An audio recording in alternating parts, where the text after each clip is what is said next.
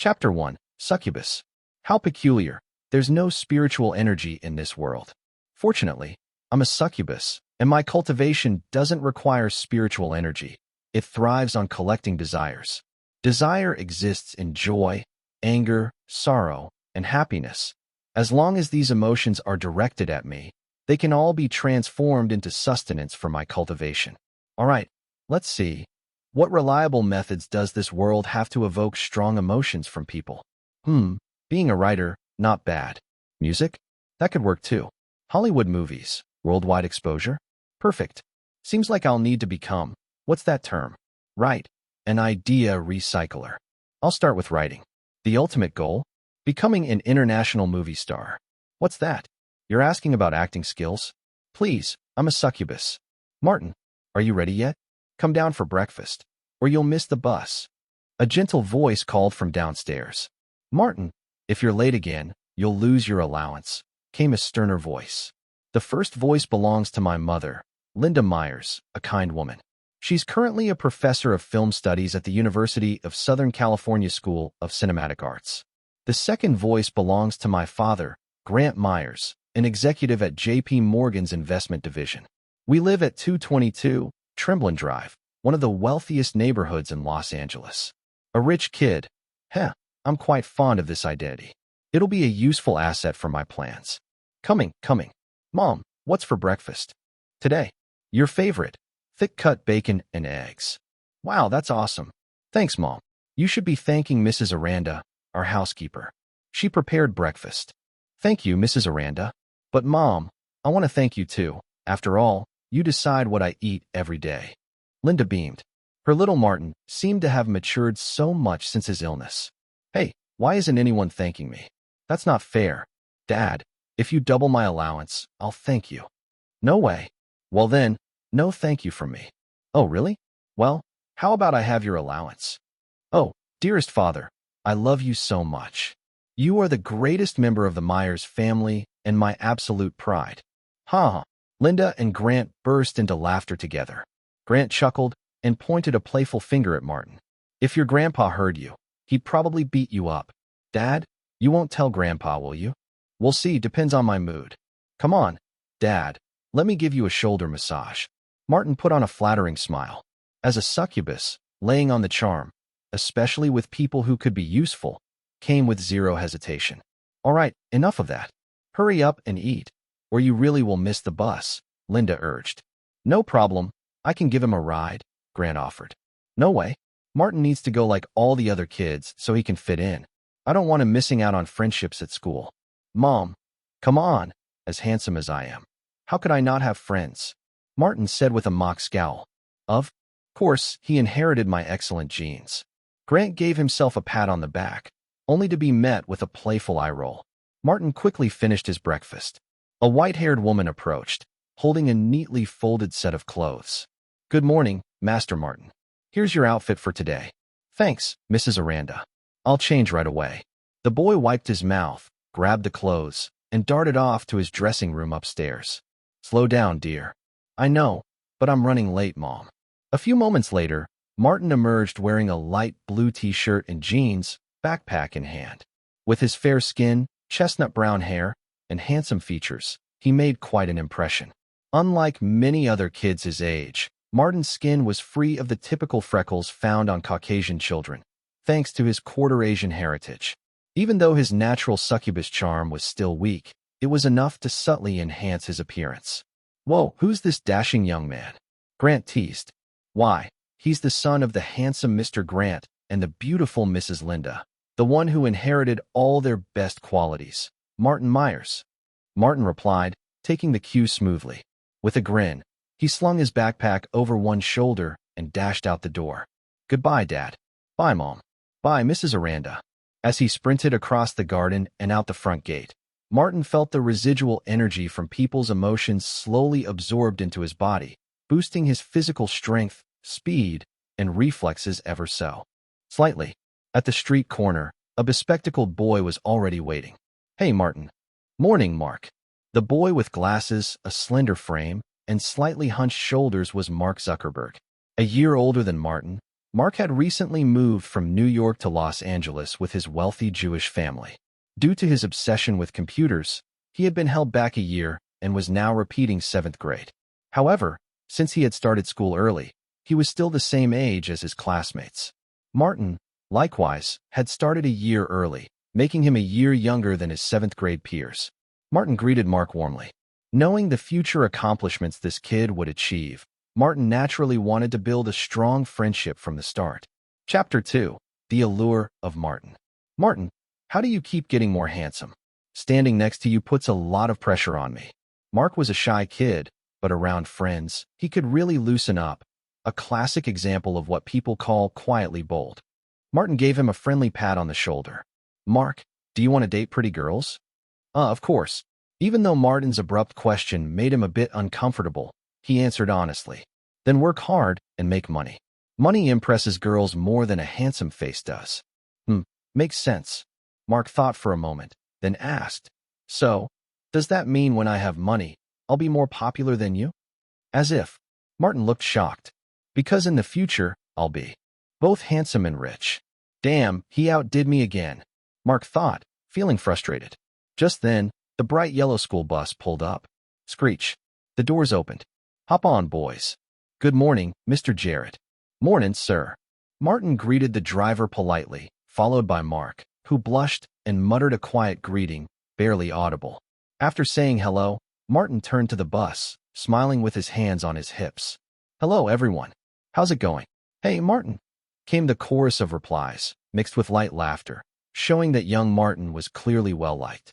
Martin, can you tell us the Kung Fu Panda story again? A red-haired girl with bangs and light freckles called from the front row.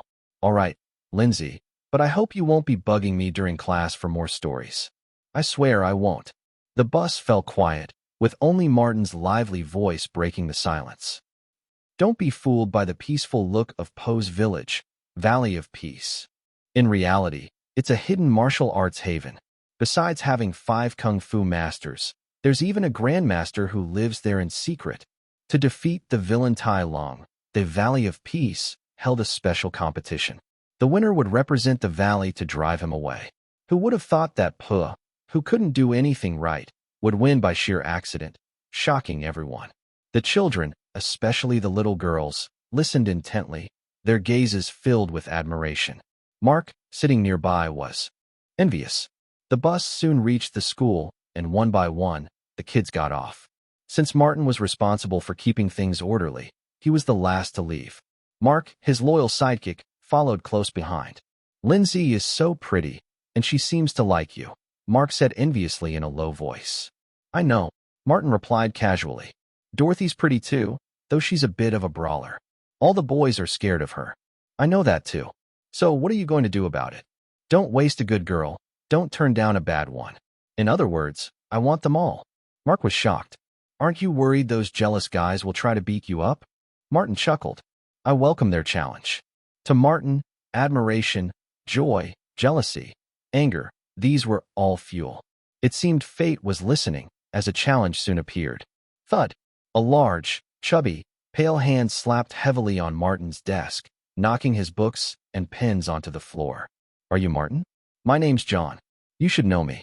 I'm ordering you to stay away from Dorothy, or I'll snap your neck like a chicken.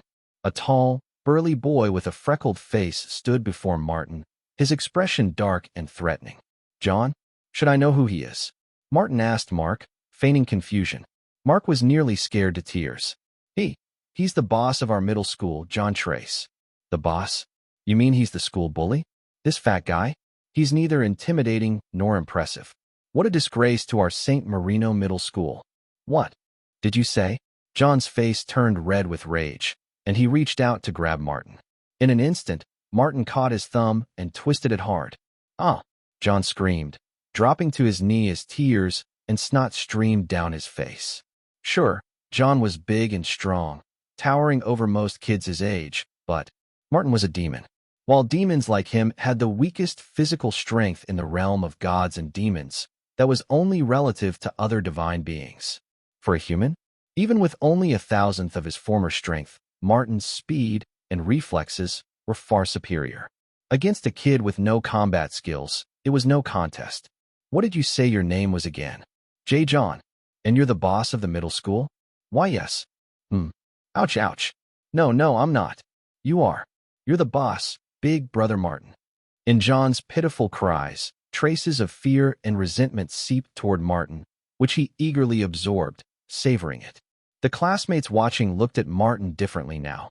They could hardly believe that the mild-mannered Martin had such a fierce side and could even bring John to his knees. In the front row, Lindsay's eyes sparkled. Martin is amazing. He's not only handsome and smart, but he's strong too. I like him even more now. Just then, the classroom door flew open, and a tall girl burst in. John, you jerk, don't you dare bully. She froze, staring at John kneeling with a tear-streaked face, while Martin stood confidently before him. What was going on? This wasn't how she imagined it at all. Dorothy, what brings you here? Martin asked, turning to her in mild surprise. I heard John was giving you trouble, so I came to stop him. Then, realizing the situation, Dorothy grinned. But it seems I don't need to. Martin gave her a smile, a faint allure radiating from him. Unintentionally, just part of his nature. Dorothy's face turned bright red. And she wasn't alone. All the girls in the class, without exception, felt their hearts racing. Mark stared blankly at his friend, wishing he could be in his shoes. Why was it that when Martin smiled, he was so irresistible? He just couldn't figure it out. Chapter 3. The Budding Author's Surprise. I'm home. Martin, feeling relaxed after a day at school, pushed open the front door only to find his dad, Grant, and mom, Linda, both sitting at the dining table. As they heard his voice, they looked up in unison. What's going on? Martin glanced over at Aranda, the housekeeper, who mouthed a word at him. Random House. Martin instantly felt at ease, realizing what it was about. Looking back at Grant and Linda, he noticed the serious expressions on their faces, but beneath them lay unmistakable hints of joy, excitement, and a touch of disbelief. Ahem, Martin, care to tell us what you've been up to lately? Hey, Mom, are you trying to get me to confess? That depends on whether you've done anything wrong. Of course not. Every day I go to school, come home on time, do my homework, read a bit, and sometimes write things myself. Wait, write things yourself? Grant interrupted, choosing his words carefully. Besides that, have you, done anything else? Well, I sent a few stories I wrote to a publisher. It might be a bit of a pipe dream, but I'd love for more people to read them. For example, I sent them to Random House, perhaps? Grant pulled a thick envelope out of his bag and waved it, a smile spreading on both his and Linda's faces. Whoa, Random House replied. Martin put on an excited expression. Take a look. I haven't opened it yet. Let's hope it's not a rejection, Grant joked. But he got a light smack on the arm from Linda, who gave him a look that reminded him to stay positive. He made a zipping motion across his lips, signaling, I'll keep quiet. Martin, without a hint of worry, opened the envelope and started reading aloud. Dear Mr. Martin Myers, this is Benjamin Georgia, an editor from Random House. We were very impressed by your story, Kung Fu Panda. We'd like to discuss publication details with you in person on September 25th. Oh my, our little Martin is about to be a published author. I'm so proud of you. Linda hugged him tightly, her eyes gleaming with happy tears. Grant was just as excited. An 11-year-old author, he thought. Looks like the Myers family has produced a prodigy. He couldn't wait to call his father and share the good news. September 25th. A black Cadillac slowly pulled up along the curb. A man and a woman stepped out. The man appeared to be in his early 40s, dressed in a smart gray business suit that highlighted his slim build and sharp demeanor. The woman, in her early 30s, also wore a gray professional outfit, holding a small bag and following closely behind, clearly his assistant or secretary. They were Benjamin Georgia, the editor from Random House, and his assistant, Miss Sheena. As Benjamin shaded his eyes and looked around, he spotted the Myers family's grand villa not far off. 222, Trumbull Avenue, upscale residential area, he murmured, then turned to Sheena. Sheena, is this the address of the author? Yes, Benjamin. I confirmed it myself, Sheena replied with a smile. Affluent family, good education. I'd bet the author is a well-read person with a deep love for literature. No wonder he could write such an engaging story, Benjamin mused as he adjusted his suit. and likely not too young either. Even though it's a children's story, younger writers rarely have the knowledge to create such a richly detailed ancient Chinese setting. The landscapes, the clothing, the martial arts, even the food, all so vividly described, Sheena added. Their conversation continued as they reached the villa's entrance and pressed the doorbell. Soon, a warm voice came over the intercom. "Hello, this is the Myers residence. Who's calling, please?" "Hello, we're from Random House. Is Mr. Martin Myers home?" Benjamin replied. There was a slight pause before the voice responded. "Could you hold on for a moment, please?" They heard footsteps hurriedly running away, followed by a faint exclamation. Benjamin and Sheena exchanged a puzzled glance, each shrugging in mutual confusion. A moment later, the woman's voice returned over the intercom. "Please come in. Mr. and Mrs. Myers are waiting for you at the door." Mr. and Mrs. Myers? Benjamin thought, his mind racing. So, the author of Kung Fu Panda must be Mr. Martin Myers himself. He began mentally rehearsing what he would say. The grand iron gate slowly swung open, revealing a stunning garden. Lush palms lined the perimeter, ensuring privacy, while evergreen shrubs like firethorn, golden privet, variegated juniper, and boxwood filled the space, accented with summer azaleas in pink, fuchsia, and purple hues.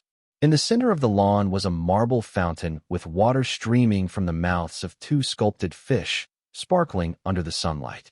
Beyond the fountain stood an impressive Baroque-style villa, with elegant marble columns and intricate statues, a testament to the owner's refined taste. As Benjamin and Sheena approached, two gracefully poised middle-aged people stood waiting. The man stepped forward first and extended his hand. "Welcome. I've been eagerly awaiting your visit. You must be Mr. Martin Myers. Your work is simply outstanding. I'm certain children all over the world will cherish this new classic." Grant froze, realizing the misunderstanding, then chuckled. "Actually, Kung Fu Panda isn't my creation. Let me introduce myself. I'm Grant Myers, Chief Investment Officer and Head of the Investment Office at J.P. Morgan. The story was written by my son, Martin." Benjamin blinked, momentarily flustered as he turned to shake hands with Linda, just catching himself in time to avoid a misstep. Once everyone was seated in the villa's drawing room, Benjamin finally understood his error. Kung Fu Panda's actual author was none other than Grant and Linda's young son, Martin Myers. "If you don't mind me asking, how old is your son?" "He's 11. Grant beamed with pride. Benjamin and Sheena stared in amazement. "Is he home right now? I'd love to meet him. He should be on his way back from school, so he should arrive in about 15 minutes. Would you both care for something to drink? Tea, coffee, or perhaps some whiskey?" "Coffee, please." "And for you, ma'am?" "I'll have tea, thank you." Linda gave the housekeeper, Aranda, a quick signal, and she hurried away. Soon she returned with a tray, bearing two tall and short pots with 4 cups. The tall pot held coffee, and the short, stout one was for tea. "Please have a taste. This is authentic Jamaican Blue Mountain coffee and traditional Chinese red tea." Each took a cup, and the 4 of them engaged in light conversation. A little over 10 minutes later, they heard a familiar voice at the door. "I'm home." Chapter 4, The Author's Vision. Martin pushed open the door, instantly spotting 2 guests seated in the living room. He wasn't surprised. He had a good idea that the folks from Random House would be visiting today. Their personal appearance confirmed just how much they valued his story, Kung Fu Panda. Benjamin and Sheena looked up at the sound of his arrival, and both felt a jolt of astonishment. The 11-year-old boy walked into the room, sunlight streaming around him, highlighting his thick brown hair, which he had neatly combed back, glinting gold in the light. His blue eyes held the calm depth of an ocean, and his finely structured features conveyed a mix of confidence and warmth. "So, this is Martin Myers? Look who's home, our little author." Grant chuckled, standing up to greet Martin and wrapping an arm around his shoulders. "Martin, let me introduce you. This is Mr. Benjamin Georgia, an editor from Random House, and his assistant, Miss Sheena. They're here to discuss your story, Kung Fu Panda." "Hello, Mr. Georgia, Miss Sheena." Martin greeted them, his face a mix of excitement and poise. Benjamin noted how quickly the boy went from surprised to composed and polite, showing unexpected maturity for his age. For someone so young, it was remarkable that Martin had crafted such a vibrant story as Kung Fu Panda. "I'm Benjamin Georgia, Nice to meet you, Martin. You can call me Benjamin, Benjamin said warmly, pushing aside his amazement to introduce himself. Nice to meet you, Mr. Benjamin. Martin nodded with a polite smile. Benjamin collected his thoughts before speaking again. Martin, I have a few questions for you, if that's all right. Seeing Martin's self-assurance, Benjamin decided to address him as he would any adult. The boy radiated a natural elegance and self-assuredness that was rare even in well-mannered children. Martin's poise seemed effortless, unlike the studied politeness many privileged kids displayed. Martin took a seat across from Benjamin as Aranda, the housekeeper, brought over a cup of tea. Thank you. Martin took a sip, his calm demeanor surprising even his father, Grant, who couldn't help but marvel at his son's composure. Is this really my Martin? Martin set his cup down and addressed Benjamin with a steady gaze. Mr. Benjamin, feel free to ask anything. As long as it's not too personal, I'll be happy to answer. Benjamin took a deep breath, choosing his words carefully. Martin, I'm really curious about your inspiration and process in creating Kung Fu Panda. Would you mind sharing? Of course. Martin's face lit up with a smile as he considered the best way to explain. He could sense Benjamin's skepticism. Despite the editor's polite tone, Martin's sharp instincts picked up on a hint of doubt.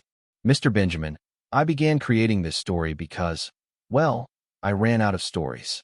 Ran out of stories? Benjamin echoed, puzzled. Yes, I usually tell stories to my friends on the school bus, but fairy tales like The Little Mermaid or Snow White are too childish, and kids my age don't care much for them. Stories like The Little Prince or Hamlet are too mature, and they aren't really interested in those, either. One day, my dad took me to the zoo. We saw the lions, then the pandas, and that's when I thought of The Lion King. If Disney could use animals to bring Shakespeare's stories to life and create such a big hit, I figured, why couldn't I create a story with animals as the main characters? And that's how Kung Fu Panda was born. So, the pandas at the zoo helped inspire you? Benjamin asked, intrigued.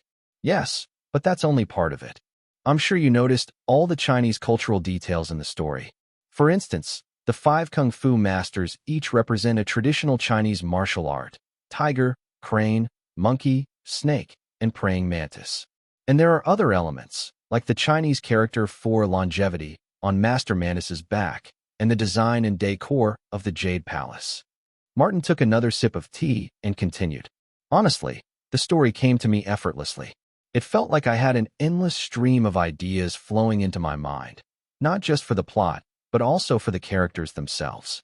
A wise and caring Master Shifu, the proud but gentle tigress, the steady and dependable crane, the quick-witted and funny mantis, the warm-hearted viper, the fierce Tai Lung, and, of course, the playful, curious panda who's a little clumsy but full of spirit.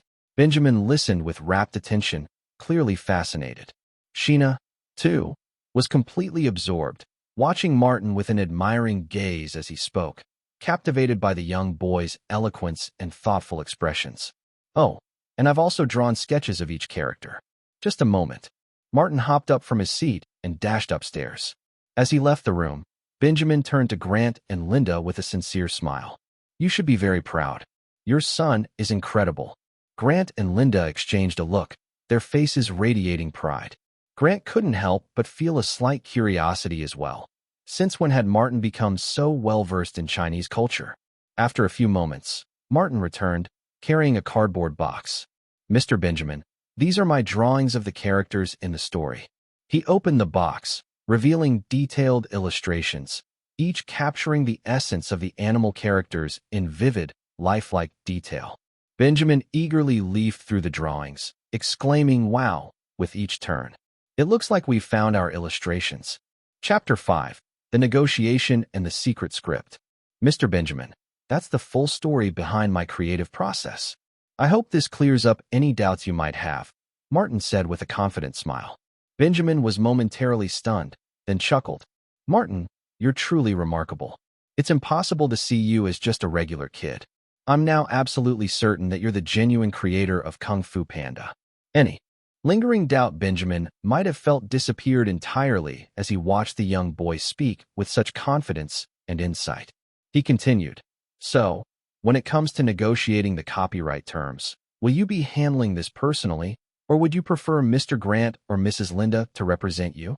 Martin stretched lazily, and in an instant, his mature demeanor faded as his youthful playfulness returned. I'll leave that to my dad. I'm just a kid, after all. Sheena couldn't help but laugh, and soon Benjamin, Linda, and Grant joined in. With that, Grant and Benjamin moved into the negotiation phase, with Sheena taking notes. Linda took Martin to the cozy sitting area in the back garden to relax. Just as they were leaving, Martin called back, "Dad, don't forget to mention to Mr. Georgia that my age is a great marketing angle. People are bound to be curious about what an 11-year-old author can create. That, too, is a bargaining chip." Grant and Benjamin exchanged surprised glances. In the back sitting area, Linda couldn't help but ask, "Martin, how did you get so familiar with Asian culture? I don't remember hiring a tutor for that." As a child from an elite family, Martin had a full roster of private tutors for music, painting, languages, Latin and French, etiquette, and horseback riding, among others. Although he used to resent these lessons, Martin now eagerly embraced them. Demons like Martin were naturally gifted in arts, language, and all things ceremonial, so these once dreaded lessons had become invaluable to him. Not only did he study diligently with his tutors, but he also started self-studying, keeping his schedule packed. Despite this, he still made time for physical training. Every demon is a fitness enthusiast, as a well-toned body only amplifies their powers of charm and allure. And how did Martin manage to fit it all in? He learned exceptionally fast. Especially in arts like music and painting, his tutors were continually astonished by his progress, thinking he'd suddenly found his calling. Back to Linda's question, Martin was prepared with an answer. "Well, Mom, my math teacher is Asian, and I've borrowed many books on Asian culture from him. I've even learned a little bit of the language. Listen to this. En I hao, xie, bu kuchi, chi lo ma, zai jian." Hello. Thank you. You're welcome. Have you eaten goodbye? Linda, delighted, tousled Martin's hair. "I didn't understand a word, but my son is amazing." "No, Mom. You'll mess up my hair." Linda laughed. "Oh, our little Martin's growing up, getting concerned about his looks. Don't worry. You inherited your mom's good looks. You can pull off any hairstyle." "No, Mom, I'm a guy. It's called handsome." Linda chuckled. "All right then, handsome it is." Martin knew just how to make his mother smile, and in their warm conversation, the time flew by. The negotiation between Grant and Benjamin went smoothly. They settled on a deal to release Kung Fu Panda a week before Thanksgiving, with an initial print run of 200,000 copies at a price of $15 each and a 10% royalty rate, a rate usually reserved for well-known authors. In the American publishing industry, royalties for new authors could be as low as 3%, with typical rates falling between 5% and 9%. According to Grant, Martin's final remark about his age as a marketing angle had been very persuasive. Benjamin clearly saw the potential in promoting Martin as a young prodigy author to boost sales. A quick calculation showed that if all 200,000 copies sold, it would generate $3 million in revenue, with Martin's pre-tax share at $300,000. Of course, taxes would take a significant chunk. The land of taxes lives up to its name, but Grant, with his financial expertise, knew just the strategies to reduce the tax burden. On the drive back, Benjamin sighed. "Unbelievable. Really unbelievable. I've never seen a child like that. Someone who's both innocent and sharp, who has a child's purity but also an adult's shrewdness. He's truly unique. I thought today would be interesting, but it was far beyond that. Meeting him was an extraordinary experience." Sheena, however, was marveling at something different. "Oh my, Benjamin, did you notice how handsome he is? There's something captivating about him, especially those bright blue eyes. It's like looking at a young Paul Newman." Benjamin grinned at her enthusiasm. "He certainly has a star quality about him. This kid belongs in the spotlight." Back at the Myers house, Grant popped open a bottle of champagne. "To our little Martin. May his new book be a hit." Linda pulled Martin into her arms, showering his face with kisses. "Hey, Mom, you're going to scare me." Martin wriggled, trying to dodge his mother's attack, but he couldn't escape her enthusiastic affection. Linda laughed. "No, my dear, you scared me. I never dreamed my son would be a child prodigy." All right. Can you two calm down for a second?" Grant interjected. Martin, I have something to ask you. Martin seized the chance to escape from his mother, practically running to Grant's side. What is it, Dad? Martin, you once said you'd written a few things. Clearly, Kung Fu Panda isn't the only one. So, tell me, what else have you been up to? Martin hesitated, feigning embarrassment, then lowered his voice. Actually, Dad, I also wrote a screenplay and sent it to Aunt Nancy. Nancy Myers, Grant's younger sister, Martin's aunt, and a well-known Hollywood producer, director, and screenwriter. What? A screenplay? Chapter 6, The Screenplay Surprise. Grant had only intended to playfully scare his son, but he was taken aback to find that Martin truly had been up to something else behind his back. Did you say you wrote a screenplay and sent it to your Aunt Nancy? Yes, Dad. By now, she should have received it and might even be reading it right now. Martin grinned mischievously. Meanwhile, in a cozy villa, Nancy Myers opened the thick envelope her nephew had sent, wondering what on earth little Martin had mailed her. The Parent Trap? A screenplay? Nancy's eyes widened as she saw the title and author, Martin Myers. Did this kid actually write a screenplay? For a moment, Nancy thought it might be a prank, something filled with childish nonsense. But as she turned the first page, she realized it was indeed a complete screenplay, complete with illustrated storyboards, drawn with surprising skill and professionalism. In no time, she found herself captivated by the story. The screenplay told the tale of a married couple who separated due to a misunderstanding. They had twin sons, with Mike growing up with his father in California and Beck living with his mother in London. 11 years later, by sheer coincidence, each parent decided to send their son to the same summer camp. During an activity at a camp in Maine, 11-year-old Mike Parker encountered Beck James. Despite their uncanny resemblance, they were sworn enemies at first. Mike found Beck irritating, and Beck felt the same about Mike. But they shared a few quirks. Both were allergic to strawberries, skilled at card games, and masters of pranks. While bickering, they each mentioned their single parents, a father for Mike, a mother for Beck, and began to realize there was more to their connection. After comparing family photos, they put together torn halves to create a full picture and the shocking truth. Hit them, they were long-lost twin brothers. Nancy was completely absorbed. The heartwarming, romantic story touched her deeply. Of course it would. Martin had chosen to copy this screenplay for Nancy because she had actually written it herself in 1997. No wonder it resonated with her. She was essentially reliving her own work. Note: the original screenplay was adapted from German writer Erich Stner's Lottie and Lisa. For the story's purpose here, we'll treat it as Martin's original creation. Martin had thought of adapting The Parent Trap partly because of his Aunt Nancy and partly due to his friend, Lindsay Lohan. Lindsay had starred in the original The Parent Trap movie, which launched her Hollywood career as a child star in 1998. In the original, the twins were girls, with Lindsay brilliantly playing both roles, showcasing acting skills far beyond her years. However, Martin, even with Lindsay as a good friend and admirer, didn't hesitate to make the main characters twin boys. He had his reasons. He saw this movie as his springboard into stardom. Ring, ring. Hello, Myers residence. Who's calling? Oh, Ms. Nancy. Are you looking for Mr. Grant? One moment, please. Hello, Nancy. Grant. Did you know that little Martin sent me a screenplay? Yes, I just found out. You did? Well, it doesn't surprise me. But the screenplay is fantastic. Be honest, did he have help, or...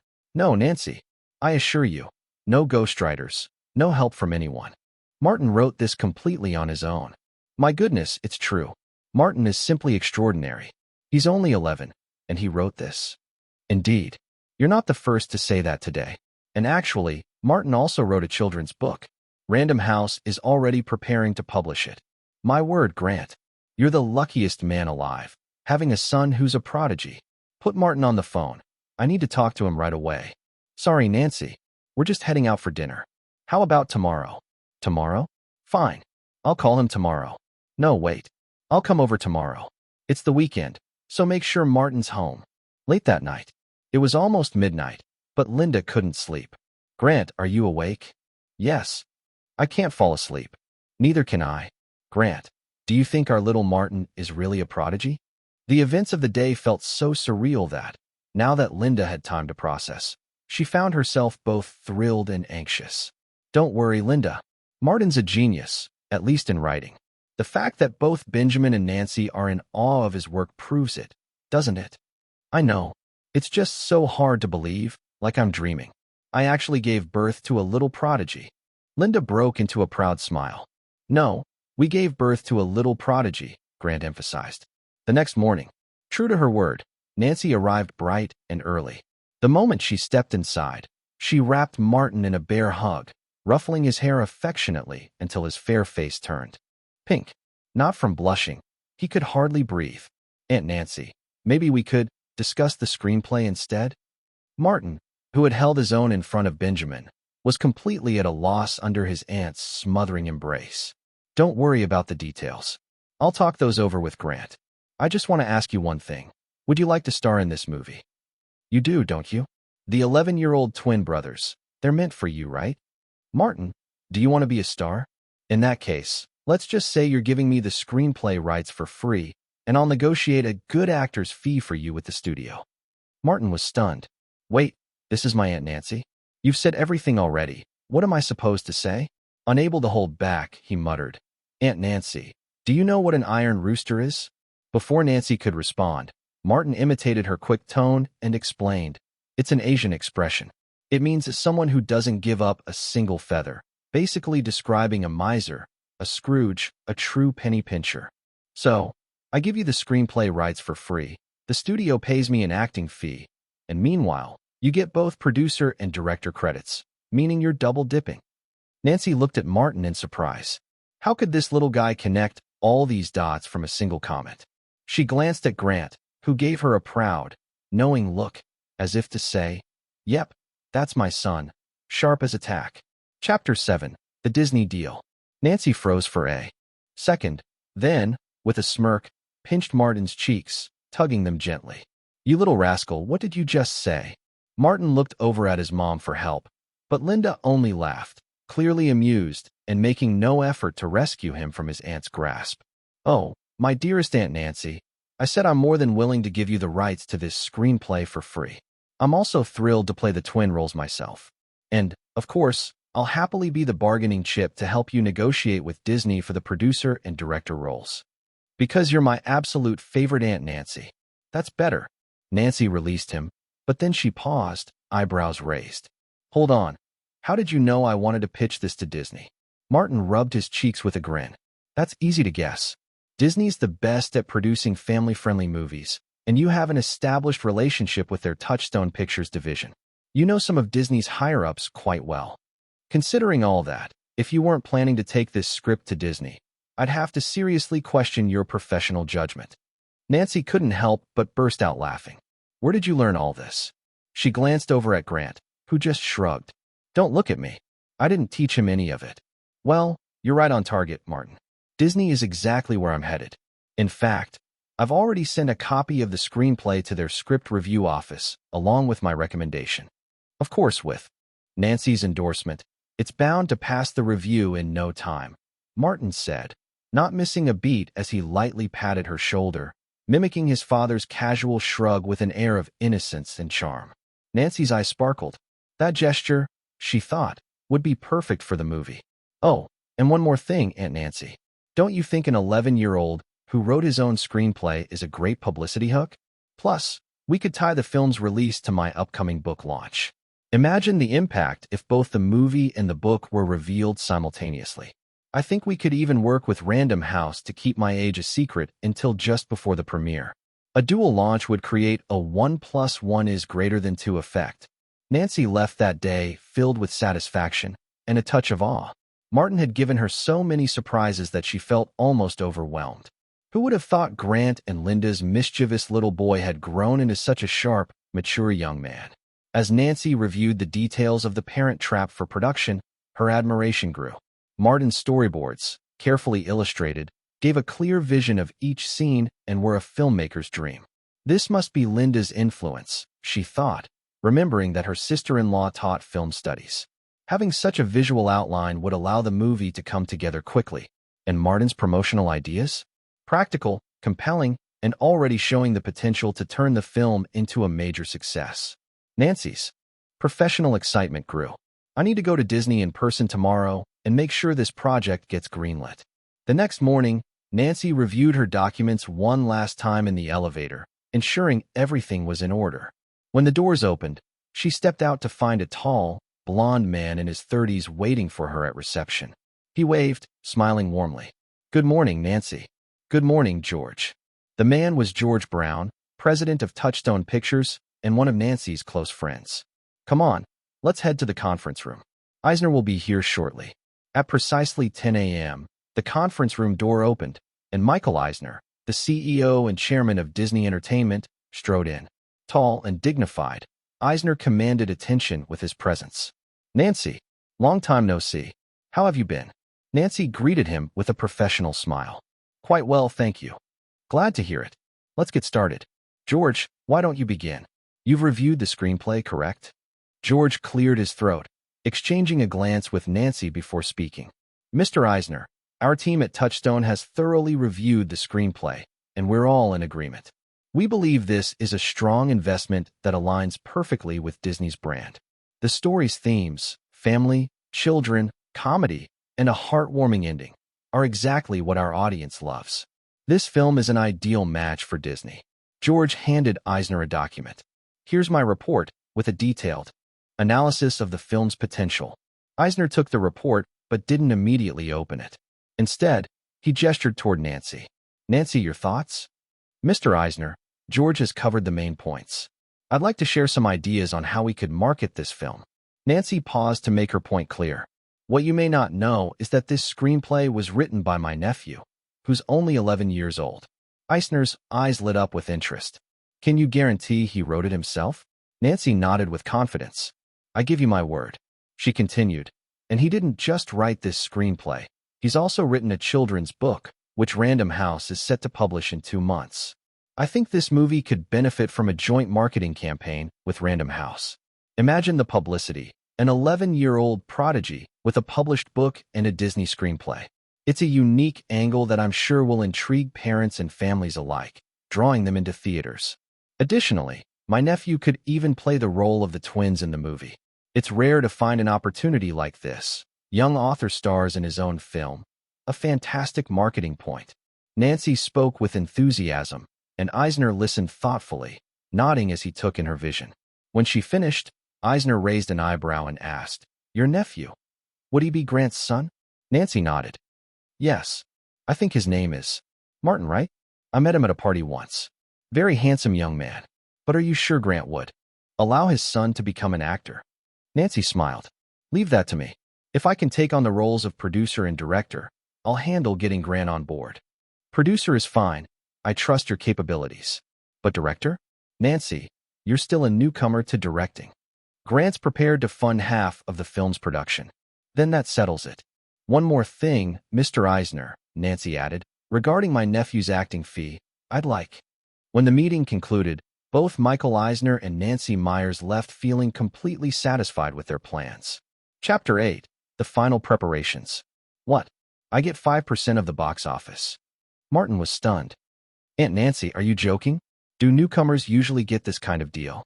Nancy burst into laughter, clutching her sides as she recovered from Martin's reaction. "You can thank your dad's investment and your Aunt Nancy's negotiation skills. Not to mention, Mr. Eisner believes in you. But keep in mind, this is a one-time exception. If you continue in this industry, remember you're still a newcomer. Don't get ahead of yourself." "I understand." Martin nodded earnestly, but he couldn't help asking one more question. "Are you sure it's a box office share and not a profit share?" In Hollywood, the difference between a box office share and a profit share is huge. Profit shares are notoriously tricky, with studios often using creative accounting to show losses on major films. Can you believe even Harry Potter was claimed as unprofitable? But box office shares were a safer bet. Relax. I've got it covered. And remember, your dad isn't just any outsider investor. He's experienced. He even invested in Jurassic Park back in the day. Then I feel totally secure, Martin grinned, doing some mental calculations. In the original timeline, The Parent Trap grossed around $92 million with a budget of $15 million. If he got 5% of that, he'd be looking at around $4.6 million, a huge sum. especially in the 1990s. And he was confident that, with himself starring in the film, it would do even better. That's the demon charm talking. November arrived quietly, and Kung Fu Panda hit the shelves. Random House decided to hold back on revealing Martin's identity as the author. They planned a joint marketing campaign with Disney, set to begin in June, 1 month before the movie's July release. When the time came, both companies would simultaneously promote Martin as a prodigy writer to generate massive public intrigue. At school, Martin's friends were gathered around him as he said his goodbyes before heading off to join the movie set. Lindsay Lohan and Mark Zuckerberg stood beside him, with their towering classmate John, the former school bully, standing guard behind Martin like a personal bodyguard. Lindsay Lohan: Martin, I'm so jealous. You're off to be a movie star. I wish I could act in a movie, too. Mark Zuckerberg: Martin, you're really going to be in a movie. This is amazing. My best friend's going to be a star. Oh, hey, can I get your autograph first? Lindsay Lohan: and mine too. The two eagerly pulled out brand new copies of Kung Fu Panda from their backpacks. John glanced at the three, scoffing to himself. Huh, so childish, all three of them. But inwardly, he was thrilled. With Martin gone, I can be the big boss again. John, what are you thinking about? Martin's voice snapped him out of his thoughts. I'm here. John immediately straightened up, looking almost soldier-like. His obedience had become a reflex around Martin. John, while I'm away, you're not allowed to bully anyone, got it? Right, no bullying. And if someone else is getting bullied, you need to stand up for them. Right, stand up. Remember, you're not some villain who picks on the weak. You're supposed to be a hero. Right, a hero. For some reason, every time John looked into Martin's bright blue eyes, a sense of loyalty surged within him, washing away any mischievous thoughts. Martin smiled, nodding in satisfaction at John's eager obedience. For a demon like Martin, persuading someone was never difficult. Meanwhile, at J.P. Morgan's investment office, Grant and Nancy were having a sibling conversation, one seated and the other standing. Nancy: when is filming set to start? I hope you can keep the schedule tight. I don't want Martin missing too much school. Grant sipped his wine and looked at Nancy expectantly. I'll make sure he has a tutor on set. His schoolwork won't suffer too much. But honestly, Grant, I never thought you'd let him go into acting. Hollywood's the most chaotic place on earth when it comes to fame and fortune. Grant set his glass down and replied with a smile. Martin's a lot like you know. Dad was dead set against you entering the film industry, but you stubbornly charged right in, didn't you? Remember how furious he was back then? What was it he used to say? We're a family of financiers. Grant and Nancy shouted in unison, both breaking into laughter. If I hadn't softened him up over the years, you two would probably still be feuding. Like I care. That old man was always so stubborn. Nancy rolled her eyes, recalling her father's rigid, overbearing attitude that still frustrated her to this day. Grant shrugged with a chuckle. That's exactly why I don't want to be a rigid, overbearing father. If little Martin wants to try his hand at being a star, let him. Plus, he's a boy. He'll have it easier than a girl would. This industry is full of people who play for both teams, you know, Nancy reminded him. With me backing him, I'd like to see anyone try to mess with him. As J.P. Morgan's head of investment banking, Grant wielded a powerful network of connections. He held the purse strings of countless wealthy clients. All right. Martin's not just your son, he's my nephew too. I'll make sure no lowlifes get close to him. Perfect, Nancy. I'm entrusting Martin to you. Now, let's discuss the investment. How much do you need? At least $7.5 million. I estimate the total budget for the film will be around $15 million, and Disney's only willing to cover half. Plus, they insist on handling distribution. Those greedy hyenas. Hey, Grant, you're not backing out now, are you? Nancy raised an eyebrow, looking ready to argue. Of course not. For my dear sister and my dear son, I'll gladly invest $7.5 million, Grant said, spreading his hands. Just keep an eye on that money, Nancy. It's not a lot, but I don't like being swindled. I have no interest in becoming one of those fools who throw cash at Hollywood for nothing. Relax. As the producer, I'll keep the budget under control. By the way, Random House only gave us 8 months. That means we have to release the movie by next summer. If we miss the deadline, They'll move forward on their own. Time's tight. When can Martin start filming? Are the preparations complete? Absolutely. Then tomorrow. Martin already took today off to say goodbye to his friends. Good, tomorrow it is. Chapter 9. Welcome to Hollywood. Bye, Dad. Bye, Mom. Martin waved energetically as he stepped into Nancy's car, leaving his family behind. Excited? Nancy asked, glancing over with a smile. Does it feel like a weight has been lifted? A little, Martin admitted, but I'm also a bit sad. Oh, don't worry. It's just because this is your first time leaving home. You'll get used to it soon. No, Aunt Nancy, you misunderstood. I'm mostly sad that I won't get to eat Aranda's cooking for a while. Nancy burst into laughter. All right, little guy, you got me. I underestimated you. After they'd shared a laugh, Nancy's tone turned serious. Martin, I need to warn you. Hollywood isn't all glamour and lights. Behind the scenes, there's a lot of drugs, drinking, reckless behavior, and some not-so-innocent manipulation. Martin listened intently, then responded with a thoughtful smile. I get it, Aunt Nancy. Underneath the roses, there are always thorns. Hollywood's shiny facade hides plenty of grime because, at the end of the day, it's a place where desires collide. And I like it. He thought privately. The more chaotic and full of desire, the better. It's exactly the kind of place a demon like me thrives in. Nancy glanced at him, surprised that he seemed so mature. This kid really is an old soul, she thought, taken aback. Well, since you know the risks, don't be surprised if I'm extra strict with you, she warned. I won't. I know you're looking out for me. Nancy nodded, thinking that Martin was definitely more mature than her two daughters, who seemed consumed with crushes and fashion choices. Grant really was lucky to have such a sensible son. They drove in silence for a while, but instead of heading directly to the set, Nancy took him to her Hollywood office. All right, have a seat. Want something to drink? She asked. Do you have any wine? I'd like to try some. Nice try. It's milk or juice, kiddo. All right, juice it is, he grinned. Relax, Aunt Nancy. I was just kidding. Noted. If I don't like what I see on set, I'll tell your dad. Okay, I'll behave, Martin laughed, holding up his hands in mock surrender. Nancy poured him a glass of juice, then pulled a folder from her desk drawer. Here's your script contract and your acting contract. Your dad signed them, but this copy is for Disney. Want to take a look? I bet your dad didn't let you see it. Of course I do. Dad still treats me like a little kid. Here, but be careful, don't spill juice on it. Got it.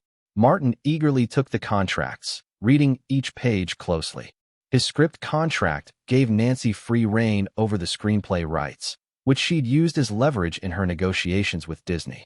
His acting contract, though, included a $100,000 salary plus 5% of the box office, which was the part Martin was most satisfied with. Oh, Aunt Nancy, is it true I'll need a tutor on set? Thinking of ditching your studies? Just hoping for a break once in a while. You know I've always been an A student, and I'm already ahead of my grade, working on 9th grade material. Nancy nodded, aware that Martin's academic progress had been remarkable lately, almost as if he'd had a sudden surge of intelligence. Not only had he completed his current grade early, but he'd also begun tackling high school coursework on his own. She eyed him seriously. Nope. Even if I wanted to give you a break, child labor laws wouldn't allow it. Inspectors from the Child Actors Guild will be checking in on set, and we don't want any fines. All right, Martin sighed, shrugging. He then changed the subject. Aunt Nancy, who did you cast to play my parents? We got Dennis Quaid for the father, she replied. As for the mother, we wanted Julia Roberts, but her fee was outrageous, so we went with Natasha Richardson. She's talented and much more affordable. And for the other woman trying to steal my dad? Martin asked, grinning. We cast Elaine Hendricks. She's got that seductive look and experience playing the other woman type of roles, so she's perfect. Good casting, Aunt Nancy. Martin nodded. Don't worry, I won't let you down. Oh, and Martin, Nancy added, you'll need a good agent to navigate this industry. Your parents and I will help you find someone trustworthy. Sounds good to me, Martin said confidently. By December, Los Angeles had shifted into a mild winter. People swapped t-shirts and shorts for long sleeves, but even in December, California's winter was hardly chilly. At San Bernardino National Forest, on the outskirts of Los Angeles, the Parent Trap crew had begun filming. All right, Next up is the fencing scene. Nancy's voice rang out across the set. Martin, Martin. It seemed every director eventually developed a short temper, and Nancy was no exception. The production had already encountered numerous setbacks. First, the cinematographer's accident had delayed things. Then, a last-minute problem with their original location forced them to relocate to this forest. And working with child actors came with its own set of challenges. Directing a bunch of 11-year-olds was no small feat. Laughter, tears, pranks, and even minor crushes were common on set. The one bright spot in the chaos was Martin. True to his word, he was responsible and focused, needing no extra supervision. Even Nancy's biggest worry, his acting ability, had proven unfounded. Martin's natural talent left everyone, including Disney's on-set associate producer, impressed. The producer had even remarked, "This kid's a born actor." "Coming," Martin called, jogging out of his trailer in fencing gear, looking excited and ready for action. Chapter 10, The Duel on Set. Charles, take control of the other camera. You know the angle I need." "Got it, I'm on my way." This Charles was Nancy's husband, Martin's uncle, Charles Schur, who was also a director and screenwriter. In the original timeline, it was Nancy and Charles together who completed the script for The Parent Trap. "Hey, Uncle Charles." "Hey, little Martin. Play the scene well. Your aunt's been a bit on edge lately, so try not to get on her nerves." "Don't worry, I won't give her the chance to yell at me." But before Martin could even finish his sentence, Nancy's voice echoed from the other side. "Charles, Martin, what are you two dawdling about?" Both Martin and Charles instinctively shrank their necks a bit, then exchanged a smile. "Martin, do you need a stunt double?" Nancy asked, eyeing him as he changed into his fencing gear. "Fencing?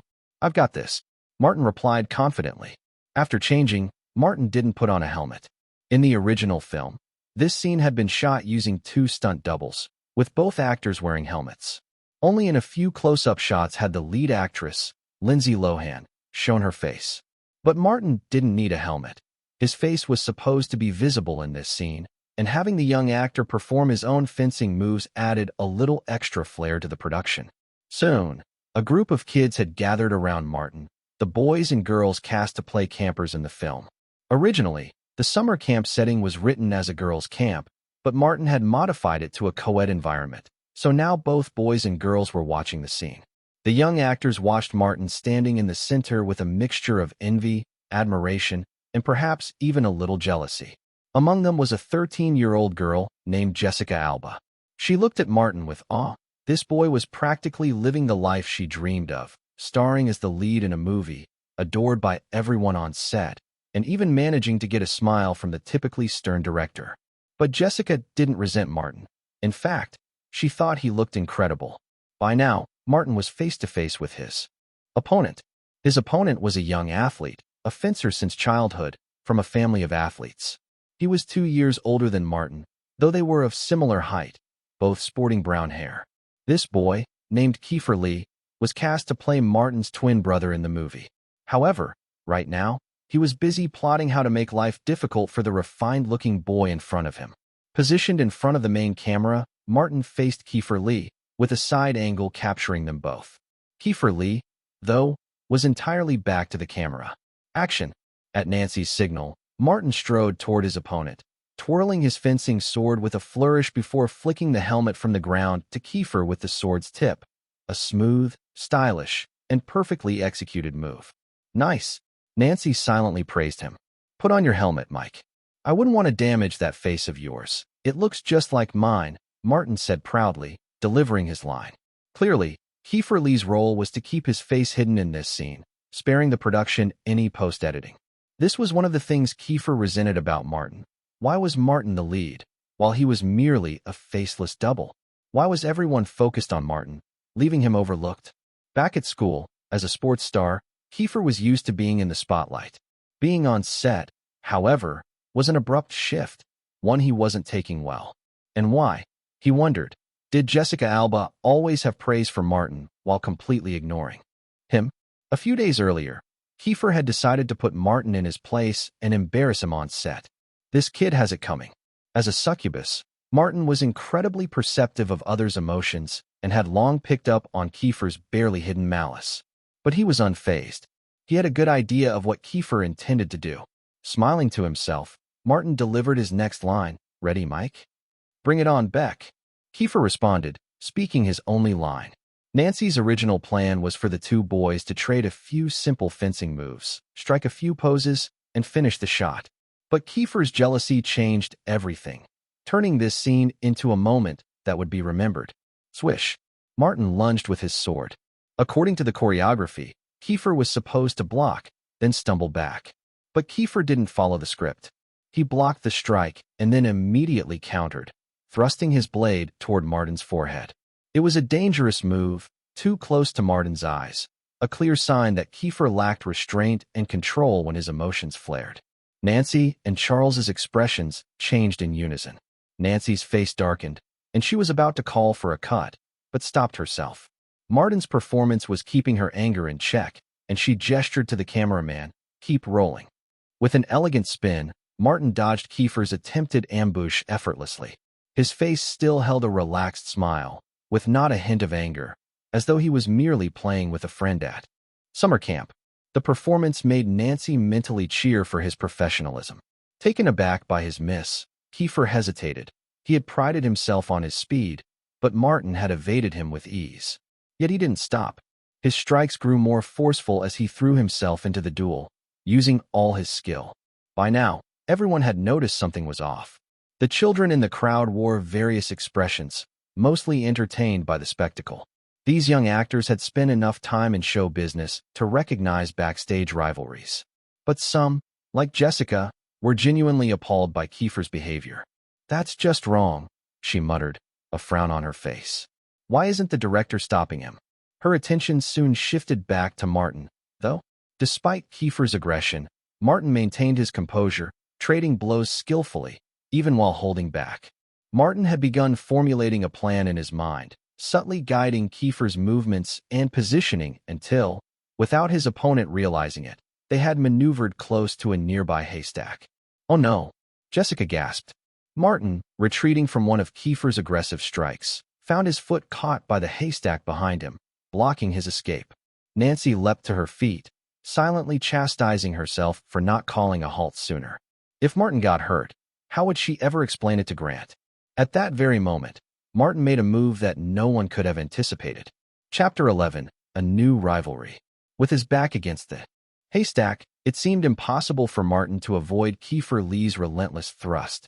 Then, to everyone's surprise, Martin made an unexpected move. He planted one foot on the side of the haystack, barely seeming to exert force, and suddenly soared into the air like a bird. In a graceful arc, he flipped backward, landing effortlessly atop the haystack. From his elevated position, he gazed down at Kiefer. Before Kiefer could recover from his shock, Martin leaped once again. In midair, he thrust his fencing sword 3 times in rapid succession, each strike landing precisely on Kiefer's helmet, his chest, and finally, his stomach. Martin landed lightly back on the ground. "Mike, you're dead," Martin declared, delivering a line that wasn't in the script but perfectly suited the scene.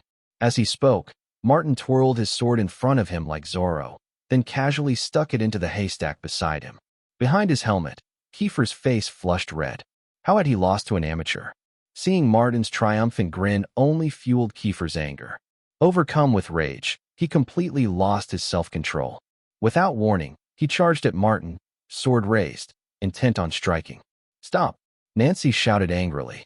But even as she spoke, Martin acted with lightning speed. He plucked the sword from the haystack, deflecting Kiefer's blade with a deft block, twist, and flick. Kiefer's sword spun out of his grasp and flew off to the side. "Whoa!"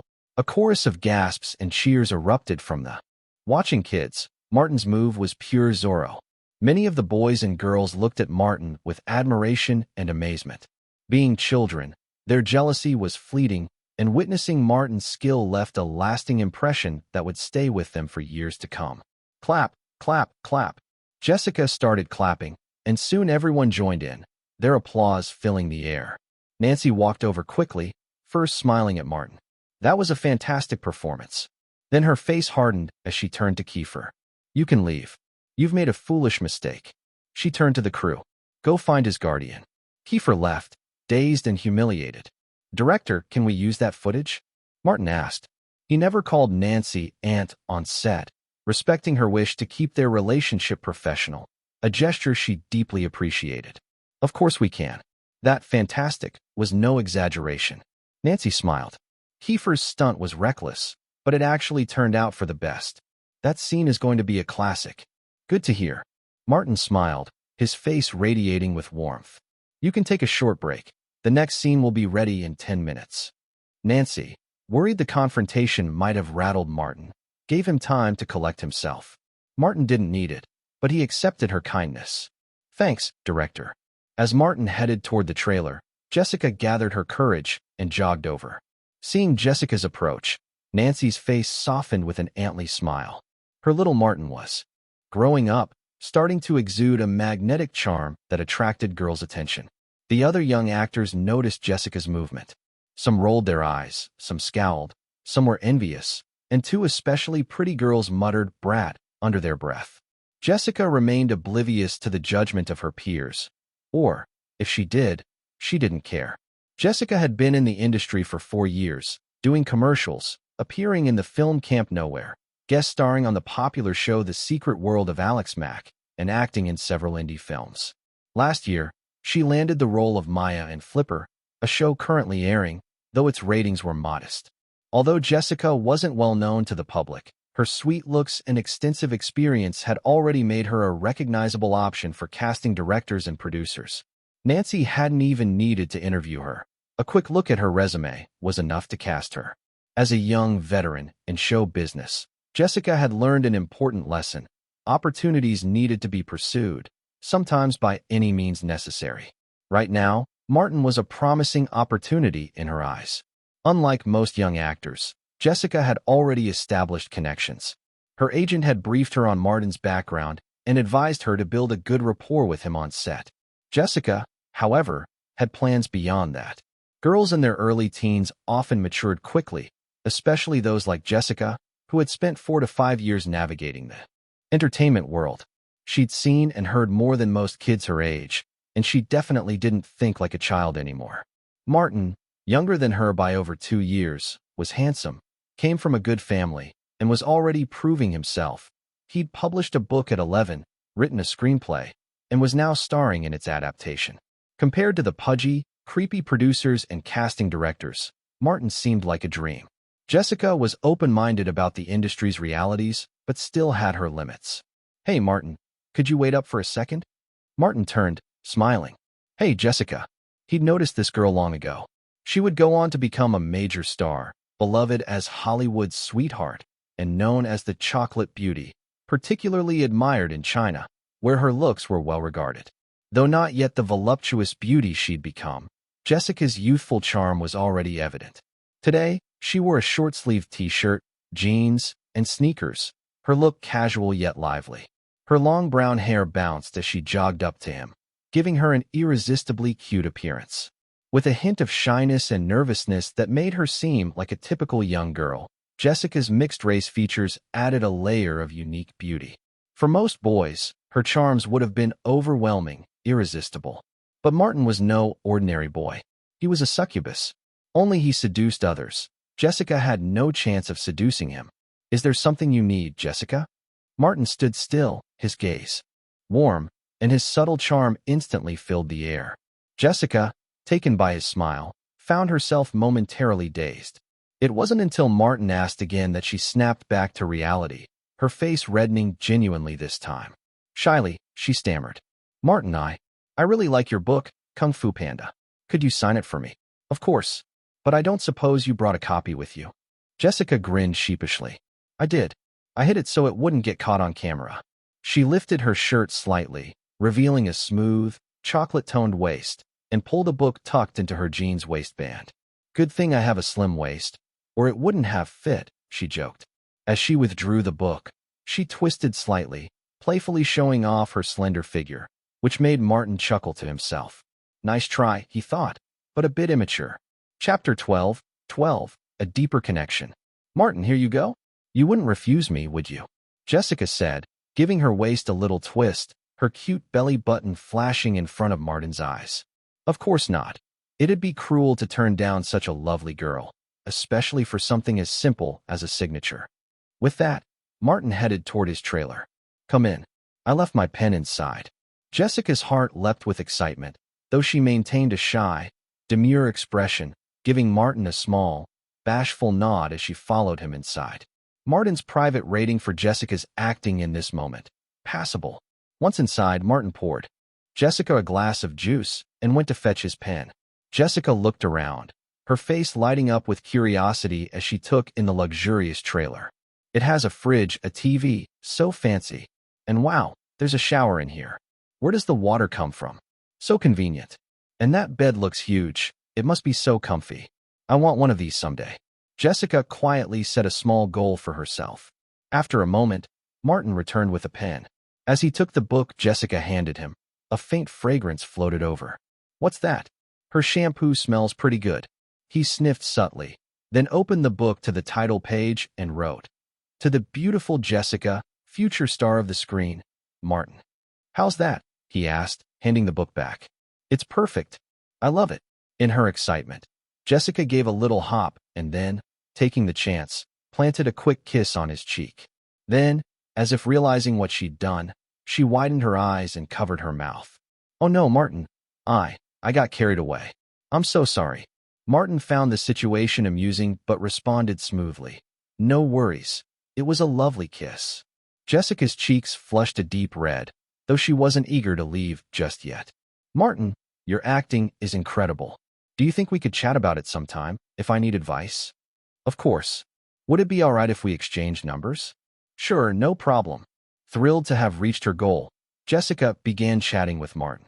The more she talked, the more Jessica realized just how much Martin knew. He could speak with ease about everything from Heraclitus to Pythagoras, Socrates to Plato, Hegel to Schopenhauer, Shakespeare to Tagore. He even knew Chinese philosophers like Confucius, Mencius, and Laozi, explaining their ideas with clarity. TL/N. After reading this conversation, please go and check something at the end of the chapters. Jessica, did you know there's a sculpture of an Asian philosopher on the U.S. Supreme Court frieze? The lineup from left to right includes Confucius, Moses, and Solon. 1. Really? The Supreme Court has an Asian philosopher on it? I had no idea. It's true. It symbolizes the influence of Eastern laws and moral teachings. Confucius, Moses, and Solon represent three of the world's greatest civilizations, their statues forming a symbolic triangle in the center. Confucian philosophy profoundly influenced America's early intellectual development. In America's early days, during the foundation of modern democracy and science, people regarded Confucius as a secular saint of the Enlightenment. The founding fathers, Thomas Jefferson, Benjamin Franklin, James Madison, Thomas Paine, and John Adams, were all interested in and praised Confucian thought.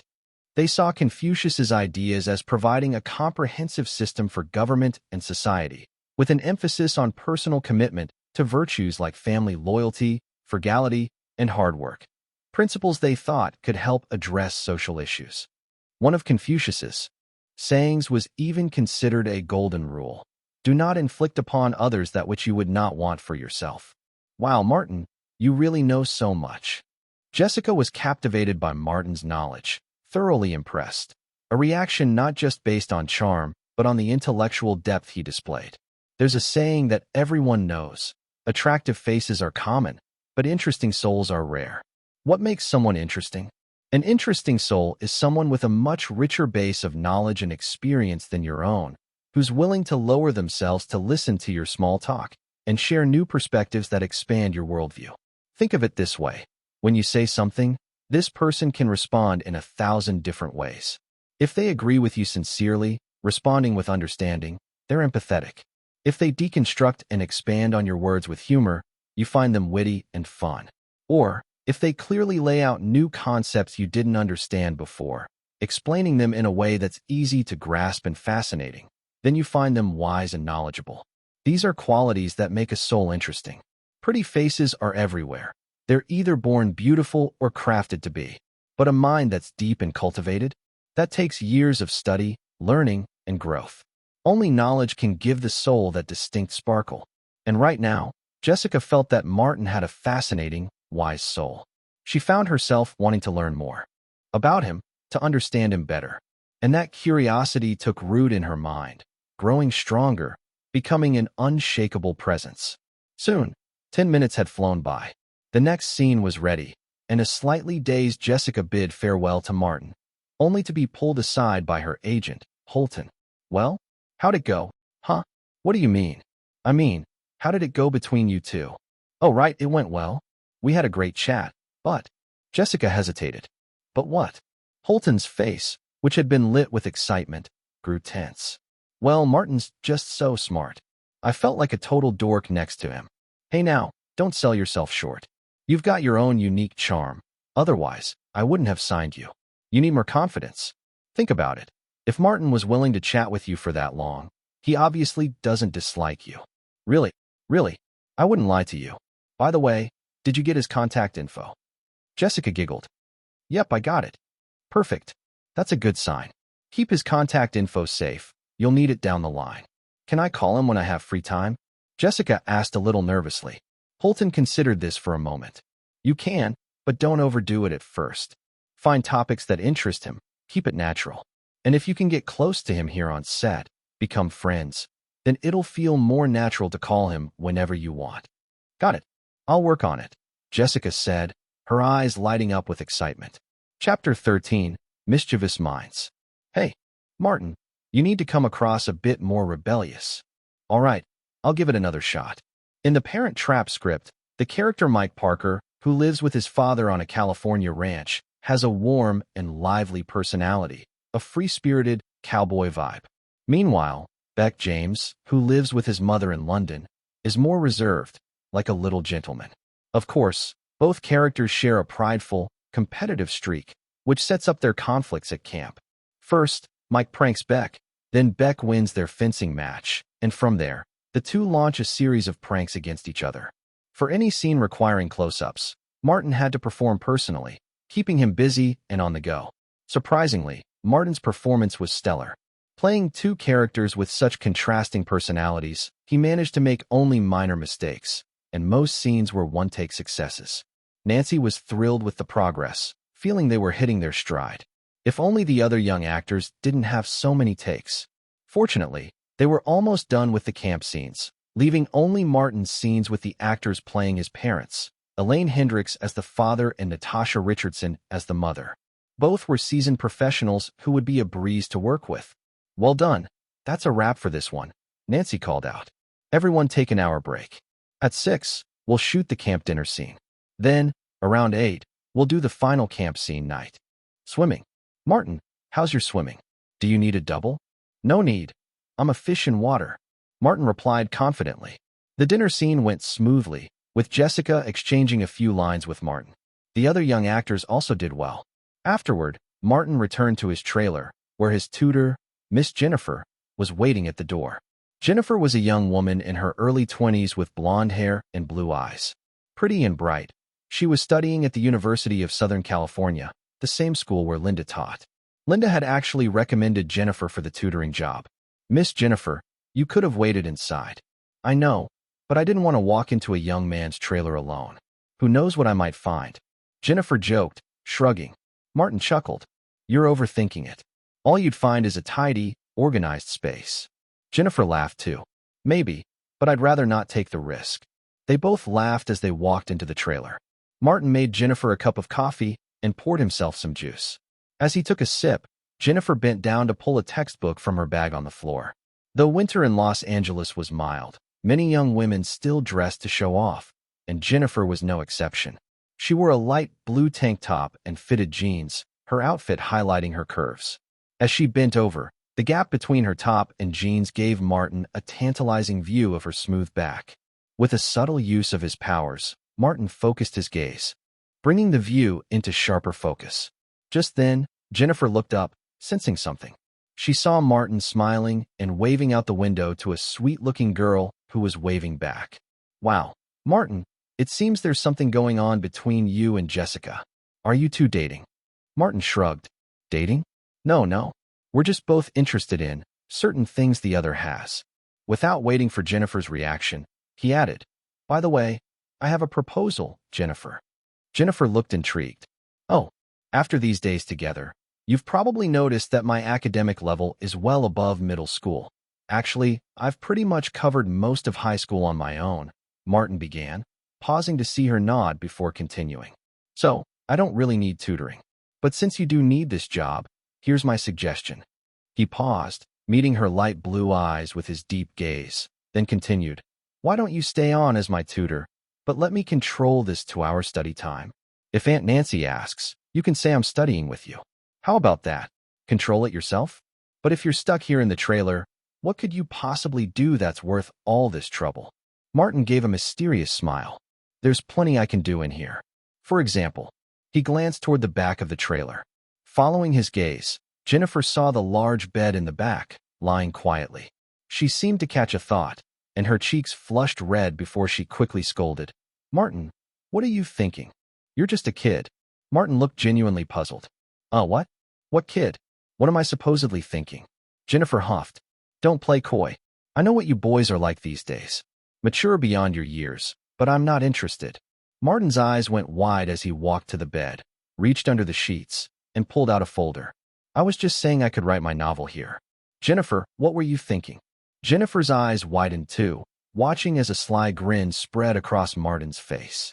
She wished she could sink into the floor. Ugh, how did I let my mind go there? And why didn't I feel more opposed to the idea? She touched her warm cheeks, trying to regain composure. Ahem, nothing. I just thought. You thought I wanted to fool around? Martin's smirk only grew. Stop it. Fine, I misunderstood. So what about my proposal? No way. Jennifer. Martin stepped closer, looking into her eyes, his expression suddenly serious. If that's what you want, I'm open to it. Jennifer, expecting him to say something important, was caught off guard and just stared as he leaned closer and closer. She wanted to step back, but her body betrayed her, remaining perfectly still. In that moment, she thought, this actually wouldn't be so bad. She even pursed her lips slightly, waiting for what was to come. Snap! A crisp snap of fingers jolted her back to reality. She blinked and found Martin looking at her with a mischievous grin. Why, you little... Embarrassed, Jennifer burst out in mock anger. Chapter 14. Writing Wonders. Oh, you tricked me.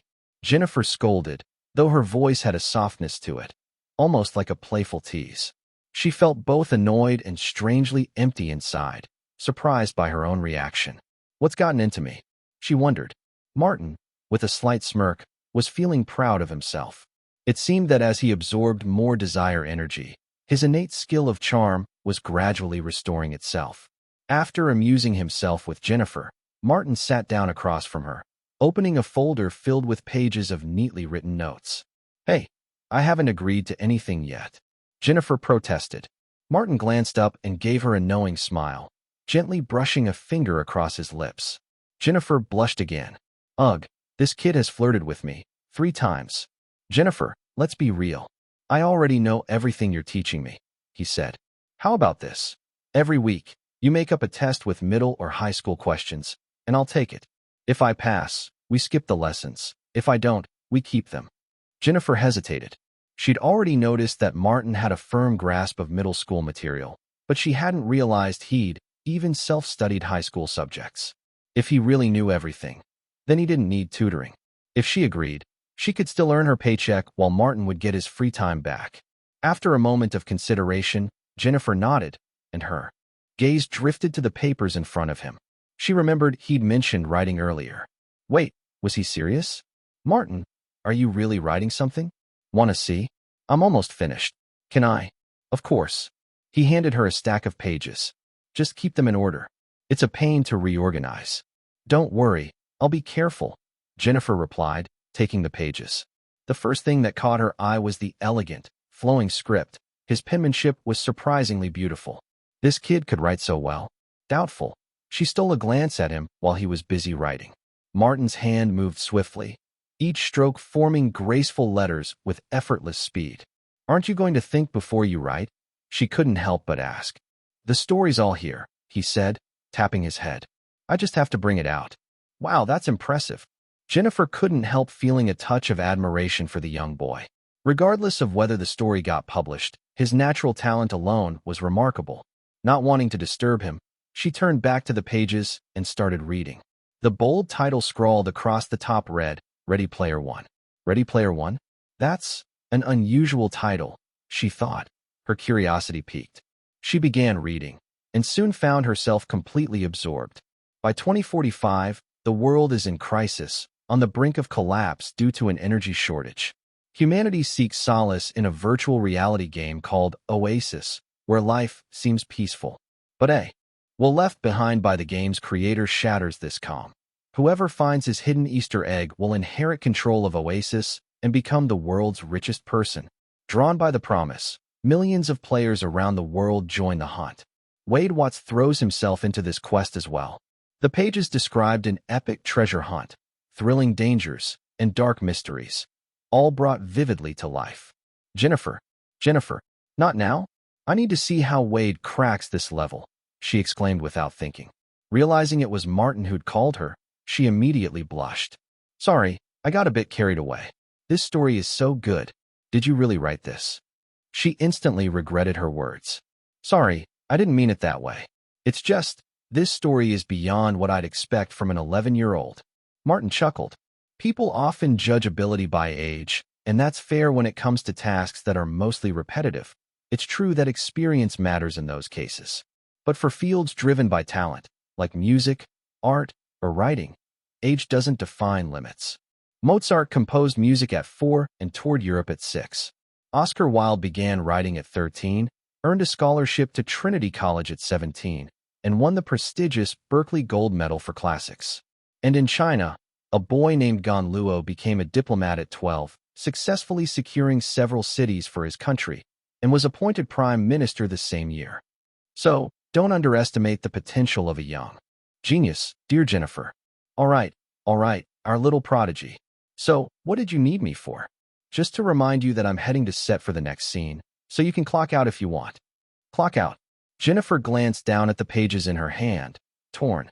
She was halfway through the story, right at a crucial point, and the idea of stopping now.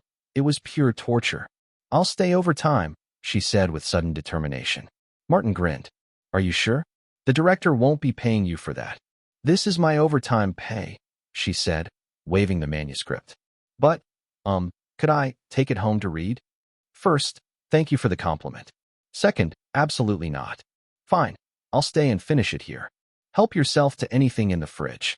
There's plenty to eat and drink. Thanks. Leaving Jennifer in his trailer, Martin headed out for the final camp scene, the night swim. All right, Martin, just strip down here and jump into the lake, Nancy instructed. All the way, Martin asked. In the script, the scene was meant to capture a child's natural, free spirit, with the characters swimming fully unclothed. Of course, they couldn't film it that way. This was a family movie, not European cinema. Martin didn't mind, but given the film's family-friendly tone, a shot like that was out of the question. After all, this was America, not Europe. Note: European films often have looser restrictions, some even rivaling content produced in the adult film industry. No, just down to your shorts, Nancy replied. Then, her expression grew serious as she asked, Martin, I just want to double-check. Are you sure you're okay with this? It's winter, and while California winters aren't too cold, that lake water will be chilly. Don't worry, director. I can handle it.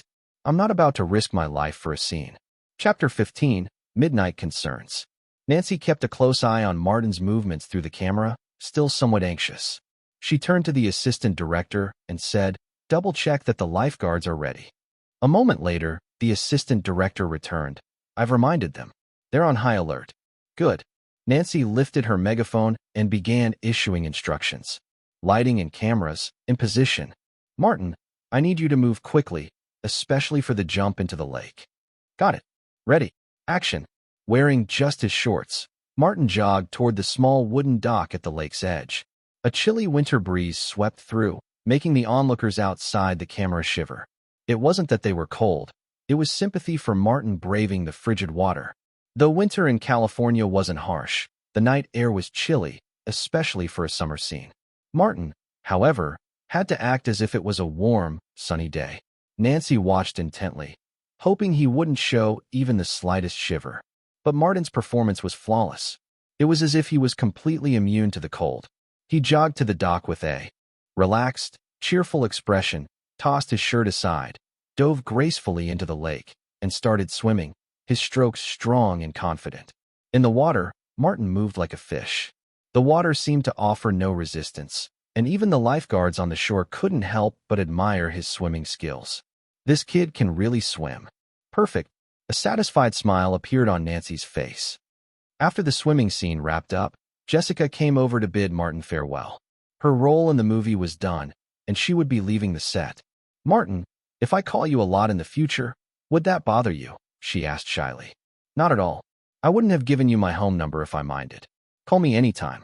Chatting with a beautiful girl is always a pleasure," Martin replied warmly.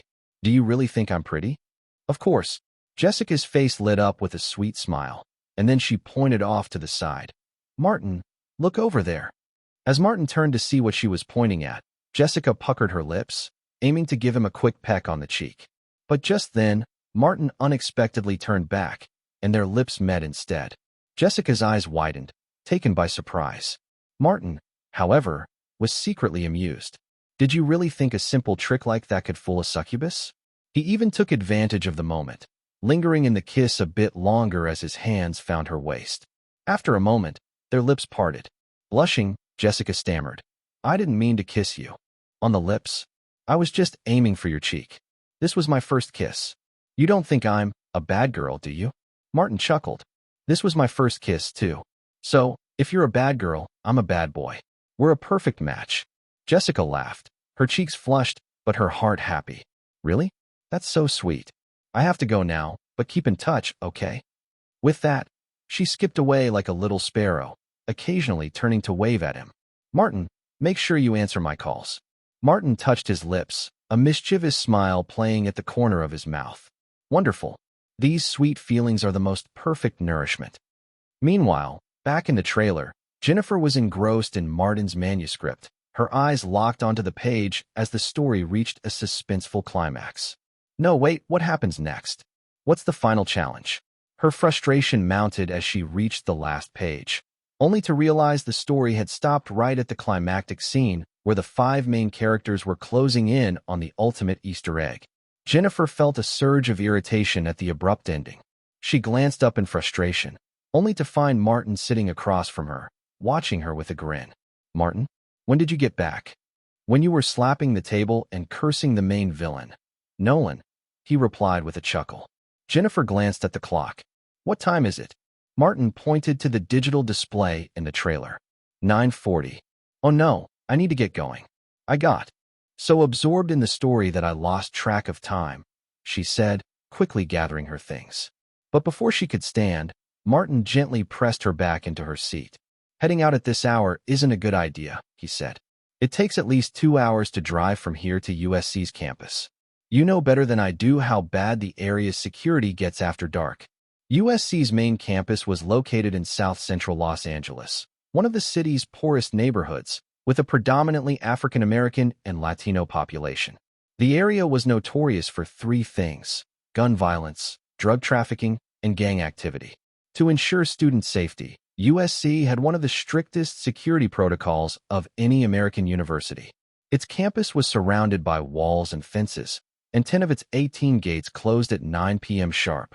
The remaining gates were guarded by armed security officers, and students needed their IDs to enter, even in residential areas. Since the early 90s, USC had experienced several incidents involving campus shootings and student disappearances, which led the university to maintain rigorous security measures. In addition to the restricted campus access, the school bolstered its security presence, installing multiple safety systems, fingerprint scanners in dorms, and dispatching campus police.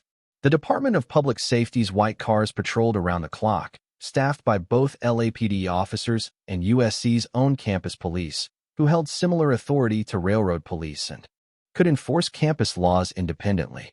Every evening, local residents, referred to as community ambassadors, also patrolled the area from sunset until 6 a.m., wearing yellow T-shirts with USC's Safety Ambassador printed on them.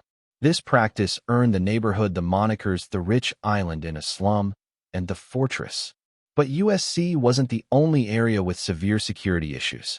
Greater Los Angeles had similar problems. Anyone who had visited Los Angeles would know that nearly every neighborhood was marked by wrought iron fences and barbed wire. Wealthy areas were lined with homes equipped with advanced security systems, with police patrolling constantly. In middle-class neighborhoods, with fewer patrols, homes were enclosed with fences, and nearly every household owned a dog. In fact, Los Angeles dogs were known not just as pets, but as protectors, unlike the docile family dogs of the Midwest. Here, dogs were trained to guard and defend, as famously depicted in Crash. In any real city, you walk, but in Los Angeles, nobody touches you. We're separated by metal and glass. Maybe we miss touching so much that we crash into each other just to feel something. It was a city divided, a place where strangers, the poor, the middle class, and the wealthy all kept their distance. Here, you could never be certain if someone approaching you on the street was asking for directions or planning to rob you at gunpoint. Martin's concern was warranted. For someone like Jennifer, a beautiful young woman driving alone late at night near the slums, it could very easily end in a headline-making tragedy. Chapter 16, A Cozy Offer. You mean, you want me to stay here? But there's only one bed. Jennifer's eyes widened as she glanced at the trailer's single large bed. Martin met her gaze with an innocent, "Who me?" look and replied, "What? Did you think you'd do something to me?" "No, of course not." "Or maybe," Martin continued, his eyes widening in mock horror, "you're worried I'd do something to you?" No, not that either. I just meant." Jennifer hesitated, suddenly forgetting what she was so flustered about. "Wait, what was I even worried about?" She shook her head, a bit thrown off. "Curse it, I've let this kid get me all mixed up." Gathering her composure, she added, "It's just, we're alone, and there's only one bed. It's not exactly proper. You're still underage, and the last thing I want is anyone thinking I'm some cradle snatcher. Imagine someone spotting me sneaking out of your trailer in the morning. I'd never live it down." Martin's eyes went wide. "Jennifer, whoever said I'd have you sleep in my bed?" Jennifer blinked, realizing her mistake. "Didn't you?" After replaying their conversation in her mind, she felt her cheeks burn. Martin had never actually suggested they share the bed. "Oh, well, what did you mean then?"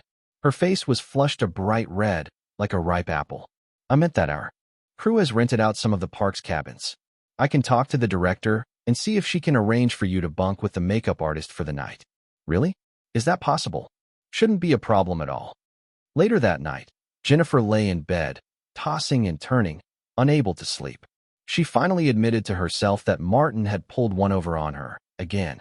That little rascal had led her on, maneuvering the conversation just so. Where on earth does he learn these lines? She scowled at the memory, but then softened as her thoughts wandered. But he is kind of handsome for his age, definitely going to grow into a looker. Smart, too. Brilliant, even, to have written that story. Her mood lightened as she thought about him. If only he were older, I wouldn't mind a romance with someone like him. Martin was tall for his age, and clearly strong, with those striking blue eyes. What if I had stayed in his trailer? What would have happened? The more she thought about it, the warmer she felt. She sneaked a look at the makeup artist asleep beside her, and then turned over, giving herself a little massage to calm down. Nothing else, of course. The next morning, the film crew was up early, busy preparing to leave the scenic area. "Hey, Jennifer, did you sleep well?" Martin asked with a knowing smile. "Oh yes, very well." "Good. Goodbye, Martin. I have to go now." Jennifer stammered, practically fleeing the scene. Martin watched her go with a suspicious look. Odd. Just last night, he'd sensed waves of, desire coming from her. What exactly did she do? He chuckled, reflecting on how humans were practically a perfect supply source for a succubus, their desires endless and diverse. With the camp scenes wrapped, it was time to move on to the farm scenes. The crew rented a small farm on the outskirts of Los Angeles for the shoot. At only about 60 acres, it had cherry trees, cornfields, walnut trees, and a small vegetable patch. This farm actually belonged to Martin's family, a property his father, Grant, had bought 5 years ago as a vacation retreat. Nancy had chosen to use the family farm for practical reasons and, as she'd put it, to keep the benefits in the family. For Martin, being back on the farm felt like coming home. Between takes, he even had the farmhands grill some beef, lamb, potatoes, and corn for the crew. Naturally, the crew paid for the meal, and the farm workers made a tidy little sum in tips. Martin, Nancy teased, giving his nose a playful flick. You know, I think you're better suited to being a businessman like your dad rather than an actor. You're both equally money-minded. Martin grinned. It's a win-win, Aunt Nancy. The farm makes some money, and the crew gets good food. Who could complain? Fine, fine. You've got a point, she conceded with a smile. Jennifer, could you send these pages to Random House for me? Martin asked, handing over a thick stack of manuscript pages. He had finally finished Ready Player One, complete with multiple copies for safekeeping. Jennifer wrinkled her nose, playfully eyeing him with mock disdain. Martin, I'm your tutor, not your secretary. You could be both, he replied with a grin. With a little huff, Jennifer accepted the manuscript. I'll do it. Consider it my early payment for getting to read the whole story. After a pause, she looked at him with a trace of concern. Martin, do you really think Random House will accept it? Will they publish it? Actually, it's too good not to. I mean, unless those editors are blind. But maybe you should send it to a few publishers, just to be safe? Unaware that Martin had already published Kung Fu Panda through Random House, Jennifer was far more anxious than he was about the manuscript's fate. Martin, instead of answering directly, asked, Jennifer, have you read Kung Fu Panda? Kung Fu Panda? No, I haven't. What? Oh, just curious. It's a good book. Now, go send off the manuscript, my lovely secretary. Watching Jennifer's little figure as she walked away, Martin stroked his chin thoughtfully. It seems Random House hasn't pushed Kung Fu Panda enough. Sales are probably low. I'll have to wait for the pre-movie promo push. Let's hope the 11-year-old prodigy author and actor angle draws attention. When Benjamin at Random House received Martin's latest manuscript, he was thrilled. Look, Sheena, our young author has sent us something new. That kid's really full of inspiration and energy. Sheena remarked, shaking her head with an amused smile. Just finished Kung Fu Panda, and now he's completed another book. Let me see. Ready Player One. All right. Sheena, no interruptions. I need to dive into this new work from our genius young author. Sheena only rolled her eyes but stayed silent, amused. Martin had underestimated his debut book's success. While Kung Fu Panda hadn't received a major promotional push from Random House, its mix of childlike charm and Eastern themes had led to steady sales of about 300 copies daily, with the numbers gradually increasing. At this pace, the initial print run of 200,000 copies would likely sell out within 2 years. For a newcomer, this was impressive. This growing enthusiasm for Martin's work only heightened Benjamin's anticipation for Martin's follow-up manuscript. Chapter 17. The Spread of Martin's Work. Benjamin, where are you? Honey, I'm still at the office. You're still there? Do you even know what time it is? Are you working overtime now? What? Overtime? Sheena, where's Sheena? Good grief, is it already 10? Honestly, you should get your boss to give you a raise. On my way home now, honey. I just got completely absorbed in a manuscript. Hanging up, Benjamin set down the stack of pages, his excitement surging. Martin's imagination is unbelievable. The story is so vivid. Computers, the internet, VR gaming. Every scene was thrilling, the world building incredible, and that climactic battle. The whole story unfolded in his mind like a movie. In fact, Benjamin thought, this book's pacing feels just like a well-structured 2-hour film. Wait a minute. Kung Fu Panda was written like this, too. He slapped the steering wheel in realization as he drove home. Martin has ambitions far beyond books. Before 9 p.m., Jennifer had returned to her dorm at USC. Strange. Rachel's actually here? And not at a party. Jennifer's roommate, Rachel, was a self-proclaimed party lover who spent her free time hopping from one themed event to the next. She rarely returned to the dorm before midnight, and sometimes didn't come back at all. But tonight, Rachel was quietly reading a book on her bed. Since when is she this studious? Jennifer wondered, moving closer to satisfy her curiosity. Rachel, what are you reading? Jennifer, you scared me. Rachel clutched her chest in fright, gasping as her heart pounded. Jennifer burst out laughing at her roommate's reaction. As her laughter subsided, she leaned over to see what book had captured Rachel's attention. What are you reading that's got you so absorbed? Rachel held up the book. It's something I picked up for my little sister. I figured I'd read a few pages to pass the time, but it totally sucked me in. I even forgot about the party tonight. Your sister? Isn't she only 9? And you're this hooked on a kid's book? Jennifer was now seriously intrigued and reached for the cover. What book has you so captivated? Kung Fu Panda. Yeah, it's Kung Fu Panda. What's with the shock? Wait, the author is Martin Myers. No way. Ignoring Rachel's response, Jennifer stared at the author's name, stunned. Suddenly, it all made sense why Martin had brought up the book earlier. So he's already been published. No wonder he's so confident. In Sherman Oaks, Los Angeles, this well-to-do neighborhood was known for its safe streets and luxurious homes. Inside one such mansion, 7-year-old Elizabeth Olsen was persuading her sisters to join her in role-playing Kung Fu Panda characters. Ashley, you'll be Tigress. Mary-Kate, you're Viper. And Mike, the bodyguard, can be the evil Tai Lung. And me, I'm the Dragon Warrior, Puh. Come on, Tigress and Viper, let's stop Tai Lung together. Her older sisters exchanged a resigned look, humoring their younger siblings' wishes. They knew that if they refused, Elizabeth would be pestering them all night. In Wyomissing, Pennsylvania, inside a large house on an 11-acre Christmas tree farm, young Taylor Swift was sprawled on her bed, pouting. Dad, please read more. I want to know if Puh beats the bad guy in the end. Scott Kingsley Swift smiled fondly at his daughter, gently patting her head. Taylor, you have music class in the morning. It's time to sleep, honey. Oh, please, just a little more. Just a tiny bit. Dad, please.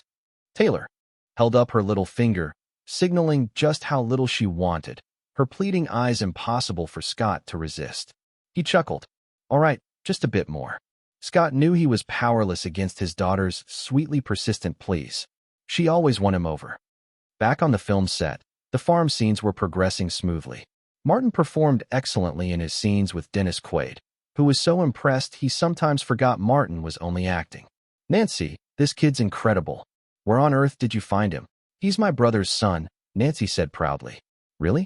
And this script? Did you say he wrote it? That's right, Martin wrote the script. Dennis's eyes widened in astonishment. How old is he? 11. Dear heavens, I'm blown away. When I was his age, I was still playing in the mud. This kid's a prodigy. I think so, too, Nancy replied, beaming with pride. The farm scenes wrapped up quickly, and in 3 days, the crew would head to London to film scenes of the twin brother, Beck James, living with his mother in England. After 2 months away, Martin returned to school for a brief visit, not to attend classes, but to say goodbye to his friends and request an extended leave. Martin, you're going to London? Wow, I'm so jealous.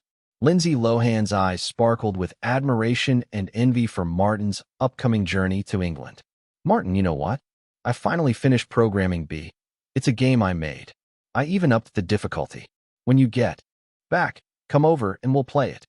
Mark Zuckerberg announced excitedly. Acting and travel held no interest for him. His heart lay with computers. Martin, I got into a fight the other day with that punk Potter from Class 7. He said your book was garbage, and I won't stand for anyone talking trash about my boss. John grunted, his voice gruff. Ever since Martin had put him in his place, John had become his loyal follower and self-appointed enforcer.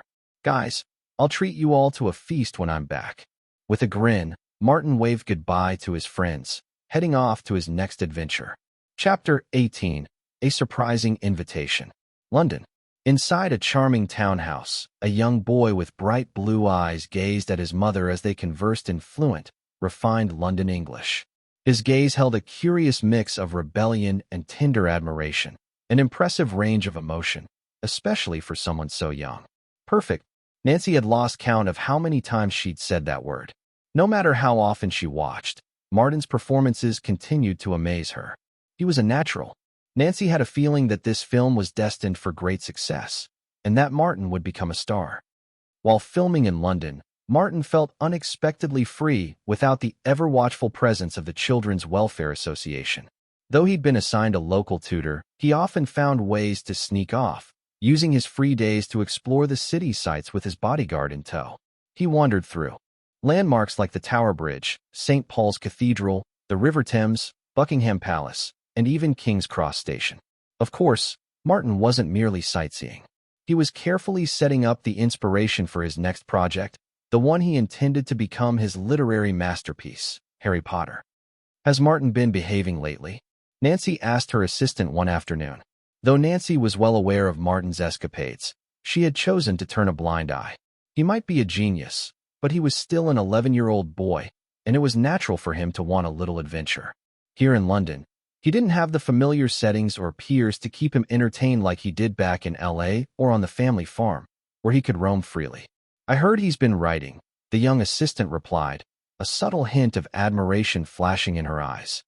At that moment, Martin was indeed in his hotel room, working tirelessly. His handwriting was elegant and precise, free of spelling or grammatical errors, since he had memorized every detail of the story. All he needed to do was transcribe it. He could complete his manuscript directly by hand, no need for a typewriter. "Another chapter done," he murmured, stretching after finishing a page. Feeling a bit tired, he stepped onto the hotel balcony, gazing at the sunset with a relaxed sigh. Humming softly, he began to sing a tune from his past life. It was an elven song, pure and haunting, with no lyrics or accompaniment, relying solely on delicate vocal harmonies to express longing for home. This world was peaceful, free from the ceaseless wars between magical races, the chaos and destruction. He could live here comfortably and without fear. Yet, it wasn't his true home. A touch of melancholy softened his voice, adding depth to the ethereal melody that drifted into the air. Upstairs, in the hotel's luxurious presidential suite, a woman with soft golden hair and sea-blue eyes lifted her head. "Mary, I hear singing. Open the balcony door, would you?" "Yes, Your Highness." "No, I'm no longer a princess. Call me Miss Diana." Mary, her attendant, moved to the balcony door, sliding it open to let the ethereal song fill the room. Diana closed her eyes, listening. She soon found herself standing at the railing, allowing the music to wash over her. The gentle melody seemed to cleanse her spirit, releasing emotions she hadn't touched since her divorce last year. For the first time in a long while, she felt a sense of lightness, a relief from her burdens. As the song ended, Diana opened her eyes, feeling a sense of longing. Turning to Mary, she said, "Could you find out who that singer is? If possible, I'd like to invite him to join me for dinner." She hesitated, then waved a hand with a wistful smile. "Actually, never mind. I'm not a princess anymore. Why would anyone want to dine with an ordinary woman like me?" Mary felt a pang of sympathy. She had been by Diana's side since her youth, nearly 3 decades.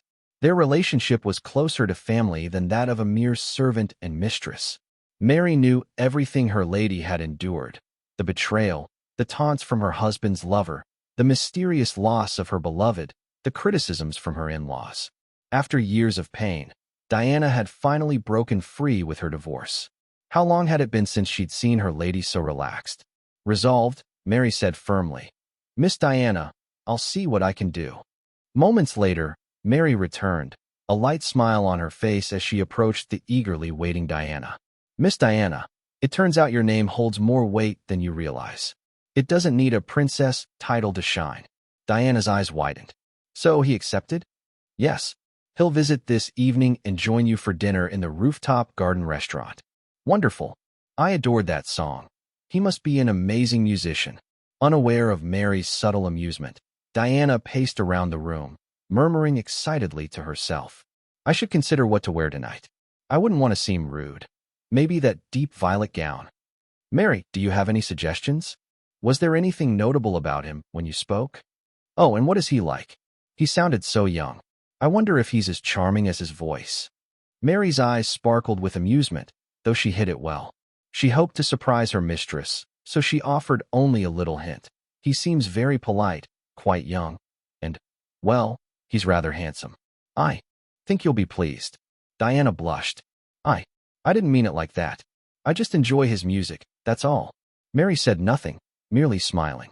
She loved seeing Diana like this, delightful, light-hearted, free from the heaviness of recent years. But she could hardly wait for her mistress to meet this gentleman.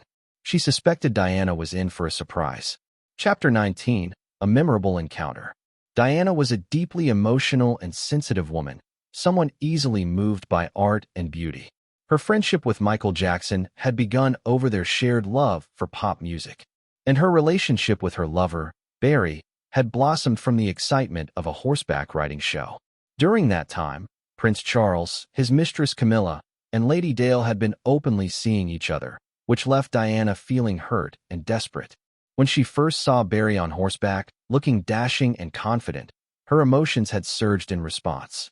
What began as a form of rebellion soon grew into genuine love, and they'd even talked of running away together. But it hadn't taken long for their affair to be discovered. Barry was quickly reassigned, and just 3 weeks later, he tragically died in a car accident. Barry's death hit Diana hard.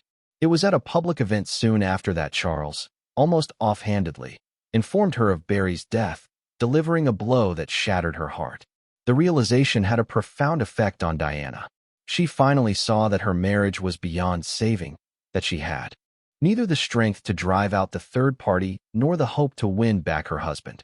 She decided to walk her own path. In February 1992, Diana made a bold public statement.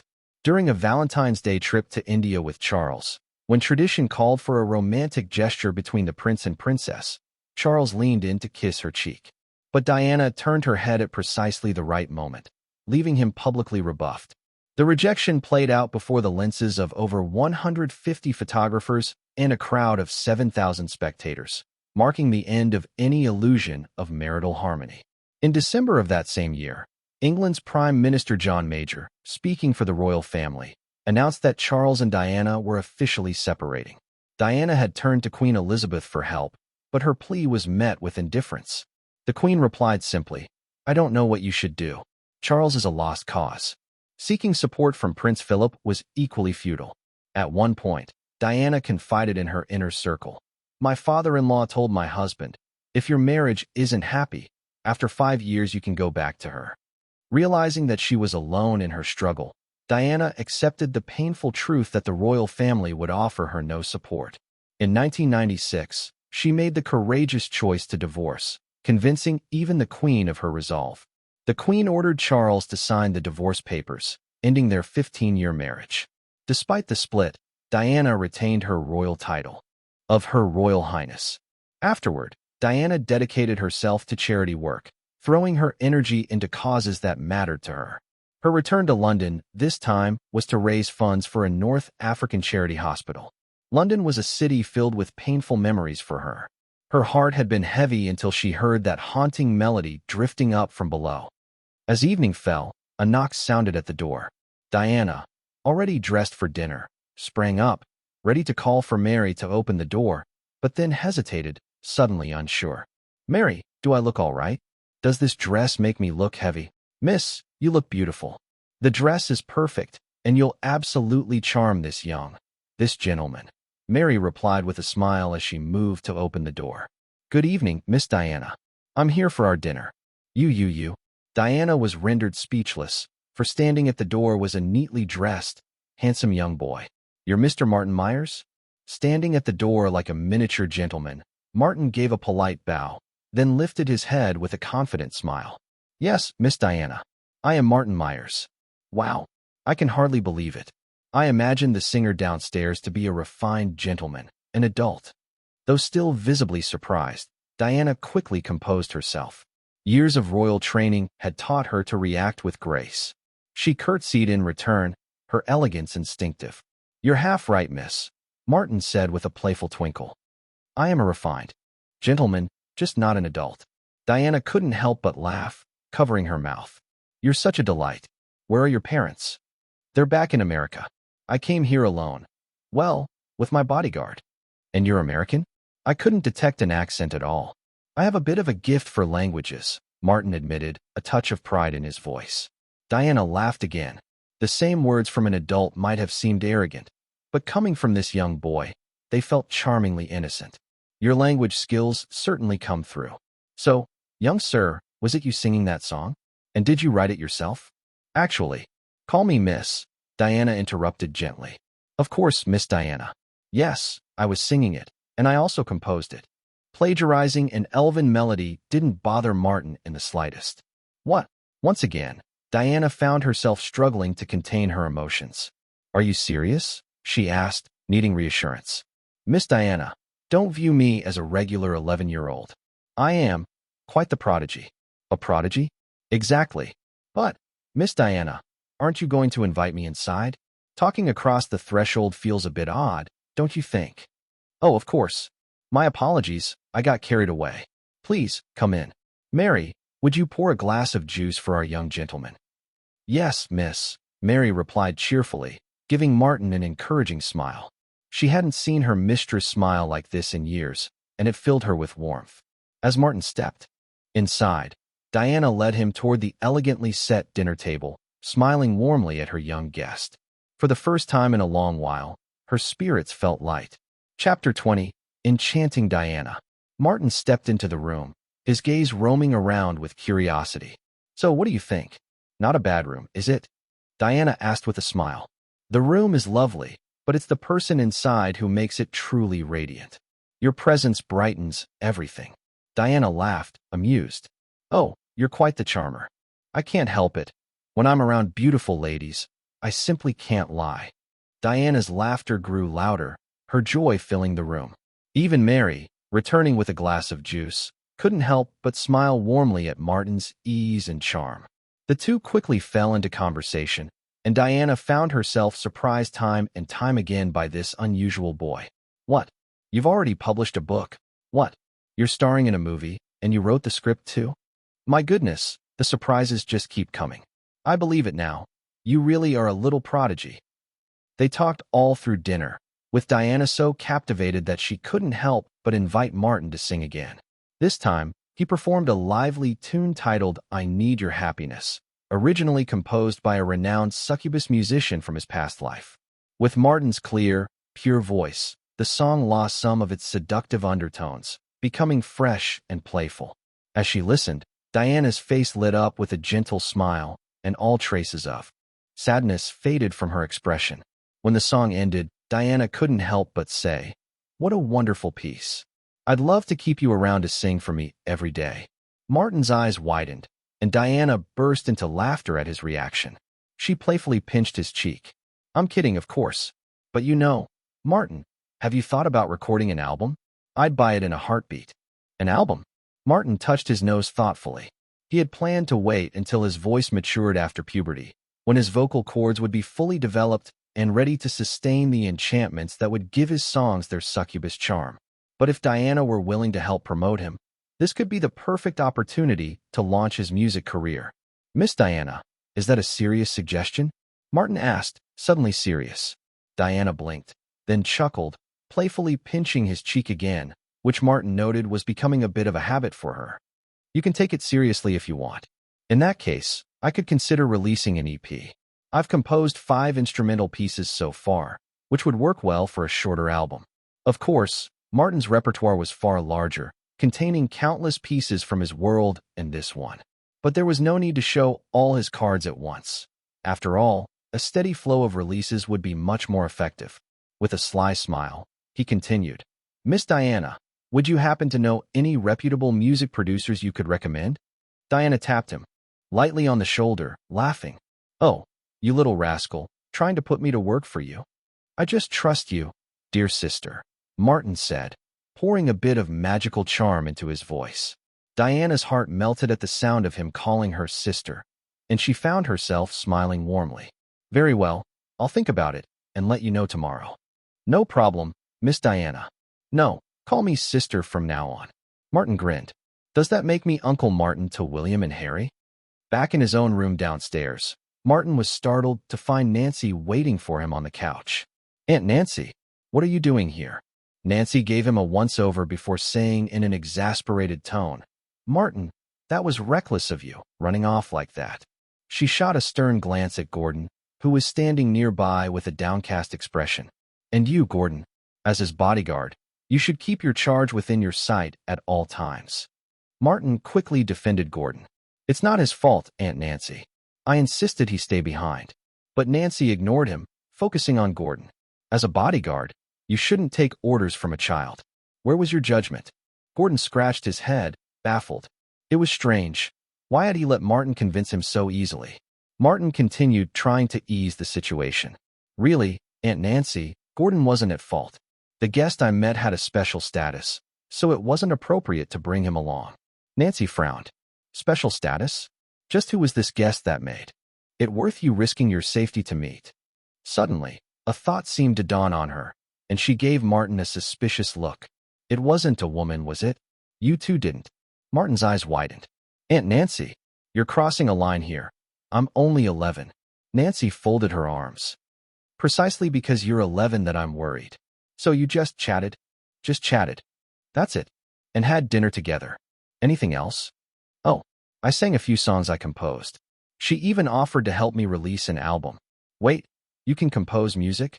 Nancy's surprise was quickly overtaken by concern. No, that's not the point. And she offered to help you record?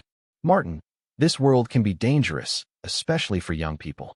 Strangers' promises aren't always trustworthy. She crossed her arms sternly.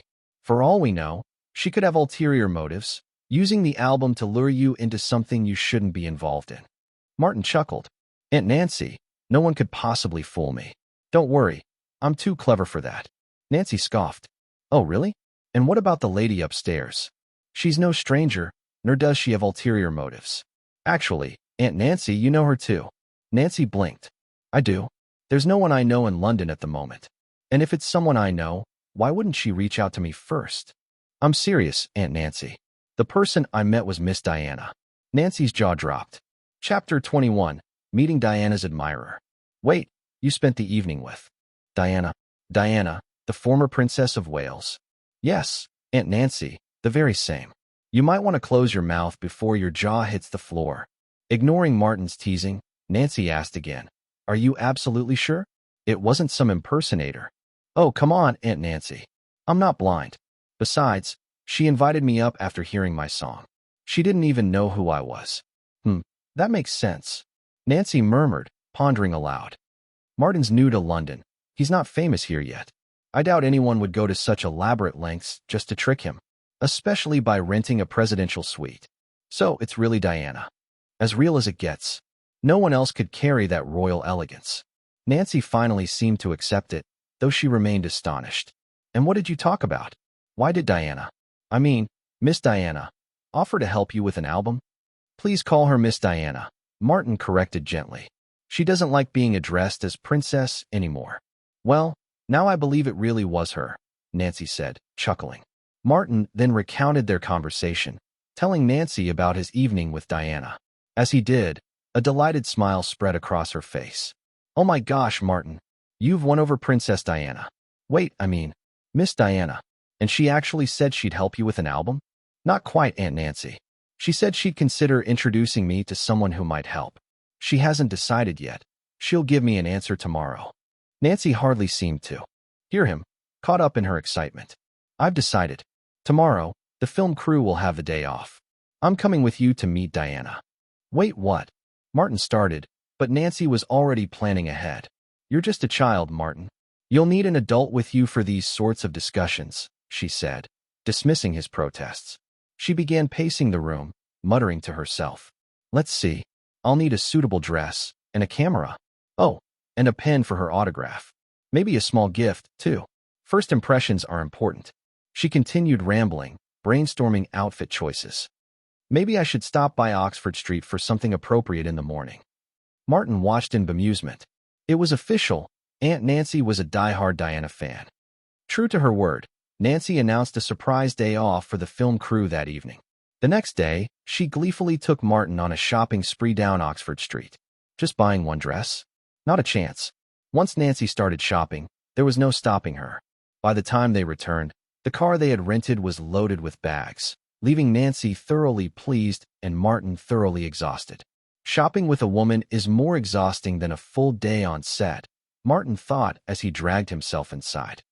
That evening, Nancy accompanied Martin upstairs to Diana's suite. But when they reached Diana's door, all traces of Nancy's usual professional poise vanished. Instead, she practically morphed into a fangirl, bubbling with excitement. Oh my gosh, Miss Diana. I never imagined you were staying right above us. Diana, amused, explained, I returned quietly to London this time. After the divorce, I couldn't handle the media and paparazzi. They've caused enough trouble. I don't want them interfering with my work. Diana's tone grew serious as she spoke, recalling her experiences with the relentless English tabloids. After the divorce, she discovered the full extent of their intrusiveness. One of her bodyguards had even found 3 listening devices hidden in her hotel room. Turning back to Nancy, Diana asked curiously, "And you are?" "Oh, I'm so sorry. I forgot to introduce myself. My name is Nancy Myers, Martin's aunt and the producer and director of the film he's currently working on." "Ah, a strong woman in the industry. What an honor." Diana's eyes brightened with genuine admiration.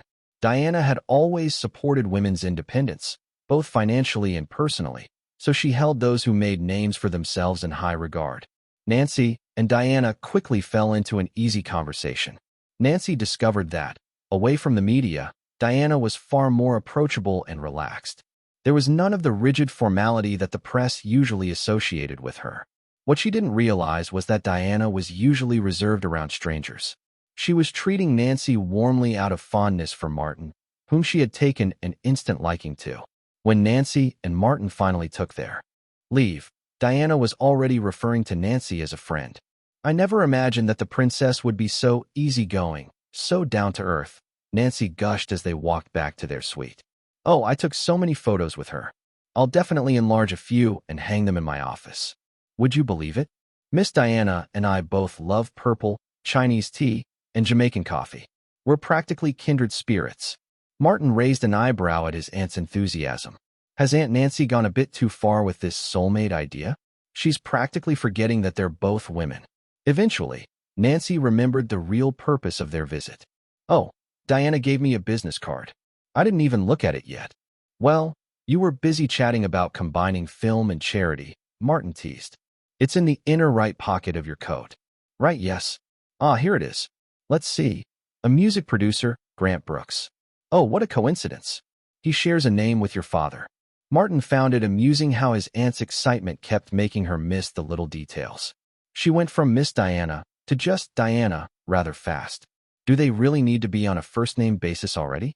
But as for the coincidence of the music producer's name matching his father's, Martin barely gave it a second thought. In the West, shared names were exceedingly common. Shout John in England, Hans in Germany, Enrique in Spain, or Charles in France, and half the town might respond. Just a few more days, and we'll wrap up the London shoot. We'll go meet Mr. Brooks right after. Chapter 22, The Gala at the Savoy. The remaining scenes wrapped up swiftly. Martin, increasingly at ease in his role, seemed to reach new heights with each take. His performance grew so intense and authentic that even Natasha Richardson occasionally found herself struggling to keep up, resulting in more than a few retakes. Nancy watched with pride, convinced that this film would be not only a landmark in her career, but also a defining work for Martin. 3 days later, the London scenes were fully completed, leaving only the Los Angeles sequences. Before their return, Nancy took Martin to visit Grant Brooks' studio in London, hoping to secure a music deal. But upon arrival, they were told that Brooks was out visiting friends. Martin frowned. "Something feels off. We just confirmed with his secretary yesterday. He knew we were coming, yet he suddenly decided to visit a friend." Nancy, surprised, replied, "But we're here on Diana's recommendation." Martin's gaze darkened. Perhaps that's exactly why. Nancy, sharp as ever, caught on immediately. "You think he's avoiding us because of Diana? Is this because of Prince Charles, or Camilla?" "Possibly," Martin replied, sighing. "Then again, maybe I'm just being paranoid. Let's go, Aunt Nancy." "But what about your music? There's a saying in Chinese, good wine needs no bush. If my music is good, it'll find an audience. And as for Brooks, he's just one producer. We don't need him." Nancy pursed her lips and nodded. "You're right. He'll regret this." Returning to the hotel, Nancy was still stewing over the matter. She was tempted to go straight upstairs and complain to Diana, not to seek justice, but simply to express her frustration. But Martin stopped her. "No need, Aunt Nancy. It'll only make things harder for Diana." Yet even before they could decide whether to tell Diana, she appeared downstairs with her assistant, Mary. "A charity gala tomorrow night?" Nancy's eyes lit up as Diana extended the invitation. "Yes, and Grant should be there too. I can introduce you both." Martin and Nancy exchanged glances. It was obvious Brooks hadn't told Diana about their failed meeting. Martin nodded graciously. We'd be honored to join you, Diana. After Diana left, Nancy glanced at Martin with a knowing look. You're not planning something, are you? Martin raised an eyebrow. Now, would I do that? Nancy sighed. Looks like we'll be extending our stay in London a bit longer. Grant Brooks received Diana's call while lounging on the couch in his office, his young assistant at his side. As soon as he hung up, he scowled, remembering Camilla's recent words. Grant, she'd said coldly, we know you have connections in England's music world, and we also know that she once hosted those charity events and introduced you to people. But that's all in the past. She's no longer a princess, and both Charles and I dislike her. You need to decide where you stand. Grant had already made his decision. Diana's influence, in his view, was fading fast. It wasn't worth angering Charles and Camilla over someone who had nothing left to offer him. Still, he wasn't foolish enough to alienate her publicly. He owed much of his reputation to Diana. But now, helping a boy from America whom Diana described as having extraordinary musical talent and arranging for the release of his EP, was she out of her mind? All the same, he planned to attend her gala. It was still an opportunity to network with people who mattered. Interrupting his thoughts, the assistant beside him pouted impatiently. Are you going to keep me waiting? With a frustrated sigh, Grant attempted to refocus on her, but found himself too preoccupied. After several attempts, he finally gave up and shoved her away. Get out. I've got work to do.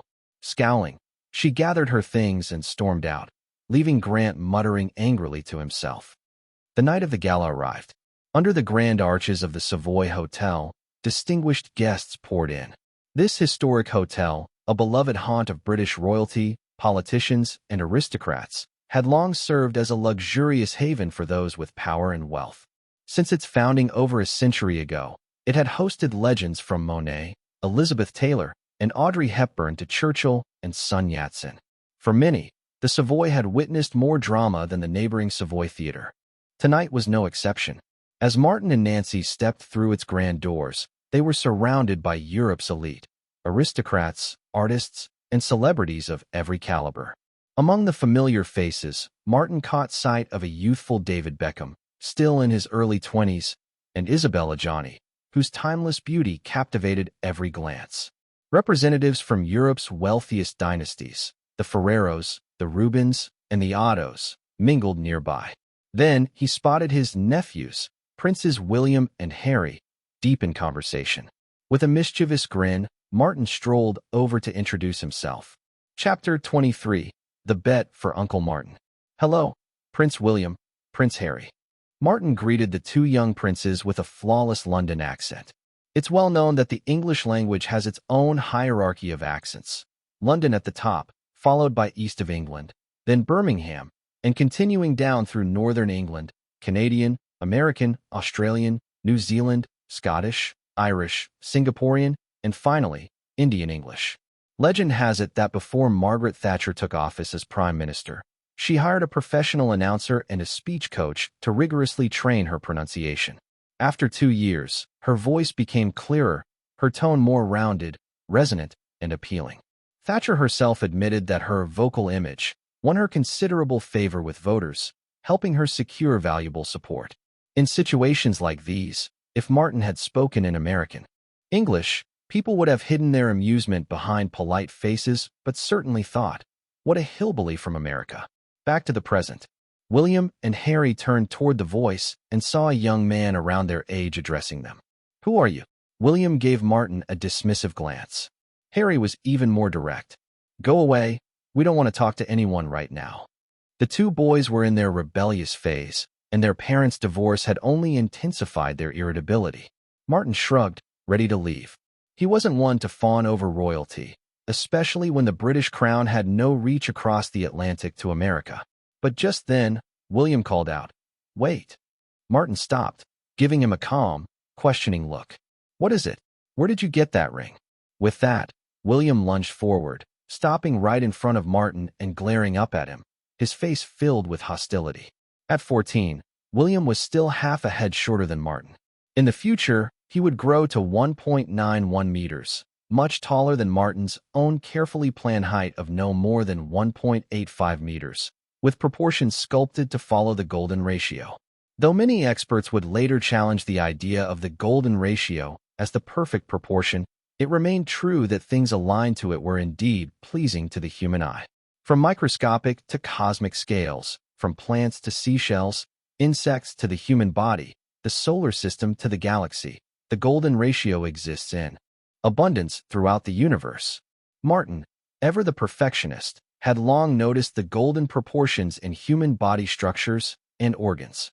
The human forearm, for example, divided at the wrist follows a 5:13 ratio, close to the golden ratio, which, if deviated from, appears oddly unbalanced.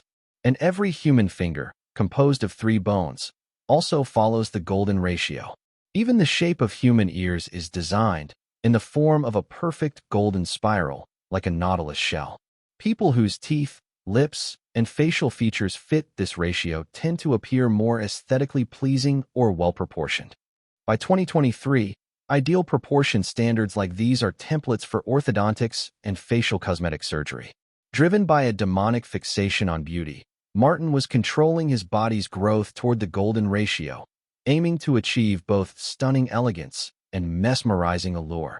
Though if forced to choose, he would unquestionably favor the latter. "Tell me, where did you get that ring?" William's tone grew increasingly impatient. At that moment, Harry also approached. Noticing the old silver ring with an emerald on Martin's left middle finger, he gasped, "Isn't that Mom's ring? Why are you wearing it?" Martin held up his left hand and wiggled his fingers. "Oh, this? Your mother gave it to me." "Liar. You stole it," William snapped. He knew that Martin couldn't have stolen the ring. Otherwise, he wouldn't wear it so openly. What enraged him was that he had asked his mom for it several times, only to be turned down. Yet, here it was, given to a boy his own age, sparking a feeling that his mother's affection had been taken away. "Stole?" Martin chuckled, realizing he was dealing with a couple of bratty kids. Putting on a serious face, he said, "Do you even know who I am?" Before William or Harry could respond, Martin gave a slight smile. "I'm your Uncle Martin." "Liar. You're the same age as us. You can't be our uncle." Harry spat out angrily. "I meant by seniority," Martin replied. William scowled, staring at Martin coldly. "You're lying. There's no way you're our uncle." "I know all our relatives," he continued. "Harry and I don't have an uncle as young as you." "Yeah, we don't have an uncle as young as you," Harry chimed in. "I never said we were related by blood. I'm your mom's godbrother, which makes me your goduncle. Isn't that right?" "You're talking nonsense. Mom would never take you as a brother." "Brother? He's messing with us. Let's beat him up." Harry lunged at him, but William held him back. "Quiet. This is Mom's charity event. Don't make a scene." It seemed Harry's temper was even shorter than William's. Although William was jealous and wanted to confront Martin, his lowered tone showed he understood the importance of self-restraint. Once he had stopped his brother, William looked coldly at Martin and said, "Listen, Mr. Martin, if you insist on being so rude, let me remind you that you are not our uncle. Even if Mom considers you a brother, that doesn't make you one. And that ring is a family item. Give it back." Martin tilted his head slightly and blinked. "How about we make a bet? If I win, you call me Uncle Martin. If I lose, I'll return the ring." "Deal." "Do it, William," Harry urged, clearly excited. William, however, kept his composure. "What's the bet?" "I bet I can make him crawl on the floor and bark like a dog." Martin smiled and gestured toward a balding middle-aged man standing a short distance away. That man's name? Grant Brooke. Chapter 24, The Art of Provocation. "I bet I can make him get on all fours and bark like a dog." William glanced at the man Martin was pointing to. He recognized him, Grant Brooke, the musician his mother often mentioned. But he never liked him. There was something about Brooke's frequent visits to his mother that felt disingenuous, almost opportunistic. To be fair, young William's sixth sense wasn't entirely off. But personal feelings aside, William knew that, as a musician, Grant Brooke was indeed talented, though his arrogance, especially toward those he deemed beneath him, was hard to overlook. Make Grant Brooke crawl and bark like a dog? Surely Martin was joking. Yet when he looked back at Martin, he saw the boy's expression was serious, not a trace of humor on his face. "Are you sure?" William couldn't help but ask. "Do you really mean to make him crawl and bark? Grant Brooke?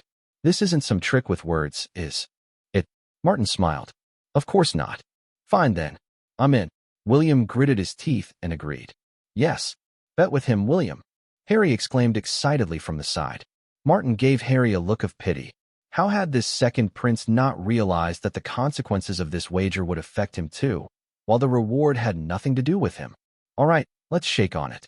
No backing out, Martin said. Clap, clap. Martin shook hands with William and then with Harry, who still hadn't caught on that he was merely a bystander in the bet, cheering even louder than William. After straightening his clothes, Martin said, I'm going over. The two princes watched him intently as he approached Grant Brook. On his way, Martin passed by Nancy, who had just wrapped up a conversation with some film industry people.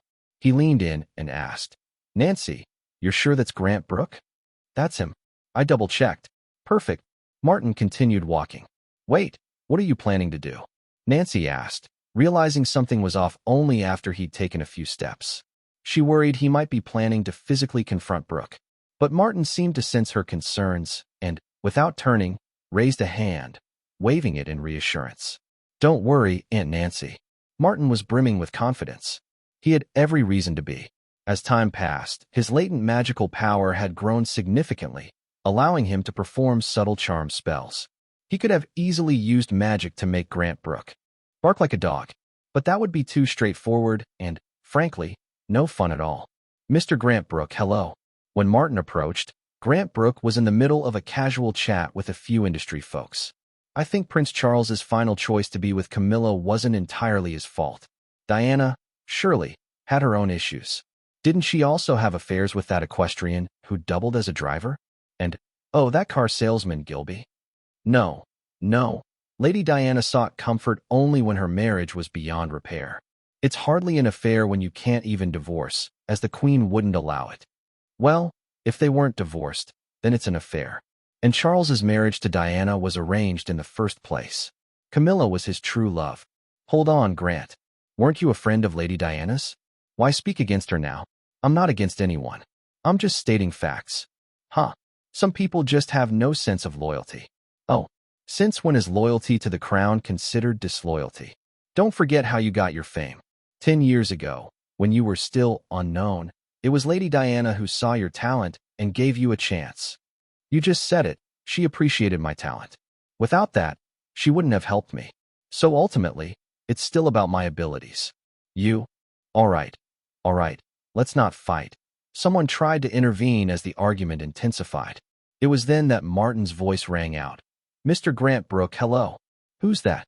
Who's calling me? Grant turned and saw a boy looking up at him. Whose child are you, and what do you want? Grant asked irritably, his previous irritation showing through. I'm Martin Myers. Lady Diana introduced me. She hoped you'd listen to some of my music. If you find it tolerable, perhaps you could help me produce an EP. Grant Brook, though irritated, was about to find a polite way to decline. But then, out of nowhere, a rush of anger welled up within him, and he blurted out, Huh, so Diana's really lost her mind, has she? Wants me to make an album for a little kid like you? Do you even know what real music is? Or is it nursery rhymes? Huh. Martin stood there calmly in stark contrast to Brooks' rudeness, which only made the onlookers sympathize more with Martin and find Brooks' attitude distasteful. Mr. Brook, don't you think you're being a bit hasty? Martin asked. Hasty? What? Do you fancy yourself some musical genius, Mozart or Beethoven? Grant Brook's sarcasm was out of control.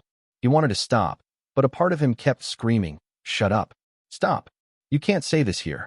But it was no use. Another voice within urged him on. Yes. Let it all out. Speak your mind without holding back. It was as if his brain had split into rational and reckless halves, and his mouth was now completely under reckless control. This, of course, was Martin's doing. All he had done was gently amplify Brooks' buried desires, stoking his arrogance.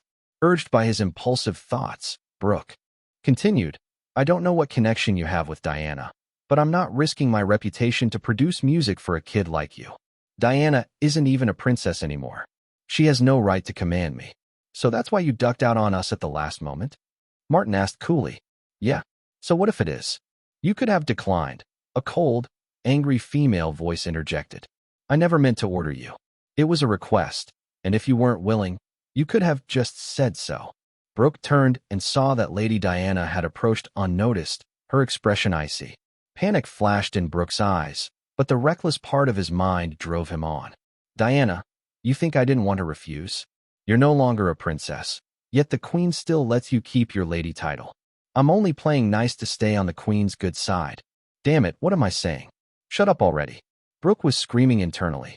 Not far away, William had been watching the scene closely, fists clenched. This bastard dared to insult his mother. He had known it. He had sensed that Brooke was no good from the beginning. Rage flickered in his eyes. Beside him, Harry was already muttering furiously. William, I want to hit him. Not now. William restrained his brother once again. Chapter 25, The Performance of a Lifetime. Mr. Grant Brooke, I think you overestimate yourself and underestimate both Her Majesty and me. Who do you think you are, to assume we'd seek revenge over a mere refusal? Oh, I get it.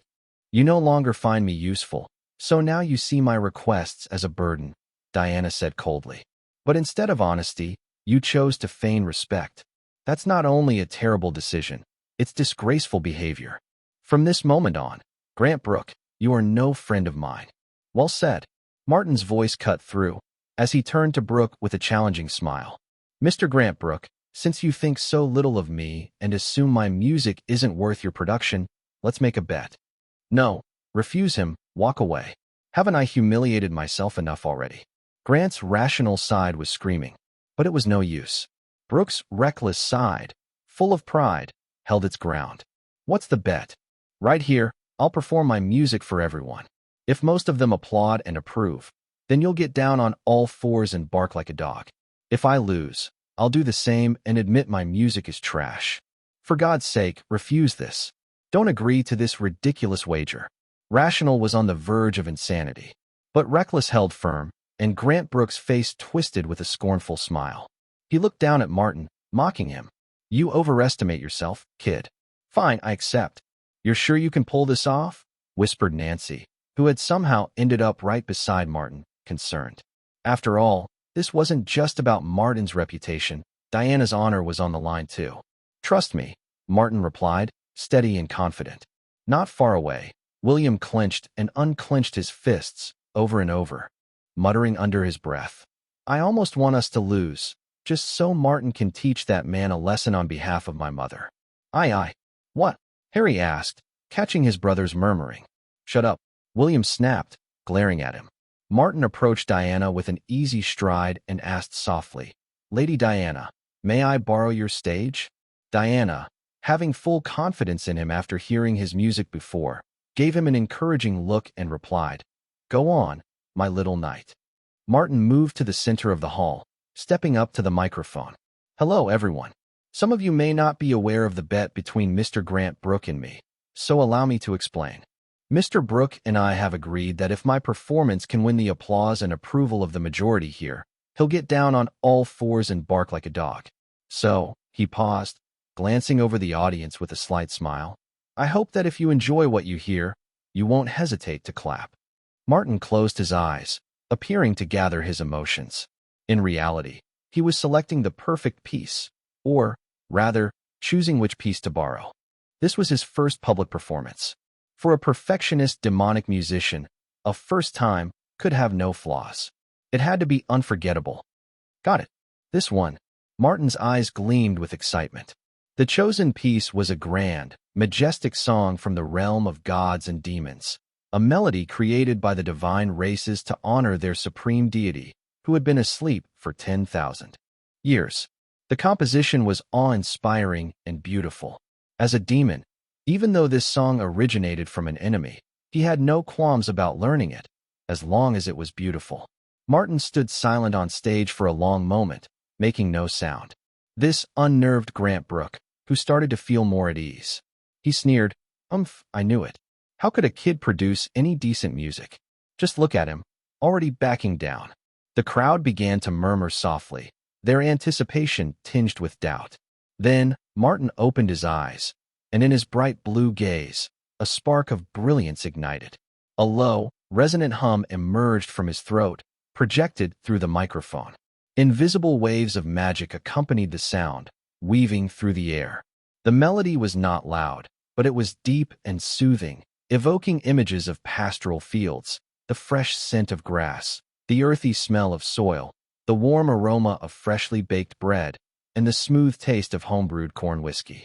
The audience's minds floated on the music, easing their spirits and calming their restless hearts. Then, the hum shifted, becoming quicker and sharper, a metallic edge hinting at urgency, a sound like clashing swords, the neigh of battle horses. The music painted a vivid image, enemies approaching, breaking the peace of the pastoral scene. The sky turned dark with heavy clouds pressing down, stifling breaths, filling the air with impending dread. The expressions in the audience shifted, becoming somber and tense. Some held their chests, as though feeling an ache from an invisible weight. The music's urgency intensified, sounding fiercer, capturing the surge of defiance as men rose to defend their homes.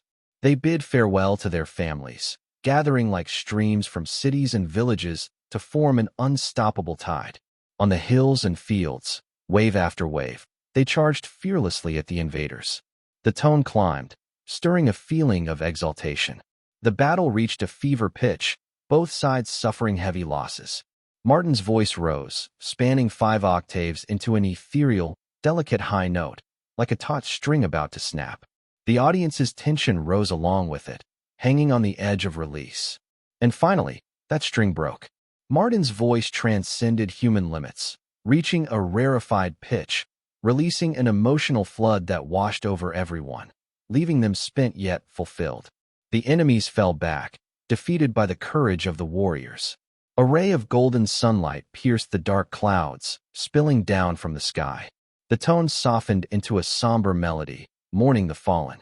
Gravestones dotted the earth, and in the distance, the voices of the elderly and women weeping could be heard. But sorrow fades, and the music turned bright and clear once more, celebrating life. Golden wheat fields swayed in the breeze, children ran joyously, and smoke rose from village hearths as families prepared for supper. The music came to an abrupt end. The hall fell into a profound silence. A few people, sensing something amiss, touched their cheeks only to find tears streaming down their faces. Diana's face was also wet with tears. Her sensitivity made her especially susceptible to music that carried such depth of emotion. Then, she began to clap, her applause filled with fervor. Nancy followed, clapping with equal intensity. She had initially thought her nephew was simply a talented young musician. But now, she realized this piece was nothing short of timeless, a future classic. One by one, applause erupted from every corner, coalescing into a thunderous wave that filled the hall. Some were so moved they whistled, cheered, and shouted, utterly abandoning all etiquette. And then, Martin spoke. Chapter 26, A Wager Fulfilled. The applause thundered through the hall. Martin spoke up. This piece was inspired by my reading of the legend of King Arthur, and I've titled it. He paused. He had intended to use the original title, Divine Symphony, but thought better of it. Why should I give credit to the gods for their own anthem when I'm bringing it to a new world? So he continued, Battle Hymn. The title fit well, as the piece was originally composed to celebrate the gods' victory over the demons under the leadership of the supreme god. Battle Hymn. What an appropriate name. I felt chills all over. I could almost feel myself on the battlefield, clashing with enemies. I never imagined music could move me to tears. Damn, this piece is incredible. There's an undeniable power within this music. There were no lyrics, yet it felt like I was hearing the voice of heaven. If this kid releases an album, I'll be the first to buy it. The crowd buzzed with admiration. Martin's gaze, however, shifted to the back of the hall, where he spotted Grant Brooke attempting to sneak out. If not for the reckless voice in his head urging him to stay, he would have fled long ago. Am I losing my mind? Brooke wondered, feeling his sanity slip. Why is this happening to me? Is it because I betrayed Diana? Lost in his thoughts, he barely registered that Martin had called his name from the stage. Mr. Grant Brooke, please fulfill your end of the wager. Brooke jolted, his sweat-drenched head snapping up as he tried to bolt from the room, desperate to escape this terrifying place. But his legs wouldn't move. Devil! Devil! You must be a devil, he shouted hysterically. The crowd stepped back, eyeing him with disdain. His erratic behavior and lack of integrity were clear to everyone. Martin repeated calmly, Mr. Grant Brooke, please honor your bet. This final call seemed to sever the last threads of Brooks' rational self. His bloated, greasy face trembled, and he sank to his knees, unable to resist. Then, woof, woof, woof, woof, woof. Grant Brooke began barking madly like a dog, scurrying on all fours toward the exit. Within moments, he vanished from sight, leaving the crowd in stunned silence. A small smile tugged at the corner of Martin's lips. Vengeance, for a demon, is best served immediately. He stepped down from the stage and approached Diana, bowing gracefully. My apologies, Lady Diana, for disrupting your charity event. No need to apologize, Martin. In fact, I should be thanking you. You helped me see someone's true nature, Diana replied with warmth, then added with a smile. And please, call me sister. Oh no, Harry muttered, eyes wide with dread. If Mom wants him to call her sister, does that mean we really have to call him Uncle Martin? Just be quiet, Harry. We made a bet, and we lost, William said, resigned. He wasn't just accepting defeat because of the wager, but also because of Martin's battle hymn. Despite his outward poise, William had a wild streak, as shown by his later passion for high-speed motorcycling. This recklessness even led the Queen to forbid him from riding motorcycles, fearing for his safety. Martin's battle hymn had struck a chord with William, its fierce, grand energy capturing his spirit. He was awed that a single voice could conjure such a powerful, almost symphonic sound. And if Martin was capable of creating music like that, even at his age, then he was undoubtedly worthy of respect. After a series of congratulations and brief conversations, Martin prepared to take his leave with Diana. As they moved toward the exit, a middle-aged man with long hair approached. He pulled out a business card and handed it to Martin. Mr. Martin, my studio would be honored to produce an album with you. If you're interested, let's find a time to discuss. Martin glanced at the card and saw the name, Max Martin. Sounds familiar. Searching his memories, he realized he had indeed heard of this man. Max Martin, born February 26, 1971, in Stockholm, Sweden, was a renowned music producer and songwriter. In 1995, he had started working with the Backstreet Boys, producing hits like Quit Playing Games, As Long as You Love Me, and Everybody. His future career would only soar higher. By 1998, he'd be producing Britney Spears' debut single, Baby One More Time, followed by Oops, I Did It Again, Stronger, and more. Between 1999 and 2001, he'd win ASCAP Songwriter of the Year 3 times. In the 2000s, he would produce major hits for artists like Kelly Clarkson, Avril Lavigne, Katy Perry, Taylor Swift, and Lady Gaga. These memories came from another Martin, a music fan back in China who had kept a mental list of producers for his favorite artists. A golden producer, the demonic Martin concluded. But in this timeline, Max was only starting out. Apart from his success with the Backstreet Boys, he was still relatively unknown. Still, he clearly has an eye for talent if he spotted me, Martin thought. Maybe this could be a worthwhile partnership. I'll give it some thought, Mr. Martin. I look forward to hearing from you, Max said, his eyes bright with ambition. This kid could be the next step in his own rise to fame. After bidding farewell to Max, Martin and Aunt Nancy prepared to leave the hall. But just as they reached the door, William and Harry came running up. William's face remained cool and stoic. He held his chin high, refusing to look directly at Martin, and muttered, We lost the bet. So from now on, you are Uncle Martin to both me and Harry. Harry echoed, Yes, Uncle Martin. Nancy looked between the 3 boys, bemused. What's going on here? Oh, it's nothing serious, Martin chuckled. It's serious to us, William replied solemnly. Yeah, it's serious, Harry echoed, practically a parrot at this point. Chapter 27, The Calm Before the Rise. In the car on the way back, Nancy couldn't hold back her curiosity. Martin, what was that with you and the 2 princes? Just a small bet, Aunt Nancy. Nothing to worry about. Martin waved it off with a casual shrug. Nancy thought to herself, I sure hope so. She was beginning to realize that her little nephew had a knack for getting into trouble that rivaled his other talents. Martin, however, was feeling quite pleased with himself. After they returned to the hotel, he quickly drifted off to sleep, blissfully unaware that his performance at Diana's charity event was already creating ripples.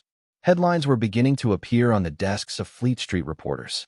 Diana's godbrother, The boy who made William and Harry call him uncle. One song, Battle Hymn, takes the night by storm. The boy who made Grant Brooke bark like a dog. The American child actor starring in The Parent Trap with a dual role. British tabloids were abuzz, and they had a new obsession, the 11-year-old Martin Myers. What? I already have paparazzi following me.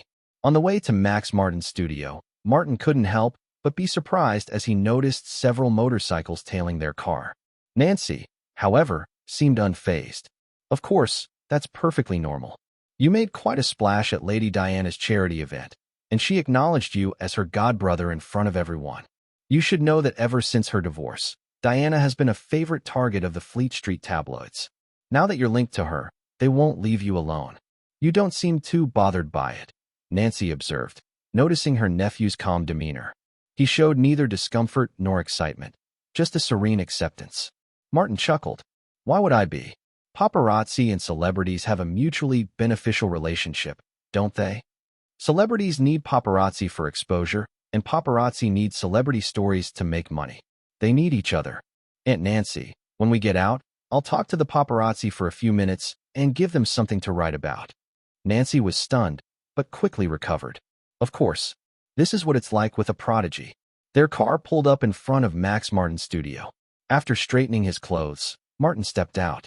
The motorcycles and cars trailing them screeched to a stop, and paparazzi leaped from their seats, racing toward him. Martin waited for a moment, letting them approach before he turned with a smile and said, "Gentlemen, no need to rush. I'll give you 5 minutes for an interview." Nancy stayed in the car, watching Martin answer the questions confidently. There was no hint of anxiety or excitement about his sudden fame, just a calm, conversational ease. This kid, she thought, is made for show business. Yes, Diana and I are like brother and sister now. She is my elder sister. Grant Brooke? Yes, we made a bet. I won. He lost, so he had to bark like a dog. Was it revenge? You could say that. He not only deliberately snubbed me, but also betrayed Diana's friendship. With such poor character, shouldn't I retaliate? Besides, I didn't do anything illegal.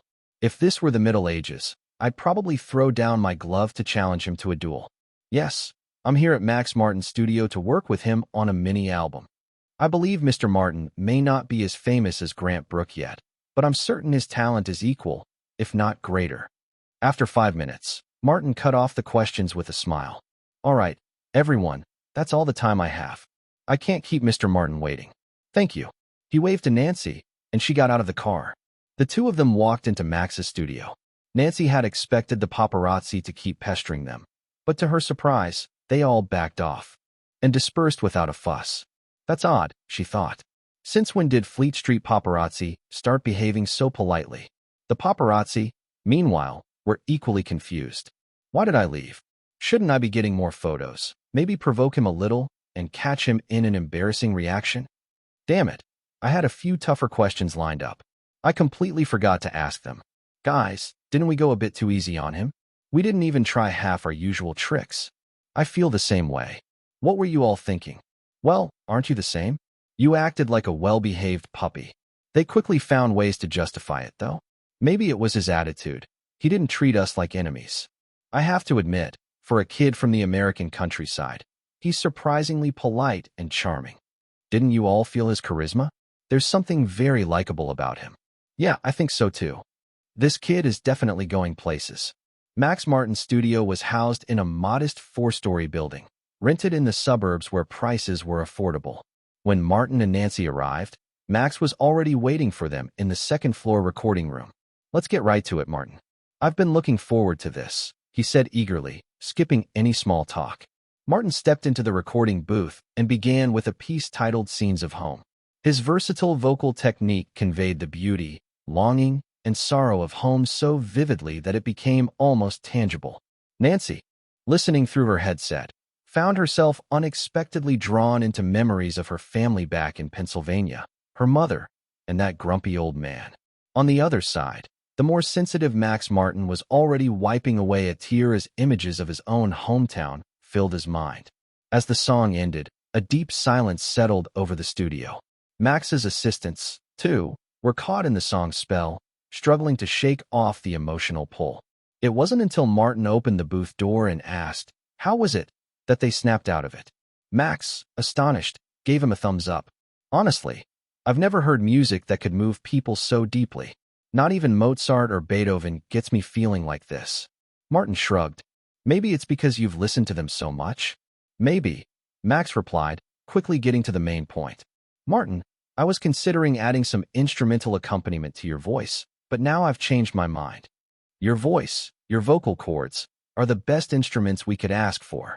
Chapter 28, The Powerhouse Team. Your voice, your vocal cords, they're the finest instrument we could ask for. Max Martin's face was filled with awe as he looked at Martin, as if he were staring at the world's rarest masterpiece. "We don't need to add any instruments. They'd only detract from the raw, pure emotion you bring out with your voice. There's a saying from China for this, something about adding legs to a snake." "Painting legs on a snake," Martin replied in Mandarin. "What?" Max looked puzzled. "It's the original Chinese saying you were referring to." "Wow, Martin, you even speak Chinese. Impressive." With genuine admiration, Max continued, "Martin, do you need a break? Or should we start recording right now? Let's go ahead and get started. I have 5 pieces, and I'd like to finish them all today." If anyone else had said that, Max would have been taken aback at the lack of respect for music. But Martin's flawless performance earlier had already earned his admiration. The 5-minute song had been flawless, needing no breaks or retakes. Could Martin maintain that level of precision throughout all 5 songs? Absolutely. Although his vocal cords hadn't fully matured and his voice wasn't yet at its peak, Martin's magic could sustain him through the recording session without risking vocal strain. The process was remarkably smooth. Max, who had worked with various artists, began to think that the Backstreet Boys barely understood music compared to Martin. Within hours, they wrapped up the recording for all 5 songs. Afterwards, Max asked, "Martin, do you have a label lined up, or would you like me to connect you? I've got some good contacts at Universal Music." Martin glanced at Aunt Nancy, who subtly shook her head, so he replied, "No rush on that. I'll discuss it with my parents first. Of course, I don't mind either way. I've only worked with Universal once, anyway." Max's collaboration with Universal had come about through his work on the Backstreet Boys' debut album, Backstreet Boys, which had become a massive hit in both North America and Europe. The single, "We've Got It Going On," had climbed to number 32 on the Billboard Hot 100 in the US and number 54 on the UK singles chart, solidifying Max's reputation as a producer and leading Universal to consider a long-term partnership. Max figured that recommending Martin to Universal would likely earn him a few favors in return. On the way back, Martin turned to Nancy, who was sitting beside him, and asked, "Aunt Nancy, why didn't you want me to go with Universal? They're a major label, aren't they?" Based on Martin's knowledge, Universal Music would eventually grow into the largest record company in the world, commanding 25% of the global music market. Even now, they were a giant in the industry. Nancy smiled. "Universal is strong, yes, but they wouldn't invest too much in a new artist like you. You're not their artist, and Max's influence only goes so far." "Oh, so you know other labels, Aunt Nancy?" Martin's eyes lit up. "Not me, but your father does. He's good friends with Tommy Mottola, the president of Columbia Records." "Is that so?" Martin grinned. In the current market, Columbia Records' distribution power was at least as strong as Universal's, perhaps even stronger. After all, they had superstars like Michael Jackson and Mariah Carey on their roster. The influence of megastars on a record label's success couldn't be overstated. Michael Jackson alone had boosted Columbia's European distribution network to surpass Universal's. When they returned to the hotel, Martin immediately called his father. On the other end of the line, Grant was shocked. "So, you went to London and not only met Lady Diana, but became her godbrother?" Yes, Dad, that's not important.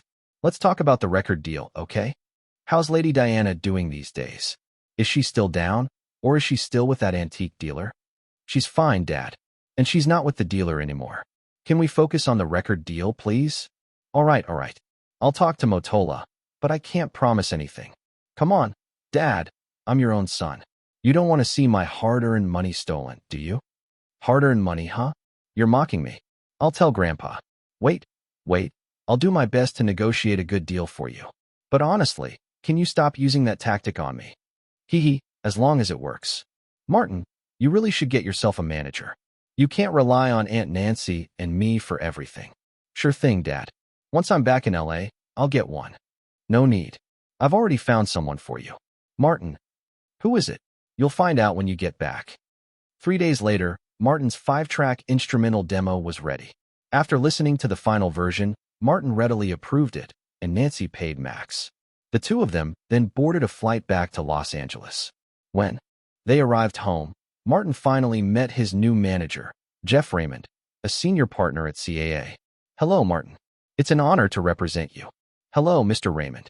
Please, call me Jeff. Since we'll be working together closely, let's keep things casual. All right, Jeff. Let's get started, then. Get started? Now. Yes. Martin smiled and pulled a stack of papers from his bag. Jeff, here's a new script I wrote. Maybe you can find a studio interested in producing it, with me as the lead, of course. Jeff took the papers, clearly intrigued. May I take a look? Of course. Jeff started reading, noting the title, The Sixth Sense.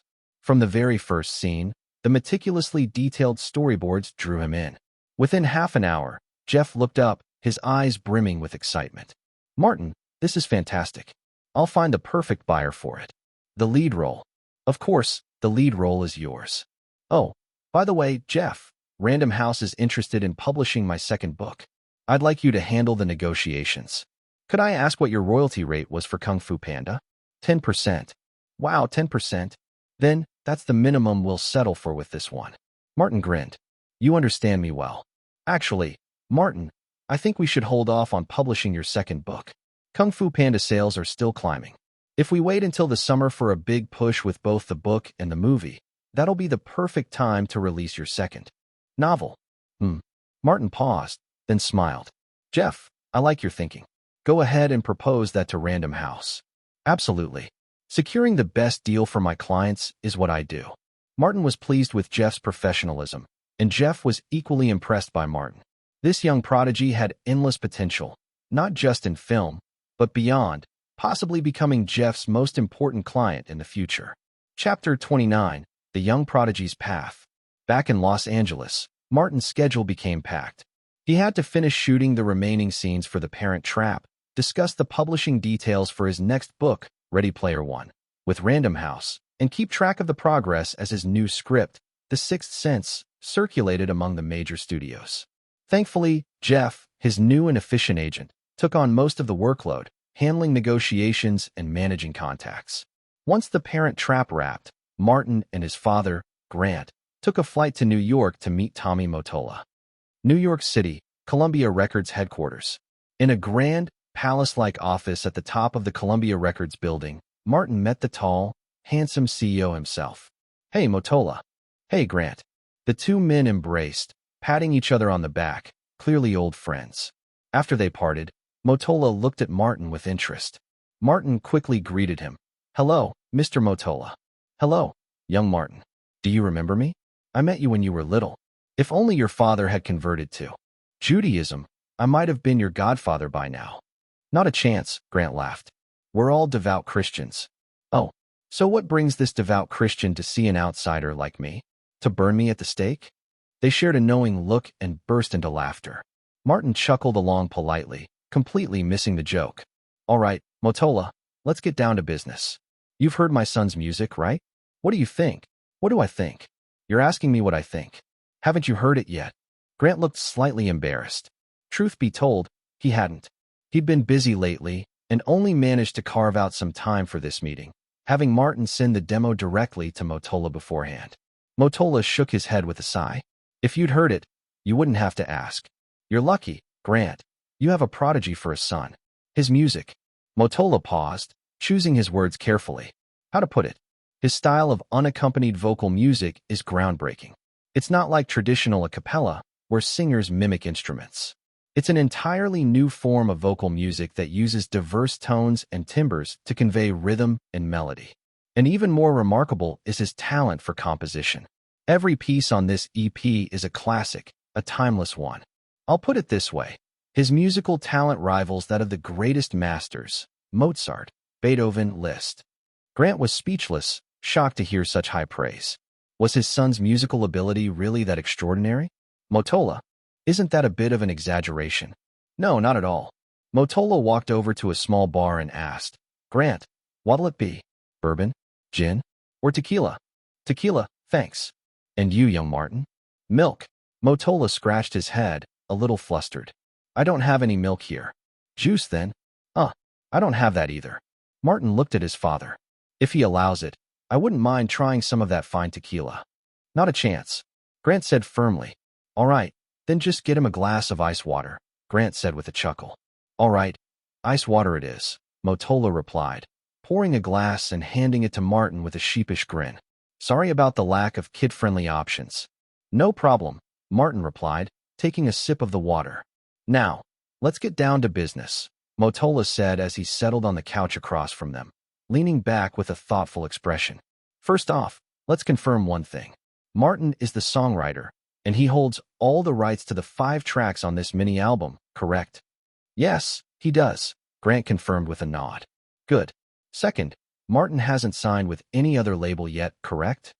No, he hasn't. Excellent. Columbia would be interested in signing Martin to a recording contract. However, we'd also like to acquire a 50% share in the rights to all his original compositions. That's not happening. Grant immediately objected. The room quickly heated up as the two old friends began an intense negotiation, all signs of their previous camaraderie vanishing. Martin watched the exchange with keen interest. In the end, Motola compromised. The deal was for Martin to sign a 3-year contract with Columbia Records. During this period, Columbia would hold a 20% share of the rights to all his original works, while also assisting in the production and distribution of his music. Since Martin had already completed this album's recording, Columbia's responsibility would primarily be in distribution and promotion. Once the details were finalized, Motola's assistant prepared the contract, which both sides signed. As soon as the business was concluded, Motola and Grant reverted to their warm, friendly selves, chatting away as if they'd never argued. Martin blinked in amusement at the seamless shift. Business friendships sure are something. With the record deal settled, Martin returned to Los Angeles, and his life resumed its bustling pace. However, this time, he was busy with more ordinary concerns, like handling his curious classmates' endless questions about the movie industry and fending off Dorothy and Lindsay's constant attention. Martin, try this chocolate I brought you. Chocolate's overrated. Martin, look, my mom made these cookies, and they're way better. Martin, can you help me with this problem? I'm stuck. Dorothy, you're not even in our class. Why do you keep hanging around? Lindsay, you want to fight? Martin, she's threatening me. This barbaric girl. Martin sighed. Enough, both of you. Give me a minute's peace. The room fell silent. Nearby, young Mark Zuckerberg watched enviously, thinking, if only I had 2 girls fighting over me. I wouldn't even care if they were pretty. At home, Martin received a call from Jessica. The young actress was about to start filming for a small, relatively unknown production, where she'd be playing a minor role with barely any lines. Martin, I'd originally landed a speaking part, but then some connected kid swooped in and took it. Word is that little tramp cozied up to the casting director, doing God knows what. Ugh, what a shameless jerk. Since Martin's return to LA, Jessica had taken to calling him frequently. Now that they'd gotten closer, she no longer bothered with any pretense of sweetness and instead spoke candidly. Martin didn't mind. After all, a truly well-behaved girl wouldn't have lasted long in Hollywood. Most likely, she'd either be chewed up by the industry or rejected for being unadaptable. Chapter 30. Beachside Fun and Lessons in Ambition. As Martin listened to Jessica vent her frustrations over the phone, he offered a few words of comfort. Jessica, you and I both know that in this industry, there's always some level of exchange involved. But some exchanges are balanced, and some aren't. That depends on how strong you are. Take Tom Hanks, for example. All he has to do is act, and he'll get the role. Now, look at Julia Roberts. Before she became famous, she supposedly slept her way through an entire film crew just to land a part. Wow, is that true? Jessica asked, intrigued. Well, whether it's true or not isn't the point. The point is about choice and foresight. Julia Roberts took a chance with Pretty Woman, and it paid off massively. Only she can decide if it was worth it. But as for the girl who took your role, I'd say her choice was a mistake. First, it's not a standout role. Second, it's just a low-budget indie film, unlikely to see any real success unless it wins awards. And I assume she's around your age? She's a year older, Jessica replied. But she's still a minor. Hollywood may be messy, but there are some lines best not crossed. Every choice leaves a trace, and things done now could easily become ticking time bombs later. Jessica fell silent for a moment, then said, Martin, if I ever do make a compromise for a role I really want, would you look down on me? Martin paused before answering. I wouldn't judge you, but we probably wouldn't be more than just friends. Jessica's voice turned determined. If that day ever comes, I'll ask for your opinion first. As long as you say no, I'll say no too. Martin smiled. Relax. As long as I'm around, no one can force you to do anything you don't want to. He was confident in himself. Maybe he didn't have the influence to protect her now, but in 5 years, 10 at most, he was sure he would. Hearing Jessica's cheerful thanks on the other end, Martin's grin brightened. As a demon, how could I let such beauty go to waste? I'd much rather have it for myself. After hanging up, Martin returned to his study to continue writing Harry Potter. Life settled into its familiar rhythm again. School, classes, weekend outings with friends. And wherever he went, if Lindsay joined, Dorothy would inevitably follow, and vice versa. As June approached, Martin's name started appearing more and more in the media. Kung Fu Panda author's identity revealed, and he's only 11. Martin Myers, the young prodigy. His children's story Kung Fu Panda has sold 120,000 copies so far. The untold story of Martin Myers and Kung Fu Panda. With media attention increasing, Kung Fu Panda sales surged. The remaining 80,000 copies from the initial print run were sold out even before June. Fortunately, Random House had anticipated this and released an additional 500,000 copies. Then came June. Promotions for The Parent Trap kicked off. Martin Myers, not only a talented writer, but also a gifted screenwriter and actor. Watch him in the upcoming family film The Parent Trap, releasing on July 12th. Disney's latest family movie The Parent Trap is coming to theaters this summer, featuring the exceptional talent of young author Martin Myers. Martin Myers, outstanding student, author, screenwriter, actor, proving that a true prodigy can do it all. As The Parent Trap's publicity ramped up, Kung Fu Panda saw another boost in sales. Not only were children buying the book, but young adults without kids were also picking it up out of curiosity. At the same time, the anticipation for The Parent Trap continued to build. Everyone was curious. What kind of big-screen story could an 11-year-old write? And what kind of performance could he deliver? Reporters hunted for Martin, and TV talk show invitations flooded in. Jeff was run off his feet handling all the inquiries. Amidst the flurry of media buzz, as the world's attention focused on him, Martin decided to invite a few friends to his family's private beach for a break. Martin and Mark lay side by side on beach chairs under an umbrella, both wearing sunglasses and sipping chilled drinks. Dorothy, Jessica, and Lindsay were splashing and laughing in the shallow waves nearby. Watching the three girls playfully flinging water at each other, Martin leaned over to Mark with a smirk and said, "Sunshine, sand, and sea." In a scene like this, with three girls having fun in the water, do you know what boys like us should be doing? Mark, a bit confused, glanced at his soda, and then a realization struck. Of course, sitting back, enjoying our drinks, and admiring the view. Idiot, we should join them, obviously. With that, Martin sprang up from his chair, tossing aside his drink and sunglasses, and shouted, "I'm coming in," as he charged toward the girls. Water exploded in all directions as he splashed his way into their midst. "Ah!" the girls screamed. In surprise. "Come on, girls, let's fight back." Jessica laughed, scooping up a handful of water to fling at him. Dorothy and Lindsay joined in, turning their splash attack on Martin. 1 against 3, and Martin showed no fear. At first, he splashed water at them rapidly, then suddenly dove underwater, swimming stealthily until he found his target.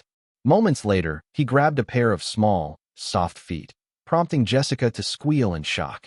He hoisted her up by her waist and, with a playful toss, sent her flying into the air. She splashed back into the water with a delighted scream and laugh. "Me next! Me next!" shouted Dorothy. "Me too," Lindsay added, clinging onto Martin. One by one, he tossed each of them into the air, their laughter ringing out across the beach. From his chair, Mark watched in awe, mouth agape. His first thought was, wow, Martin is strong. His second, more wistful thought was, I wish I could do that. The girls grew bolder with each toss, coming at Martin in waves, trying to tackle him. But he was quick and agile, darting through the water like a fish, evading their grasps effortlessly. Occasionally, he'd sneak a playful pinch to their cheeks or a tap to their backsides, leaving them blushing but unwilling to retreat. Come on, girls, we're going to catch him and take him down today, Jessica declared. Oh yeah, we'll get him this time. Lindsay cheered. Here I come, Dorothy shouted. Martin laughed. Take me down? You three? Dream on. Prepare to be conquered. He was loving every moment of it. Being human is amazing. Chapter 31, the movie premiere. A trip to the beach had washed away every ounce of exhaustion that Martin had accumulated in his body. Upon returning to school, John approached him with a sulky expression. Boss, you guys went out to have fun and didn't even invite me. Martin sheepishly scratched his nose. He had indeed forgotten about this guy. Next time, I'll definitely call you next time. Promise. Promise. John immediately brightened up.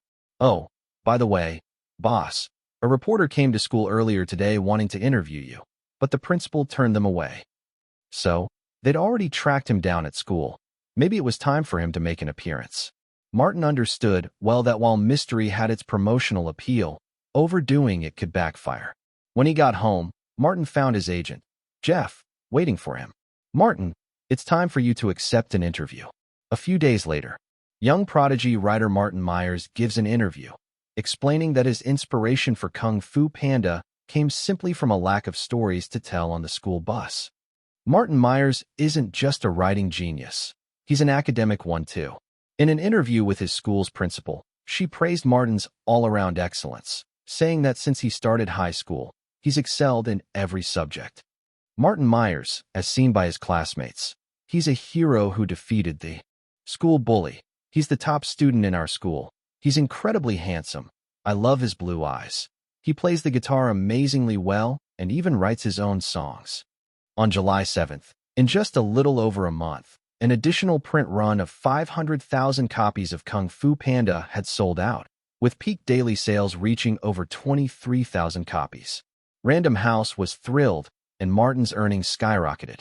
Meanwhile, Kung Fu Panda had also secured a spot on the U.S. bestseller list for 1997, coming in at 17th. But everyone knew that this ranking was only temporary. July 12th. After a month of relentless advertising, The Parent Trap was finally about to hit theaters. Hollywood Boulevard, 6925 Los Angeles. The premiere was held at the iconic TCL Chinese Theater. Disney had high hopes for the film and invited a crowd of stars and famous critics. Elizabeth Olsen followed her two older sisters into the theater. Ashley, do you think I'll actually get to meet Martin today? Can I ask him to sign my book? Do you think he'll agree? Elizabeth, just be quiet. You're asking too many questions.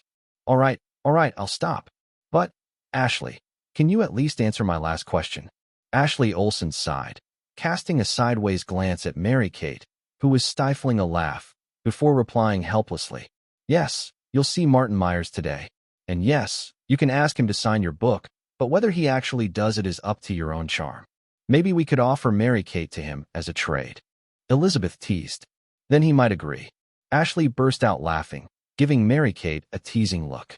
You know, that might just work. Hey, you two are being ridiculous. They found their seats in the theater, eagerly awaiting the start of the film. The lights dimmed. The opening scene unfolded with a wedding on a cruise ship, complete with candlelight, a ball, and fireworks, creating an atmosphere full of romance. If this scene had come out a decade later, audiences might have found it long-winded or even cheesy. But in the 1990s, such a setting was still enchanting. After all, James Cameron's cinematic epic Titanic had yet to be released, and audiences hadn't grown accustomed to scenes of such grandeur. The crowd watched with rapt attention, but the critics invited by Disney were already unimpressed. Kevin Thomas, a critic from the Los Angeles Times, quickly jotted down in his notebook, the film's opening reeks of commercialism, with a clicked, lavish wedding of a wealthy young couple. Just then, the scene shifted, transitioning from the wedding to a series of vintage photos, moving forward in time by 11 years and 9 months. The next scene showed a group of kids arriving at a summer camp in Maine, with boys and girls alike calling out to familiar and unfamiliar faces, their greetings filling the air with warmth and energy. Amidst the lively scene, Martin's character, Mike, made his entrance. "Finally, I found my bag." He smiled as he prepared to pull his luggage from a tangled pile of bags. But just then, a few more bags were tossed down by the bus staff, landing on top of his. Mike's smile froze. With a forced smile that was both awkward and polite, he muttered to himself, all right, I can handle this." Pep-talking himself, he grabbed hold of his bag strap and tugged with all his strength. At first, he confidently muttered, "I can do this, I can definitely do this." But soon his resolve wavered, turning into, "No, I can't. I really can't." This bit had the audience in stitches. Elizabeth giggled, "Haha, Mike is hilarious." With the help of 2 friendly campers, Mike finally retrieved his yellow suitcase. Next came his introduction to his new friends. Kevin Thomas scribbled in his notebook, "Martin's performance is decent, within the child actor standard, especially in the self-introduction scene at minute 5:43. He fully conveys his character's cheerful, humorous personality." On screen, Mike and his friends walked, laughing and chatting, into their summer camp cabin. Meanwhile, a stretch Cadillac pulled up. The car door opened. A butler, dressed to perfection, stepped out first. Then the camera panned down, showing a pair of gleaming leather shoes touching the ground. The camera slowly tilted upward, revealing a young boy with impeccable manners. "Wow!" A collective gasp echoed in the theater. This shot, directed by Nancy, was expertly crafted, brimming with anticipation. When Martin appeared fully in frame, dressed in a lightweight casual suit with his face illuminated by the sun, the effect was mesmerizing. A few young girls in the audience gasped, including young Elizabeth. "Wow, Beck is so handsome." Although Mike isn't bad either. Mary-Kate nudged her. "You do realize they're played by the same person, right?" "I know that. It's Martin. He's the most handsome of all." Elizabeth's eyes sparkled with admiration. Kevin Thomas scribbled down, "This scene blew me away." Besides Nancy's brilliant direction, Martin's performance was exceptional. He completely captured the contrast between the 2 characters. Chapter 32, Astonishment and the Hook. The movie continued. The playful pranks between the 2 boys, Mike and Beck, drew waves of laughter from the audience, children and adults alike. Then, the plot reached its first climax. Mike and Beck, in a high-stakes game of poker, wagered their allowances, toys, and comic books. This scene was carefully edited from separate shots of Martin playing both roles, capturing Mike's playful spirit and Beck's pride so vividly that, aside from the same face, it was hard to tell they were the same person. Kevin Thomas, a critic, was stunned. After a long pause, he erased the note he had previously written, "Martin's performance is decent, within the child actor standard," and replaced it with a new line. In this film, Martin displays an Oscar-worthy level of acting. The card game showdown between Mike and Beck was a masterclass in tension, conveyed without dialogue, only through facial expressions and intense glances, as the camera switched back and forth in close-ups of the 2 boys. The adults managed to keep their composure, but the kids in the theater were practically holding their breath. "The loser has to jump in the lake," Mike said. "Fine by me," Beck replied coolly. In the end, the craftier Mike won the game. True to his word, Beck walked to the lake, removed his shirt, and leapt in, swimming with effortless grace. Wow! This time, it was the adults who gasped. Beck's swimming was breathtakingly elegant. It was unlike the deliberate poses of synchronized swimming. It had a harmony with nature that felt innate, as if he belonged in the water. Even Kevin Thomas found himself captivated by the serene beauty, momentarily forgetting to take notes. The film progressed, building toward a second peak. A fencing match. When Beck soared into the air, launching off a stack of hay bales, the audience gasped again, both kids and adults. "Like an eagle," was Kevin Thomas's first thought. This isn't CGI," was his second. When Beck disarmed Mike with a graceful flick of his wrist, flourishing his sword with an elegant twirl, Kevin's third thought was, "Martin must have learned fencing." His fourth was, "This scene will surely become a cinematic classic." As the story unfolded, the two boys finally discovered they were actually brothers, and so a plan was hatched. They decided to switch places. Mike headed to London, and Beck went to the farm. In their new surroundings, both boys caused plenty of humorous chaos as they tried to adjust, charming the audience while keeping everyone on edge, wondering if they would be discovered. Meanwhile, they pulled every trick in the book to reunite their parents. To be honest, the story struck a deep chord with American audiences. Both kids and adults were completely engrossed, eyes fixed on the screen, captivated by the unfolding drama.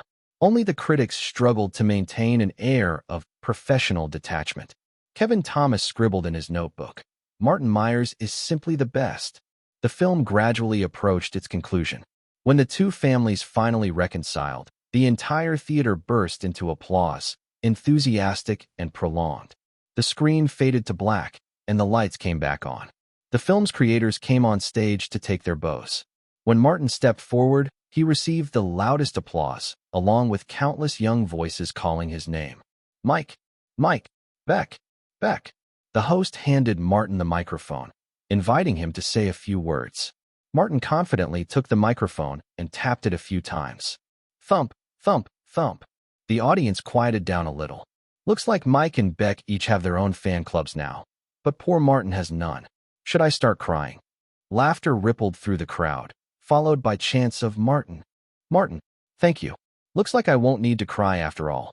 More laughter. Seems I don't need to introduce myself either. The crowd laughed again. Both Mike and Beck hold a special place in my heart. I really love them, and I hope you all do too. Martin handed the microphone back to the host. Then Nancy Myers, Dennis Quaid, Natasha Richardson, and the rest of the creative team each took a turn to speak. Then came the Q&A session. The first question went to Martin. Martin, we all know you're a talented writer and a top student. What made you choose to go into film? Of course, it was for the thrill of it. Martin thought to himself, but out loud, he replied, I suppose it's for the love of it.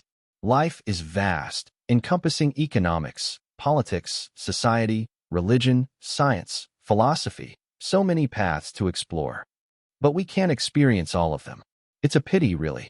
But movies can reflect all of these. They're like a mirror, showing us the world, yet not merely a mirror, but a creation with a form and essence all its own. With a blend of sound, rhythm, visuals, and storytelling, movies create their own little universe. This universe may be incomplete, it may just be a snapshot, but for the time we're immersed in it, we experience something condensed and marvelous. Each character in a film is like living another life. And those experiences fuel my inspiration, which I can channel back into writing, music, and other forms of creation. Martin's answer left a strong impression on many, and he dropped a subtle hook, hoping someone would bite. If no one did, Columbia Records had already planted a decoy. 2 journalists from the New York Times. But sure enough, a reporter from the Los Angeles Times took the bait, asking, Martin, you just mentioned music. Does that mean you're also involved in music creation alongside writing and acting? Martin smiled. Yes, actually. I recently released a mini album called Martin 1. It's instrumental, so feel free to check it out. I promise it won't disappoint. In fact, Martin 1 had been released a bit hastily. Usually, singles are released first to gauge market reactions, then the full album follows. But Columbia Records, capitalizing on Martin's success with Kung Fu Panda and the film's release, felt that the current buzz was strong enough to skip the single release. Columbia's marketing team believed that as long as the film performed decently, the cross-promotion with the book and movie would drive strong sales. Releasing the album now would likely draw in plenty of fans, readers, and moviegoers alike. And they were confident in the album's quality. Once people listened to it, good word of mouth would spread, further boosting its sales. Chapter 33, A Promise with Elizabeth. Upon hearing that Martin had released an album, many in the audience looked intrigued. Elizabeth whispered excitedly, Sisters, Martin released an album. We should buy a copy, no 10 copies. After the reporter's questions, it was the audience's turn to ask. Elizabeth eagerly raised her hand, urging her sisters to do the same. No matter who got chosen, she was determined to be the one to ask the question. The theater was filled with a forest of raised hands, mostly kids hoping to talk to Martin. Elizabeth and her sister's hands were completely lost in the crowd. There are so many people. Martin won't see us, Mary said, habitually dousing her little sister's enthusiasm. Umph, I don't believe it. Martin will see me, Elizabeth insisted. And she was right. As a being with an innate gift for spotting beauty, Martin's eyes landed on her immediately. Elizabeth, only 8, but already showing remarkable beauty. As for her sisters, well, they were pretty enough. You there, the little beauty. You can ask the first question, Martin said, pointing directly at Elizabeth. Elizabeth practically leaped from her seat, casting her sisters a triumphant look. Once she was handed the microphone, she wasted no time. Martin, my name is Elizabeth. Could I please get your autograph? Wow, a little fan of mine. Of course. Did you bring your book? I did. Come on up then. Under the envious gaze of the other children, Elizabeth, flanked by her sisters, made her way to the stage. Seeing Martin up close, she realized he was even more handsome than on the big screen. When his mesmerizing lake blue eyes looked at her, Elizabeth's heart skipped a beat. Her little toes inside her pink sandals curled with nervous excitement. How can he be this handsome? Elizabeth thought, her cheeks flushing. It wasn't just Elizabeth. Even her sisters were momentarily entranced. This was the magic of Martin's inherent charm, a skill only growing stronger with the increasing fame and attention from his best-selling book and the movie's release. Every day, he could feel his power growing, feeding on the admiration around him. Elizabeth stared, completely dazed. Martin wasn't in a rush. He simply smiled and looked at her, patiently waiting. The reporters snapped away, already thinking up headlines like, "Young genius Martin charms Olsen's little sister into a fangirl." Finally, Mary, embarrassed by her sister's daze, nudged her gently. Elizabeth snapped back, her cheeks even redder. What? What was I doing? She stammered, flustered. Seeing the reporters had captured enough, Martin took a step forward, his gentle smile reassuring her.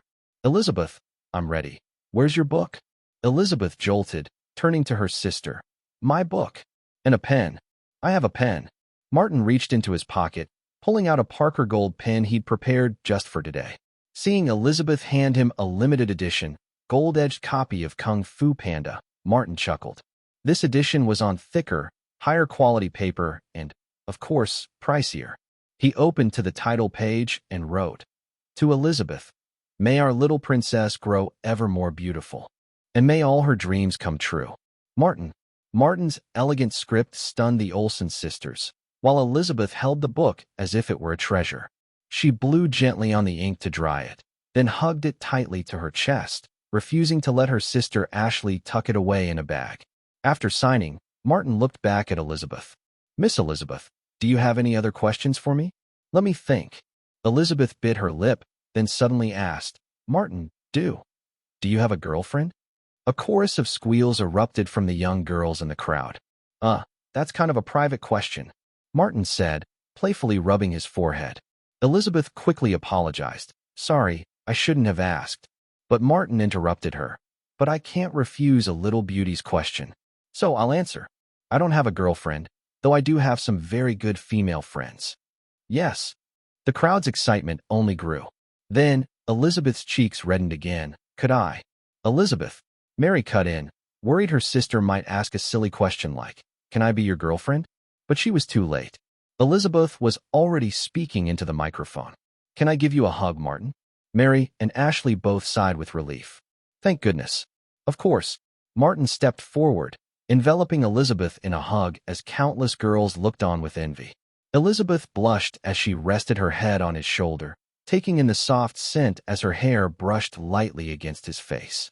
Then in a barely audible whisper, she asked, Martin, just between us, can I be your girlfriend? Though her voice was quiet, Mary and Ashley, standing so close, couldn't help but hear.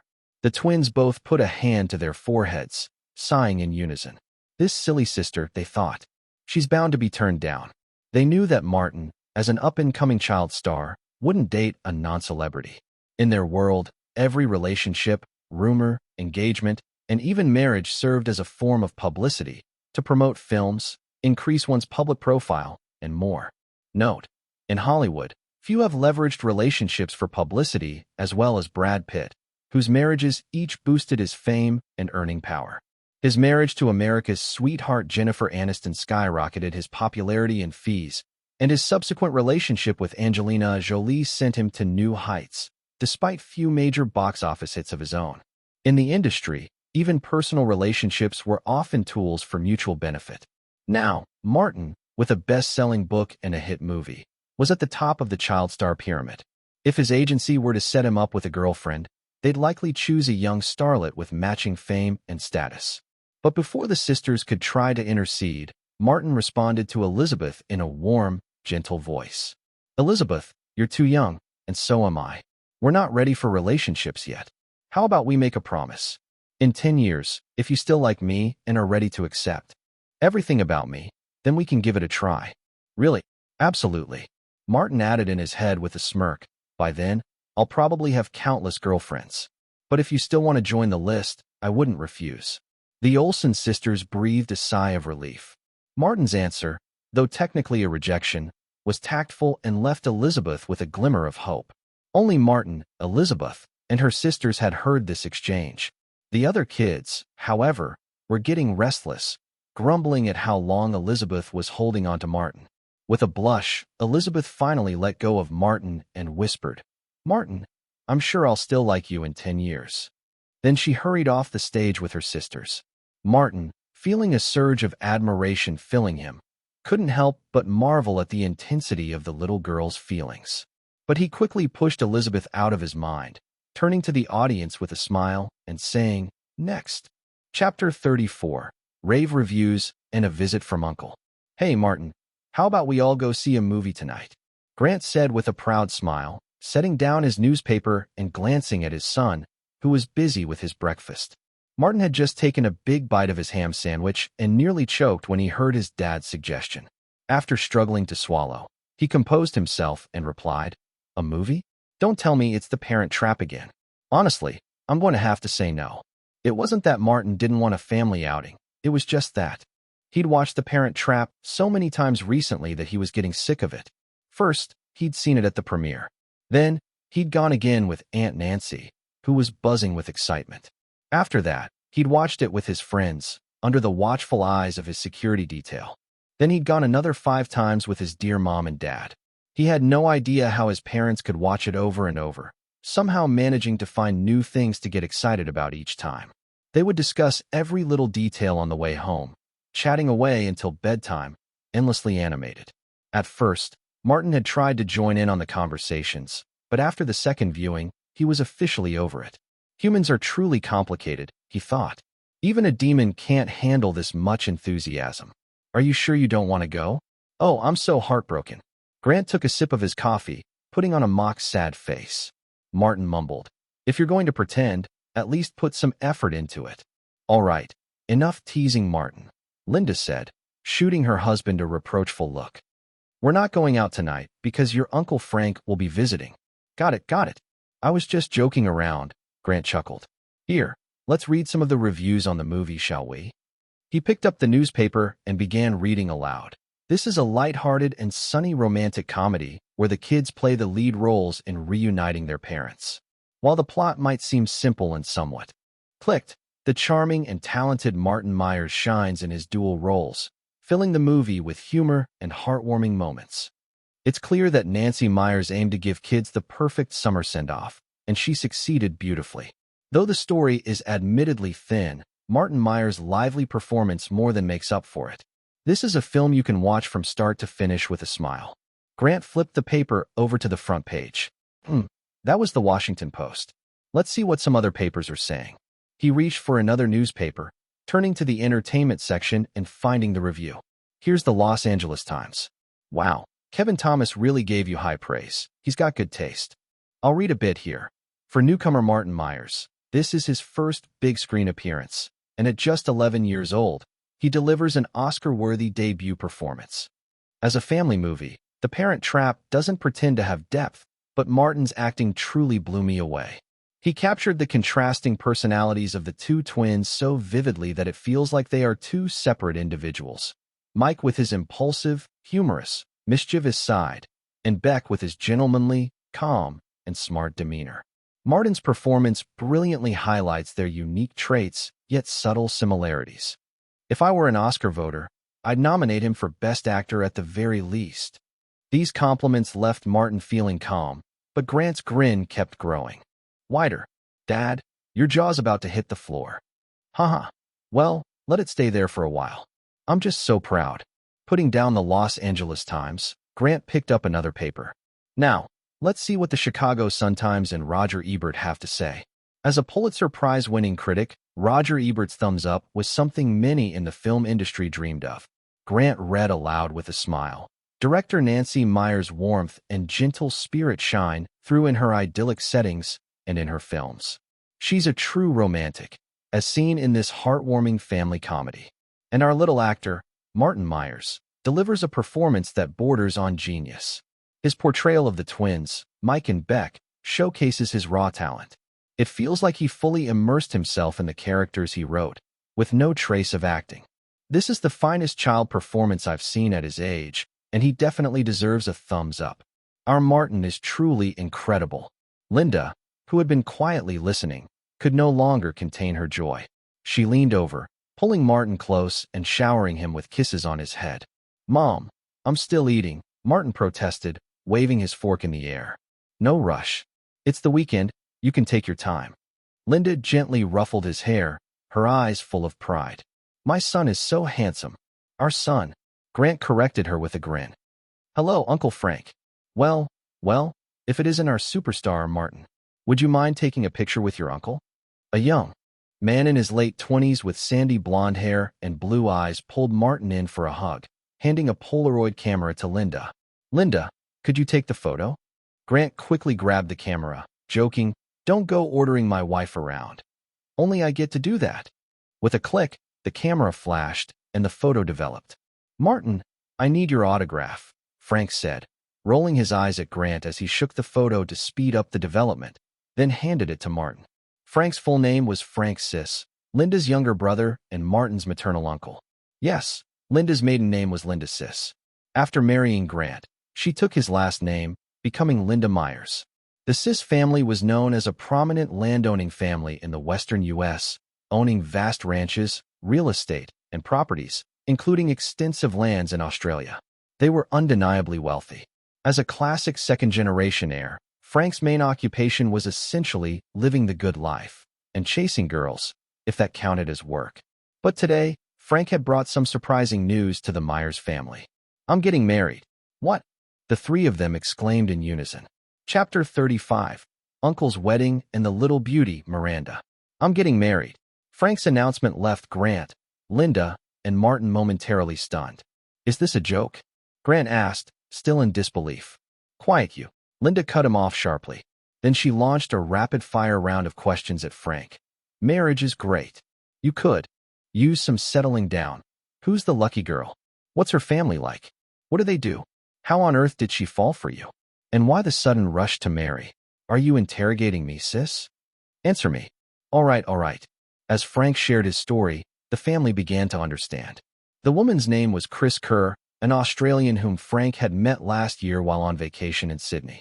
Frank had fallen for her at first sight, and after persistently pursuing her for over 10 days, Chris finally agreed to give dating him a try.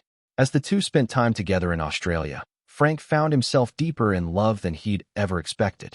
For half a year, he remained loyal to Chris, quite a contrast to his usual pattern of switching girlfriends every month, before finally returning to America. Originally, he had planned to put the relationship behind him and return to his old life, thinking the 6 months with Chris would suffice. Chris herself hadn't insisted on continuing things. They had parted ways amicably. But back in America, Frank found himself constantly missing Chris. No new relationship felt the same, and even in moments of intimacy with others, he couldn't stop picturing her. Realizing how much he truly cared for her, he decided to follow his heart. He flew back to Australia and rekindled their relationship, this time determined not to let her go. He proposed marriage. After getting his parents' blessing, he brought Chris to Los Angeles to meet his sister, Linda. "So, you've already brought Chris here? Where is she?" Linda asked, glancing expectantly behind him. "She's at the hotel," Frank replied with a sheepish grin. "I thought I'd come and let you know first." I'll bring her over tomorrow for you to meet. Orlando, looks like we'll need a more elaborate dinner tomorrow, Linda said, instructing the housekeeper. Understood, ma'am. Wait a minute, Frank interjected with a playful smirk. Doesn't my arrival alone merit a grand dinner? Umph. You'll eat whatever we're eating, Linda retorted, clearly a bit miffed. She felt as if Frank had been cautious, as if afraid she might not approve of Chris. Does he really think I'd be so unreasonable? She wondered, but then softened, realizing that Frank's unusual behavior suggested he genuinely cared for Chris. A twinge of sadness filled Linda's heart as she thought about her little brother getting married. Grant wrapped an arm around her shoulder, offering comfort. Sensing the tension, Frank wisely pulled Martin aside to chat. Martin, I heard your movie has already grossed over $52 million in the US alone, and it hasn't even been a month yet. If it hits $100 million, that'll be a huge deal. In the 90s, breaking the $100 million mark in North America was no small feat. Oh, and I heard you released an album, too. How's it selling? Sales are going great. That's amazing. My nephew's a genius. Hey, could you give me a signed copy? I want to keep it as a memento. I've been too busy with wedding stuff to buy one myself, but I promise I'll buy 100 copies once things settle down. Oh, and that book of yours, Kung Fu Panda. Did you know Chris has a younger sister who's a big fan? She'd love a signed copy if you wouldn't mind. What? I didn't mention her before. Guess I forgot. I'll let your mom know once she calms down. Chris's sister came along for the trip to America. She's only 14, but already very beautiful. Her name's Miranda Kerr. She started modeling at 11, just like you started young. She even won the title of cover girl in Dolly magazine's Australian National Model Search this year. So what do you say? Want me to set you two up? She's a real beauty. Martin stroked his chin thoughtfully. Miranda Kerr? Is it really that Miranda Kerr? A model? It must be. Suddenly, Martin felt a surge of anticipation for the gathering the next day. At the Ritz-Carlton Hotel, in a luxurious suite, Miranda Kerr, with her lovely face and a surprisingly mature figure for her 14 years, was excitedly exploring each room. Wow, this bathroom is amazing. Is that faucet solid gold? Oh my gosh, look at this balcony. The view is stunning. Sis, come here. They even have Lankme Cosmetics. Can we take some when we leave? Chris, feeling a bit tense, ignored her sister's giddy chatter. She was more focused on her upcoming meeting with Frank's family. She had gathered from Frank's words that he held his sister in high regard. If Linda didn't approve, Chris shook her head, pushing the thought aside. To be honest, she had never realized just how wealthy Frank's family was until she arrived in America. Thankfully, his parents weren't overly fixated on social status. She could only hope his sister felt the same way. Don't worry, sis, Miranda said, hugging her from behind. Frank's got this. He said his sister is a kind person, so how could she possibly be against true love? Miranda's face bore a strong resemblance to her sister's. Round cheeks, big eyes, a petite nose, and a matching pair of dimples. However, Chris's face was slightly longer, giving her a more sensual, mature look compared to Miranda's youthful charm. With a touch of Filipino heritage, the sisters didn't have the typical Australian fair skin and blonde hair. Instead, they had warm brown hair and a natural, sun-kissed complexion that exuded health and vitality. Both sisters had full, shapely figures, with well-proportioned curves and long legs, giving them an athletic yet graceful appearance. Encouraged by her sister's support, Chris relaxed a bit. Suddenly, she remembered something and laughed. Oh, Frank mentioned that his nephew is the author of your favorite book, Kung Fu Panda, and he's supposed to be quite a looker. TCH, I only like his work. I don't care what he looks like, Miranda said, puffing out her chest proudly. Chapter 37. Controversy, Criticism, and Support. As soon as Martin's album was released, it sparked a storm of controversy.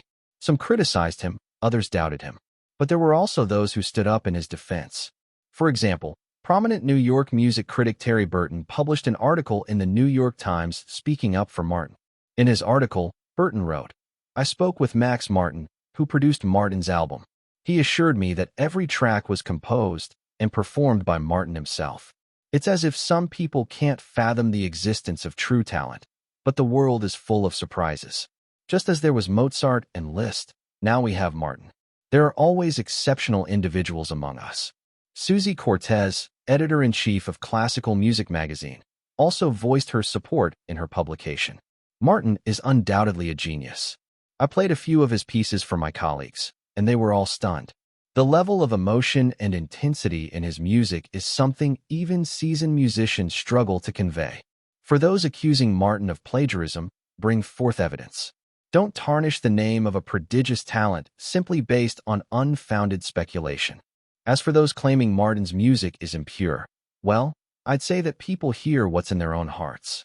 I had our magazine staff conduct a survey, interviewing 100 listeners, men, women, elders, and children alike. Some people indeed heard a sense of desire in the music, but others found it full of beauty and warmth. Clearly, it all depends on what one brings to the experience. Susie Cortez was highly respected in the music world, and her statements quickly tempered some of the criticism. Ironically, many listeners who privately sensed desire in Martin's music avoided admitting it publicly, fearing they'd be seen as perverse. And perhaps the most notorious example was none other than Diana herself. In fact, she went so far as to hold a small press conference in London in Martin's defense. At the press conference, she said, "Martin is the most talented young artist I've ever met. His music is absolutely original. I was the one who discovered his talent. Back when Martin was filming in London, I happened to be living just above him." After Diana recounted her story of how she met Martin, the reporters were taken aback by the unexpectedly charming tale. One journalist then asked, "Princess Diana, when you listened to the second and fifth tracks on Martin's album, did you experience desire?" "Of course not," Diana replied firmly. She quietly reassured herself that this wasn't a lie. It was simply for the greater good, to protect Martin's reputation. She couldn't let the world think his music was filled with anything improper. "When I listened to those pieces, I thought of moments spent with my children." Meanwhile, back in front of the TV, William and Harry, who were watching the BBC's live broadcast of the press conference, both felt a surge of emotion. "William, I miss Mom." "Yeah, me too." All the uproar outside didn't faze Martin. That evening, Frank's car pulled into the driveway of the Myers family villa. The car doors opened, and Frank stepped out with Chris and Miranda by his side. The Myers family, Grant, Linda, and Martin, were already waiting by the front door to greet them. In the kitchen, the housekeeper, Mrs. Arlanda, was preparing dinner. As Frank led Chris and Miranda toward the family, Chris noticed her sister seemed a bit tense. Smiling, she slipped her hand into Miranda's, giving it a gentle squeeze. "What's this? Nervous because you're about to meet your favorite author?" she teased. "Uff, I don't have a favorite author. Why would I be nervous?" Miranda said, feigning indifference. "Oh, really? Then what's that limited edition Kung Fu Panda book doing in your little bag? And I saw you pack that signed CD at the bottom of your suitcase with such care. I just like his work, not him as a person." Just as she spoke, Miranda caught sight of Martin standing beside his parents. He had striking blue eyes, a chiseled nose, and lips as delicate as flower petals. His features were exquisitely handsome. His light brown hair fell in loose waves around his face, lending him an air of effortless charm. As the breeze stirred his hair, it added a carefree touch to his presence. Is that really Martin Myers? He's even more handsome than in the posters and photos. Miranda felt her heart speed up, her mouth dry, and her cheeks warm. "Miranda, are you all right?" Chris asked, noticing her sister's unusual behavior. Miranda quickly composed herself, smoothing her hair and replying, "I'm fine."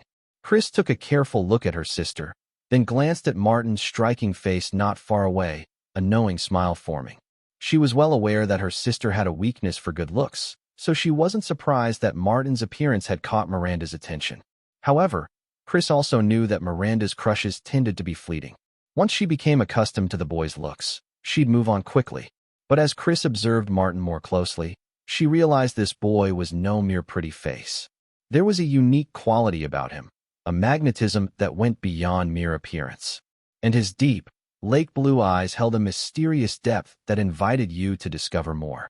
Of course, Chris thought, he's the genius Martin Myers. He'd never be just a pretty face. With a quiet chuckle, Chris glanced at Miranda.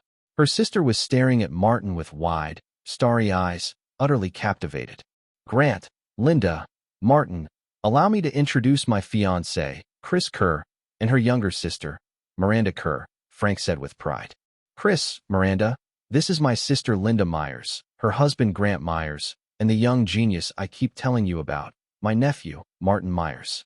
Oh, and Miranda, didn't you bring that book for Martin to sign? Go ahead, take it out. Miranda? Miranda? Miranda? Oh, what? Sorry, I was just a little distracted, Miranda stammered, her cheeks flushing a deep red. Chapter 38. Miranda, why is Martin so handsome? Back in the moment, Miranda wished she could find a hole to hide in. What on earth was that just now? Was I enchanted? In a way, she was, enchanted by a true succubus charm. At that moment, Martin approached her, extending his hand with a polite smile. Hi, Miranda. How about I show you around the house? His invitation eased her embarrassment. She saw his outstretched hand and, realizing he wanted to shake hands, instinctively placed her hand in his. Sure, Martin, she replied, smiling. And to everyone's surprise, Martin didn't just shake her hand. He gently took it in his and led her into the villa. Frank raised his eyebrows.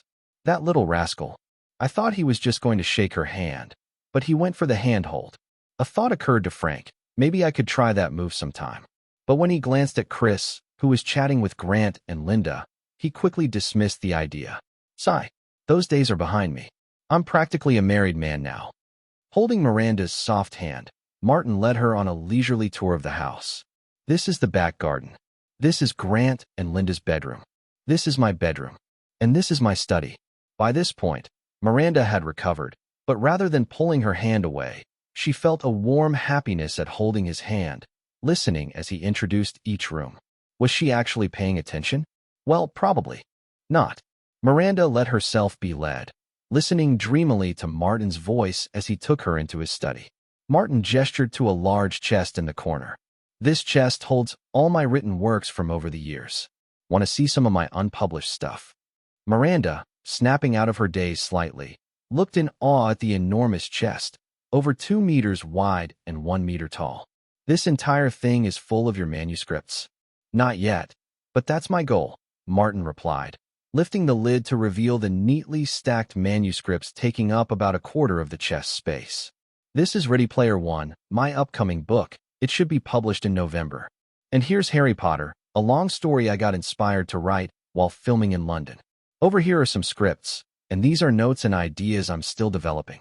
Miranda's face gradually filled with admiration as Martin spoke. Martin, you're amazing. Of course I am, he said with a laugh, handing her the manuscript for Ready Player One. Want a sneak peek of my new book? Can I really? Miranda asked, thrilled. Of course. Time passed unnoticed as they pored over the manuscript together.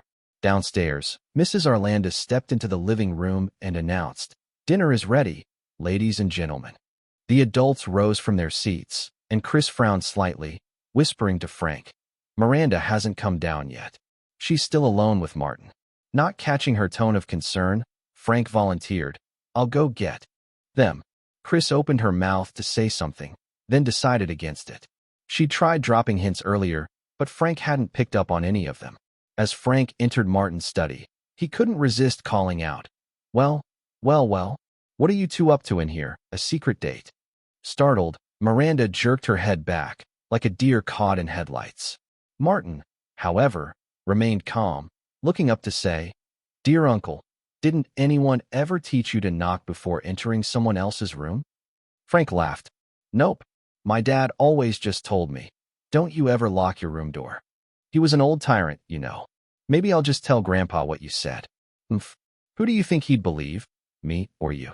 Frank retorted, trying to sound confident. Care to make a bet? Martin asked, a sly grin on his face. Frank immediately conceded. All right, you win. Ugh, how did I end up as the lowest-ranking person in my own family? I even think the dog, James, has a higher place than me. James? Who's James? Miranda asked Martin curiously. With a grin, Martin replied, Our grandpa's Labrador. Miranda let out a laugh, her cheeks dimpling adorably. Martin couldn't help but feel a little thrill at her smile. He had a sudden urge to plant a playful kiss on her round, rosy cheek. All right, enough joking around, Frank started to say, intending to call them down for dinner. But his eyes caught sight of something on the desk, a sheet of paper with a sketch on it. Curiosity piqued. He couldn't help but ask, What are you two looking at? Miranda's smile softened as she replied, It's a drawing Martin made of what he thinks I'll look like when I'm older. It's amazing. We were just admiring it. Of course, she wouldn't admit that she'd been leaning close to breathe in Martin's scent, thoroughly enjoying the cozy moment they'd shared. A drawing of you as an adult? Frank's curiosity only grew. He took a few steps closer to examine the sketch on the desk. On the page was a lifelike, future version of Miranda, drawn in delicate pencil strokes. Though it was just a sketch, the shading, lines, and contours were so finely rendered that it resembled a black and white photo. In Martin's sketch, the older Miranda had an air of maturity, her figure elegantly curvaceous, with loose, wavy hair cascading down, giving her face a mix of cuteness and elegance, a touch of undeniable allure. She wore a tank top and shorts that highlighted her long legs, and her pose, hands on her hips with high heels accentuating her stance, was pure model chic. But it was her eyes that Martin had captured most vividly. They seemed alive on the page, gazing back at the viewer with a playful, knowing look. Oh my God, it's uncanny. It really looks like Miranda's future self. It's like she's about to step right off the page. Frank exclaimed in awe. Just then, Linda's voice rang out from downstairs. Frank, Martin, bring Miranda down. Dinner is ready. Frank flinched, instinctively straightening up. Coming, he called out. Even as a grown man, he still felt a certain intimidation from his older sister, a deep-seated family dynamic he couldn't shake. Chapter 39. Success Across the Board and the Jewish Mogul. Grant had a knack for keeping the atmosphere lively, but surprisingly, Martin was even better at it.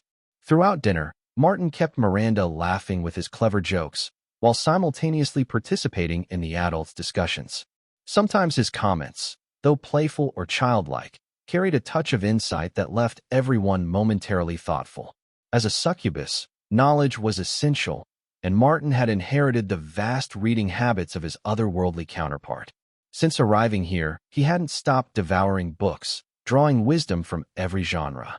With his growing magical power came a sharper memory and an unparalleled capacity to comprehend, allowing him to process information at remarkable speed. He didn't merely skim. He read to remember and understand. His knowledge now likely rivaled that of a university professor, at least in terms of breadth. Chris was impressed, but also finally understood how Martin had achieved so much at such a young age. 11 years old, and already so knowledgeable. He truly was a prodigy. Dinner was a joyful affair for everyone. As they were leaving, Martin gifted Miranda the sketch he'd drawn of her, complete with his signature and a warm note. May Miss Miranda always live in sunshine and joy. Martin.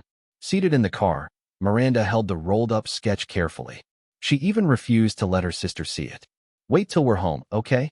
If the car jerks or brakes hard, the sketch might wrinkle, she reasoned.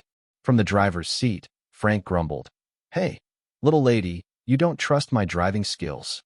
Chris watched her sister, a hint of concern in her gaze. Could Miranda really be smitten with this young prodigy? But then she reconsidered. If the two did end up together, Miranda certainly wouldn't be getting the short end of the deal. 3 months passed. The children's book Kung Fu Panda had sold nearly 1 million copies, undergoing its second reprint. The movie The Parent Trap had nearly reached $99.76 million in North American box office sales. It would likely cross the $100 million mark before going out of theaters. Including its overseas revenue of $32.4 million, the film had already surpassed $100 million globally. Martin realized that he'd initially misremembered the details. In his original memory, the figure was global box office, not just North America. There was no way The Parent Trap with him in the lead could only outperform Lindsay Lohan's version by a mere few million. Most surprisingly, Martin's album Martin 1 had sold over 1.2 million copies worldwide in just 3 months, achieving platinum status. This success was in large part due to Diana's enthusiastic support. But what truly set the album apart was the succubus magic Martin infused into it, enhancing its emotional resonance and immersive power. For succubi, voice magic was one of their greatest strengths. With his 3 chosen paths, writing, film, and music, all progressing smoothly, Martin was well on his way. Jeff, how's my new script doing? Any studios interested in investing? Disney turned it down, It doesn't fit their usual style. Warner Brothers and Paramount haven't responded. Universal also passed. They don't think there's a strong market for this type of horror film. 20th Century Fox is on the fence, but they're out of funds at the moment. If they decide to invest, it won't be until the year after next. Their budget is fully committed to Titanic. Titanic? That big ship? Martin recalled James Cameron's iconic line at the Oscars, "I'm the king of the world." But few knew that before the movie's release, Cameron had reportedly considered preparing razor blades, just in case of failure. 20th Century Fox, too, had doubted the massive $200 million production, which was why they brought Paramount on board. That decision later became a source of regret for several Fox executives, as Titanic ultimately grossed over $1.8 billion globally and, after multiple re-releases, eventually surpassed $2.26 billion. If memory served him right, Titanic was due to release in December 1997, just 2 months away. So it's all bad news. Martin asked, somewhat surprised. The Sixth Sense, in his memory, had been a massive hit, setting box office records for horror films at the time, records that stood until the arrival of James Wan. He hadn't expected it to face so much skepticism before production even began. Not all bad news. Harvey from Miramax is actually very interested in the script. Miramax? Harvey Weinstein. Martin's mind conjured an image of a rotund Jewish man with a large presence. Weinstein's reputation, regardless of his personal character, included an undeniable knack for spotting box office gold. Known for turning low-budget films into blockbusters, he was often hailed as the god of Hollywood and the savior of modern cinema. One celebrated actress had even tattooed his name on her lower back as a tribute. Unfortunately, Weinstein's later years saw him become brazen, speaking and acting without restraint. His manipulation of the Oscars earned him widespread resentment, and he ultimately ended up in prison following the #MeToo movement. Of the 90-plus actresses who accused him of assault, a significant portion had initially consented. It had been a transactional arrangement, after all.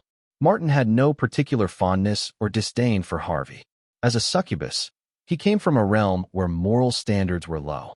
Weinstein's interest in the script only confirmed his eye for talent. What Martin didn't know was that, in the original timeline, The Sixth Sense had also caught Weinstein's attention, leading to Miramax's investment. Yes, it's Harvey Weinstein. He'd like to meet with you. All right, when and where? Chapter 40. Are all geniuses mature beyond their years? A black Cadillac slowly pulled into the small parking lot of a restaurant. In the back seat, a heavy-set man with distinct Jewish features and a broad, seemingly innocent smile leaned forward to look at the restaurant sign. Mr. Zhou's restaurant. Seems like this kid has a taste for Asian food, he mused as he opened the car door and stepped out. At the entrance, Martin's agent Jeff was already waiting for him. Seeing the rotund man approach, Jeff stepped forward, and the two embraced warmly, as if they were old friends. In reality, they barely knew each other. They'd crossed paths in Hollywood a few times, exchanging polite nods, but they weren't close. Harvey, Martin's already waiting in the private room. Shall we? Jeff said, leading him inside. Oh, I'm looking forward to it. When I read his script, I was stunned. A boy of 11 creating such a moving story filled with loneliness and family ties. Truly, he's a genius. Harvey Weinstein spared no praise for Martin, masking his admiration with casual flattery. Before his notorious downfall, Harvey had actually enjoyed a decent reputation in Hollywood, known for his courteous, approachable demeanor. As they walked through Mr. Zhou's restaurant, a rare Chinese establishment in America with private rooms, perhaps due to its Chinese heritage, Harvey's eyes flickered with curiosity. The private room, called the Spring Blossom Hall, was lavishly decorated in a style that matched American expectations of Chinese elegance. When the door opened, Harvey saw a composed, handsome young boy stand up from the couch and walk toward him. So this is Martin Myers? Harvey thought. Even more charming in person. Harvey's face immediately broke into a smile. Before Martin could offer a handshake, Harvey stepped forward, hand extended. You must be Martin Myers. Hello, I'm Harvey Weinstein from Miramax. Pleasure to meet you, Mr. Weinstein, Martin replied politely. Jeff followed them inside, saying with a smile, Let's sit and chat. Martin smiled, politely guiding Harvey to take a seat before sitting down himself. A small but impressive show of etiquette for someone so young. Harvey couldn't help but marvel. This kid doesn't act like a kid at all. Are all geniuses this mature? As the three settled in, Martin didn't rush into discussing the script. Instead, he rang for a waiter. The server, with dark eyes, black hair, and yellowish skin, was likely of Chinese descent. His demeanor and the way he carried himself hinted that he might be a student working here part-time. From the early 90s until around 2010, studying abroad was considered the best path for Chinese university students. Many students from top Chinese universities came to the United States only to find that it was far from the dreamland they'd envisioned. Tough job, markets, glass ceilings, racial prejudice. Yet having come this far, they were reluctant to return empty-handed and often persevered. To maintain appearances, they tended to paint a rosy picture of life abroad in letters or calls back home, convincing themselves and others that they'd made the right choice. Martin exchanged a few words in Chinese with the server, who indeed confirmed he was a recent graduate from one of China's best universities, now working odd jobs to get by, with no connections or close friends. Most Chinese students in America found themselves facing three paths. Some sought to ingratiate themselves with the local white community, hoping to gain resources by becoming tag-alongs. Others banded together, forming their own circles without much interaction with locals, especially those with family support or wealth, who had little need to integrate. And then there were those without connections or the inclination to conform. They often worked in places like Chinatown or Chinese restaurants, facing exploitation, struggling to find work after graduation. Some gave up and returned to China, while others adapted and ultimately joined the first group. This server, a graduate from one of China's top universities, clearly belonged to the last group. After a brief conversation, the waiter left the room, visibly surprised by Martin's fluent Mandarin. Harvey, too, was intrigued. "Martin, you speak Chinese too?" "Yes. From the way you chatted with that waiter, it's clear you're quite fluent," Harvey said, grinning. The boyish bashfulness Martin displayed gave Harvey a sense of reassurance. After all, even geniuses are just kids, he thought. But he soon regretted underestimating him. When the dishes, a series of Americanized Chinese classics, arrived, and they began discussing the script, Martin subtly took control of the conversation, guiding Harvey at every key moment. Though Jeff handled most of the back and forth with Harvey, Martin's occasional interjections left Harvey surprisingly on the defensive. This kid's something else, Harvey thought, wiping sweat from his brow. "Martin, could you share what inspired you to write this script?" Harvey asked, trying to steer the conversation back into his comfort zone. Martin gave a soft smile. He wasn't going to let Harvey dodge so easily. With a thoughtful look, he began. "Inspiration? Well, Mr. Weinstein, as you might have noticed, though I've categorized it as a suspense thriller, this story is fundamentally about family and connection. You know, I've watched quite a few movies that some would say aren't suitable for my age, including horror films, American, European, Japanese, Korean, Thai, and Hong Kong productions. And I noticed a big difference between Western and Eastern horror. In Western horror, the focus often lies on gore and the graphic dismemberment of bodies to elicit fear. Eastern horror, on the other hand, emphasizes atmosphere, creating an eerie, psychological tension. I'd call the first type visual horror and the second psychological horror. So, I wondered, could Western audiences appreciate a psychological horror film? While watching horror films from Hong Kong and Thailand, I realized that horror could encompass other elements: comedy, family, even action. So, I decided to add a touch of family warmth to my script. After completing the first draft, I felt like something was missing. Around that time, I was reading The Adventures of Sherlock Holmes, and that gave me the idea to add a layer of mystery to it.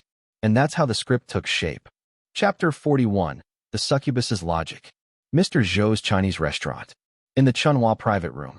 After Martin finished explaining, or rather, fabricating, the inspiration behind his screenplay, he looked at Harvey with a sharp gaze and said, "Mr. Weinstein, this script is infused with my blood, sweat, and tears. So, the price needs to go up." Still engrossed in Martin's story, Harvey Weinstein was caught off guard, momentarily bewildered by this sudden turn in conversation. A few seconds passed before he realized that the kid had once again deftly shifted the topic back to negotiations.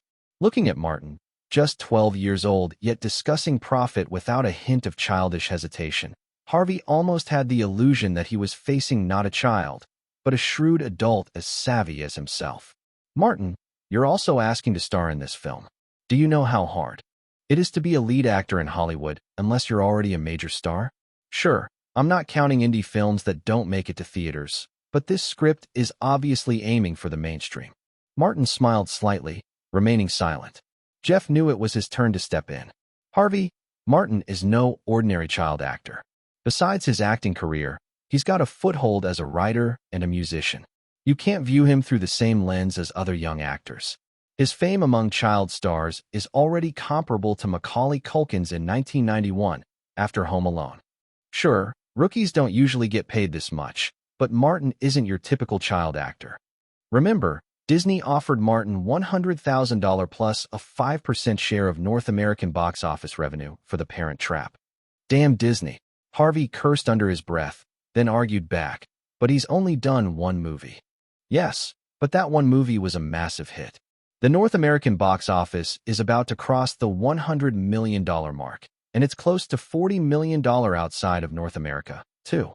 As Jeff and Harvey exchanged barbs, Martin casually began sampling the food before him. This steamed fish isn't spicy enough, he mused. This Kung Pao chicken's a bit too sweet. As for this General Tso's chicken, well, it counts as Chinese food. In the end, Harvey relented. Martin's performance in The Parent Trap had been too impressive to ignore. The film, which he had both written and directed, had an initial budget of under $16 million, yet had grossed nearly $130 million worldwide, a staggeringly high return on investment. All right, Jeff, you really are a devil. $3.8 million. Martin's fee is nearly at the level of a B-list movie star. Hey, that's not much. Macaulay Culkin was already making $8 million back in 1991. And let's not forget, Martin's $3.8 million includes his pay as a screenwriter, Jeff said with a grin. Martin was actually quite satisfied. The amount wasn't sky-high, but it wasn't low either. It depended on who you compared him to. After all, even with his 5% share of North American box office revenue for The Parent Trap, his total earnings would only be between $500,000 and $600,000, even if the film crossed the $100 million mark. At $3.8 million, Martin was earning more than many B-list actors in Hollywood. The income disparity among Hollywood stars was enormous. A-list stars could command millions, even tens of millions, while B-list stars often dropped to around $5 million, and that's only for those with significant commercial appeal. As for actors famous from independent or art films, their income was even lower. Macaulay Culkin was an exception among child stars, commanding a near A-list salary of $8 million because Home Alone had grossed nearly $300 million in North America alone, over $500 million globally on a budget of just $18 million, breaking numerous records. It had become 20th Century Fox's most profitable film at the time and was the highest grossing Christmas movie in U.S. history. It even broke a Guinness World Record as the highest grossing comedy of its time, a record that held for years. Culkin's central role in Home Alone 2 only cemented his astronomical pay. Look at Culkin's career after Home Alone, though. His fees dropped significantly once he left the franchise. Most importantly, Martin had secured what he valued most, a 40% investment share in the film's profits, which was what he truly cared about. Pleasure doing business. Pleasure's all mine. With business settled, they were friends once more. Harvey, grinning at Martin, said, "Martin, this may be a horror film, but I see real award potential here. You need to bring your A game. Maybe snag an Oscar as the youngest best actor ever." Martin shrugged. "I'll do my best." At the Myers home, Linda was venting to her husband. "Grant, how can you be so relaxed, letting our precious son negotiate with Hollywood vultures over profit margins? Come on, Linda. Our son is special. He may not be perfect at this just yet, but with a little experience, he'll handle it just fine." Grant was confident in Martin's abilities. "You know, our little Martin has the intelligence and capability to manage all of this. Besides, Jeff is there to guide him." Then, With a furrowed brow, Grant added, "Honestly, my worry isn't that he's too immature, it's that he's too mature. Sometimes, when I talk to him, I have this strange feeling that I'm conversing with a peer, not a child. I haven't even had the chance to enjoy my son's admiration, and I'm already becoming his admirer." Linda laughed at his self-deprecating words and teased, "Maybe we should have another one?" Grant's eyes lit up. "That's actually a great idea. Lord knows, let's just hope we don't end up with another little prodigy. One is already enough." Now it was Linda's turn to grimace. "Are you serious? But my career is just getting started." Linda had been a stay-at-home mom for years after having Martin, only resuming her work when he turned 6. She wasn't eager to put her career on hold again. Grant chuckled. "Scared you, didn't I? I was just kidding." He swiftly changed the topic. "Seriously though, honey, maybe we should get Martin's IQ tested." Meanwhile, in Jeff's car, as he drove Martin home, he said, "Martin, have you ever thought about getting your IQ tested?" "An IQ test? Why bring that up?" "It would solidify your genius reputation, and we'd have another marketing angle." Martin considered it, but ultimately shook his head. He wasn't sure how his mind, as a succubus, would score on a human IQ test. It might label him as either a simpleton or a lunatic. A succubus's logic was fundamentally different from human thinking. Best to play it safe. Maybe once he fully understood human behaviors, mannerisms, and ways of thinking, he'd give it a try. Chapter 42. Martin stands up for Titanic and faces ridicule. Martin had just arrived home when he received a call from Jessica. The moment he picked up, a high-pitched scream came from the other end. "Martin, I'm finally going to play the lead in a movie. I got cast in a film. My audition went through." "Congratulations, Jessica. What's the movie called?" "Dark Knight of the South District." "Oh, what a terrible name." Martin muttered to himself, quickly searching his memory. No recollection of any such movie came to mind. This was probably destined to be a flop.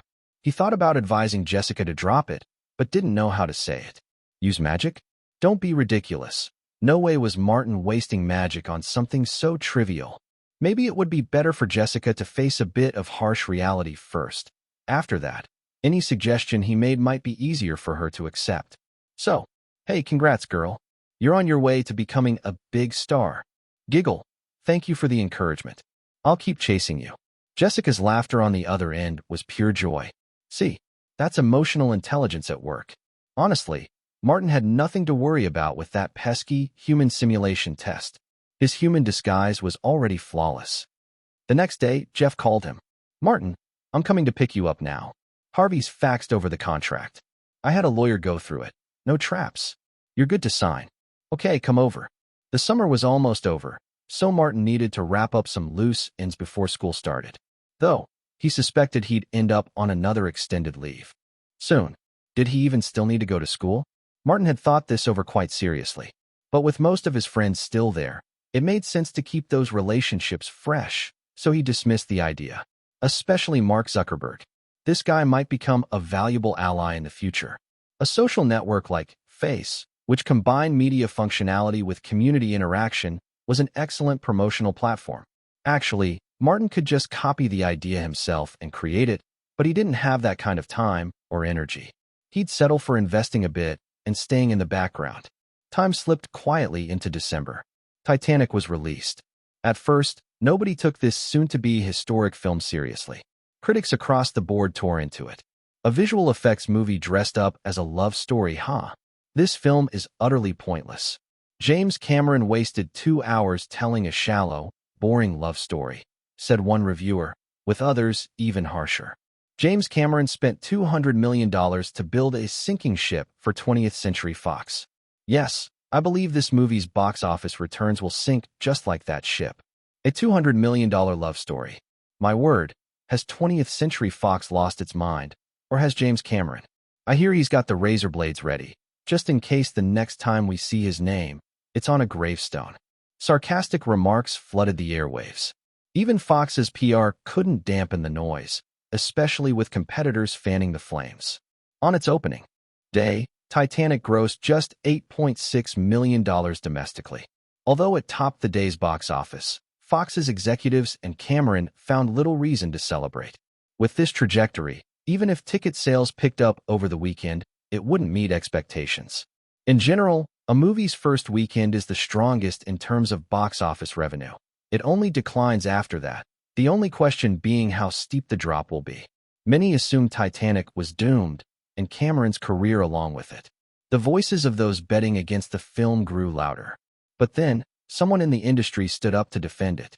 Yes, that someone was young Martin. In a public interview, he told reporters, "I've seen this movie, and it's an extraordinary masterpiece. James Cameron is a brilliant director.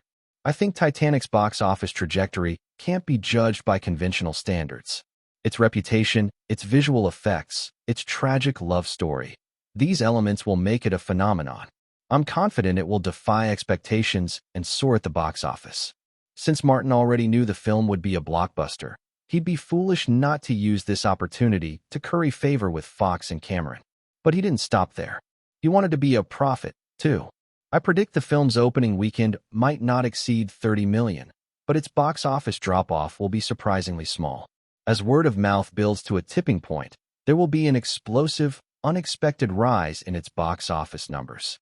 My estimate, this movie will make over 600 million in North America alone and could surpass 1.6 billion globally." Martin's bold words caused an uproar. Even Cameron himself was curious enough to call Fox. "Did you hire this young genius?" And Fox's executives were just as puzzled. "No, we've had no contact with him." Could it be that he genuinely believed in the movie? Cameron felt a pang of gratitude, even a budding sense of camaraderie toward Martin. Given how overwhelming the pressure had been, it wasn't surprising he felt vulnerable. Not only was there external pressure. After seeing the opening day numbers, he'd gotten a call from Alan Ladd Jr., CEO of Fox, who'd vented his frustration over the phone. "James, if this movie fails, I'm dragging you off the top of the Federal Bank building. Wrist slitting is too kind. Don't even think about it. P.S. Fun fact, the Federal Bank building, also known as the Library Tower, is located at 633 West 5th Street in downtown Los Angeles. It's the tallest skyscraper in North America west of Chicago and the tallest in California." At a time like this, when someone suddenly appeared, saying, "I support you, I believe in you, your movie will succeed," it was only natural for Cameron to feel touched. Meanwhile, as Cameron was feeling a rare moment of solace, Martin was facing a barrage of ridicule. "Martin, stick to your own field. Predicting box office trends isn't for you. Our little genius got cocky after one success. Who does he think he is, a god?" Martin's trying to ingratiate himself with Cameron in his own eccentric way, but maybe he'd be better off schmoozing Spielberg instead. Chapter 43. The Titanic Sets Sail, Martin the Prophet. "Martin, what were you thinking? Why didn't you tell me first?" As soon as Martin publicly stood up for Titanic and James Cameron, his agent, Jeff, was on the phone with him. "We at CAA have analyzed this movie. Sure, it might do well at the box office, maybe even hit $600 million globally, but it's never going to recoup that $200 million budget from ticket sales alone. Fox made a huge mistake, and Titanic is destined to be a financial disaster. Martin, I get that you wanted to build a good rapport with 20th Century Fox and Cameron, but you jumped in way too early. Really, way too early. You need to understand, Martin, neither Leonardo DiCaprio nor Kate Winslet, the film's main stars, have even publicly supported the film yet. You should have waited at least a month after release before speaking up. By then, the critics would have had their say, and the controversy would have died down. That would have been a safer time to step in. And even then, predicting the box office numbers like that? Absolutely out of the question. Even the top data analysts can't precisely predict each film's revenue. Do you know what you've done, Martin? You've put yourself right on the hot seat." Jeff's barrage of advice came from genuine concern, so Martin didn't argue back, let alone reprimand him. After all, Jeff simply lacked Martin's inside knowledge. The ridicule directed at Titanic and Cameron continued unabated, and now included Martin as well. After its first weekend, Titanic's box office numbers were in $28.62 million, beating out Tomorrow Never Dies and landing second on the North American box office list, just behind Scream 2 with $33 million. This led to even more scorn, much of it aimed directly at Martin. Martin predicted Titanic would surpass $600 million in North America alone. With these opening numbers, and assuming a 30% weekly decline in ticket sales, typical post-opening weekend drop-off is around 40%. This film would need over 120 days to reach that goal. Haha, biggest joke of the century. I think this movie is already a flop. Young Martin might be a genius, but he's still just a kid. He's made a fool of himself, but we can forgive him. Our wunderkind Martin backed Titanic and Cameron, but it's made him look bad. This seems like an attempt to curry favor with Cameron and Fox. Titanic is destined to sink. It'll go down just like the ship did. This time, though, it's got young Martin along for the ride. Curiously, all the critics ignored the fact that Martin had correctly estimated that Titanic's opening weekend wouldn't exceed $30 million. But the tables were about to turn. The Monday following its opening weekend, Titanic's box office drop was negligible, less than 10%, and it took first place for the day. Critics and reviewers collectively fell silent. They'd never seen a movie lose so little momentum after its opening 3 days, not even a Spielberg film. And the miracle continued. On Tuesday, Titanic's box office fell by less than 5% from Monday. On Wednesday, it was almost unchanged. By the following weekend, the numbers had actually ticked up slightly, not a huge jump, but enough to drop jaws. This box office trend was unprecedented in Hollywood history. Theater chains were thrilled. A stable box office trend like this one was far more profitable than a movie that simply exploded in its first few days. It was well known that the longer a film stayed in theaters, the higher the percentage of revenue that theaters kept. After 3 months, theaters were essentially earning pure profit, without having to share with the distributor. And so, the days went by, Titanic's box office numbers held steady, and the voices of doubt and mockery gradually faded away until they disappeared entirely. 3 months later, audiences were stunned to find that Titanic was still holding the top spot on the daily box office charts. Meanwhile, its former competitors, Tomorrow Never Dies and Scream 2, had long since left theaters. At this point, people began singing Titanic's praises, and Martin's prediction was brought up once more, only this time with admiration instead of ridicule. This is what you call a genius's vision. Who would have thought, after Titanic's opening numbers, that it would reach its current box office total of $470 million? Although it's still a ways from Martin's $600 million prediction, I doubt the theaters will pull a steady performer like Titanic anytime soon. Titanic has shattered everyone's assumptions about box office performance. No one expected a movie to still be earning over $5 million a day after more than 90 days in theaters. It's unbelievable. And equally unbelievable is our young prodigy, Martin Myers. He's the only one who dared to predict the film's success on its opening day. He even had more confidence in it than James Cameron. Martin's words must be blessed by the film gods. James Cameron owes him a thank you. A genius prediction by a true talent. Martin Myers has hit it right once again. Maybe the big studios should start paying more attention to his insights. Martin Myers and James Cameron, a pair of geniuses 30 years apart, have joined forces to amaze the world. Martin had successfully ridden the wave of Titanic's success. On March 23, 1998, the 70th Academy Awards took place in Los Angeles, and Titanic, a $200 million blockbuster, swept up 11 Oscars, including Best Picture, Best Director, Best Cinematography, Best Art Direction, and Best Original Score. As he accepted his award, James Cameron shouted his famous line, "I'm the king of the world." But in a twist from the original timeline, he ended his speech by giving special thanks to Martin, which elevated Martin's fame to a new level. And the big ship continued its voyage. Martin knew that from the end of 1997 to 1998, Titanic would keep running in theaters for a total of 281 days, setting the record for the longest theatrical run in North America. By then, audiences had become numb to the ever-rising box office figures. In the end, Titanic achieved a stunning $600 million domestically, $1.2 billion overseas, and $1.8 billion worldwide, breaking every box office record in film history. This record would remain unchallenged until James Cameron's next epic, Avatar. By that time, Martin's own film, Born for Each Other, had already finished its theatrical run, achieving an impressive $157 million globally, including $108 million domestically. Chapter 44. overlooked acting skills. The date was March 16, 1998, in Philadelphia. On the set of a film. TSK, incredible. Absolutely incredible. Martin, how did you manage to predict the box office trajectory for Titanic so accurately? Harvey Weinstein, with his broad face and prominent ears, clicked his tongue in amazement as he looked at the newspaper.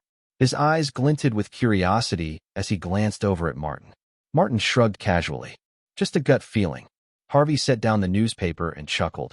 Looks like once we finish filming, we should have you predict our movie's box office too. They're saying your mouth was kissed by the gods. The success of that big ship owes half of its box office to you. Though Martin knew Harvey was merely flattering him, he couldn't help but smirk inwardly. I actually could do it. Harvey looked out the window at the steady drizzle. The entire city was blanketed in a gloomy haze, prompting him to sigh.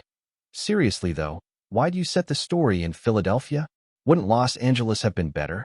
Martin also turned his gaze to the rain-soaked city outside and replied calmly. This city has a somber, melancholic quality that matches the tone of this film. Sunny Los Angeles just can't provide that atmosphere.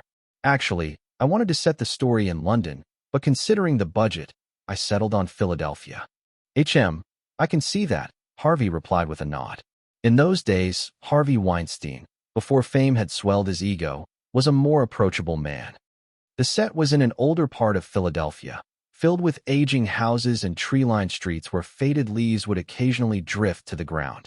It was early spring, yet the chill still lingered, casting a feeling of desolation over the area, like an old, yellowed photograph. At the far end of the street stood Night Shyamalan, peering through the viewfinder and nodding with satisfaction at the scene's atmosphere. Shyamalan, an Indian-American director, screenwriter, and producer, had a unique background and story. Born on August 6, 1970, in Chennai, India, Shyamalan had moved with his family to America as a child, growing up in an affluent suburb of Philadelphia. At the age of 8, after watching Raiders of the Lost Ark, he became captivated by Steven Spielberg and vowed to become a director. His father gifted him an 8mm camera for his birthday that same year, and by the time he was 15, he had filmed 45 short movies and begun writing his first feature-length script. In 1992, after completing his studies at NYU's film school, Shyamalan used $750,000 from his family to produce his debut film, Praying with Anger, about his journey to rediscover his roots in India. Afterward, he dived into Hollywood, chasing his dreams in the heart of the movie industry. He directed 2 independent films, which earned him some recognition, though much of his progress was undeniably boosted by his family's financial backing. In 1996, he directed his first commercial release, Wide Awake, a film about a Catholic school student investigating his grandfather's death. Though the film's reception was lukewarm and its box office lackluster, Wide Awake marked a significant step for Shyamalan. Misleadingly titled like a light-hearted comedy, the movie turned out to be a philosophical drama with a few comedic elements. Shyamalan's overbearing personal touches left the film feeling muddled, leading to a box office total of only $258,000, far short of its $5.5 million budget, most of which came from his family's pockets. This failure nearly convinced Shyamalan that his Hollywood career was over until he received an unexpected call from Miramax's Harvey Weinstein, offering him another shot at directing. But when he saw the new script, he was stunned. The screenplay was a suspenseful family drama with supernatural elements, mirroring an idea he'd had during Wide Awake. And the author of the script was none other than America's red-hot young prodigy, Martin Myers. Shyamalan had no suspicion of plagiarism, as his idea had never left his mind. Instead, he chalked it up to a coincidence of creative inspiration and felt a strange sense of fate linking him to the project. For Martin, selecting Shyamalan was an intentional choice. After all, Shyamalan had written and directed this very movie in the original timeline. Preserving the original creative team was crucial to ensuring the film's success. For the lead role, Martin had recommended Bruce Willis. Although Harvey initially hesitated, unsure whether a hardened action star like Willis could convincingly play a gentle, introspective character, Martin's insistence won him over. Luckily, Bruce Willis's performance on set exceeded expectations. All right here. This angle. Get the actors in position, Shyamalan called out. They were about to shoot a scene of Dr. Malcolm, played by Bruce Willis, walking down the street. Though a simple walking shot, it showcased Willis's skill as an actor. After only a few test takes, he quickly settled into the right mood, capturing the emotional depth and subtle melancholy needed for the character. Willis's talent was undoubtedly underrated.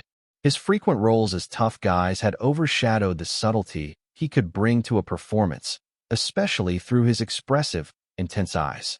The Die Hard series had both defined and constrained Willis. After the release of The Sixth Sense, many critics still overlooked his skill, dismissing his acting as lacking versatility or better suited for television. The harshest critiques went as far as saying, taking off his undershirt is the extent of Bruce Willis's acting range. But in truth, Willis's acting had always been Oscar-worthy, a fact apparent from his performances in films like Pulp Fiction, 12 Monkeys, and now, The Sixth Sense. Cut. That was perfect. Shyamalan clapped his hands enthusiastically. The close-up shot of Willis captured a hauntingly somber look in his eyes, exactly what Shyamalan had envisioned. 10-minute break. Despite Philadelphia's lingering chill, the coat and scarf Willis wore for the role left him sweating by the end of the take. "Keep it up, kiddo," Willis said, giving Martin a high five as he passed. "You too, big guy. Great job out there," Martin replied with a grin. The two had developed an easy camaraderie on set. Chapter 45, A Gift from Above. On set, Martin and Bruce Willis shared an exceptionally good rapport. Part of their closeness stemmed from their roles, which called for a natural connection. Another part came from Martin's calm maturity, entirely free of the brashness that might be expected from a young actor, and Bruce's gentle nature. One was worldly wise, the other easygoing, making them an effortless match. Many people might be surprised to learn that Bruce, the rugged action hero of the big screen, was in private a remarkably mild-mannered man, perhaps even overly so. This gentleness likely had its roots in his childhood. Bruce Willis was born in West Germany in 1955 to a German mother and an American father serving as a soldier stationed in Germany. At the time, the aftermath of World War II still lingered, and the Cold War had just begun. Amidst this turbulence, Bruce's father left the military, and the family moved to New Jersey in the United States. It's hard to imagine now, but Bruce, who would one day sweep the screen as a tough guy icon, spent his childhood being bullied by classmates. Starting at age 6, Bruce struggled with a severe stutter. This condition left him feeling self-conscious, compounded by his parents' apparent disappointment, which weighed heavily on his young mind. At home, he found little comfort, and at school, he endured even more humiliation. His classmates gave him a mocking nickname, Buck Buck, mimicking his stuttering. Years later, in a public appearance, he shared a poignant line, "Kids can be cruel." Those words carried the weight of his past suffering. From this simple sentence, one can imagine the misery of Bruce's childhood, how badly he was bullied. Such experiences left him with a certain timidity that contrasted sharply with the bold persona he would later project as an action star. P.S. Before he became famous, Bruce Willis was known by the nickname Gentle Giant. But Bruce wasn't one to be defeated by his circumstances. He began to make a determined effort to change the way he spoke, trying everything he could to overcome his stutter. Then, by chance, he discovered that when performing on stage in front of an audience, his stutter would subside. So he joined the drama club, and before long, he developed a deep passion for acting. This unwavering dedication allowed his charisma to finally start to shine through. The once bullied Buck Buck transformed, and by high school, he was elected student body president. Ultimately, after graduating, Bruce, student body president, head of the drama club, found himself smoothly transitioning into the role of security guard. Such is life. It's not always a straightforward story of triumph. Bruce's success didn't arrive right away. After working as a security guard for a year, he grew tired of the job's limited prospects. So he shifted gears and became a salesman. But after a while, he realized his heart was still set on acting, so he resolved to pursue it as a career. He enrolled in Montclair State University in New Jersey to study drama and immerse himself in the craft. During this time, he appeared in Cat on a Hot Tin Roof. In 1977, He graduated and moved to Manhattan, New York, finally making the leap from an amateur performer to a professional bar runner serving drinks. With a bit more persistence, he managed to upgrade to bartender. One could say that fate enjoys toying with people. Thankfully, Bruce Willis never gave up. Balancing his bartending job, he auditioned for various roles, securing some small parts here and there. Of course, in that world, he likely endured a lot, sleeping with others or being pursued himself. Nothing out of the ordinary. In 1985, his big break finally arrived. After impressing a casting director, Bruce Willis emerged victorious from a pool of 3,000 candidates, landing the lead in the TV series Moonlighting. This role earned him both an Emmy and a Golden Globe. Riding the wave of fame brought by the show, Bruce Willis finally knocked on Hollywood's door. In 1987, he starred in his first romantic comedy, Blind Date. The box office? Mediocre. Then came a western, Sunset. The box office? Still lukewarm. Neither of these films significantly advanced Bruce's career. Then the action film Die Hard came his way. Bruce Willis had finally found his calling. Action star, tough guy. From that moment on, his ascent was unstoppable, establishing him as an A-list icon. In Die Hard, Bruce's infamous catchphrase, "Yippee-ki-yay, motherf***, became one of the most memorable lines in film history. In 2007, Premiere Magazine held a poll where it was voted one of the 100 greatest movie quotes of all time. Martin held a deep respect for Bruce's journey. To him, anyone who refused to submit to fate was worthy of admiration. But Bruce's later years would be bittersweet in their own way. Perhaps there's truth to the saying, every gift from fate comes with a hidden price.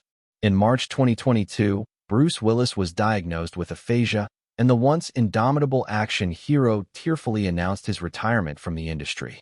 Martin, are you ready? Night Shyamalan called out loudly. Martin flashed an okay gesture. All right, action.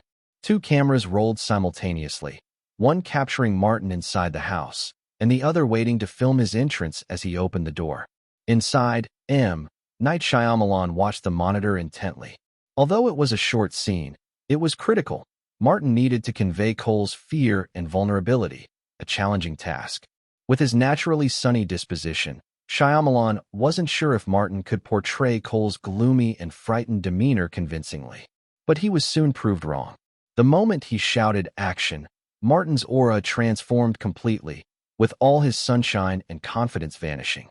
In their place was a timid little boy, a far cry from his usual self. My God, Shyamalan was struck to his core. It was as if Martin had become a different person entirely. He jogged to the door, opened it, and peered outside with wide eyes. Fear, hesitation, and a wary caution radiated from him, filling the screen. This is a gift from above, Shyamalan murmured. Eyes wide. Beside him, Bruce Willis wore a look of equal astonishment. Chapter 46. Martin, your performance is outstanding. In the next scene, I need you to convey a sense of caution, timid yet aware, Shyamalan instructed, his voice warm and encouraging. Just one thing. You'll need to perform while wearing glasses. Is that okay? Shyamalan's friendly tone reflected his appreciation for Martin's talent. Every director values actors who can deliver strong performances without the usual hassle. Martin nodded. I'll try. Great. You're doing well, but try to relax a bit more. You seem a little tense. Very good. This time, that's perfect. Keep it as it is, and let's do another take, Shyamalan said, visibly pleased. He had never encountered a young actor who could express such complex emotions through his eyes as Martin did. But for Martin, these nuances were second nature. As a succubus, he understood that eyes are powerful tools of seduction, capable of conveying endless emotions. This was just child's play for him. Bruce Willis watched in amazement. After Martin finished, he couldn't help but comment. Martin, you're stressing me out. Martin smiled. Bruce, that's a good thing. The more pressure you feel, the stronger your emotions will be. If you harness it well, I'm sure your performance will shine in this film. Martin had a model to draw from. The 11-year-old Haley Joel Osment, whose Oscar-winning performance had set a high bar. After the film's release, critics hailed Osment's acting as God-given talent, with one noting, I was genuinely frightened by the skills of that little boy. Bruce Willis praised Osment as well, stating, "He acted with such depth and maturity. It felt like I was working with an adult." Renowned film critic Kevin Thomas of the Los Angeles Times remarked, "If this 11-year-old boy receives an Oscar nomination this spring, it will be historic, but not surprising." Many praised his performance as one of the best in Hollywood, distinguishing him as an actor rather than just a child actor. Martin marveled at the recognition Osment received, wishing he could channel such brilliance into his own performance. Drawing from Osment's example, Martin layered his own insights into the character, amplified by his natural allure as a succubus, resulting in a performance even more compelling. As the days passed, both Martin and Bruce found their rhythm, their performances improving with each scene. Shyamalan's mood brightened daily. He greeted Martin with a smile whenever they crossed paths. "That Nancy was right. Directing Martin is indeed a joy," he mused. One day, Grant and Linda flew to Philadelphia to visit. Since Martin was busy with an important scene, they chose to watch quietly from the sidelines. Unbeknownst to Shyamalan, who was focused on the action, he signaled for the recorder. Scene 12, Act 21, begin. "Cole," Bruce Willis called out, crouching next to a boy in a purple uniform in the empty school corridor. "I didn't see anything," he asked, confusion lacing his tone. Martin stood still, his body trembling ever so slightly, lips pursed, head bowed. "No, they're right there," he replied, his voice quivering as he raised his head, revealing a pair of blue eyes filled with fear, uncertainty, and a flicker of hope. The intensity of his gaze was captivating. As his body trembled more, Martin pointed behind Bruce, his voice trembling. "Don't move. Sometimes it feels like you're falling into an abyss, but you're not moving at all." With Martin's anxious tone, Bruce felt an inexplicable urge to look over his shoulder, but he resisted. Just behind him, several staff members turned in unison, their expressions mirroring Bruce's rising tension. Shyamalan, staring through the camera at Martin's close-up, felt a chill run down his spine as the boy's eyes seemed to peer into another realm. "Damn it. This is incredible," he cursed under his breath. Bruce began delivering his lines, holding Martin's shoulders. "Don't be afraid. It's all fake. It's just you. Cut," Shyamalan shouted. Bruce sighed, releasing his grip and rubbing his face. He recognized that Martin's intensity had affected him. But Martin, still caught in the moment, didn't hear the cut. It wasn't until Bruce tousled his hair that he snapped back to reality, looking up with a confused expression. "What's wrong? Is it over?" Martin asked. "No, not yet. Your eyes, there was something terrifying in them. For a moment, I really thought something was behind me." Bruce waved his hands, still shaken. Shyamalan's voice cut in. "Bruce, your performance is too stiff. Remember, you don't believe in ghosts right now. You shouldn't show fear." "Got it. Give me a moment to adjust," Bruce replied, nodding. "All right," Shyamalan agreed. Just then, the assistant director whispered something to Shyamalan. He glanced at Grant and Linda. "Martin, your parents are here. I'll give you 10 minutes to rest." "Bruce, is 10 minutes enough?" Martin asked. Bruce smiled wryly. "That should do it." Chapter 47. "Dad, Mom, why are you here?" Martin quickly picked up his mood and approached Grant and Linda. Linda's face looked a little strained, as Martin's earlier state had scared her. "Oh, my little Martin, are you okay? You scared your mother." "Haha, Mom, I'm fine. I was just a little too into the drama." Grant chimed in with a serious expression. "Do you need me to hire a psychiatrist for you?" He didn't want his genius son to develop psychological issues while filming a movie. "No need, Dad. Look at me. I'm perfectly normal now. I can act very quickly. This is my talent." Martin looked proud. He had indeed come out of the role quickly. As a succubus, he could not be affected by the character at all. He merely pretended to be in the play, mainly to avoid raising suspicion. After comforting his parents, the three of them chatted for a while. Grant said, "Martin, you have more and more money in your account now. I think it's time to consider tax avoidance." Martin had opened a bank account with Grant a year ago, which contained his royalties, movie shares, and record shares, amounting to nearly $8 million US. This figure was substantial, especially in the 1990s. "Dad, I've already thought about it. I want to invest this money." "Invest? Did someone on Wall Street approach you?" Grant frowned slightly, worried that his son might be deceived by those Wall Street investors. These hyenas were known for eating people without spitting out bones. No, it was my own idea. I have my eye on two stocks. Oh, which two? Grant was interested. Did his son have financial talent? As a part of a financial family, Grant certainly hoped his son possessed this ability. Apple and Microsoft. The internet? That's not a good choice. The internet bubble has raised the Federal Reserve's vigilance. This huge air balloon could burst at any moment. When it does, bankruptcy and severe drops in market value will be the theme for internet companies. Martin secretly admired his father's insight. Of course, he knew that the market value of internet companies was extremely high. He even knew the specific time when the bubble would burst. But he also knew that the future belonged to the internet. Since he had money now, why not use it to invest in these companies? Most of his income would be directed towards internet companies in the future. Even if he knew that now was not the best time to enter, he believed that even if he invested now, in 10 or 20 years, the money he put in would turn into an astronomical figure. The internet is the future, Dad. The so-called bubble burst will eliminate uncompetitive companies.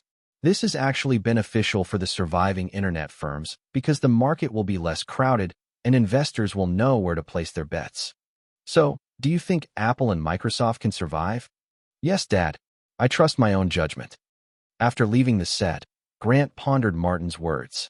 He contemplated them during the drive home, feeling they made sense, but the risk was significant. No one could predict how large the bubble would grow or which companies it would affect before it burst. Then he suddenly recalled that many media outlets had mentioned that his son's words were blessed by God. As is well known, people involved in finance are often superstitious, especially in the West, so, on the way back, Grant placed an order. His future self would praise this wise decision, which would multiply the wealth of the Myers family countless times, elevating it to one of the truly super-rich families. By May, filming for The Sixth Sense was progressing rapidly, nearing completion. On this day, there was a break in shooting. Martin's agent, Jeff, brought him news. Martin, Benjamin from Random House called me. Your Kung Fu Panda is #1 on the latest North American bestseller list, while Ready Player One, released 2 months ago, is in 36th place. According to Benjamin, the sales momentum of Ready Player One is impressive. Not only do children enjoy it, but adults do as well. The sales figures are likely to exceed those of Kung Fu Panda. You are such a genius, Martin. Jeff smiled and complimented him. Oh God, there was an exclamation from the side. Both turned to see Bruce Willis staring at Martin with a shocked expression, his mouth agape. As the two exchanged looks, Bruce raised his hand in embarrassment. Sorry, I didn't mean to eavesdrop, but the director asked me to call you over. It's okay, Bruce, Martin replied, unfazed. On the way to meet the director, Bruce sighed. Before I participated in this play, my agent told me about you. He said you were a best-selling author and had written a very popular book, but I didn't expect it to be so successful. And not just one, but two. Martin laughed. I didn't expect the stories in my head to resonate so much. Martin, you are a true genius. After spending so many days together on set, Bruce no longer viewed Martin as a child. In fact, Martin had surpassed him in terms of achievements. After they met with Shyamalan, they chatted briefly about the upcoming filming schedule. Then Shyamalan shifted the topic, saying to Martin, I know you can compose music. If possible, I hope you can be responsible for composing the background music. For this movie. Martin frowned slightly. Harvey found you, didn't he? Is this what he meant? Shyamalan smiled awkwardly. You guessed it. Well, that makes me feel relieved. This doesn't count as me betraying him. Then Shyamalan added. He said he couldn't talk to you in person because he was afraid that if the talks collapsed, it would affect your relationship. So, let me tell you, honestly, I don't want to jeopardize our relationship. Shyamalan was serious. He wanted the opportunity to collaborate with Martin again in the future. How much is he willing to pay? Bruce helped Martin ask the key question. You won't let our little genius compose music for free. This one. Judging by Shyamalan's expression, it was clear that this was what the stingy fat man had intended. Just as Martin was about to speak, Bruce stopped him, saying, Martin, let Jeff handle this matter. Ask him to contact Harvey. You don't want to get involved. Bruce didn't know Martin's abilities and was concerned that he might be betrayed by Harvey. His caution was well-intentioned. Martin smiled and thanked him. realizing that the agent should have taken care of this from the start. Chapter 48. How Jeff and Harvey discussed it. Martin didn't know. In the end, Harvey was willing to pay $700,000 for the music Martin composed for the film. This is a lot of money. Nowadays, the famous American film scoring master, Hans Zimmer, who has won multiple Oscar awards, typically charges between $700,000 and $1 million to score a movie, depending on the workload and number of modifications. Martin understood Harvey's intentions in offering such a large sum of money. It was a gimmick. This shrewd businessman wouldn't suffer a loss. Today, sales of Martin's trance albums are still booming, and his compositional ability has been recognized by many composers and critics. So Martin's first soundtrack for a film is definitely a major selling point. The Fat Man even hinted in a phone call that Martin could find a ghostwriter, as long as he signed a confidentiality contract and allowed his name to be used. Martin clearly rejected that bad idea, just like he once told Jessica. Everything in the past leaves its traces. He would not leave any hidden dangers for his future. And it's just a movie soundtrack. He has too much material in his mind. Not to mention the original movie soundtracks in his memory. He can find better ones among the music he heard while in the continent of gods and demons. For example, some of the songs from The Night Stalkers can send chills down people's spines, making them feel frightened just by hearing them. Coupled with the scenes of the movie, they are guaranteed to keep the audience on edge. The time has come for June. The filming of the movie has come to an end. There are no big scenes in this film. Strictly speaking, it is a collection of scenes between 3 or 4 people, a boy and a psychiatrist, a boy and his mother, a psychiatrist and his wife, and so on. The scenes switch between the street, 2 apartments, and the school. In terms of shooting difficulty, it is much lower than A Match Made in Heaven, but it's better in terms of plot and the actors' performances. Guys, cheer up. This is the last shot of the movie. After filming, let Bruce treat everyone to a feast. Martin clapped his hands to encourage the film crew. Bruce Willis, standing nearby, wore a speechless expression. Martin, it's okay for you to give favors, but why am I treating you? Martin chuckled and replied, Bruce, don't be so stingy. Do you want me, an underage kid, to treat you? Aren't you afraid that people from the Children's Protection Association will come knocking on your door? Those vultures? Forget it, let me invite you. Bruce Willis immediately raised his hands in surrender.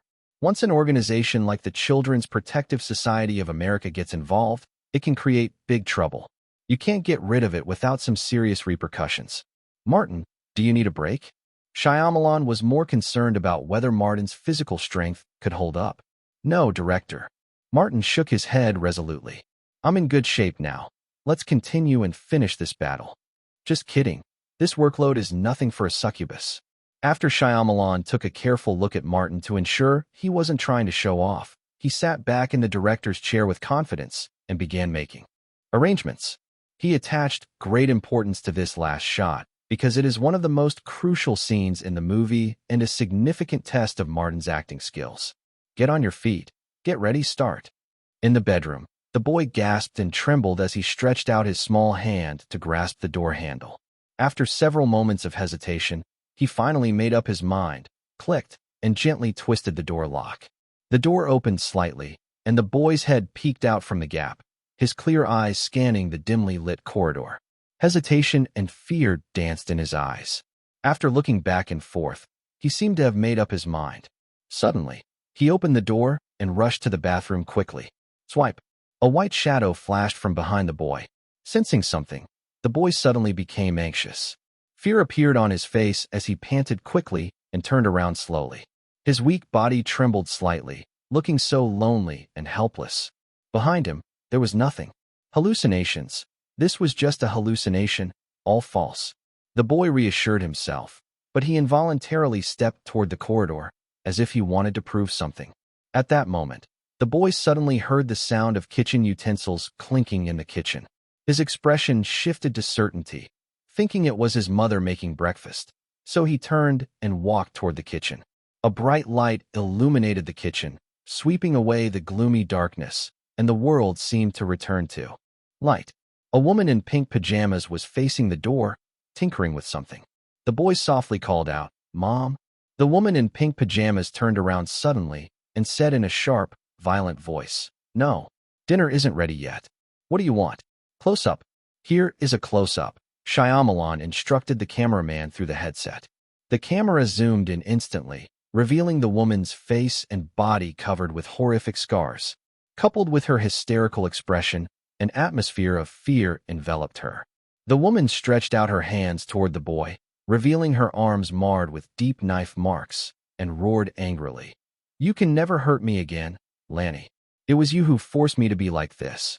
The boy's body trembled violently, and tears instantly filled his eyes. He turned around suddenly, dashed out of the bright kitchen, rushed into the dark and gloomy corridor, and quickly returned to his bedroom, diving into the red tent. The tent was filled with statues of Jesus and the Virgin Mary, with crosses hung everywhere. The boy covered his mouth, silencing himself as tears streamed down uncontrollably. His bright blue eyes slowly lost their luster. There was silence all around. Everyone looked at the boy, crying silently in the tent. At that moment, all the staff could clearly feel the boy's endless helplessness and despair. "Cut!" Shyamalan jumped up excitedly. "Awesome, Martin. You are really great. Believe me, this scene will definitely become a classic in film history." With the sound of "cut," Martin deliberately stayed in the tent for a while, then gathered his emotions and walked out. Bruce Willis approached, rubbed Martin's head, and exclaimed, "Martin, your performance in this scene is definitely the most stunning shot in the movie. I feel like you are going to steal my Oscar for Best Actor." Martin wiped his tears and grinned. He looked a little funny, but no one around him would laugh. Everyone knew what a wonderful performance Martin had just delivered. Martin felt very proud of himself. Of course, it was wonderful. This movie is fantastic. This scene, performed by Haley Joel Osment, the original star of the movie, was later rated as one of the top 100 classic scenes in North American film history. I definitely can't compare. Chapter 49. The movie was finished, but Martin's work wasn't over yet. He still had to compose the soundtrack for the film. Martin flew to New York. As a signed artist with Columbia Records, he could use the company's professional recording studio to record songs. He was not going to copy the original soundtrack of the film and decided to use the music of the Night Stalkers as the soundtrack for this project. However, he could not use it directly and needed to make some adjustments. This was just a small task for Martin. Logically speaking, the soundtrack should not really start until the movie editing was completed.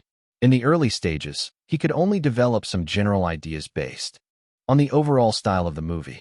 But Martin didn't need to. He had the finished version of the film in his head. The score didn't take much of Martin's energy. This gave him time to explore New York.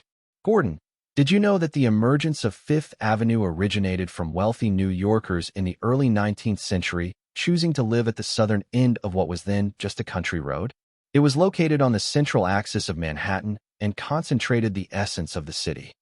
Gordon, did you know that the Statue of Liberty was built by France in 1876 to commemorate the centenary of the American Revolutionary War?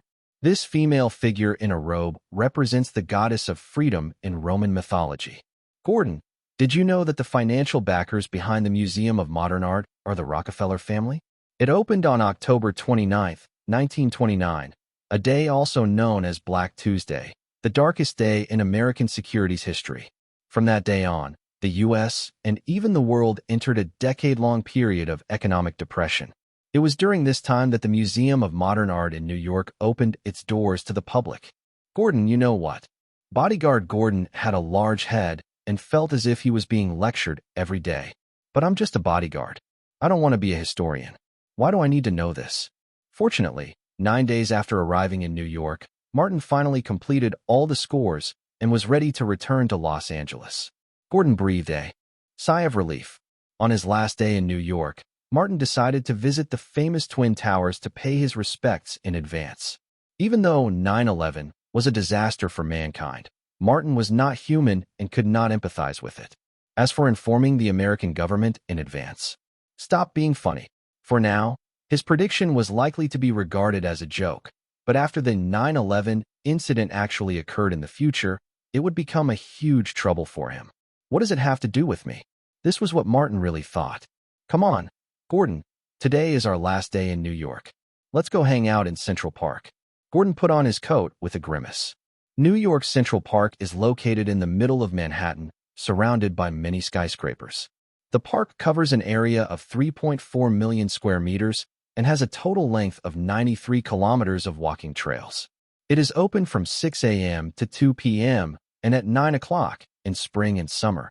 It is known as one of the largest man-made landscapes in the world. It is divided into 49 areas where you can boat, camp, walk, and cycle. It was almost July, and the weather was starting to get hot, but compared to Los Angeles, New York was still relatively cool. Martin put his hands in his pockets and wore a mask, strolling in the park with Gordon following behind him.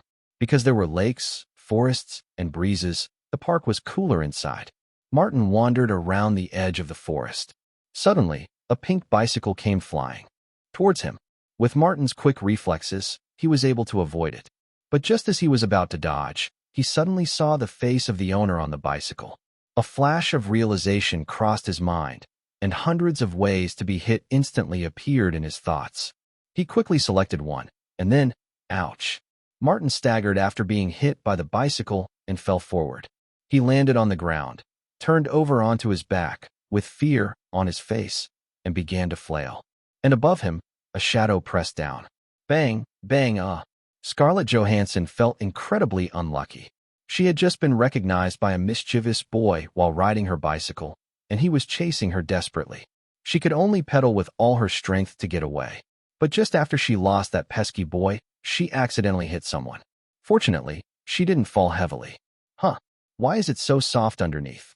There were also strange sounds coming from beneath her. Scarlett looked down, and her beautiful face suddenly turned red with embarrassment.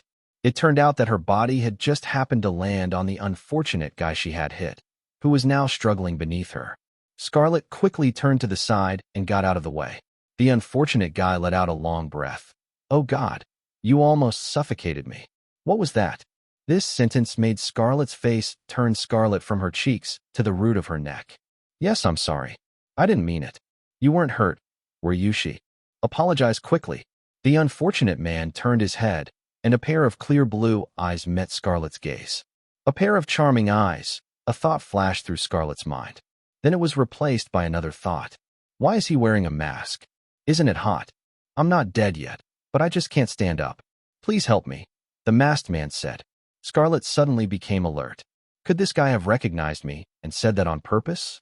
As a child star, Scarlett was famous in New York.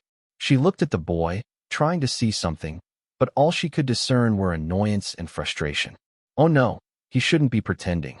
Scarlett blushed at her previous thought. She quickly got up from the ground and stood next to the boy again. She squatted down, hugged his arm, and tried to help him up, but she seemed to have misjudged his weight. Halfway through, the two of them fell down again. The mask on the boy's face somehow slipped to his chin, and their mouths met, both of them wide-eyed in surprise. Well, only the girl was truly surprised.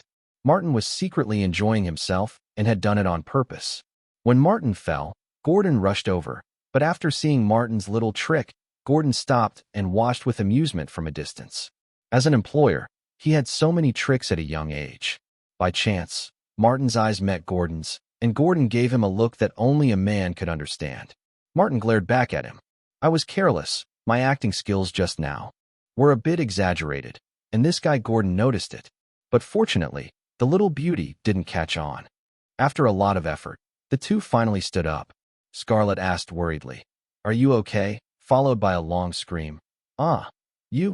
You are Martin Myers." Yes, it's me. Please, little sister, can you stop screaming? Your eardrums are about to burst." I'm sorry. I'm so excited. I love your books. I love your movies. I love your music. I'm your fan." "Thank you. So, little fan sister, can you help me over to sit down? My feet can't support me standing like this for long." "Oh, sorry, I forgot." Scarlett Johansson hurriedly helped Martin walk to a bench not far away. Chapter 50. Martin leaned heavily on Scarlett, forcing her to press tightly against him to offer support as they moved. Gordon watched with a knowing smile, certain that Martin was destined to be quite the ladies' man. Once Martin was seated, Scarlett hurried over to her pink bicycle, setting it aside before joining Martin, her cheeks flushed with a mix of excitement and embarrassment. The delicate scent of her perfume wafted between them. What's your name? Martin asked with feigned innocence. Scarlett Johansson, she replied, her voice tinged with nervousness at being so close to her idol. So, Miss Johansson, do you have any plans? Martin teased, playing coy. Huh? Oh, Scarlett's face fell slightly. I just wanted to chat. If you're not interested, No, you've misunderstood. Martin interrupted gently. I was just wondering if you're free to join me for some dessert. There's a lovely shop not too far from here. Scarlett's expression brightened instantly. I'd love that. You can call me Scarlett or Carly. Are your legs okay?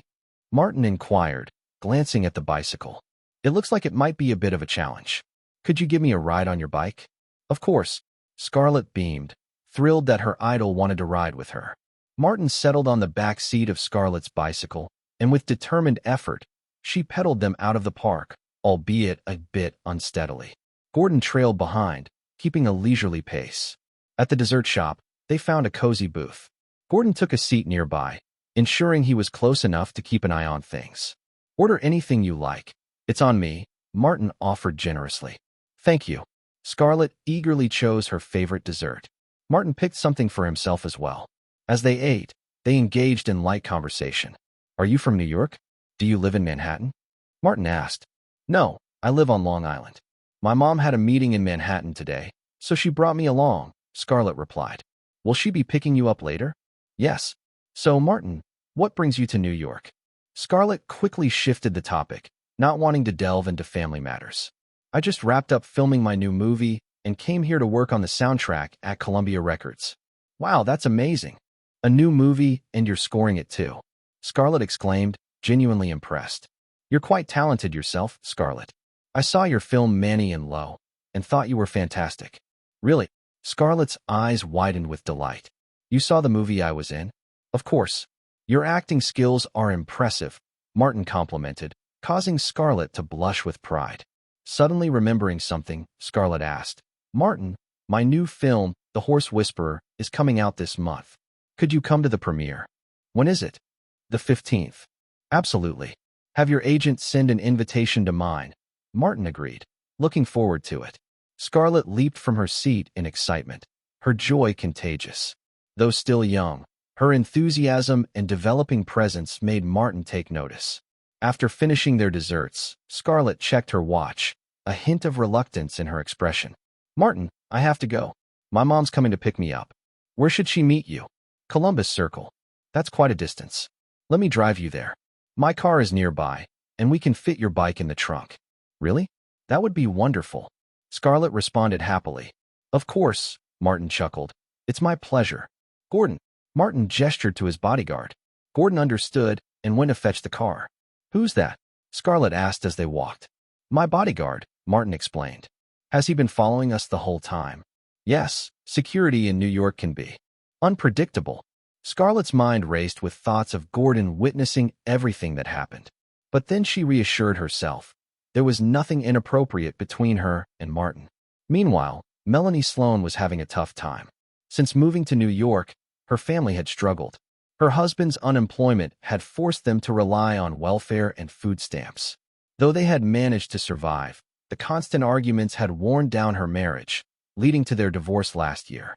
With 4 children, 2 grown and working, Melanie took Scarlett with her, supporting her daughter's dream of becoming an actress. As a Jewish producer, Melanie had connections in Hollywood, which helped her manage both work and family life. Lately, Melanie worried about Scarlett's rapid physical development, especially her chest, which was affecting her ability to land roles. Scarlett's sudden growth spurt left her looking too mature for girl roles, yet too young for adult ones. Melanie was also concerned about Scarlett's height, as a recent checkup suggested she wouldn't grow much taller than 5 feet 2 inches.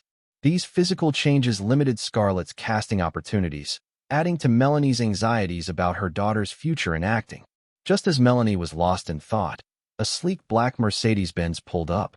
Scarlett's head popped out of the window, waving enthusiastically. Mommy, Mommy. Chapter 51. Just when Melanie Sloan was worried about her daughter's future, a black Mercedes-Benz drove up, and her daughter's head poked out of the window, waving at her excitedly and shouting, Mom, Mom. Whose car is this? Why was Scarlett in the car? What happened to her? Melanie Sloan was a little nervous for a moment and rushed to the stopped car in a few steps. At this time, the car door opened, and the first person who came down was a very handsome young man, and Melanie Sloan recognized him. Isn't this Martin Myers, the most popular child star in Hollywood recently, that little genius? When did Scarlett know this guy? Countless questions popped up in her head. At this time, Scarlett also jumped out of the car and proudly introduced her mother. "Mom, this is Martin Myers, my new friend." Then she introduced her mother to Martin. "Martin, this is my mother, Melanie Sloan, a great woman." "Hello, Miss Sloan, nice to meet you." Hello, Martin." Melanie Sloan subconsciously greeted Martin with a look of surprise. Then Martin said to Scarlett, "Scarlett, I'll leave first. You have my phone number, keep in touch." "Okay, bye Martin." "Bye Scarlett." Looking at Martin getting into the car slowly started to slide. Scarlett suddenly caught up with it and shouted at the car window, "Martin, I am 14 years old this year, and I am no longer a little sister." Looking at Martin's stunned expression in the car window, Scarlett cursed angrily in her heart. This damn height. On the way back, Melanie Sloan asked about the reason why the two met. Scarlett told the truth but skipped some embarrassing moments. After that, there was silence in the car for a moment. Then the mother and daughter spoke at the same time as if they had agreed upon it. Scarlett Johansson, "Mom, can I still grow taller?" Melanie Sloan, "Scarlett, how about we move to Los Angeles?" After another moment of silence in the car, the two spoke in unison. Scarlett Johansson, "I have no problem. I like Los Angeles." Melanie Sloan, "Honey, you're going to keep growing." Then the mother and daughter laughed together. "By the way, Mom, I invited Martin to the premiere of The Horse Whisperer." "Well, what did he say?" "He agreed." Speaking of this, Scarlett became happy again. Martin was going back to Los Angeles tomorrow, but in order to attend my premiere, he decided to stay a few more days. Melanie Sloan suddenly became serious. "Scarlett, you and Martin, you too." Before Melanie finished speaking, Scarlett understood what she meant and quickly replied, "How is that possible, Mom? Martin is 2 years younger than me." "No, he hasn't had his birthday in September yet. He should be 3. Did you even find out the other person's birthday in such a short period of time?" Melanie suddenly laughed and teased. Then she said, "If it is Martin, I have no objection." Melanie's words were sincere. As a woman, if you want to succeed in Hollywood, you need to pay much more than a man. Among them, the body is the least important and the easiest. Melanie had good connections in Hollywood. At some gatherings, she heard some descriptions of Martin and the relationship behind Martin from some well-informed people.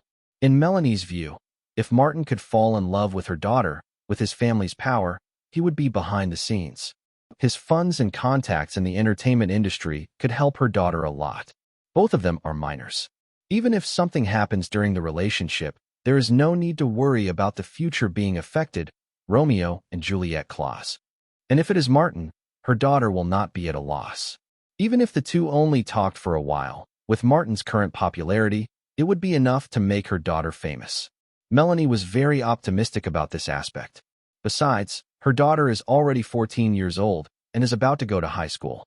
Do you know what gifts American parents will prepare for their children when they are in high school? Usually, it is a condom. So for her daughter to fall in love with a big shot, like Martin, Melanie was happy to see the result. But Scarlett was a little shy. "Mom, what are you talking about? We are just friends. Melanie laughed. Okay, friends, boyfriends and girlfriends, as long as my baby is willing." Scarlett stopped talking. Her face was slightly red, and her eyes were rolling around, as if she was thinking of something. Melanie took a peek and knew that her daughter was excited.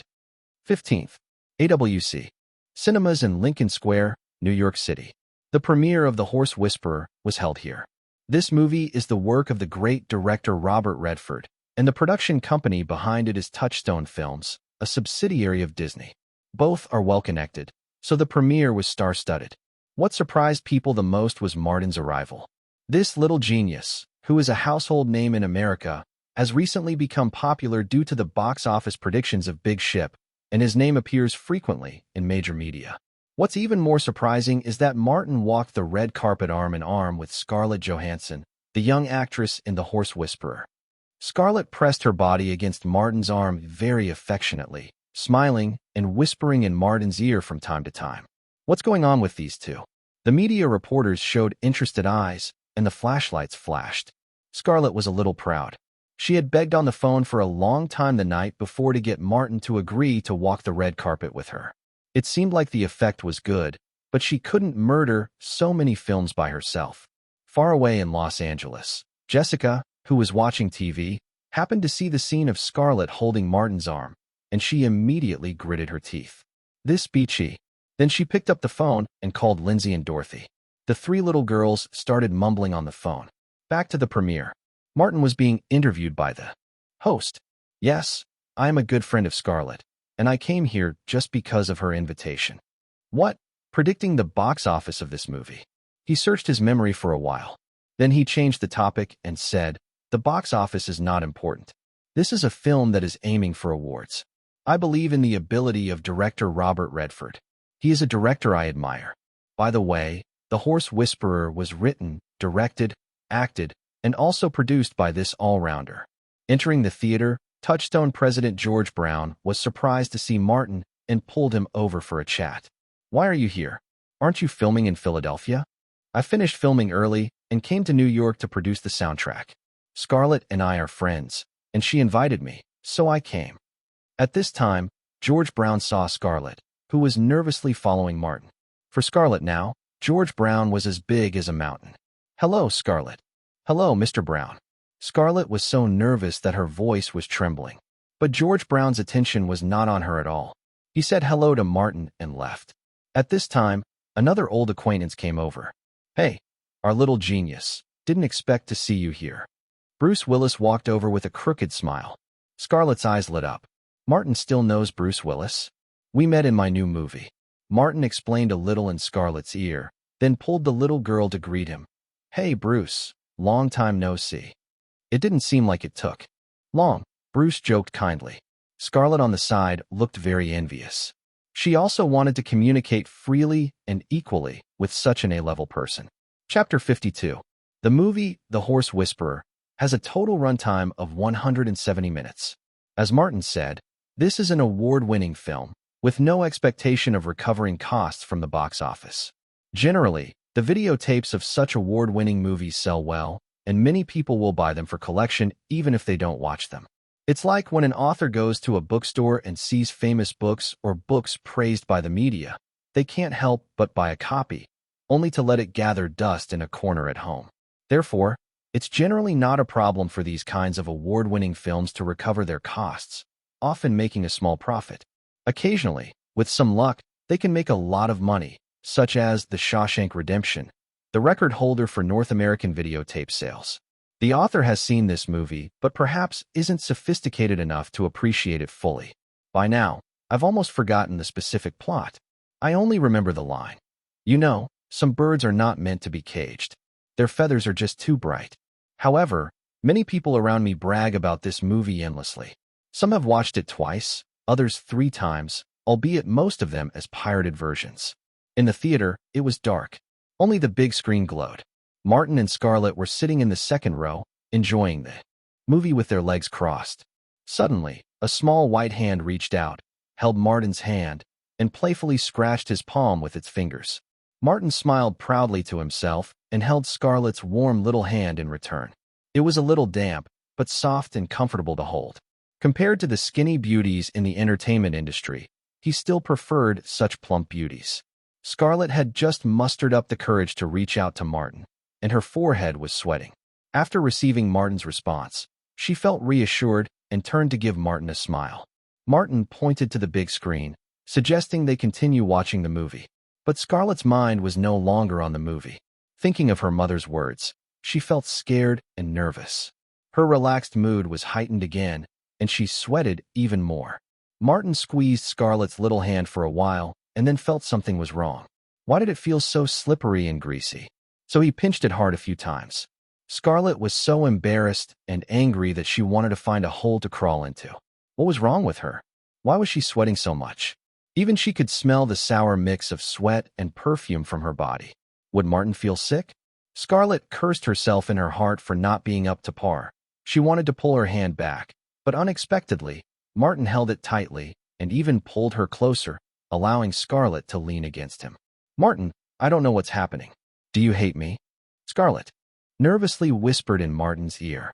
Martin smiled slightly, raised Scarlett's little hand in his, and gave it a gentle peck, tasting the sweat. He then whispered in her ear, "I don't care. Just stay close to me so others won't smell it." Suddenly, Scarlett's heart felt extremely sweet, and her eyes seemed to melt when she looked at Martin. Martin really didn't care, and even found the natural smell of the human body somewhat pleasant. Jokingly, being from the land of gods and demons, Martin has experienced all sorts of scents. For instance, Martin once favored the women of the goblin race. In the goblin race, most males are ugly and weird, but the females are all petite and beautiful. However, because goblins have lived in dark and damp underground caves for a long time, the smell on their bodies is really hard to describe. Yet, Martin, who has been close to them, has not only gone ahead but conquered countless goblin girls, leaving behind countless mixed-race descendants. This is the true spirit of a conqueror. In the continent of gods and demons, the descendants of succubi and dragons are the most numerous. These two races seem to have no reproductive isolation from other races. They'll breed with anyone. Fortunately, the demons at least have aesthetics and seek out beauty, while the dragons are indiscriminate. Martin once saw a dragon with a crocodile, and at that time, he almost wanted to gouge out his eyes and stomp on them for witnessing such an eyesore. So for Martin, the little bit of sweat on Scarlett's body was no different from a fresh fragrance. You know, this is something that even a certain NBA superstar in the future will desire but cannot obtain. TL/N, Kevin Durant. Scarlett had no idea what was happening in the movie after that. She only knew her mouth had been grinning upwards involuntarily. When the movie ended, Scarlett was so dazed that as everyone stood up and applauded, she almost didn't hear the director calling her to come on stage. Thanks to Martin's reminder, she reacted in time. After the premiere, Martin invited Scarlett and her mother to dinner together, and then said goodbye to them. He would be flying back to Los Angeles the next day. On the way home, Melanie Sloan asked her daughter in the car about her day with Martin. The conversation went like this.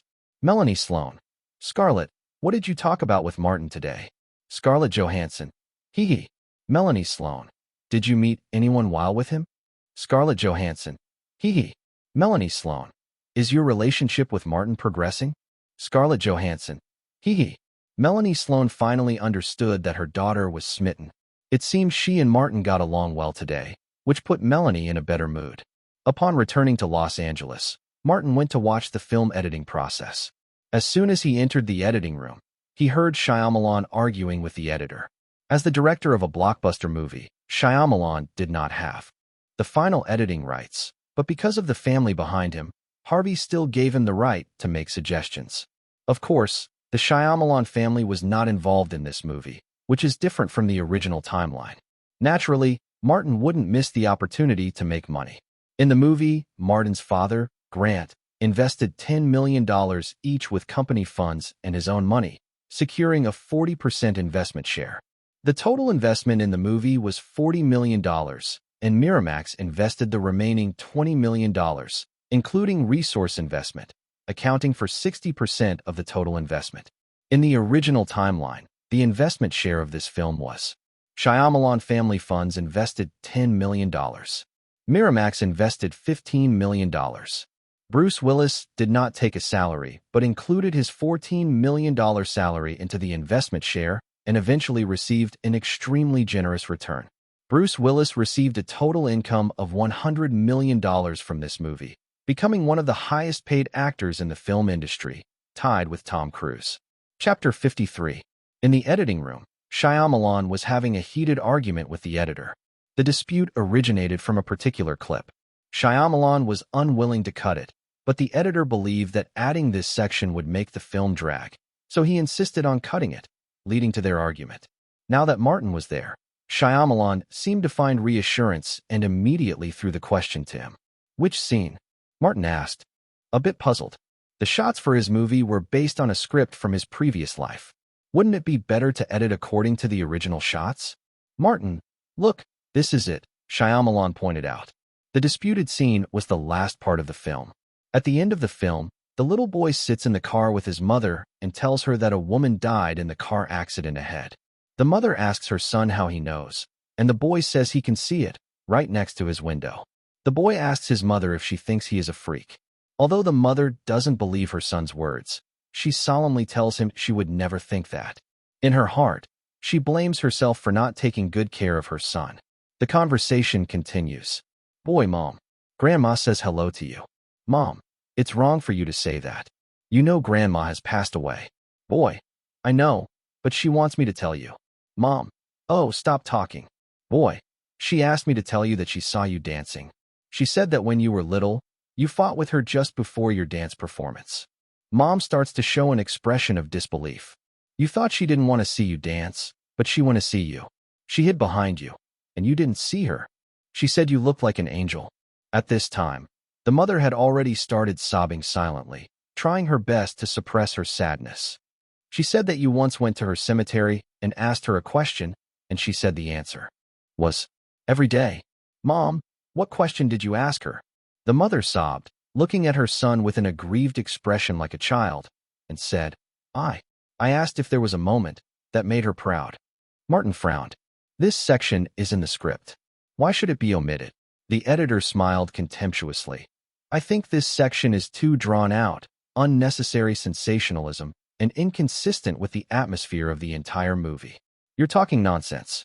This scene is clearly the most important one in the film, you idiot. Shyamalan said, his eyes red. He felt Martin had written this scene into his heart. If released at the end of the movie, it would definitely be a tear-jerking moment.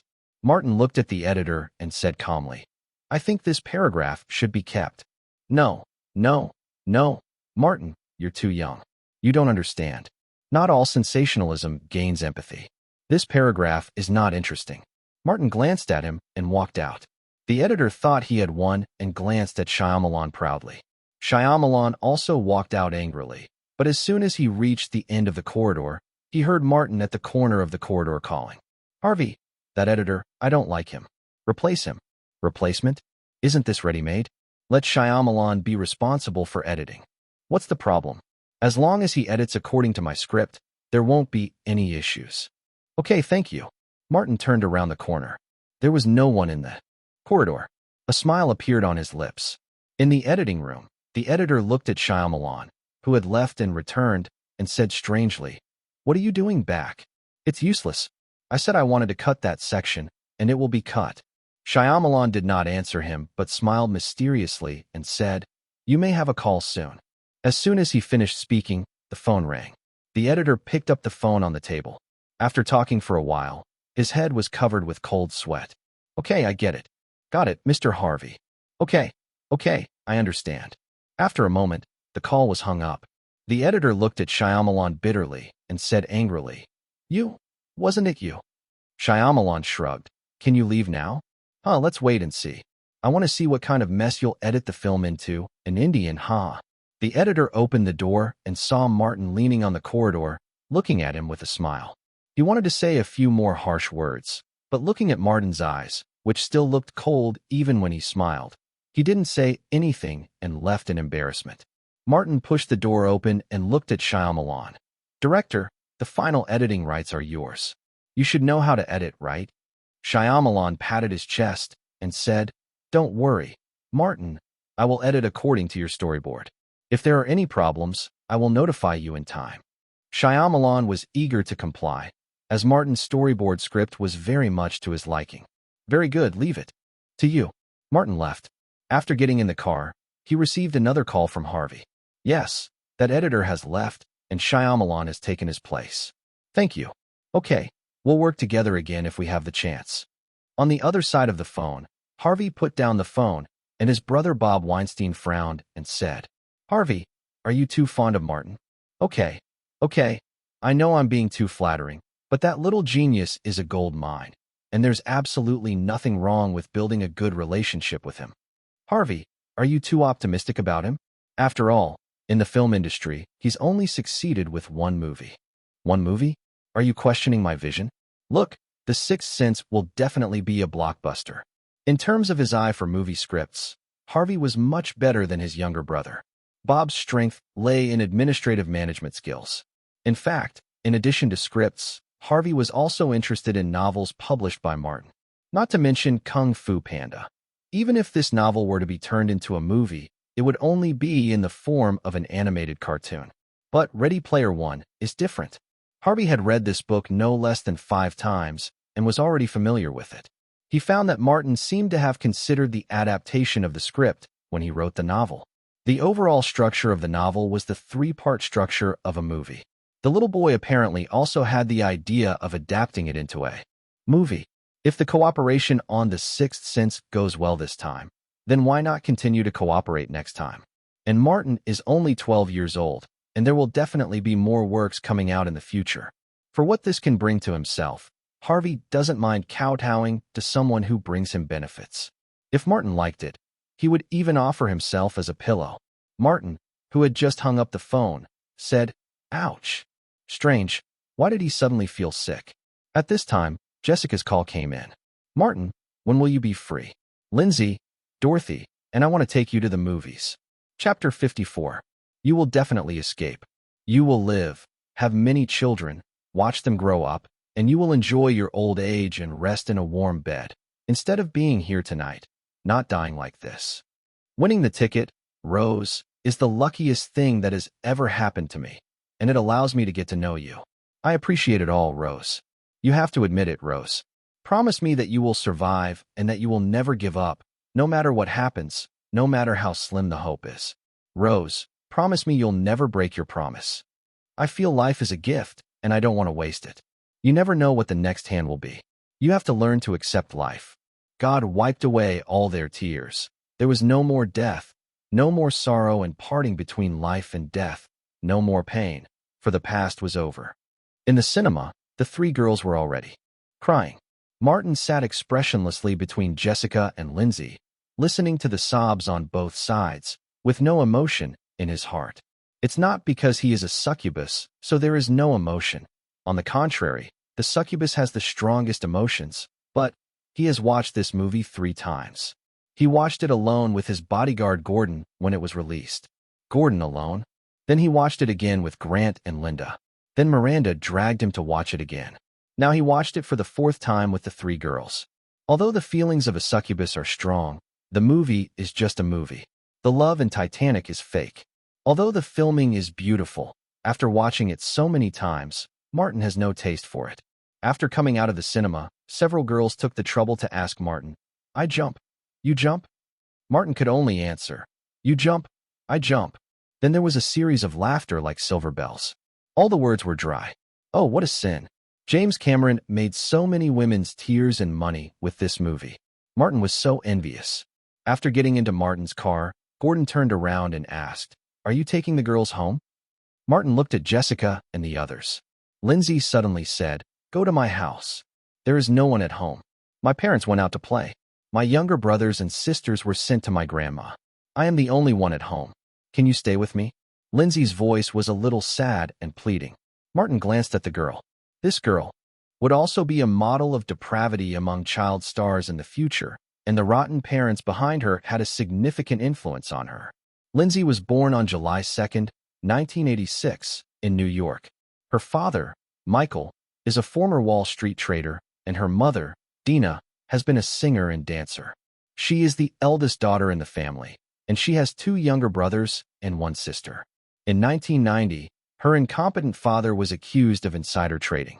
After being arrested, the family's livelihood became difficult, and her mother had little earning power. Lindsay, who was only 3 years old, took on the burden of the family. At that time, Lindsay signed a contract with Ford Modeling Agency and became a child star, filming more than 60 advertisements in a single year. By the time her father, Michael, was released from prison in 1993, Lindsay had already made a name for herself as a child star.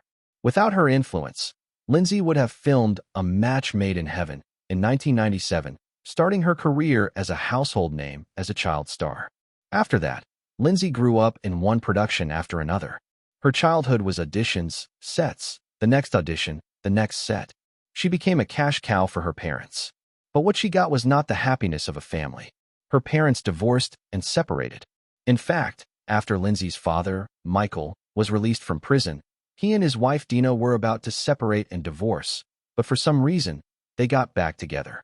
After that, they continued to separate and get back together. This almost became a nightmare that Lindsay couldn't escape. Her father's out-of-control mania and her mother's hysteria were all witnessed by her as a child. Later, Lindsay's father, Michael, openly refused to pay the hotel bill and was accused of actions such as beating a sanitation worker when a truck blocked the road. He was eventually sentenced to 3 years in prison. After being released, Lindsay's parents divorced.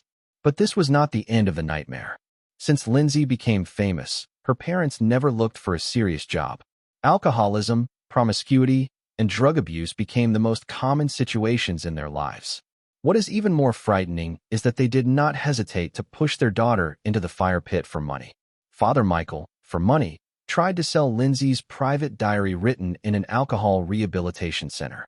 For money, her mother, Dina, forced Lindsay to perform a striptease at a film producer's birthday party, and then began to let her daughter accept pornographic movies.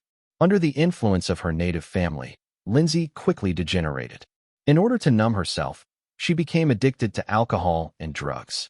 Although she tried to cheer up and voluntarily entered alcohol and drug rehabilitation centers many times, she ultimately failed. As Lindsay's star declined and she earned less and less money, her two weird parents did not care about their daughter. They continued to work together as Lindsay's parents after they divorced and each had a new love, sitting in the interview seats of various programs, talking about Lindsay's private affairs and exploiting her. Later, as she became addicted to various substances, Lindsay's work status became worse and her income decreased. Her mother, Dina, simply persuaded her daughter to accept a $1 million check from Playboy magazine and shoot a series of nude photos and videos. This move also completely restricted Lindsay's acting career and development, and she lost the negotiation qualifications for independently selecting resources. In order to make money, Lindsay had no choice but to accept everything, and then the jobs got worse and worse. There was nothing she could do. For example, in the 2013 erotic thriller Grand Canyon, Lindsay's daily salary for filming this low-cost film was only $100 a day. It is really sad to go from being a well-known child star to this situation. From his memory, Martin can tell that Hua Martin liked Lindsay very much, but it was just a matter of a match made in heaven, teen prom queen, and Lindsay during the Mean Girls period. He felt very sorry for the subsequent Lindsay. At the same time, in his memory, Martin could also see that the criminal records of Lindsay's bizarre parents were simply endless. Lindsay, who lacks love, will also have a rich love history in the future. She is too easy to fall in love with. She was dumped by men and women, and then fell into a drinking scandal again. The most humiliating time was when she attended a party hosted by her gay lover, Samantha, at her home without being informed and was kicked out in public. After this incident of being dumped in public, Lindsay's life completely collapsed, and she entered a career of failure. Maybe I can save her, Martin thought to himself.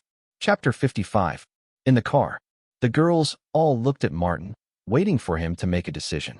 But when the girls' eyes met, there seemed to be a deep meaning. Martin, who was immersed in his thoughts, did not notice this. Martin, what do you say? Well, let's go to Lindsay's house. Wow, that's great. You're all staying at my house tonight, sleeping in my room. Jessica hurriedly said, I have no problem. Dorothy added, that's okay with me. Martin felt something was wrong, but he was still immersed in Lindsay's sad future and didn't think much about it. He also said, okay, I'll sleep on the floor. Yes. Lindsay was extremely happy. Although it was Jessica's idea to invite Martin this time, Lindsay did feel lonely in this home. If it weren't for friends like Jessica, Dorothy, and Martin, she really wanted to run away from home. Martin's car stopped in front of Lindsay's small villa. Do you need me to stay here? I can sleep in the car, Gordon asked. Martin waved his hand and said, no, the security here is pretty good. Come pick me up tomorrow morning. Okay, my phone will stay open. In order to facilitate contact, Gordon was also equipped with a mobile phone. In the 1990s, even in the United States, mobile phones were valuable items. Watching Gordon leave, Martin turned back and laughed loudly. Girls, let's go visit Lindsay's home. Lindsay's home is a small villa, rented, with a good environment. The neighbors are all wealthy middle-class families. The rent money was earned by Lindsay from advertising, including her school fees. Come on, please come and visit my home. Lindsay opened the door excitedly. Then she saw the wine bottles piled up in the living room. Going to the kitchen, there were still wine bottles everywhere. Some of them still had liquor left in them, and the room was filled with a strong smell of wine. Living in such an environment, it is no wonder that Lindsay would become addicted to alcohol in the future. Lindsay was not surprised. After leading everyone to visit the first floor, she smiled and said, "Please ignore the first floor. This is not my turf." Coming to the second floor, there are 3 rooms, including Lindsay's younger brother and sister's room and her own room. Her parents live in the downstairs bedroom. Dang, dang, dang. This is my room. Please come in. Lindsay's bedroom is not big, about 15 square meters, but the decoration inside is very warm. A small desk, a small bed, a small cabinet, a small chair, and many, many dolls.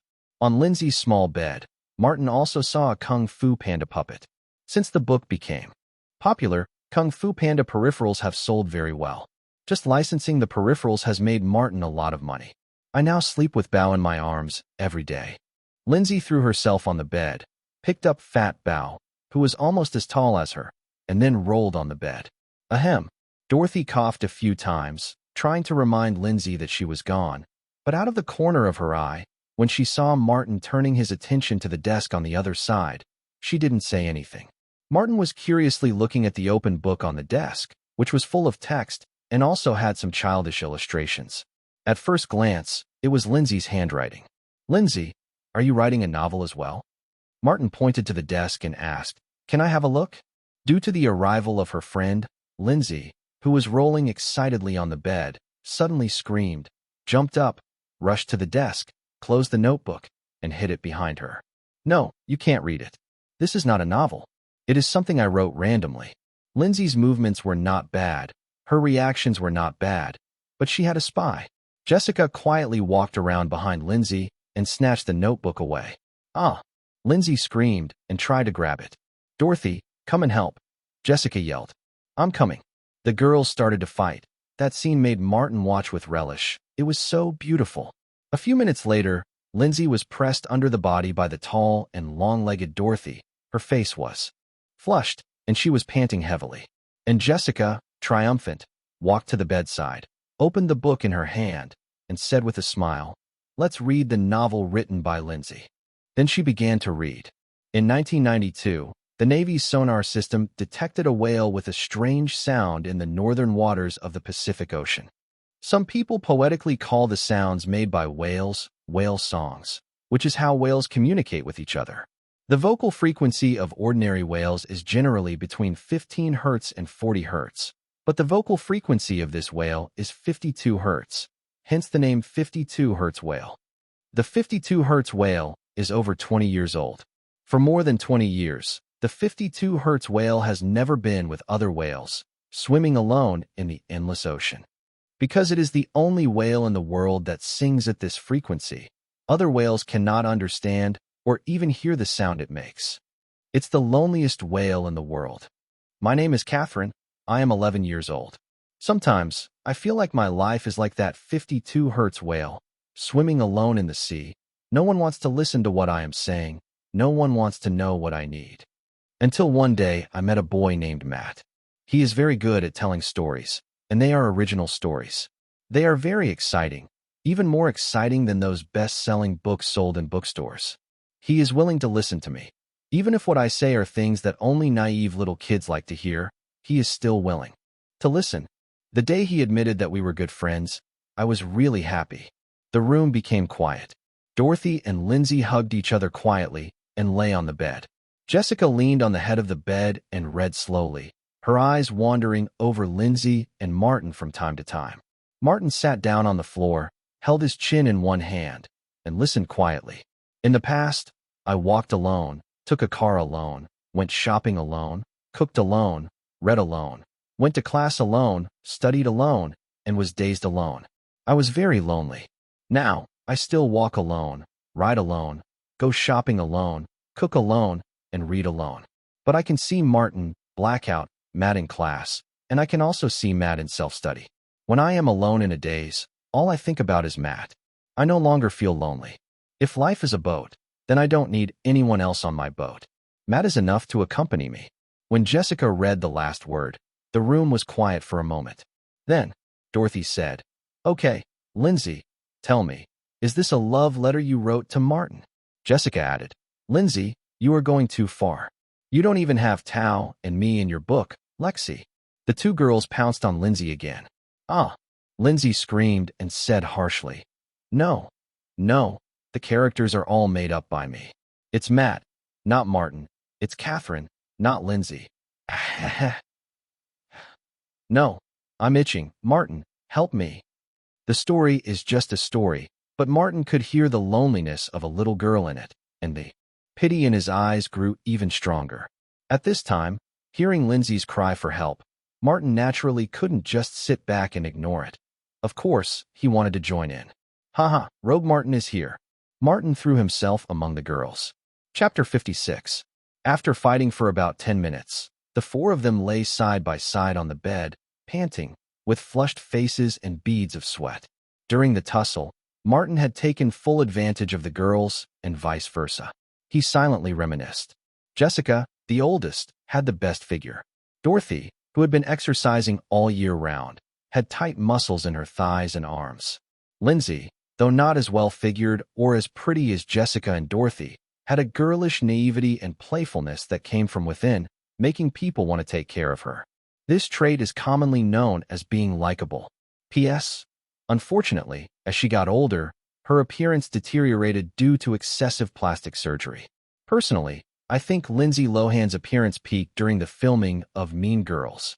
"Oops, it's so hot, and I'm covered in sweat." Jessica sat up from the bed. "Lindsay, I'm going to take a shower in your bathroom." Dorothy also sat up. Together. Lindsay also sat up. Together. Martin also sat up. "Let's get up together." Pooh. Stinky Martin. What a beautiful thought. So Martin lay back down in disappointment, watching from the corner of his eye as the three girls happily walked out of the bedroom and entered the bathroom. Opposite. Bang. The bathroom door closed, blocking Martin's sight. But it was soon opened again, revealing a slit with Lindsay's light blue eyes. "Don't peek, Martin." Then there was a burst of laughter like silver bells from the bathroom. Martin withdrew his gaze, put his hands behind his head, and squinted his eyes slightly, as if he were taking a nap. In reality, a thin stream of magic power was released by him. How can appreciating beautiful things be called peeping? Martin showed a mysterious smile. After a full hour, the three girls finally finished using the bathroom. "Martin, go and wash up," Lindsay said with a blush. It's late at night. The lights in the bedroom had been turned off, except for a night light. Martin slept on the floor, and the three girls slept together on the bed. Even breathing sounded in the bedroom. After a moment, Lindsay's voice sounded softly. "Jessica, Jessica? Dorothy, Dorothy?" No one responded. Then, there was a rustling sound. A small figure slowly got up from the bed, crawled under the bed, quietly got into Martin's blanket, stretched out her arms, and hugged Martin. Then, Lindsay saw a pair of blue eyes staring at her, and her movements froze. "Martin, you're not asleep." I'm just a little scared." Martin smiled gently, and Lindsay suddenly became bolder. "I want to sleep with you in my arms, just like I'm holding Bao. Is that okay?" Without waiting for Martin to answer, Lindsay squeezed into Martin's arms. But, at this moment, a voice came from above. "Okay, Lindsay, don't even think about secretly monopolizing Martin." Lindsay was startled. She looked up and saw Jessica's head sticking out from the edge of the bed, looking at her and Martin with piercing eyes. Martin blinked at Jessica, knowing that today was planned by these girls. Otherwise, why did they bring a change of clothes when they went out today? Jessica climbed down quickly and squeezed to the other side. Then, another little head poked out from the edge of the bed. It was Dorothy. She smiled and said, "Is there still a place for me?" "Gone," Lindsay said angrily. "That's not okay." Dorothy also got out of bed and placed herself between Lindsay and Martin. Because Lindsay's arms were holding Martin's neck and the space was small, she was almost half lying on Martin. "You are treating me as a pillow." Martin got an advantage and still behaved well. "That's right, Martin Pillow, be smart and hug us obediently." As Jessica was talking, she felt something was wrong. Why was Dorothy's body so hot and her breathing so loud? Suddenly she thought of something, looked down, and couldn't help but chuckle. What are you laughing at? Martin glared at her. It wasn't you who caused this. Then he changed the subject and said, You have a premeditated plan today, right? Tell me, what do you want to do? Jessica, Lindsay, and Dorothy looked at each other. Finally, Jessica said, Okay, Martin, we'll tell you. We want to confess to you tomorrow morning when you are most awake, and you can choose one of us as your girlfriend. Yes, Martin, choose us, not that little New York girl. We don't like her. Lindsay nodded heavily. No swearing, Lindsay, Martin scolded lightly. Why can Jessica say it? It's not fair. Lindsay pouted. Because I am already a high school student, grown up, and an adult, Jessica said. You can't say bad words. That's not ladylike, Dorothy retorted. Does fighting make you a lady? Jessica laughed. The alliance of the three girls had just been established, but it seemed to be on the verge of falling apart. At this time, Martin spoke. Stop arguing, and don't wait until tomorrow to express your feelings. Come on, girls, confess your love to me one by one. The three girls stopped arguing immediately. After looking at each other, the oldest, Jessica, started. Martin, I like you. Can you be my boyfriend? Martin did not answer immediately, but looked at Dorothy and Lindsay. Whose turn is it then? Dorothy puffed up her chest and said, I'll do it. Then she blushed and said, Martin, I want to be your girlfriend. When you become a big star, I can also be your female bodyguard. This is good, Martin nodded. Dorothy glanced at Jessica proudly. It's your turn, Lindsay. Martin looked at Lindsay Lohan. Lindsay Lohan mustered up her courage and said an incredible confession in the most timid tone. Martin, I want you to be my man and I want you to be my father. Dorothy, Jessica, what the? Martin. Even as a well-informed person, Martin was shocked. This was the most, creative confession he had ever heard. Jessica said in shock, Lindsay, do you have a fever? How can Martin be your father? He will not marry your mother. Dorothy felt that Lindsay Lohan was too greedy. Everyone was making one wish. Why do you make two wishes? Lindsay pouted and answered Jessica, I'm not talking about the biological father, but the psychological father. Martin is smart, stable, and caring. I think having him as my father will make me feel safe, unlike my real father, who is a lousy person. Martin came back to his senses, pulled his arm out of Lindsay's grip, waved his hand, and said, Okay, for the sake of fairness, I agree to all your confessions, except the one about being a father. What? Dorothy was shocked. You are too greedy. Jessica was angry. Great. Lindsay cheered. Lindsay, what do you mean? Jessica and Dorothy immediately stared at the cheering little girl. Chapter 57. Martin also agreed to the confessions of Jessica, Lindsay, and Dorothy. This made Jessica and Dorothy feel incredible. What's even more incredible is that the little girl Lindsay on the side cheered and seemed to agree with Martin's behavior. Both girls glared at her. Martin smiled, hugged Lindsay, and said proudly to Jessica and Dorothy, See, this is my girl.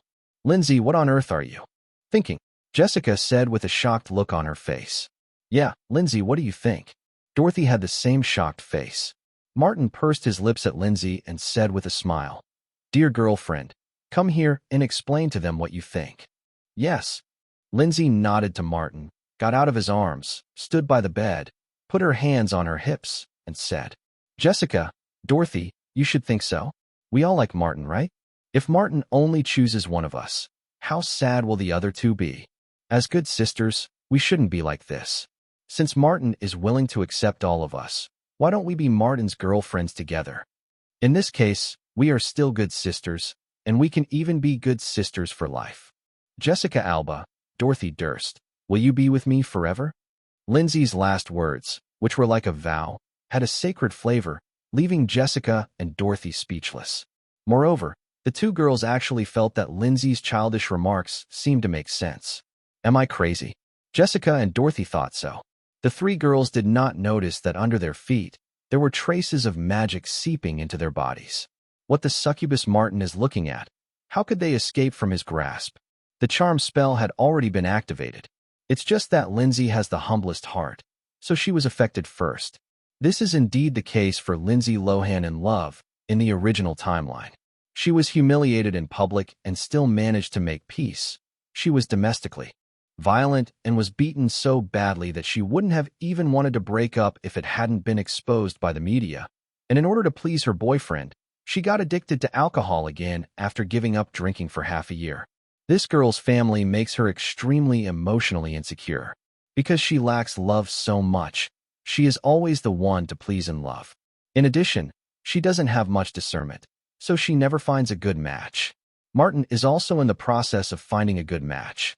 Taking advantage of this, he took the lead in using magic to subtly break through her psychological defense. Then he gave Lindsay's speech a convincing and sacred feeling. In this way, a gap was opened in Jessica and Dorothy's mental defenses, and then the charm spell was activated. The girls unconsciously received strange psychological suggestions. Such a picture emerged in their minds. The three of them became Martin's girlfriends at the same time. In addition to spending time with Martin, they also went shopping together, watched movies together, and even went swimming together. Life was very happy. Halfway through, other good sisters joined in, and their big family became more and more lively. Jessica quickly shook her head, just in time to meet Martin's eyes, and heard Lindsay say with a divine temperament, "Jessica, are you willing?" Jessica's psychological defense was completely broken by this sentence.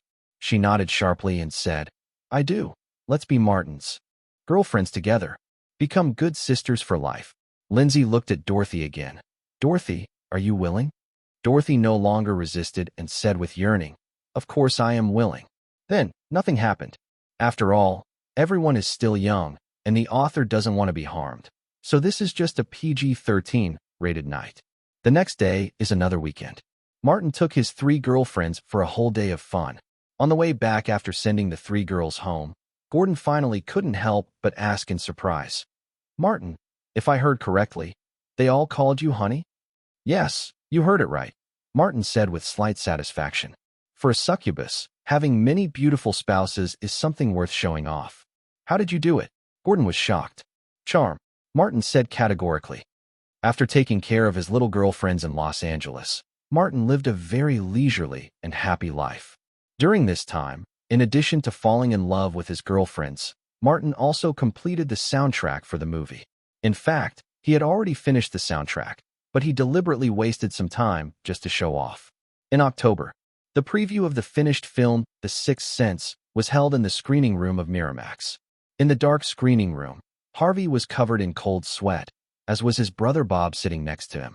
When the film ended, the Weinstein brothers, director Shyamalan, and theater representatives in the screening room all looked pale and covered in cold sweat.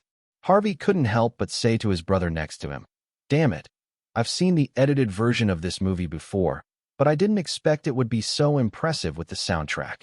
How should I put it?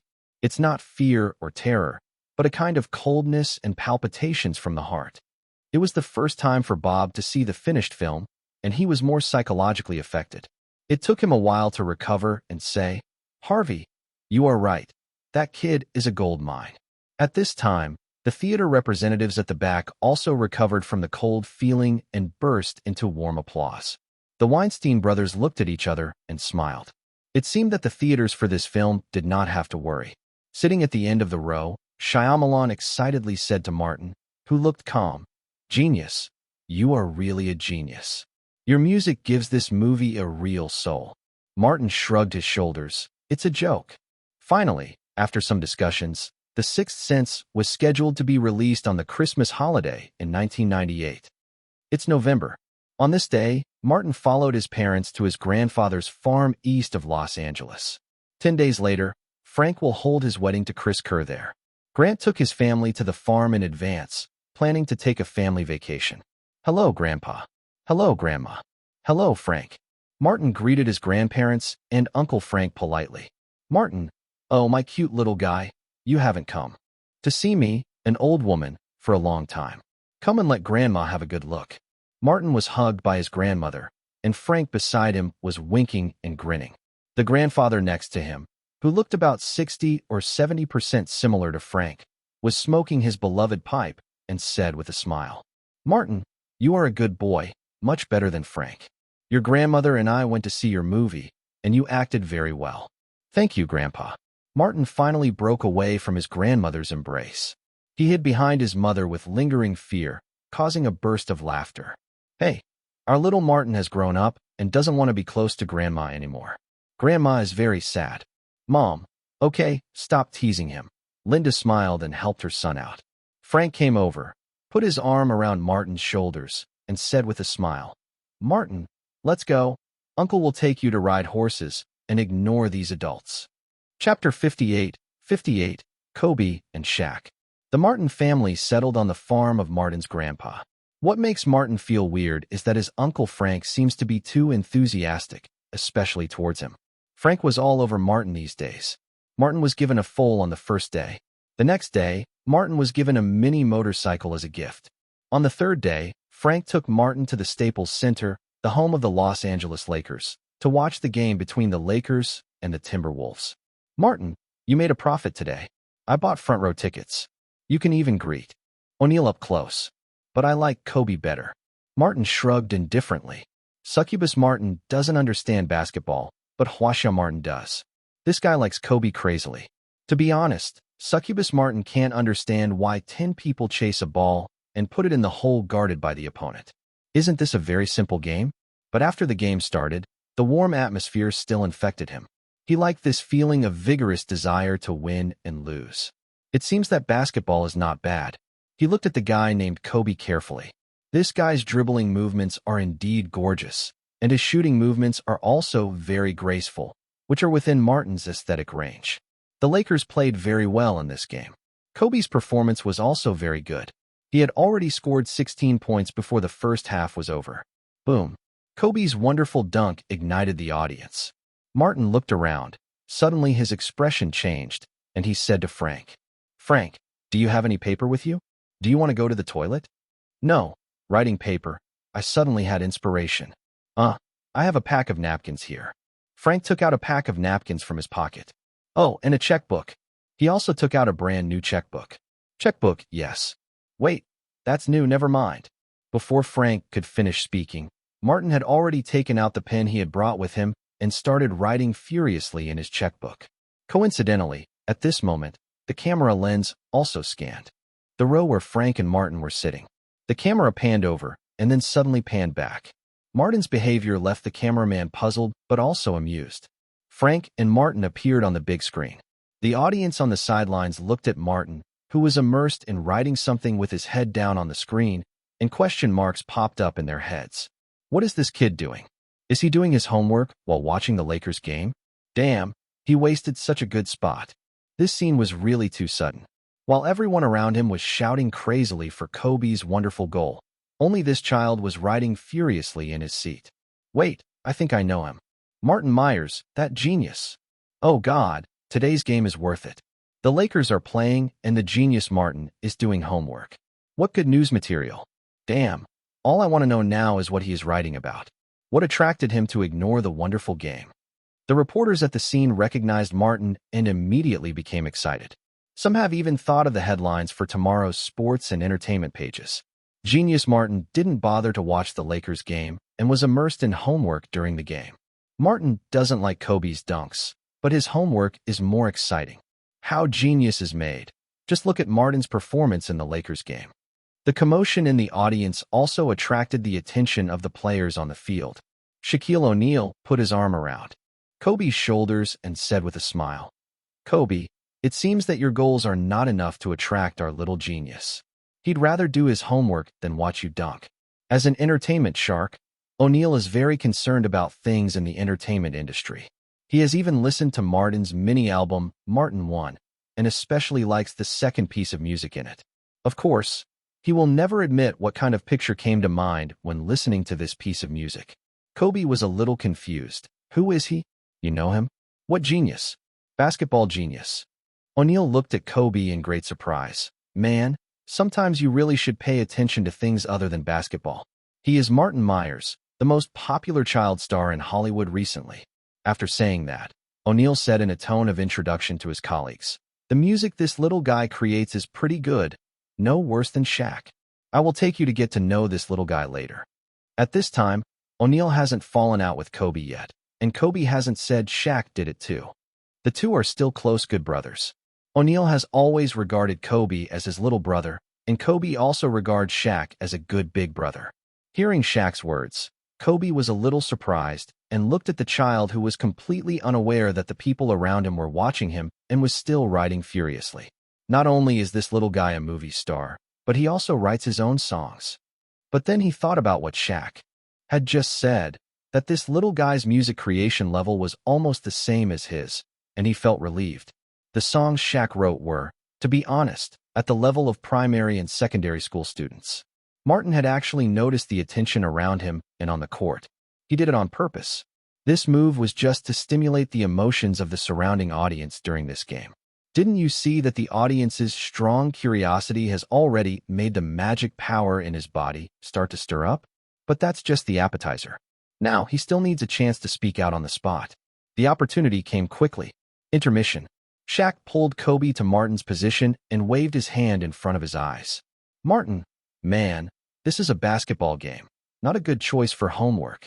Martin pretended to be surprised, shook his body, raised his head, and saw Shaq and Kobe.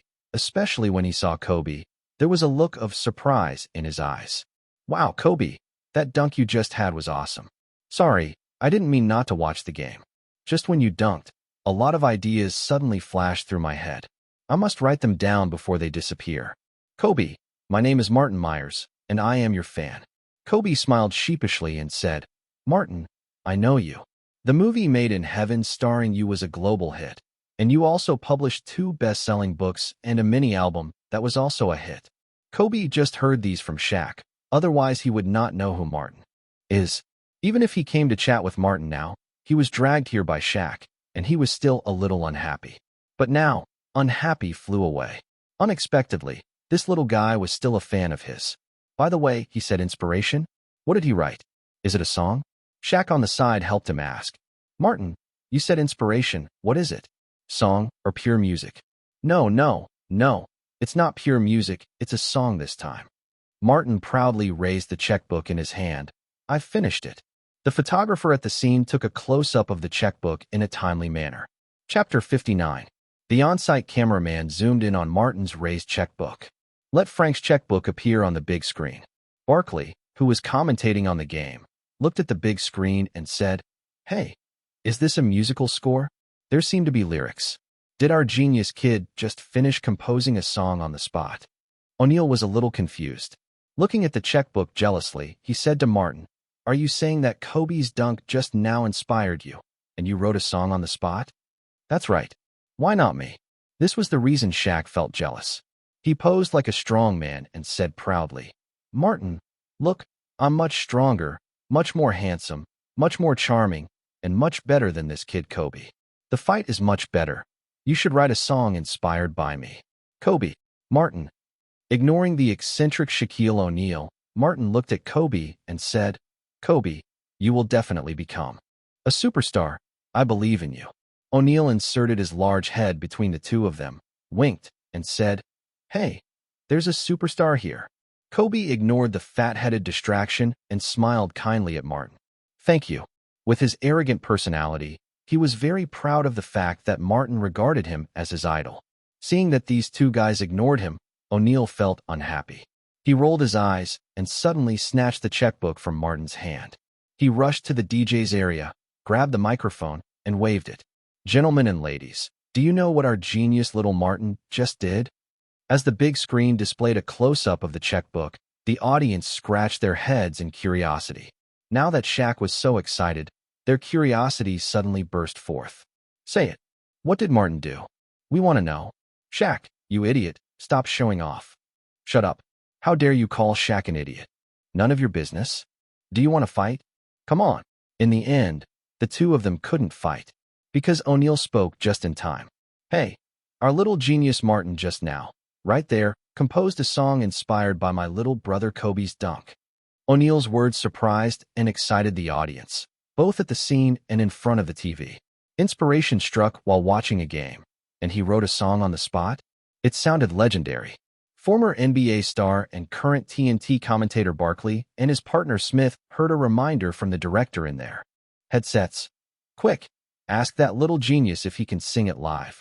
Barkley knew that if Martin created a classic, no, as long as it was a song that was slightly above average, today's competition would definitely become a classic, and the ratings would explode. In fact, according to TNT's real-time ratings detector, the ratings that should have dropped during the intermission were now constantly rising, with no intention of stopping. Old Bus, the owner of the Lakers, who was watching the game at home, jumped up, and his heart raced. He picked up the phone and called Jerry West, the Lakers general manager who was at the scene. "Jerry, you should contact Martin's agent immediately and tell him that we want this song. He can ask for any price." "Got it. I'll contact him right away." Jerry West was a smart man. He knew how much publicity and traffic this incident and song would bring to the Lakers. If it became a classic, Kobe Bryant would also benefit from it. And Old Bus wasn't the only one coveting this song.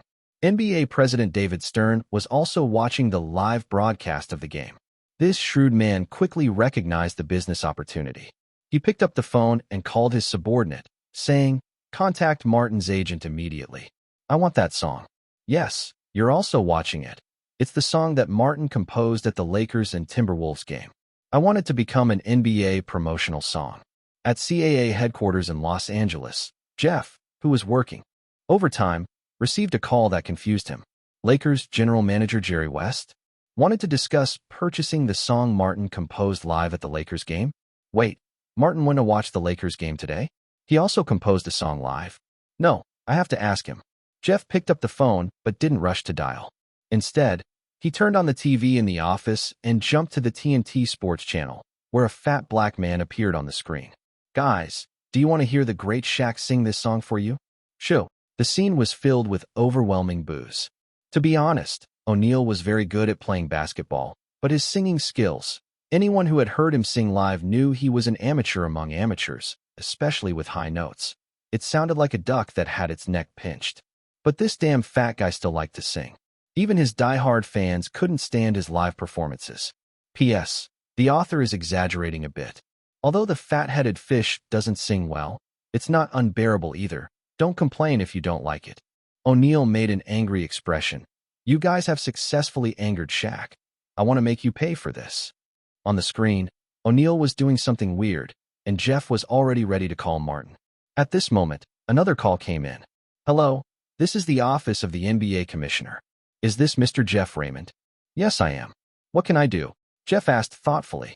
"We, the NBA Sports League, hope to purchase the song Mr. Martin composed today during the Lakers and Timberwolves game as a promotional song for our NBA. It was really for this." Jeff understood. After hanging up, he wasn't in a hurry to call Martin. With two companies competing, it seemed he could negotiate a good price for the song. He sat on the sofa leisurely and watched TV. On the screen, a uniform shout suddenly rang out. "Kobe, Kobe! Martin, Martin!" It turned out that to thank Martin for his importance to him, Kobe decided to invite him to play a 5-goal bullfight at the scene. Martin was a little surprised. This way of thanking him was really strange. He had already planned to sing, but playing basketball. Martin wore a mysterious smile on his face. It wasn't impossible.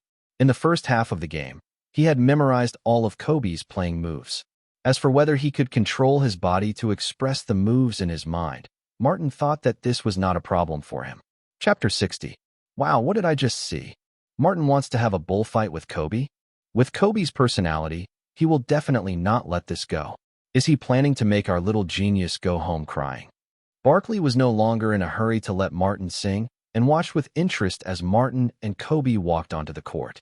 Smith, his old partner on the side, continued, "Kobe's way of treating fans is really special. I hope Martin does not hate basketball." Even O'Neal couldn't care less about being funny. He walked up to Kobe and asked quietly, "Are you serious?" "Of course. This is a benefit I give to my little fans, which is pretty good." Kobe didn't understand why O'Neal looked like that. O'Neal's mouth twitched. "Pretty good? Well, fair." Kobe's brain is really different from normal people. He knew that with Kobe's stubborn character, he couldn't persuade him, so he could only do his best to listen to fate and said, "Put some water in it. Don't take it too seriously." Kobe was stunned. "Why? This is so disrespectful." "No. Haven't you ever thought about how Martin would feel when he lost to you? How desperate would he be? Isn't it right to lose to me? Why should he despair? He is just a child." Yes, he is just a child. If you score a goal with a bang, wouldn't he be desperate? No way. Kobe looked puzzled. When I was a kid, I loved playing with top players. If I lost, I would keep playing until one day I beat them. Bang. O'Neal slapped his forehead, almost despairing of Kobe's emotional intelligence. But there was a twist. After Kobe thought for a while, he said, "But Martin is different from me. He has never practiced basketball, and his physical fitness is definitely not as good as mine was when I was a kid. I really couldn't give my all." This is right. O'Neal just breathed a sigh of relief when he heard Kobe say again, "Then I will only show 60% of my level." O'Neal. It's hopeless. This guy's emotional intelligence is hopeless. Can't he let the two of them in on it? Can we start now, Kobe? Martin's voice sounded. He was originally wearing jerseys and shorts to watch the game today. He only needed to take off his jacket. O'Neal thought with compassion, this kid doesn't know what he is about to experience. What a poor little guy. O'Neal looked at Martin and saw that he was wearing Kobe's number 8 purple and gold jersey. He stood tall on the court, grabbing the ball with one hand and holding it up. Wait, grabbing the ball with one hand. O'Neal had a surprised look on his face. They were astonished. Also surprised were the on-site commentators Barkley and Smith, as well as the basketball-savvy spectators watching the game. Catching the ball with one hand is no simple matter. It requires the size of the palm and the strength of the fingers. Many NBA players can't do that. Barkley. This kid has such big hands. Smith. Unbelievable. O'Neal looked at Martin, then at Kobe, and suddenly smiled evilly. Hee hee, Kobe. This kid's hands are bigger than yours. You know, a pair of small hands is a sore spot for Kobe.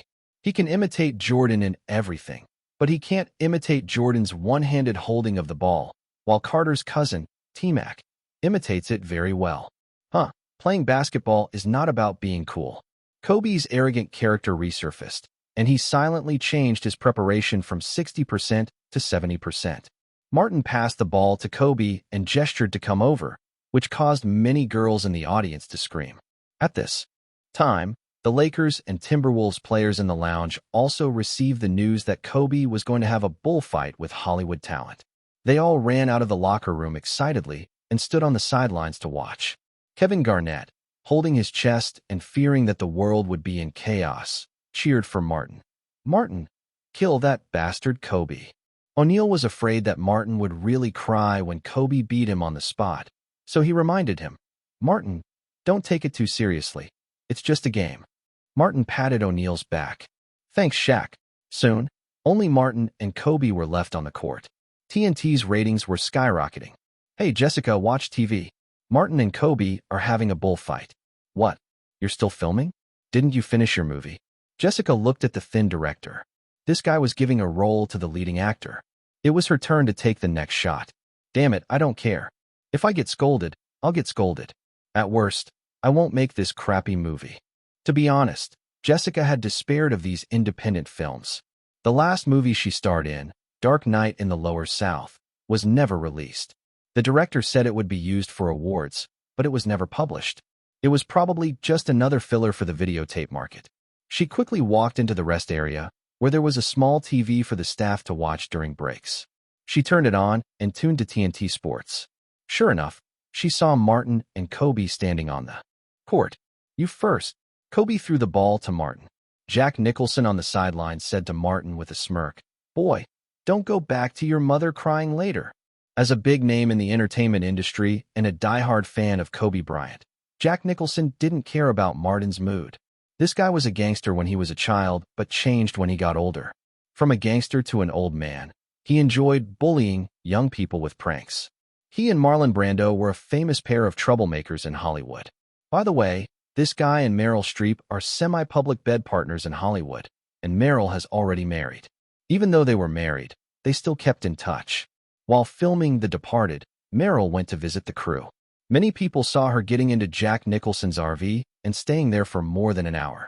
During this time, the RV was regularly bumping. Martin dismissed the threat of the fat old man and turned around, replying, Really, as a madman and a clown, I have reservations about your words. Jack Nicholson laughed, sat down, and said nothing more. Martin's retort mentioned two of Jack Nicholson's most proud movie roles, The fake lunatic in One Flew Over the Cuckoo's Nest and the Joker in Batman. This made him feel some affection for this boy. This is the mark of high emotional intelligence. Martin looked at Kobe and suddenly smiled. Here I come. Bang. The basketball hit the floor, bounced quickly, and passed under Martin's legs, followed by a sharp kick. Kobe's gaze was sharp. He could tell with just one movement that this kid was a master. But why were his movements so familiar? Barkley, Martin moved. He is not a rookie. His passing moves are very skillful. He has a, Kobe feel. Smith laughed. Yes, Martin's left side quickly changed direction with his legs. He really looks like Kobe. Garnett on the sidelines was surprised. This kid is very good, very fast, and very skilled in dribbling. This level can be rated as 5 stars in high school, right? How old is he? O'Neal, standing next to him, said proudly. Awesome. He is my fan. Garnett rolled his eyes. Did you think I wasn't watching TV in the lounge? Kobe stopped Martin with a sideways move, but was shaken by Martin's feint, causing him to hesitate a little. Bang! Martin rushed into the penalty area like a bolt of lightning, leaped high, held the ball with one hand, and smashed it against the basket. Boom! The whole stadium roared like a volcano erupting. People were cheering loudly for Martin's dunk, and countless hot emotions poured into Martin's body. Martin was now just over 1.6 meters tall, which is not considered tall among junior high school students. There are very few people in the entire history of the NBA who can complete dunks at such a height. This requires strong jumping ability and explosive power. The astonishing jumping height and violent tomahawk slam dunk brought a visual impact that would make Staples Stadium explode. Chapter 61. 1 o'clock, Martin leads. Amazing bounce, amazing dunk, barked Buckley. I think before this bullfight started, no one would have thought that Martin could score such a goal in front of Kobe, Smith exclaimed. Smith, have you noticed that Martin's dunk just now is almost exactly the same as Kobe's dunk before the end of the first half? Hey, when you say that, it seems to be true. Subsequently, the replay of the 2 dunks was played on the big screen at the scene. The 2 dunks appeared on the screen at the same time, one left and one right, and were played simultaneously from takeoff for comparison. Hiss! There was a gasp of air from the crowd. This is so similar. The actions of the 2 players are almost as if they have been choreographed. Continue. Kobe passed the ball to Martin and squatted down. This time, he decided to use 80% of his strength. Bang, bang, bang, bang, bang, bang. Martin dribbled the ball unhurriedly. The moment he was close to Kobe, a man behind him suddenly changed hands, turned around, and ran past Kobe. Kobe sneered, turned around almost simultaneously with Martin, and chased after him. At the same time, half of his body blocked Martin's path to the basket. Unexpectedly, Martin didn't even think about going to the basket. At the moment of the breakthrough, he took another 2 steps back, distancing himself from Kobe, jumped back, and drew an arc with the basketball in his hand. Brush. The ball went in. Oh, God. Change hands from behind. Turn around. Connect with the passer, step back, and shoot. This is Kobe's unique trick. He shouldn't be acting at all. He should be playing in the NBA. As long as his height can grow to more than 1.9 meters, I think countless teams will cry and beg him to sign. O'Neal on the sidelines was dumbfounded. This script is wrong. Shouldn't it be Kobe who beats Martin to tears? How do you see this trend? Martin is about to beat Kobe to death? Garnett on the side murmured. Is this guy really an actor?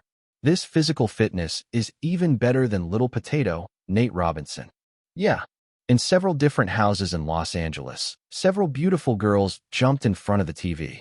Jessica, Martin is great. Dorothy, Martin is the best.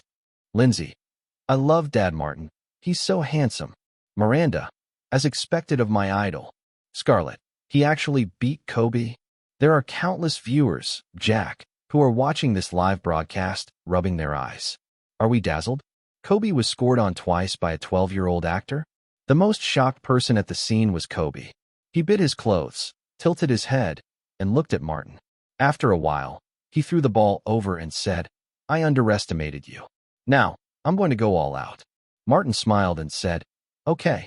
On the sidelines, Jack Nicholson had a dull look on his face, wondering if he was dreaming. After Kobe became serious, Martin fell behind. After a series of confrontations, interferences, and interceptions, Martin's shot was crooked. The ball was given to Kobe. Kobe did not bully Martin's height and shoot directly. He also broke through with the ball. Although Martin's body was at a disadvantage in the confrontation with Kobe, it was beyond everyone's expectation. Kobe scored the first goal, followed by the second goal. But on the next goal, he was intercepted by Martin's quick hand, causing another wave of exclamations. The ball changed, Martin attacked, and Kobe defended. Kobe blocked the ball with a block. Next, switched to Kobe to attack. Barkley shouted. Kobe used his height to bully Martin when facing him. It's unfair and unjust. Smith did not respond but exclaimed, I seem to see two Kobe Bryants competing on the court. Their movement styles are almost exactly the same. The audience at the scene and in front of the TV also had the same feeling, as if they were watching two Kobe Bryants fighting bullfights.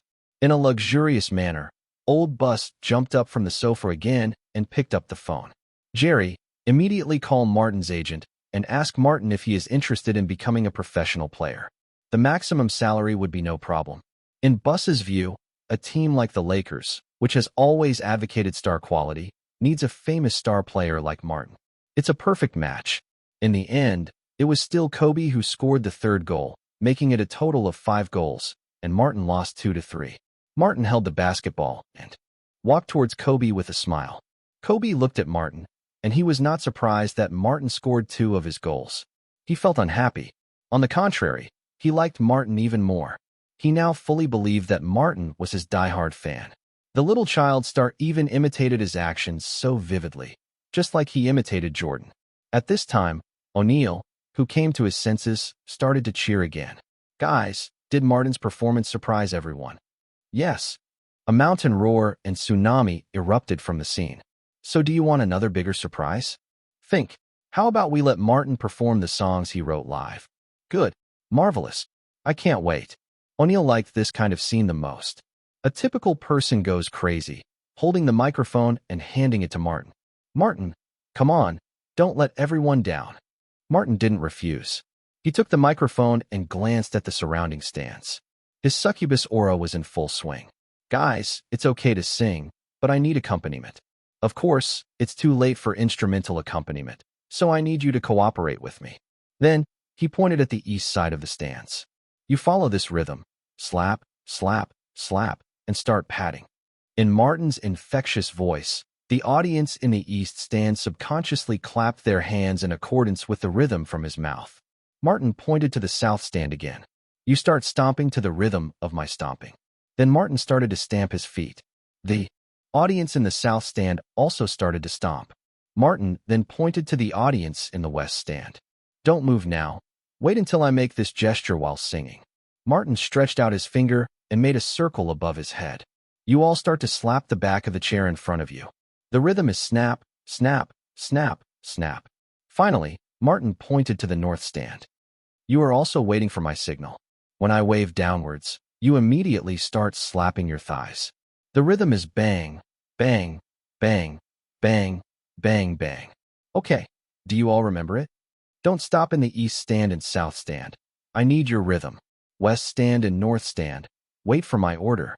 Martin's magic was fully activated, guiding everyone in the audience to play the rhythm according to his ideas. Commentators such as Barkley and Smith, players like Garnett, O'Neal, and even Kobe could not hold back and played according to Martin's requirements, keeping the beat. The ratings were soaring. Countless people were waiting for Martin to perform the song he composed at the game. Martin took a deep breath, opened his voice, and a clear high note came out. Chapter 62. Bang, bang, bang, bang, bang, bang, bang, bang, bang, bang, bang. Amidst the sounds of stomping feet and clapping, Martin uttered the first word with an explosive high note. I will smile. I know the price of fooling people. I will hold on to myself until the night falls, even through the boundless darkness. As the song entered the chorus, Martin stretched out his hand and circled it above his head. Dong, dong, dong, dong, dong, dong. The sounds of countless people slapping the backs of chairs converged into a roaring drumbeat and joined in. The beat of tens of thousands of people still couldn't cover up Martin's voice. His pitch suddenly rose, as if he were shouting, I am indestructible. Yes, I won every game. I'm unstoppable. Martin swung his left hand sharply. Finally, the sound of slapping thighs also joined in, and the entire stadium was immersed in the super rhythm of the song, making people sway and find it difficult to control themselves. It's like a war song, encouraging people to charge. Martin's pitch rose another octave, and the scream became a roar. I don't need to conserve energy. I was confident, and now I am unstoppable. Now I am unstoppable. Unstoppable. Now I am unstoppable. Boom. When Martin dropped the last syllable, he made a fist above his head, and the whole audience went silent after hitting the last strong note. Then cheers erupted like a volcano. Martin was satisfied with the stream of desire flowing through his body and bowed in all directions. Thank you, everyone. Thank you for your cooperation. This was a perfect performance. Warm applause broke out. Wow, the fans who bought live tickets today made a profit. What a blast of a song. How long is Martin's head? If only I had a talent like him. Buckley couldn't help but sigh. Smith mocked as usual. You'd better forget it. Even if you had Martin's brains, you could only be a behind-the-scenes person because you don't have his singing skills, his looks, or his aura. Shut up, Kenny Smith. Old Bus remarked. You must get it. It is so suitable for the Lakers. Stern added, this song must be played. It is so suitable for the NBA. At the scene, O'Neal started to act weird again. He danced the moonwalk of King of Pop Michael Jackson, slid in front of Martin, grabbed his microphone with his hand, and pretended to be a reporter interviewing. Martin, is it true that the inspiration for this song came from Kobe's dunk rather than Shaq's performance on the court? Please answer truthfully. When O'Neal said, answer truthfully, his other hand began to point at himself, as if to say, it's me, it's me, it's me. This caused a burst of laughter. Kobe even leaned into Fisher's arms, pointing at O'Neal with his fingers. Martin blinked his eyes, and the momentum from singing was gone, revealing an innocent and lovely temperament that caused many middle-aged women in front of the TV to overflow with motherly love. Oh, there was also a woman in her 40s who smiled lovingly at Martin. Jeannie Buss, the daughter of Lakers owner Buss Sr. This woman once did an 8-page nude photo shoot for Playboy magazine. The wealthy daughter-in-law is now fighting for the right to speak with her brother, Jim Buss, in Lakers management. The famous socialite of the Buss family has now given up and no longer maintains the same relationships with those sports stars and Hollywood male stars that she once did. But seeing little Martin deliberately showing an innocent and cute look at this moment, Jeannie Buss couldn't help but feel her heart race. Women of this age probably like cute young men. P.S. Tell me a funny story, Jeannie Buss. When she was young, she would often have heated relationships with some female classmates and then introduce these classmates to her father. Many of them became her father's little lovers. Kobe, my inspiration comes from Kobe. Everyone should have noticed that I am a fan of Kobe, and I often imitate his playing style. Kobe sat up straight and gave a thumbs up to Martin. Frank, who was sitting in the back row of the players' bench area, was dumbfounded. In fact, he had been completely stunned since Martin and Kobe had their bullfight. His nephew. When did he learn to play basketball? How come I didn't know? Besides, he plays basketball too well, right? Didn't he not like to watch these sports games before? When did he become a fan of Kobe? He also imitates Kobe so well. Damn it, I meet him every year. Why have I never discovered this? O'Neal deliberately showed a sad look, squatted on the ground, covered his face with his hands, and made a sound like a butcher. Oh, I'm so sad. Martin, why do you only love Kobe and not me? Martin shuddered in time, showing an expression of disgust. The two people's antics caused a lot of laughter. Barkley laughed so hard that he leaned on the table. O'Neal should go and look in the mirror so that he understands why Martin doesn't love him. Of course, maybe if he goes to Thailand for sex reassignment surgery, it will increase the advantage between him and Kobe. Smith said, O'Neal and Martin work well together. Maybe they can make a movie together. Barkley slapped the table and laughed. That must be a comedy. At this time, O'Neal, who was holding his head and crying, suddenly raised his head, pointed at the stands, and said, You have been cheated. I am not sad. Ha ha ha. There was a burst of laughter in the stands.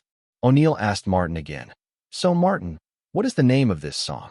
The scene became quiet, and everyone was very curious. Martin smiled and said, I call it Unstoppable. Unstoppable. Good name, O'Neill said sincerely. As the intermission ended, the game continued, but people's minds seemed not to be on the game. They kept talking about Martin and Kobe's bullfight, and the song performed by Martin and the entire audience, Unstoppable. Frank was extremely curious and asked Martin his doubts. When did you learn to play basketball and become so good at it? Chapter 63, Frank Wedding. After halftime, Martin returned to his seat. Frank couldn't help but ask curiously, Martin, when did you learn to play basketball? And how are you so good at it? That's Kobe, the star of hope for the Lakers. You were able to score 2 goals in a bullfight with him. It's unbelievable. Martin shrugged his shoulders and said casually, when you didn't see it. Maybe it's because I'm relatively talented. I can learn those basketball moves instantly. Frank was still confused. But how come your physical fitness is so good? The height you jumped just now was simply terrifying. Martin replied, well, maybe it's because I started to grow. The subsequent game ended calmly, with the Lakers defeating the Timberwolves 103-89. It is worth mentioning that after the game, Kobe Bryant specifically asked for the game ball, signed it, and presented it to Martin. Frank was even more excited than Martin. He took his nephew to take a photo with Kobe and shamelessly asked for Kobe's game shoes, requesting him to sign 380 on them. On the way back, Martin felt disgusted and kicked his shoes under the seat. No, Uncle Frank, are you serious? Are you really going to collect these stinky shoes? Stupid Martin, do you know how much a pair of signed sneakers worn by Kobe can be sold for? Of course, I will definitely not sell them. I will keep them. When Kobe becomes a superstar, they will definitely have collection value. Don't you mind the smell? Why don't you go back and wash them off? Martin pinched his nose and said. Frank was shocked. Don't. It won't be worth anything after washing them. That's what you want. After I get back, I will have a glass display. Cabinet custom made, and put it in the cabinet so that I won't be afraid of the smell. Then his eyes fell on the basketball in Martin's hand, and he said with a sheepish expression, Martin, why don't you put this basketball with your uncle for collection? You don't know how to keep it, so don't break it. He originally just said this tentatively, but he didn't expect that Martin actually agreed. Okay, here you go. Martin threw the basketball into the back seat and clapped his hands. He was so happy that he wondered if this kid was a Kobe fan. After a moment of silence, Frank laughed. No matter what, he had taken advantage. This competition was not in vain. At this time, Martin spoke up. Uncle Frank, just tell me, what do you want me to do? There's a saying in China, showing courtesy for nothing is either cheating or stealing. You have gone too far in the past few days. Frank blushed, held the steering wheel with both hands, and was silent for a moment, as if he was organizing his words. After a while, he said, Martin, I want to ask you to be the best man at my wedding. Can you? Martin was a little surprised. I'm still a child. Is it appropriate? In the United States, or in the West, the choice of the best man and bridesmaid at a wedding is an important decision that cannot be made unless it is a very close friend. Moreover, the best man and bridesmaid must give a speech, and if it is true and touching, it will also add a lot of color to the wedding, so candidates are generally not chosen casually. Frank doesn't have so many friends, so why are you looking for me? Martin asked directly. Frank said hurriedly, why aren't you suitable? It's so suitable. You know who my friends are. They are all rotten people and playboys, just like I was before. These guys won't bless me for my wedding. I'm even afraid that they will ruin it. Besides, Chris doesn't like them either. So, my dear nephew, be my best man. If you are too lazy to write your speech, I can do it for you. By the way, Chris's bridesmaid is Miranda. How about this arrangement? Martin glanced at Frank lazily, then was startled. Frank was staring at him with a pitiful look. No, Uncle, look at the road. Look at the road, don't look at me. Okay, I agree. It's not enough even if I promised. Just drive well. Hee. I knew little Martin would feel sorry for his uncle. Frank showed a smile of success. By the way, I have written the speech a long time ago, and will give it to you tomorrow. Martin rolled his eyes speechlessly. No need. I'm used to free play. Well, Martin, don't mess around at the wedding. Haha. How about you change the best man? No, Uncle believes in you. Frank immediately changed his mind and then carefully reminded him. You really can't mess around. I know. November 16th, 1998. Frank's wedding was held on his family's farm. Frank, who was wearing a suit, looked particularly energetic today, gazing with piercing eyes at the beautiful bride standing opposite him in a white wedding dress. The pastor faced Frank and said, "Frank, will you marry this woman? Are you willing to love her and be loyal to her, no matter if she is poor, sick, or disabled, until death?" Frank looked seriously into Chris's eyes. "I do." The pastor then looked at the bride again and said, "Chris, will you marry this man? Love him, be loyal."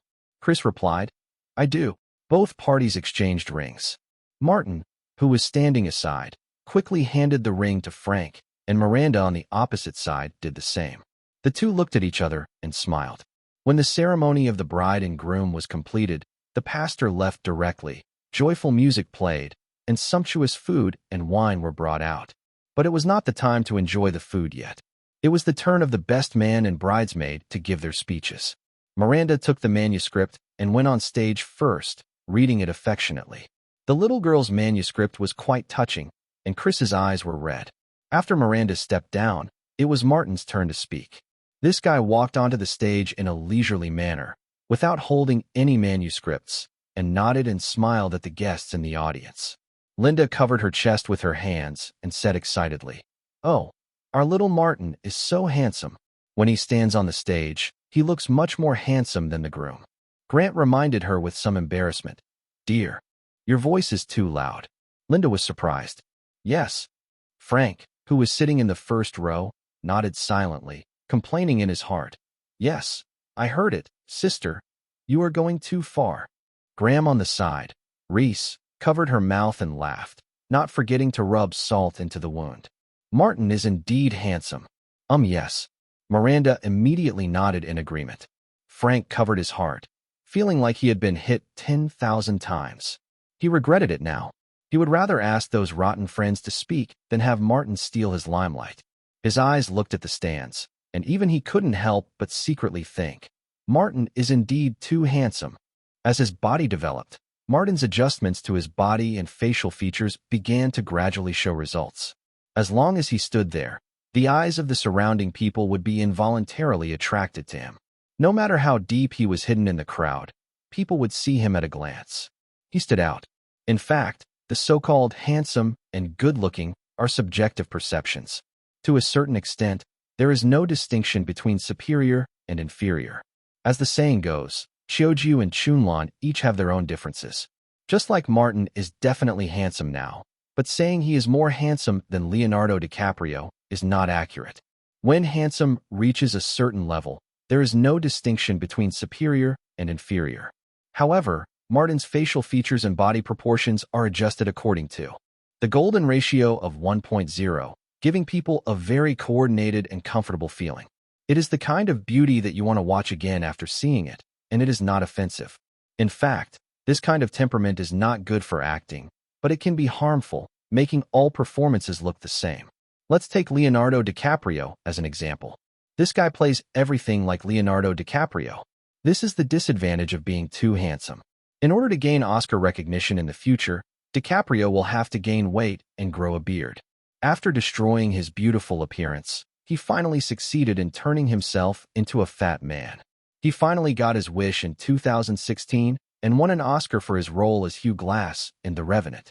But Martin doesn't have to worry about this. He is a succubus, an ever-changing being.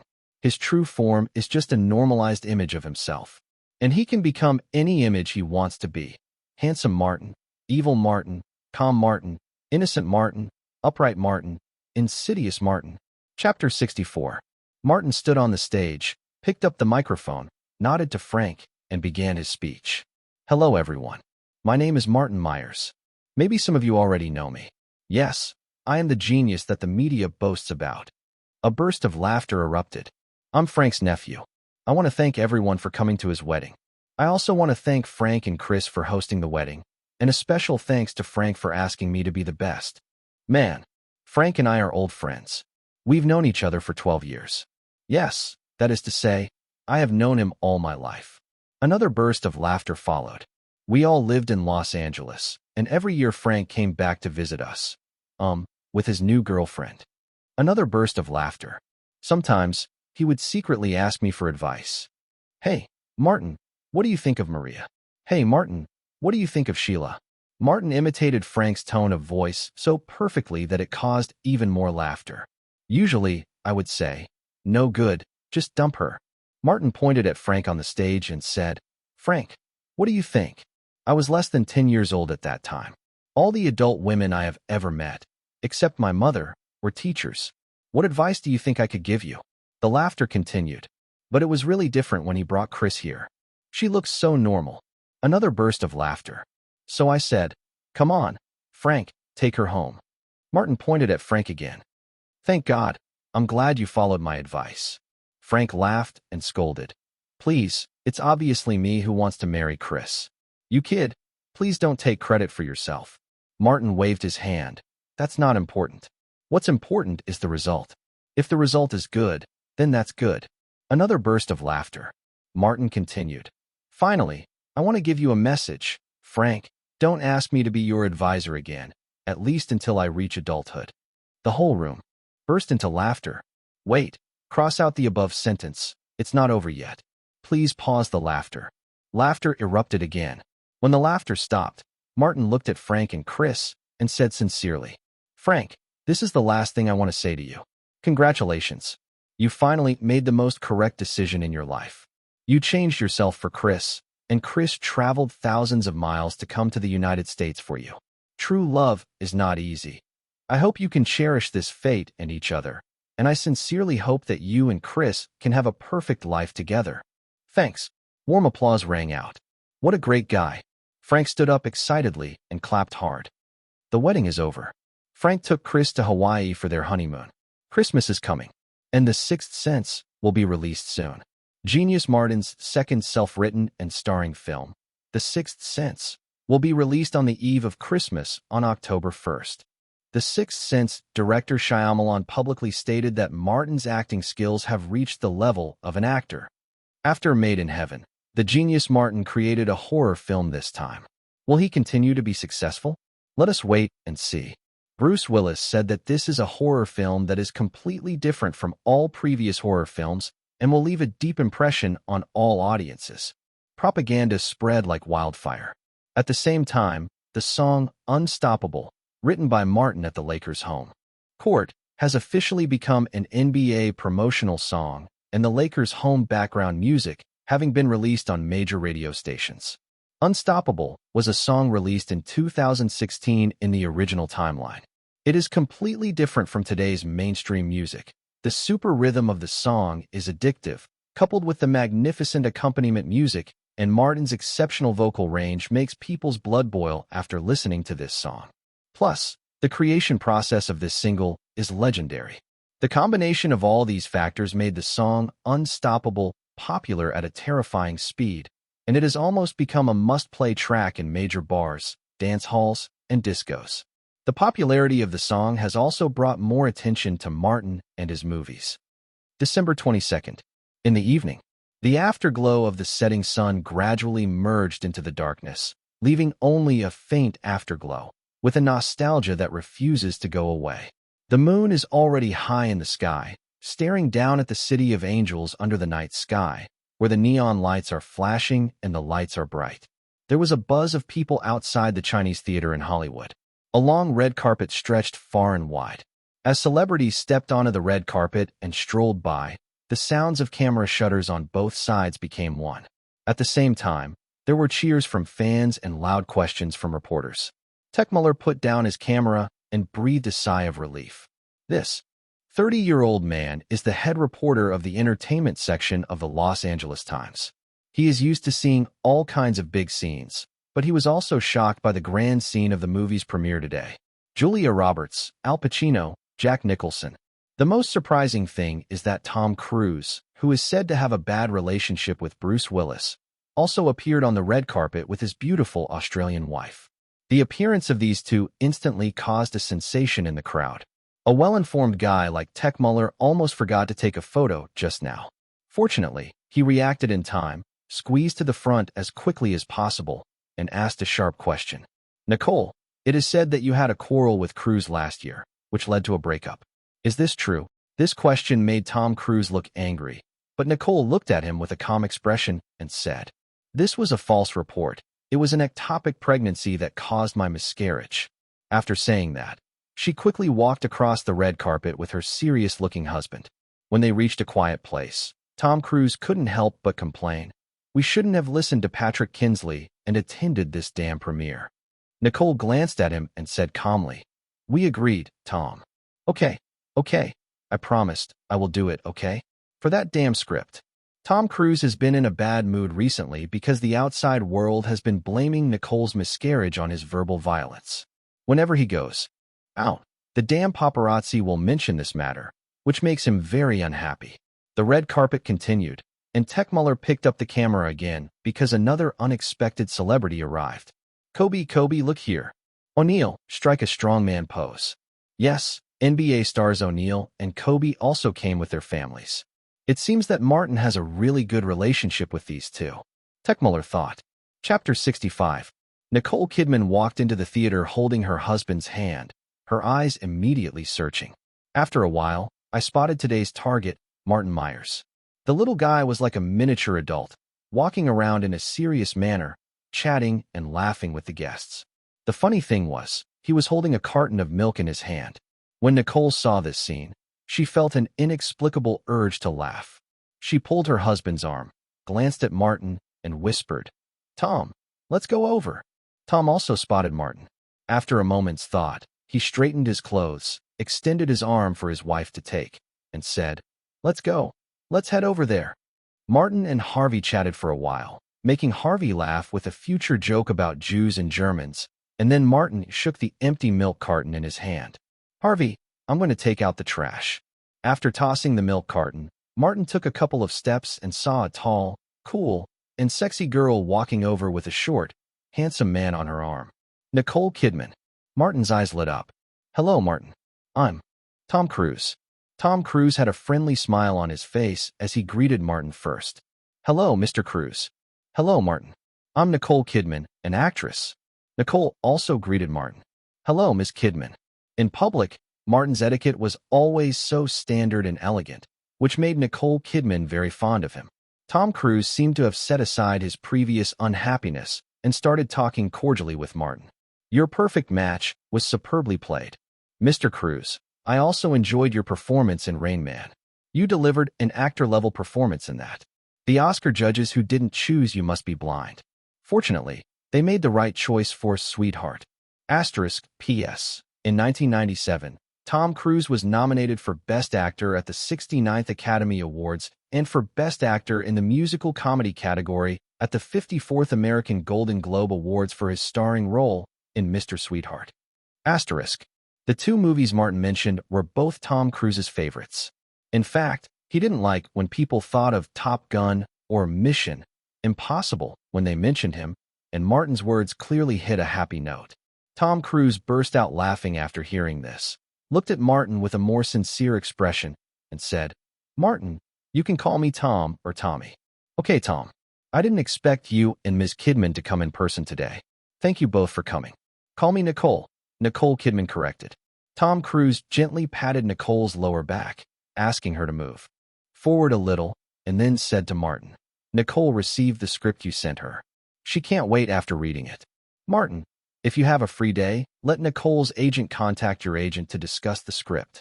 Nicole Kidman showed a cold yet sweet smile and said, "Martin, I really like your Little Island script. Are you planning to send it to anyone else?" Speaking of this, she felt a bit nervous. She had a wonderful feeling that this island would be the launch of her career. Martin looked at the beautiful girl with eager eyes and smiled.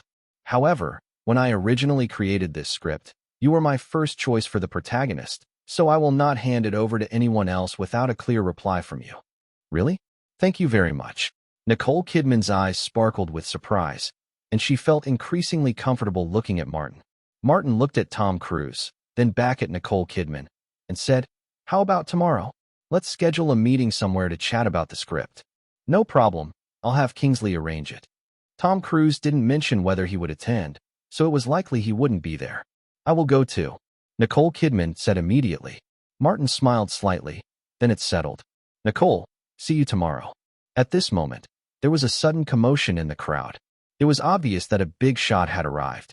Martin looked toward the source of the commotion and saw that the celebrities who came to support today were all gathered around one person.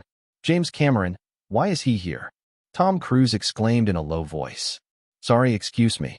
Martin apologized to the two and then walked toward James Cameron, the most popular director in the United States today. The shock that Titanic had brought to people had not yet faded. Is it because Martin spoke up for director Cameron back then? Nicole looked at Martin with envy as he approached James Cameron, receiving a warm embrace. To have such a top director show favor is definitely something that most actors in the world can only dream of. Hey, Martin, I should have met you a long time ago, but I've been too busy, James Cameron laughed, giving this little brother who supported him during his lowest point a warm hug. After the embrace, Martin smiled and said, The captain cannot leave the ship before it sets sail. I understand. Haha, you're a good guy. If you need any help in the future, please give me a call. Well, I will. Martin declined without hesitation. In the West, modesty is not crucial. If you refuse, the other party may think you no longer need assistance. The actors and stars around him looked at Martin with envy. Cameron's promise was quite significant. What an opportunity. As all the guests arrived and settled in the first 2 rows of the theater, the audience also began to enter. After a while, it was time for the show. All the lights in the theater were turned off, and the big screen lit up. The film began with an inexplicably chaotic scene, gunshots, screams, and someone lying in a pool of blood. Many people frowned, but fortunately, this part passed quickly, and the plot shifted. Normally, people quickly forget the opening scene. In the church, the little boy played by Martin lay on his side on a chair, his whole body trembling. A middle-aged man walked over quickly. Take it easy, Cole. The psychiatrist, played by Bruce Willis, approached the bench with his briefcase and spoke gently. The boy on the chair raised his head and glanced briefly at him before quickly lowering it again, like a frightened deer. The movement was not particularly fast, but it fully expressed a sense of nervousness and timidity, especially when the boy stretched out his hand to remove the statue of the Virgin from the armrest of the bench. His slightly trembling eyelashes and the fearful look in his eyes, coupled with the background music, evoked pity from the theater audience. I'm Dr. Malcolm. We had an appointment today, but I didn't make it. I'm sorry. As he spoke, Malcolm sat down on a bench at the back, looked up at the ceiling of the church, and continued as if to himself. You know, a long time ago, Europeans used to seek refuge in churches. They came here to avoid the bad guys, to escape from those who wanted to catch and hurt them. Did they avoid it? The boy's voice sounded timidly. He hesitantly stretched his head from behind the armrest and looked at Dr. Malcolm with his blue eyes. The camera captured a close-up of Martin's eyes.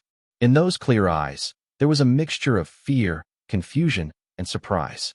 Sporadic breathing sounds came from the film critics present in the darkness. Kevin Thomas wrote in his notebook, "The eyes, Martin's eyes, are simply a miracle. I can't describe it. Although people often say that the eyes are the windows to the soul, I have never seen anyone who can express their emotions so vividly with their eyes. Maybe Martin in The One deserves an Oscar nomination, but in The Sixth Sense, his performance is completely worthy of an Oscar statuette. This is an amazing boy." The movie continues. Chapter 66. A soft click echoed in the stillness. The bedroom door creaked open, revealing a crack through which faint light illuminated the boy's pale, haggard face. He glanced around warily before darting out of the bedroom and into the bathroom. At that moment, Martin's composed score began to play. The haunting melody, crafted by the virtuoso behind the Daredevil soundtrack, seeped into the atmosphere, pulling the audience into an almost tangible fear. The cinema was utterly silent. Suddenly, something flickered behind the boy. Swish. Startled, the boy whipped his head around. The audience mirrored his reaction, a collective thrill rippling through the theater. "Damn it! Why is this so terrifying?" someone muttered.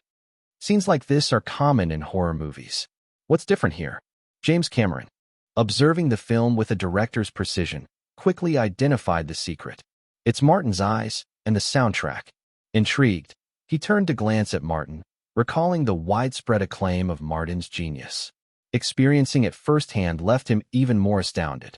The boy cautiously stepped out of the bathroom, his gaze fixed on the kitchen at the end of the corridor. The kitchen door was closed, but light spilled out from the gap below. Faint, soft sounds emanated from within. Confusion mixed with unease on the boy's face. He clutched his pajamas tightly, seeking comfort. After a moment of hesitation, he decided to investigate. Step by careful step, he approached the kitchen door. The sounds grew clearer. Someone cooking breakfast? But why would his mother be cooking at this hour? Reaching the door, he paused, gathering his courage. Slowly, he pushed it open. A woman in pink cotton pajamas stood with her back to him. Everything appeared normal. "Mom," he called hesitantly. The woman spun around abruptly, her face contorted into a grotesque snarl. "No, the meal isn't ready yet, Lanny," she shrieked. Her face bore dark bruises, one on each cheek. Coupled with her wild, frenzied expression, the sight was chilling. Martin's ominous soundtrack swelled, startling the audience. "God, my heart," Tom Cruise muttered, trembling. He glanced around to ensure no one had noticed, but Nicole Kidman, sitting beside him, had. Understanding his pride, she pretended. Otherwise, she, too, had been scared, clutching her seat as a pang of remembered helplessness overwhelmed her. On screen, the woman roared, her voice piercing. She lunged forward, revealing deep, blood-red gashes on her wrists. "No, you won't hurt me anymore, Lanny. It's all your fault I ended up like this." The boy turned and fled. Behind him, the woman's furious screams echoed as he dashed into the bedroom, diving into a red tent filled with virgin and child statues. Inside, he wept quietly, suppressing his sobs out of fear. Martin's masterful portrayal of despair and vulnerability radiated from the screen, gripping the audience. Nicole gripped her armrest tightly, the veins on her pale skin standing out. Memories of her own loss flooded back. She, too, had felt so powerless once. Tom Cruise watched in awe, tinged with envy. "This kid's acting is incredible," he admitted silently. Inside the tent, the boy turned on a flashlight. Its beam illuminated the statues, casting shadows on the crimson fabric.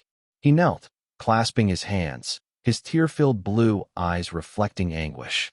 As tears streamed down his face, his gaze grew hollow, devoid of life. James Cameron glanced again at Martin, overwhelmed by the boy's performance. "This child surpasses many seasoned actors. If the opportunity arises, I'd love to collaborate with him," he mused. The scene shifted to a school corridor. Cole, Bruce Willis's character, crouched beside the boy in a purple school uniform. "I don't see anything," he said, puzzled. Cole trembled, his head bowed, murmuring, "No, they're right there." As his trembling voice filled the air, he raised his head, revealing a close-up of his terrified blue eyes. His gaze, brimming with fear and longing for understanding, seemed to pierce through the screen. He pointed behind Bruce, his voice barely audible. "Don't move. Sometimes it feels like falling into an abyss, even when you're perfectly still." Though the line didn't explicitly mention anything behind Bruce, the fear in Cole's voice, the terror in his eyes, and the eerie soundtrack unsettled the audience. A collective chill ran through the theater. Many turned to glance over their shoulders, unable to shake the feeling that something lurked behind them. Kevin Thomas, a Los Angeles Times film critic, jotted a quick note. "This performance is legendary, an immortal moment in cinematic history." As the film neared its end, the oppressive atmosphere lifted. A tender scene between Cole and his mother unfolded, accompanied by a warm, soothing score. Critics began forming their conclusions. The ending balances the film's darkness, offering hope and reconciliation. Martin and Toni Collette's performances elevate the film to greatness. Even James Cameron nodded in approval, appreciating the heartfelt resolution. But sitting beside him, Shyamalan smiled knowingly. "Prepare to be amazed," he thought. The screen shifted unexpectedly. Dr. Malcolm returned home, finding his wife asleep on the couch as their wedding video played. "Why did you leave me?" she murmured in her sleep, her voice filled with sorrow. As he approached her, the boy's earlier voiceover echoed. "Sometimes, the dead don't know they're dead. They move around like normal, and you can feel it, a sudden chill in the air." The room seemed colder as the camera panned to reveal Dr. Malcolm's wedding ring rolling from his wife's grasp. Realization dawned. Dr. Malcolm had died at the film's start. He was the ghost. The theater collectively gasped. As the credits rolled, applause erupted, lasting long after the lights came on. Chapter 67. The lights flickered on, signaling the end of the movie. The crowd began to gather around, congratulating the crew. Martin received the lion's share of the attention, his performance praised by everyone in the room. "Martin, your performance was fantastic. Congratulations," Tom Cruise said with genuine admiration. Nicole Kidman, equally impressed, added, "Congratulations, Martin, for another amazing role. Seriously, when you looked behind Willis, I thought something was going to jump out at me." James Cameron, with a look of awe, shook Martin's hand and said, "I didn't expect that, little guy. Your acting skills blew me away. I had to come over and tell you.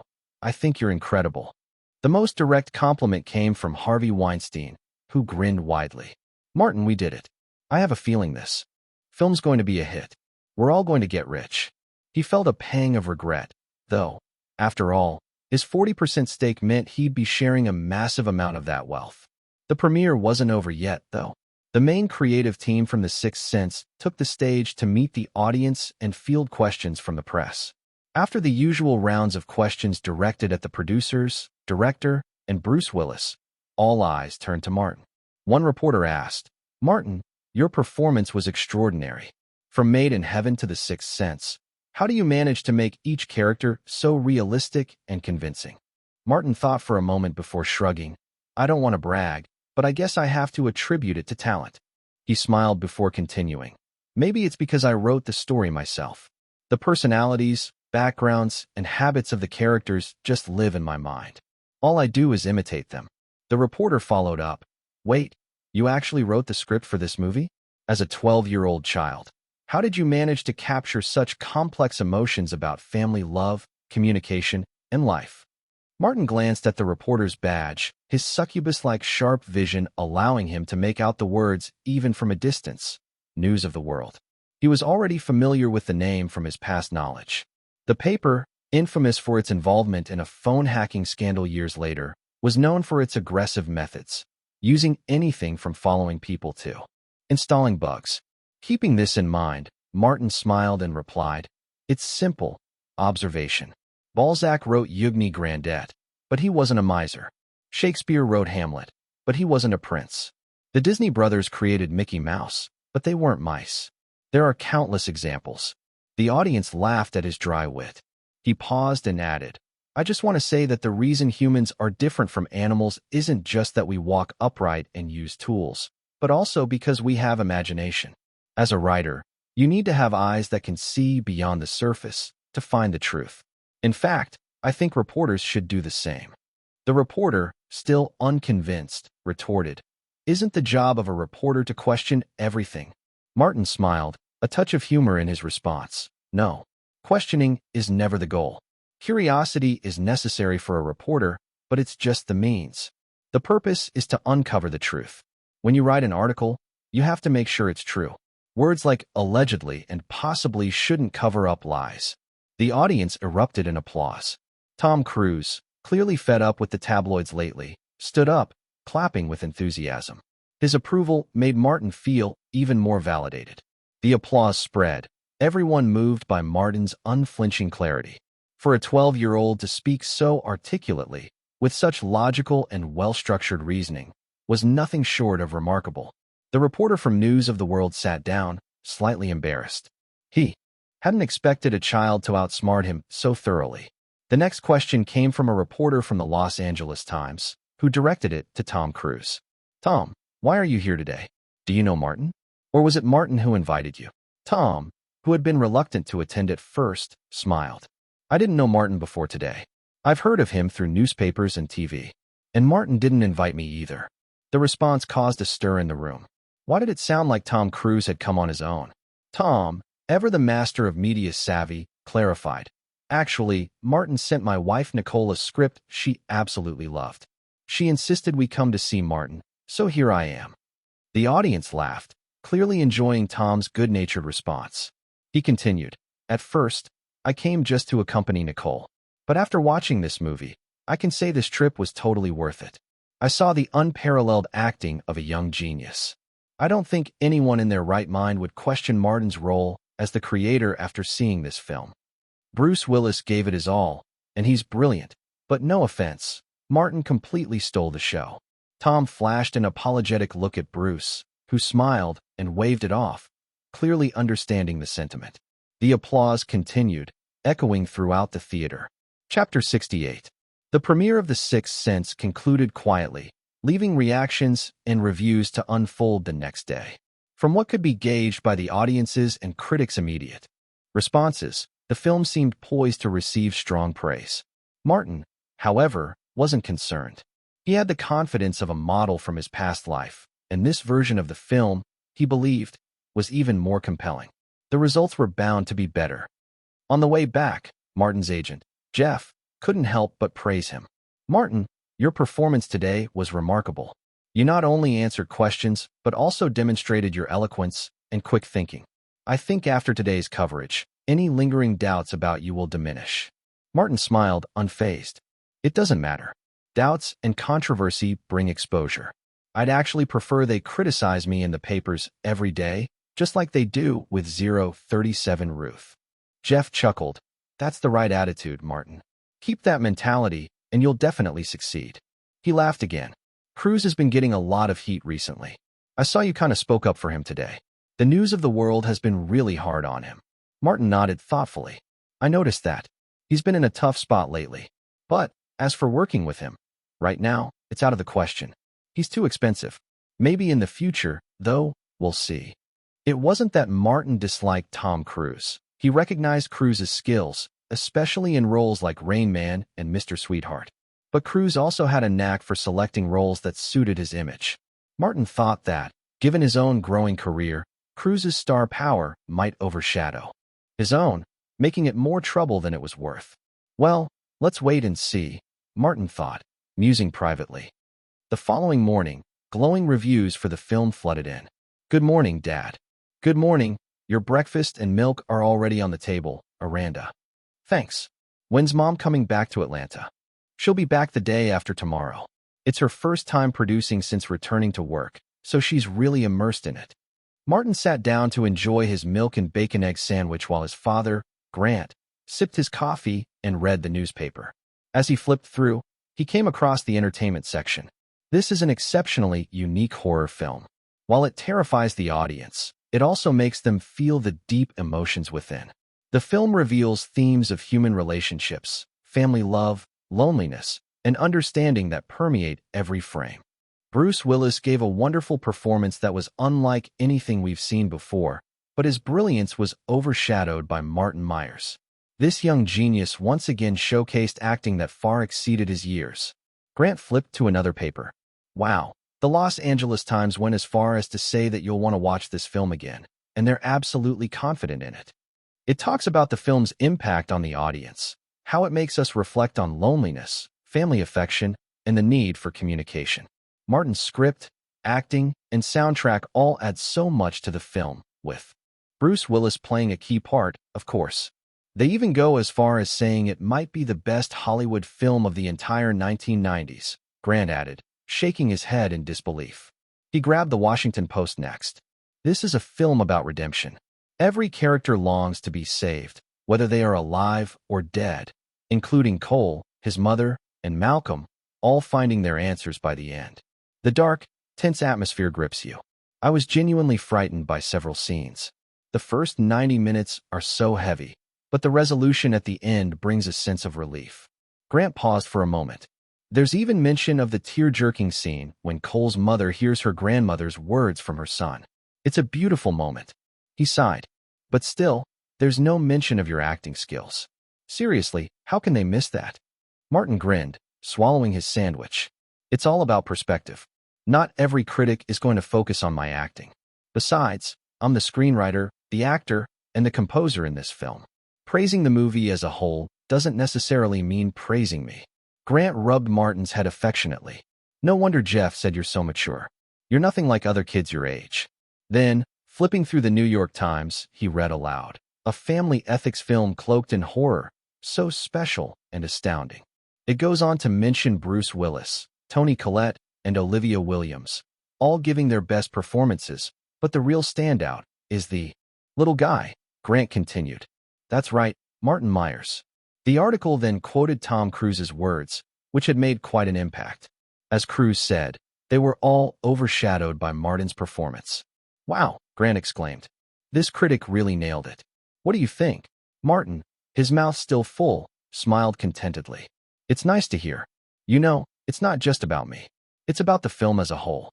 Grant leaned back, gazing at Martin. My genius son, do you need your dear father to take you to school today? Martin glanced at him with a teasing smirk. Nah, I think you just want the compliments. I'll take the school bus. Grant feigned indignation. Is your dad really that shallow? Martin studied him carefully, then deadpanned. Yes. Grant rolled his eyes in mock exasperation. At school, Martin greeted Lindsay and Mark, then took his seat next to Lindsay. Hey, Martin, you did it again. Congratulations, Lindsay whispered in his ear, her warm breath sending a tingle down his spine. Martin couldn't help but notice how much Lindsay seemed to be perfecting her flirtatious manner. She was getting better at this teasing thing. Chapter 69. After Christmas Eve classes wrapped up, the 5-day holiday break began. The box office for The Sixth Sense skyrocketed over the Christmas holiday. Thanks to the film's captivating plot, stellar performances, and a lack of competition at the same time, long lines at theaters became a common sight. Some theater owners even compared the film to Steven Spielberg's Saving Private Ryan, which had just been released in July.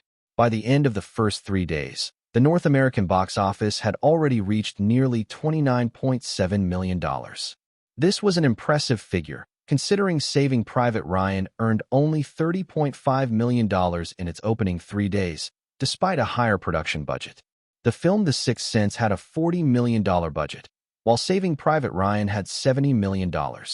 Even more astonishing was that the film's box office showed almost no decline over the Christmas holiday. After 6 days, the total had reached $54.4 million, surpassing Saving Private Ryan in its first week. The praise for Martin was overwhelming. In Hollywood, the reaction to child actors is often extreme. If a child actor accomplishes something typically reserved for adults, the accolades pour in. If they perform just a little better than expected, the title of genius is quickly bestowed. But Martin's performance was not merely better than expected. It was outstanding. While other child actors might struggle under such intense scrutiny and praise, their minds easily corroded by selfish parents looking to profit, Martin was different. As a succubus who had lived for thousands of years, his maturity far exceeded that of ordinary adults. His child's appearance was merely that, skin. As the film continued its success, Martin's acting was increasingly recognized, and The Sixth Sense was being dubbed the scariest and warmest movie by the media. Its box office numbers climbed steadily, with its weekly decline so minimal it reminded people of the juggernaut Titanic. Was The Sixth Sense another big ship in the making? Meanwhile, Harvey Weinstein sat in his office, pounding his fist on his desk in frustration. 40%. That's a 40% share. I'll lose hundreds of millions. I'm so stupid. His brother, Bob, took a more measured approach. Harvey, you need to understand that Martin wrote the script, composed the soundtrack, and gave an outstanding performance. His contributions are a huge part of the reason for the box office success. We can't ignore him. Harvey, realizing Bob was right, fell silent. Bob continued, Don't forget what you said. Martin is a gold mine. We need to maintain our relationship with him. Harvey paused, then stood up. What are you going to do? Bob asked. Harvey grinned. I'm calling Martin. I'm going to praise him, flatter him, and try to become his loyal partner. Later that evening, at a quiet movie theater entrance, 2 older men in masks walked inside. Behind them, 3 large men in suits kept a discreet distance. The 2 old men sat in the last row of the theater, and the 3 bodyguards sat around them. Not too close, but not too far either. One of the older men, revealing a graying beard, took off his mask and looked at the other, still masked, and complained, Stephen, what are you doing? Dragging me to watch a horror movie in. Secret, what's so special about this one? If anyone in the film industry was nearby, they'd be shocked. The man who had just removed his mask was none other than the legendary Hollywood director and billionaire George Lucas. Lucas' story was one of the most unique in Hollywood. Born in Modesto, California, Lucas had come from a small-town background. His father ran a stationery store and hoped Lucas would eventually take over. But Lucas had other plans. He was obsessed with racing and lived for speed. However, that all changed in 1962. 3 days before his high school graduation, Lucas was involved in a near-fatal car accident while racing.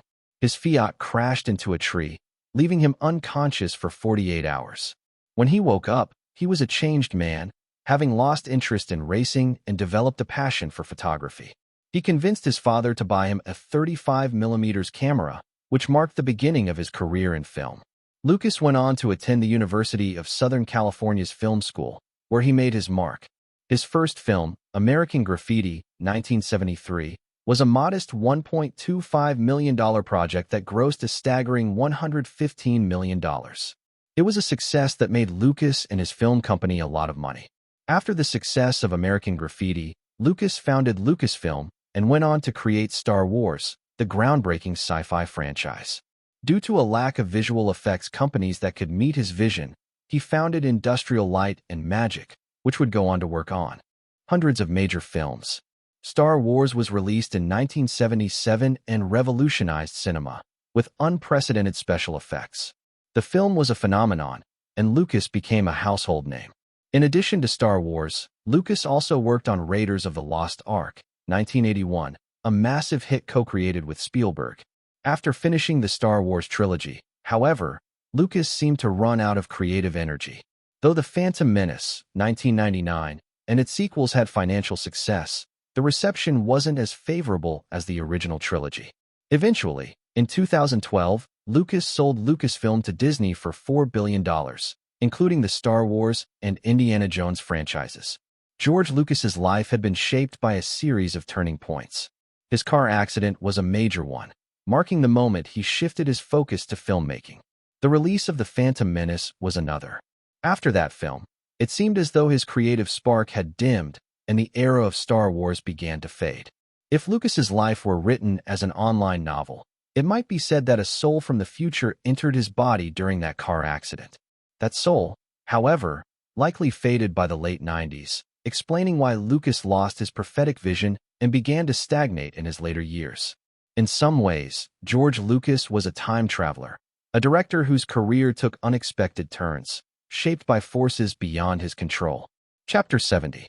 In response to George Lucas' question, the other older man also removed his mask and smiled. "Old man, how long has it been since you left the farm?" This movie is the latest work of our little American genius, and its box office potential might even surpass My Saving Private Ryan. The other man was none other than George Lucas's longtime friend, Steven Spielberg. American genius? "Oh, is that Martin?" Lucas asked, slightly puzzled. No, my name is Martin." "Old man, you're really out of touch with the world," Spielberg teased. "Doesn't matter," Lucas shrugged. "I'm set for life with the money I've earned. If it weren't for the relentless demands of fans, I wouldn't even think about making more Star Wars films." With that, Lucas's curiosity piqued.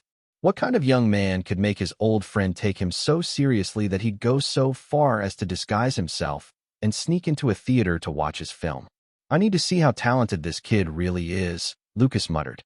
110 minutes later, George Lucas, sweat dripping from his brow and tears in his eyes, took a deep breath. He turned to Spielberg, who was just as stunned, and said, "I've never been so shocked in my life. To be honest, if it weren't for the warmth and twist at the end of the film, I might not have recovered. I need to go home and sleep this off. I hope I don't have nightmares." Spielberg laughed. "Come on, old man, let's head to my place. Have a drink, and let's analyze how this film managed to pull us in like that." "No way. I'm 54. You can't treat an old man like this." "Fark, I'm 52. So what? Come on, let's go. I've got some good wine for you." "How good?" "Lafite, 1981. Lucas's eyes lit up. "Let's go? Let's drink it all." At Spielberg's estate, the two old men sat in the garden, enjoying the wine. Spielberg took a sip of the rich red wine, set down his glass, and said, "On the way back, I thought about it and made some discoveries." George Lucas downed his wine in one go, set the glass down, and asked, "What did you find?" Spielberg rolled his eyes. "Waste," he muttered, then continued, "The soundtrack, George. The soundtrack is the soul of this film. Did you notice that when the music played, it was so easy to get lost in it?" Lucas paused and nodded. "Indeed. Who composed the score? Martin. Spielberg answered, as if it were obvious. What? That kid. Lucas, in his surprise, nearly spilled his wine. Spielberg raised an eyebrow, his expression a mix of concern and exasperation. Yes, that kid. His musical talent is as impressive as his writing and directing skills. You should buy his album next time you're home. It's called Martin 1. Lucas, still reeling, managed to compose himself. I'll make sure to get it.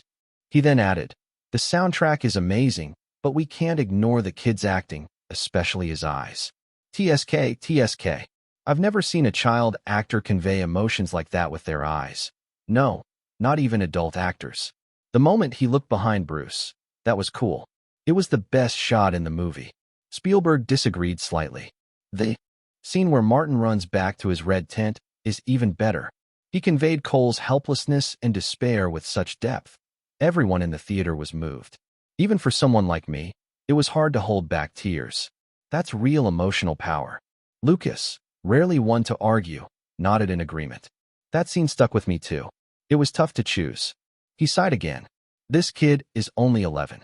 Is there an old soul in his body? Spielberg shook his head. No need to go there. If people catch wind of that, it'll cause trouble. It's just talent. Plus, he's the screenwriter. He understands the character at a deeper level. Lucas chuckled. I'm just kidding, don't worry. I'll be careful. Spielberg nodded. Good. Let's talk about the film's ending. Yes, let's, Lucas agreed. The ending was really something. It first uses warmth to ease the audience's discomfort, and then pulls off a massive twist that leaves the audience in shock.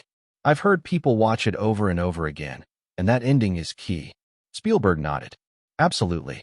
Did you notice the dialogue between Cole and his mother at the end? Of course. Spielberg's eyes lit up. That part is a masterclass in writing. It sounds simple, but it's packed with emotion. Exactly, Lucas said, his voice serious. It's not just emotion. With just a few lines, that scene allows the audience to release all the emotions they've been holding in for the past 90 minutes. Spielberg's face lit up with realization. The pacing, that's what I missed. Bingo. Lucas snapped his fingers. Chapter 71. George Lucas spent the night at Spielberg's house and left the following noon. As his car passed a video store on the way, he called out to his driver. Pluto, stop for a moment. The car slowed and came to a halt. Pluto, go inside this video store and buy a CD by Martin Myers. The album's called Martin 1. Wait, buy one CD and one record. No, make that 2 of each. George Lucas, suddenly intrigued by collecting, decided to buy multiple copies. After hearing Martin Myers' powerful score, he believed the quality of the albums would be just as remarkable. A while later, Pluto emerged from the video store with 2 records and 2 CDs. Once back in the car, Lucas eagerly instructed Pluto to open one of the CDs, put it into the car stereo, and play it. The music began to play, and the soothing vocals soon enveloped the car. George Lucas immediately found himself lost in the world created by the music. Even Pluto, the driver, was drawn in, his head swaying gently to the rhythm, though he kept his focus on the road, never losing his professionalism. As the second track began, George Lucas's expression changed dramatically. At his age, he suddenly felt as though something inside him had sparked, a forgotten inspiration ignited. Hiss! Does music still have this kind of effect? Lucas thought, utterly amazed. He knocked on the seat and called to Pluto. Change the route. Instead of going back to the farm, head to 113 Castellan Street. That address led to a small private club known only within exclusive circles, offering various high-end services to the wealthy.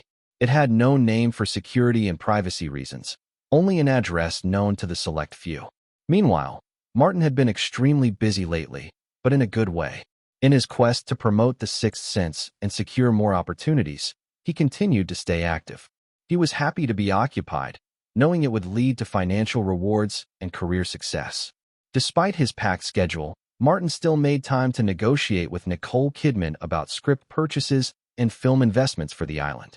To his surprise, Tom Cruise, whom he thought would stay out of the project, also arrived, announcing that Cruise Films would be involved in the investment.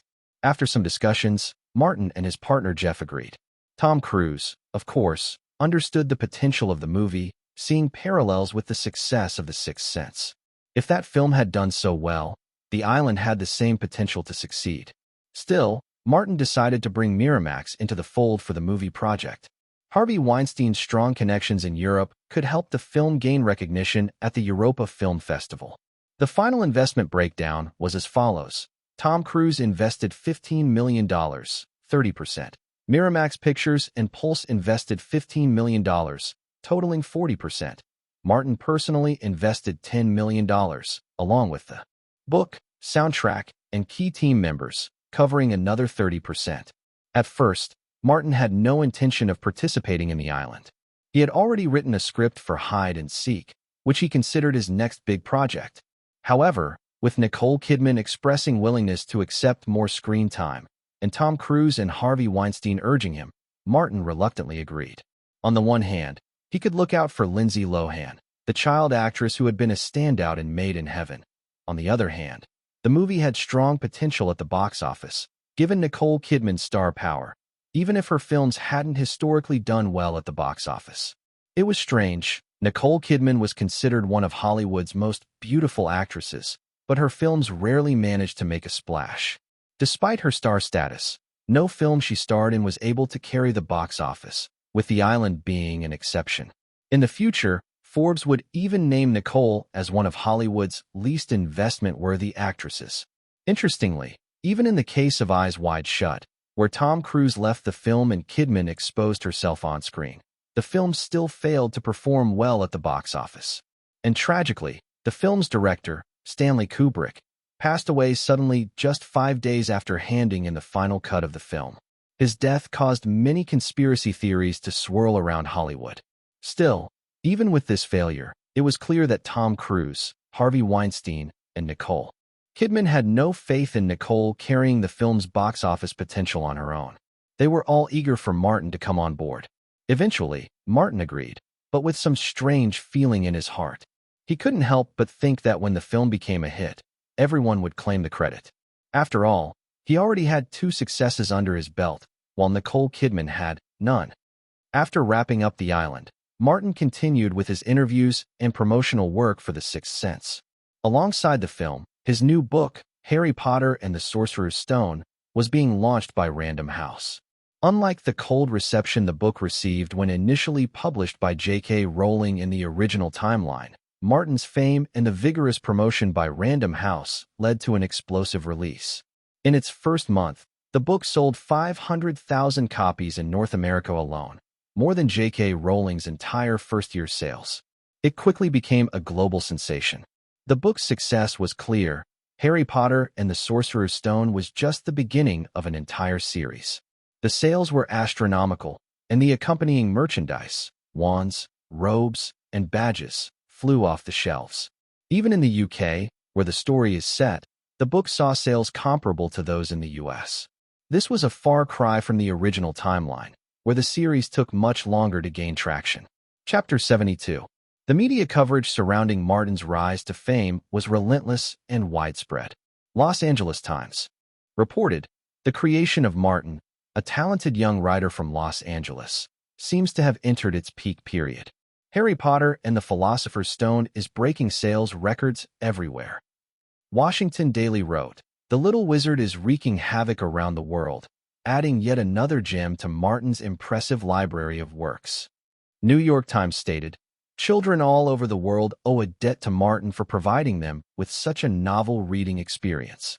Chicago Tribune proclaimed, the bestseller in the United States, Canada, England, Australia, New Zealand. Martin's genius knows no bounds. His new work is unstoppable. Across the English Channel, the media in England began to focus on the origins of Martin's inspiration for Harry Potter. The Sun claimed, Martin's inspiration for creating Harry Potter came from his time filming The Perfect Match in London, making the city the true birthplace of Harry Potter. The Times added, England's little wizard has become a global sensation. Reports say that Martin Myers was filming Born One in London during this period and frequently traveled around the city, which inspired him to write Harry Potter.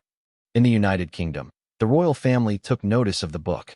William, look what this is, a limited edition copy of Harry Potter that Uncle Martin sent us. Prince Harry waved the package and rushed into William's room. throwing it onto the desk and urging his brother, William, open it. Quickly, William pulled out a letter opener and carefully opened the package, revealing two beautifully packaged books, Harry Potter and the Philosopher's Stone. Impatiently, Harry snatched one up, flipped it open, and laughed. Martin actually signed it. He then closed the book and touched the title on the cover, chuckling. William, I like the name of this little wizard. It's just like mine. Do you think Martin based Harry Potter on me? That I'm the inspiration behind him? William glanced at his brother and thought, you want too much. But he replied, maybe. As he opened the title page, a line of elegant cursive writing caught his eye. To my dear Prince William, I wish all your wishes come true, and you will always be happy. Your Uncle Martin. William laughed and shook his head. This guy. Over the years, Martin, his sister Dana, and the two princes had developed a close relationship through frequent correspondence, strengthening their bond. In London, J.K. Rowling also received a package from across the ocean. Opening it, she found a beautiful limited edition of Harry Potter. She gently stroked the cover, recalling a fateful encounter with a young boy in London. It had happened on a bridge. She was out for a walk with her 3.5-year-old daughter in a stroller when, just after a rainstorm, she slipped on the wet ground. The stroller slid away from her, heading toward the edge of the bridge. Luckily, the young boy rushed up and stopped it just in time. Had he not been there, Rowling wasn't sure what would have happened. To thank the boy, she invited him and his bodyguard, named Gordon, to sit in a nearby dessert shop. There, they struck up a conversation. Rowling learned the boy's name was Martin Myers. He was an actor and a writer, already published at a young age, and his books were selling well. Martin excitedly told her about a story he was working on about a little wizard, which took Rowling by surprise. It sounded strikingly similar to a story idea she had in mind herself. She knew then that Martin wasn't plagiarizing. In fact, his idea was even grander and more fully formed than her own. By the time they parted ways, Martin had promised to send her a copy of the completed novel. Rowling later recalled giving him her address, something she now thought of as a gesture of friendship. The shared inspiration had created a bond between them. Eventually, Rowling decided to abandon her wizard story idea in favor of something new. Her decision paid off when her new work was published, selling well and improving the lives of both her and her daughter. Rowling felt that she should thank Martin for his part in that. Had it not been for him, she might have remained fixated on the wizard story, which, she suspected, would not have had the same success. The success of Harry Potter also had an unexpected effect on the box office of The Sixth Sense. The film dominated the box office for months. It was the top-grossing film for 4 weeks straight, maintaining its position through December and into January. By the time it was pulled from theaters more than 3 months after its release, its North American box office had hit an astounding $353 million, and its worldwide total reached $724 million, placing it fifth on the all-time global box office list. 1. Titanic, $1.8 billion. 2. Jurassic Park, $1.033 billion. 3. Independence Day, $817 million. 4. Star Wars, Episode 1, The Phantom Menace, $797 million. 5. The Sixth Sense, $724 million. This was a phenomenal achievement, especially for a horror film. The success of The Sixth Sense shattered the stereotype that horror films couldn't achieve high box office earnings, raising the genre to new heights. Director M. Night Shyamalan became an overnight sensation, and Bruce Willis, who starred in the film, gained recognition as an actor, surpassing Tom Cruise in celebrity status for the first time. Meanwhile, Martin's multifaceted talents as a screenwriter, actor, and composer only fueled his meteoric rise to fame. His films, books, and music promoted each other, accelerating his rise to the A-list in Hollywood. At CAA, Martin found himself in Jeff's new, large office. As he looked around, he shook his head. The nouveau riche vibe is so strong, Jeff. You should have asked me for advice before decorating your office. Jeff, grinning, placed a stack of scripts on the table in front of Martin. Damn, I was so excited at the time I forgot to ask our little artist for advice, Jeff joked. Martin could sense the shift in Jeff's attitude. His respect for Martin was no longer just about his parents' influence. Now, Even though Martin was only 12 years old, Jeff respected him deeply from the heart. This, Martin realized, was the power of celebrity status. In a place like Hollywood, fame brought status, identity, and significant benefits. Chapter 73. Martin sat down on the sofa and began reading the script. His pace was quick, perhaps a bit too quick, but his expression was serious, making it difficult for Jeff to tell if he was genuinely reading or simply pretending. After a while, he finished the stack of scripts. "Is that all?" Martin asked, a hint of disappointment in his voice. "What? You didn't like them?" Jeff asked, curious. "Maybe my standards are too high." "Never mind. I've got Island and Hide and Seek, and my schedule for next year is basically full," Martin shrugged. In truth, he wasn't searching for a good script for himself, but for Jessica and Scarlett. Scarlett had moved to Los Angeles at the start of the year, and they had set up several meetings. Their interactions were exactly like that of a young couple, affectionate each time they met, though never crossing the line. "By the way, Jeff, our movie didn't make it to the Golden Globe Awards in January. How's the PR going for the Oscars?" Martin asked. "There's nothing wrong with being nominated for Best Supporting Actor, but as for winning," Jeff trailed off. "Not forcing it," Martin replied. "It wasn't duplicity. He really wasn't pushing. After all, Bruce Willis was also campaigning for Best Actor for the same movie. And Bruce, known for his tough guy persona, had bigger aspirations, a statuette. It was well known that after the nominations were announced, Willis spent a staggering $1 million to launch an aggressive PR campaign. He bought 15 pages of ad space in Vanity Fair and Hollywood Times and hired PR experts to publish glowing articles about his performance in The Sixth Sense. Martin didn't need to compete for attention. If he joined in, it would only divert media resources and scatter the votes among the judges. After all, it was difficult for judges to vote for both the lead actor and the supporting actor from the same movie. This Oscar season also had its own drama, as Harvey Weinstein's manipulation of public relations had propelled Gwyneth Paltrow to fame. He had taken an unexpected win with her, setting a precedent in the industry. Martin had tried to get Harvey's help for his own Oscar campaign, but he hesitated. Looking at Harvey's attitude, it was clear that his focus was elsewhere. That evening, Martin was lying in bed, talking on the phone with Scarlett. "Congratulations, Martin. The youngest Oscar nominee. Wow. Only 12 years old. No one can break that record," Scarlett said, her voice brimming with excitement. "Thanks. I just did my job. How about you, Scarlett? Got any new projects?" Martin asked. "No." Scarlett's voice grew frustrated. "I've grown too fast recently, and it's ruined so many opportunities. My chest is getting bigger and bigger, and it's even affecting my balance when I walk. I'm seriously considering surgery to make them smaller." "No." Martin's response was immediate, and he jumped out of bed. Scarlett laughed on the other end. "Martin, why are you so nervous? It's not like you're getting the surgery. I'm afraid you'll ruin God's most perfect masterpiece." Martin joked. "God's most perfect masterpiece? You mean my boobs?" Scarlett teased, pretending not to understand. "Yes, I love them," Martin admitted without hesitation. "But I almost lost my chance at a role because of them," Scarlett continued, her voice turning a little sad. "I haven't grown any taller in 6 months." Her acting skills couldn't hide her real feelings, but Martin didn't call her out. Instead, he smiled and said, "As long as you don't hurt your babies, I'll write you a script as a thank you." "Really?" Scarlett's voice lit up with excitement. "Of course. You're amazing, Martin. I love you so much," Scarlett gushed. On March 21, 1999, the 71st Academy Awards ceremony took place at Dorothy Chandler Pavilion in Los Angeles, California. It was a star-studded event with 24 Oscar trophies up for grabs. The red carpet stretched as far as the eye could see, lined with handsome men and beautiful women, all dressed to impress. Tom Cruise, Tom Hanks, Bruce Willis, Julia Roberts, Jennifer Aniston, Meg Ryan.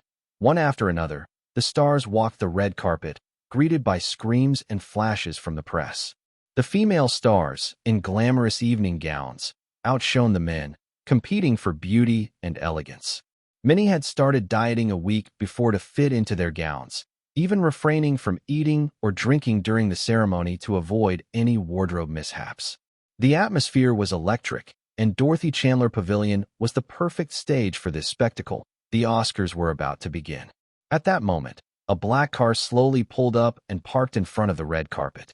The door opened, and Martin stepped out in a sharp light blue suit, his appearance immediately drawing the eyes of reporters and fans. His choice of suit, a departure from the usual black tuxedo, highlighted his strikingly good looks and made a statement.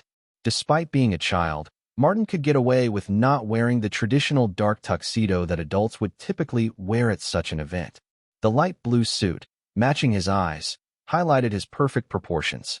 At 1.6 meters tall, he looked well-balanced, a conscious effort to ensure he looked natural on screen for roles like in The Island and Hide and Seek.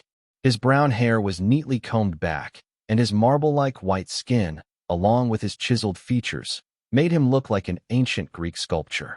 "Martin! Martin!" the crowd shouted, waving eagerly. Martin smiled, surveying the crowd. Just as everyone thought he was about to walk the red carpet, he bent down and stretched out his arm toward the car door. Was there someone else in the car? Was he bringing a female companion? Amid the rising curiosity, a white hand placed itself on Martin's arm, followed by a long, smooth leg stepping out of the car. A dazzling figure emerged. Nicole Kidman? How did she end up walking the red carpet with Martin? No wonder Tom Cruise left alone earlier. I thought they were getting back together. It looks like Martin's going to make a movie with Nicole Kidman. Yes, it's written by Martin, and even Tom Cruise admitted it. Chapter 74. On the red carpet outside Dorothy Chandler Hall in Los Angeles, California, Nicole Kidman held Martin's arm as she stepped out of the car. Under the brilliance of countless flashes and neon lights, Nicole, looking radiant in her dress, stunned everyone. For a moment, Martin was lost in thought, admiring her beauty. If she were in the world of gods and demons, she would surely be the darling of succubi and elves.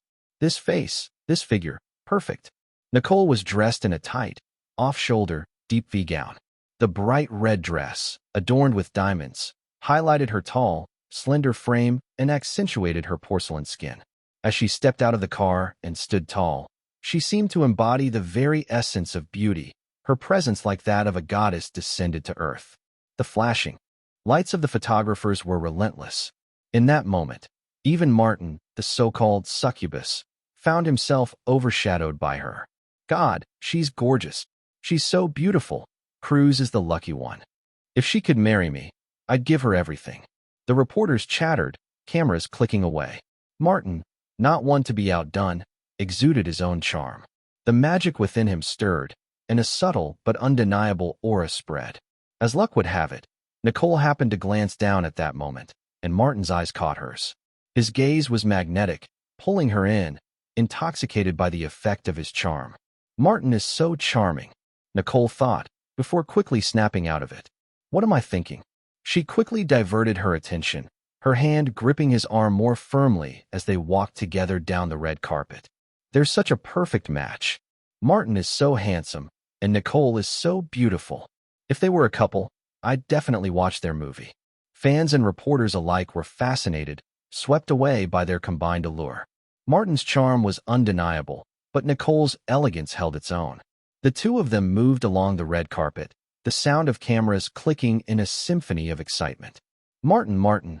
The shouts grew louder, drowning out even the calls for Nicole.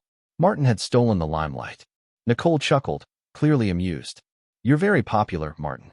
Yes, we are, Martin responded with a smile, clearly enjoying the attention. Nicole just shook her head. She didn't mind being overshadowed by a child in this moment. After all, she understood the peculiarities of Hollywood, where the spotlight was ever-changing. Once they reached the interview area, reporters bombarded them with questions, but neither of them responded, simply smiling for the cameras. It was understood that no celebrity would engage with the press unless they were familiar faces or had a specific agenda. One reporter muttered in frustration, "Forget Nicole. Why is Martin so sophisticated for a child?" His colleagues exchanged looks, one older reporter finally speaking up. "Are you new? Don't you know? Martin's no ordinary kid. He's not easy to fool, even if you provoke him." Another reporter chimed in. "He's clever, like a fox. Last time, I was mocked by him and didn't even realize it until later." More reporters chimed in, all agreeing, but it wasn't long before one of them spoke with an unexpected confession. "Strangely, though, I don't hate him. I actually like him. Yeah, I don't hate him either. He mocked me, but I still ended up defending him in my article. I think I like this kid too. A silence fell over the group as the reporters reflected on their feelings. Just then, the noise of another star's arrival broke the moment, and the chatter resumed, but no one seemed to notice the strange silence that had momentarily taken over. After entering the awards hall, Martin and Nicole exchanged pleasantries before separating. Their seats weren't next to each other. Martin quickly found his group, the crew of The Sixth Sense, with M. Night Shyamalan waving at him. As Martin settled into his seat, he glanced around and noticed their biggest competition, the crew of Shakespeare in Love, which had received 13 nominations. Harvey Weinstein, who had worked tirelessly to promote the film, gave Martin a thumbs up. Martin returned the gesture, but his attention shifted to another corner of the room. There, he spotted the second biggest contender, the Saving Private Ryan team, who had 11 nominations. Spielberg seemed to sense Martin's gaze and raised his glass in a silent toast. Martin returned the gesture with a smile. Martin's eyes wandered again. In the distance, he saw the crew of A Beautiful Mind, which had 7 nominations, making them another formidable rival. Martin sighed inwardly. The competition for the Oscar was fierce, and the biggest winner of all was not any actor or director, but none other than Harvey Weinstein himself. By 8:30 p.m. Eastern Time, the ceremony was in full swing. The host, Whoopi Goldberg, stepped onto the stage to the sound of enthusiastic applause. This was her 3rd time hosting the Oscars, and her charm made the crowd laugh with her opening jokes. Once the ceremony began in earnest, the atmosphere grew more focused. The audience sat up straight, ready for the awards to begin. Okay. I know you're tired of hearing this, and honestly, I am too. I stopped doing talk shows long ago. Now I'm just here to present awards, Whoopi quipped, sending the audience into another round of genuine laughter. Next up, we'll be awarding the Best Supporting Actress, she continued, her voice brimming with excitement. Let's welcome our handsome presenter, Tom Cruise. Tom Cruise, dressed in a sleek black suit, walked onto the stage amid the enthusiastic cheers. The nominees for Best Supporting Actress are: Cruise began, his smooth voice filling the hall. Judi Dench, Shakespeare in Love. Kathy Bates, The Wind Gathers. Toni Collette, The Sixth Sense. Rachel Griffiths, She's Lonelier Than Fireworks. Lynn Redgrave, Gods and Beasts. Toni Collette, sitting next to Martin, seemed visibly nervous. Who will win the Best Supporting Actress? Cruise asked dramatically. After a pause, Tom flashed his signature smile and announced, and the winner is Judi Dench, Shakespeare in Love. Toni Collette's smile faltered for a brief moment, but she quickly regained her composure as the camera panned toward her. Smile. Toni, the camera's on you, Martin whispered, causing her to brighten up again. In Hollywood, everyone wore their masks, and Toni, too, played the part of a gracious loser. Chapter 75. At this year's Oscars, The Sixth Sense received a total of 7 nominations: Best Picture, Best Editing, Best Original Screenplay, Best Supporting Actress, Best Supporting Actor, Best Actor, and Best Director. Among these, the most. Certain categories were Best Actor and Best Original Screenplay. There was no denying that Bruce Willis delivered an actor-level performance in the film, but his competitors were also strong. Roberto Benigni for Life is Beautiful, Tom Hanks for Saving Private Ryan, Ian McKellen for Gods and Beasts, and Edward Norton for American X. All of them were formidable contenders. On the other hand, Martin's chances for Best Original Screenplay were better, as it was a backup option to the more competitive Best Supporting Actor category. Still, Martin couldn't shake off the feeling of uncertainty, especially with Harvey's influence looming over the awards. After the presentation of the Best Supporting Actress award, the night proceeded with several technical awards, with Shakespeare in Love and Saving Private Ryan dominating the categories. Harvey Weinstein's Shakespeare in Love won Best Original Score, Best Art Direction, and Best Costume Design, while Saving Private Ryan claimed multiple awards including Best Film Editing, Best Sound Editing, Best Sound, and Best Cinematography. Life is Beautiful, on the other hand, performed poorly in the technical categories, winning only Best Soundtrack, non-original. Next came the presentation for the Best Original Screenplay Award. An excellent movie begins with an excellent script, the presenter said. The script forms the very foundation of a film.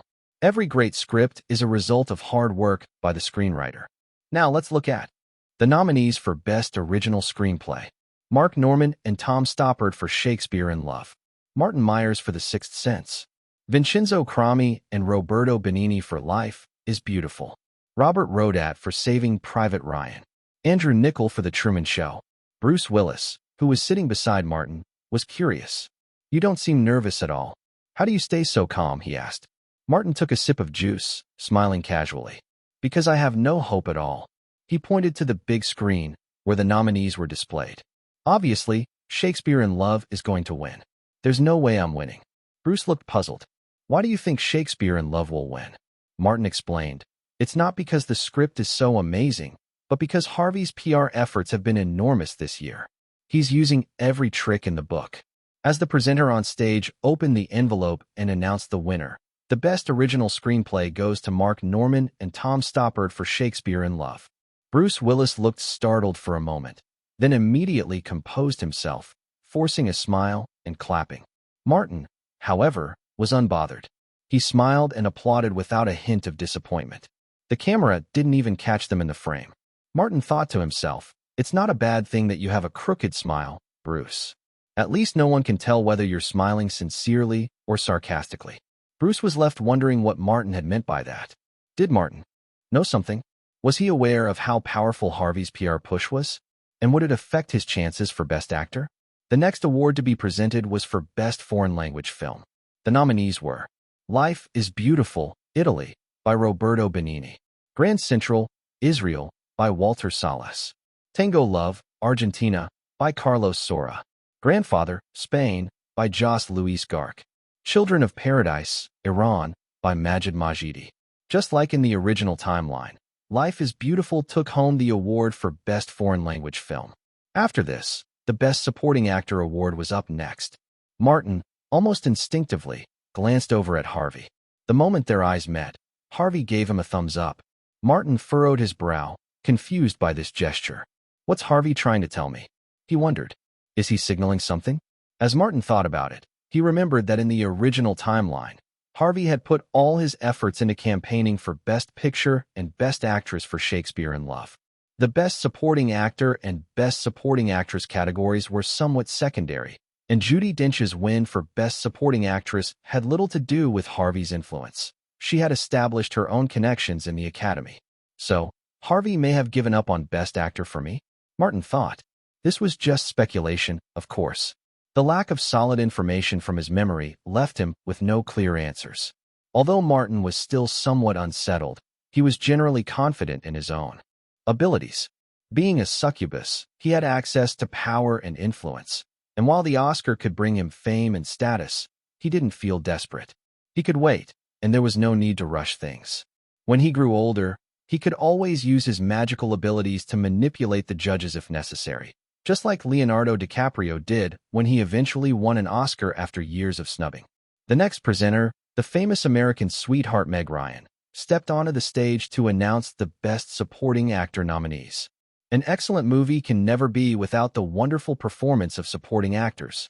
The nominees for this year's Oscar for Best Supporting Actor are James Coburn for Misery, Robert Duvall for The Forbidden Truth, Ed Harris for The Truman Show, Jeffrey Rush for Shakespeare in Love, Martin Myers for The Sixth Sense.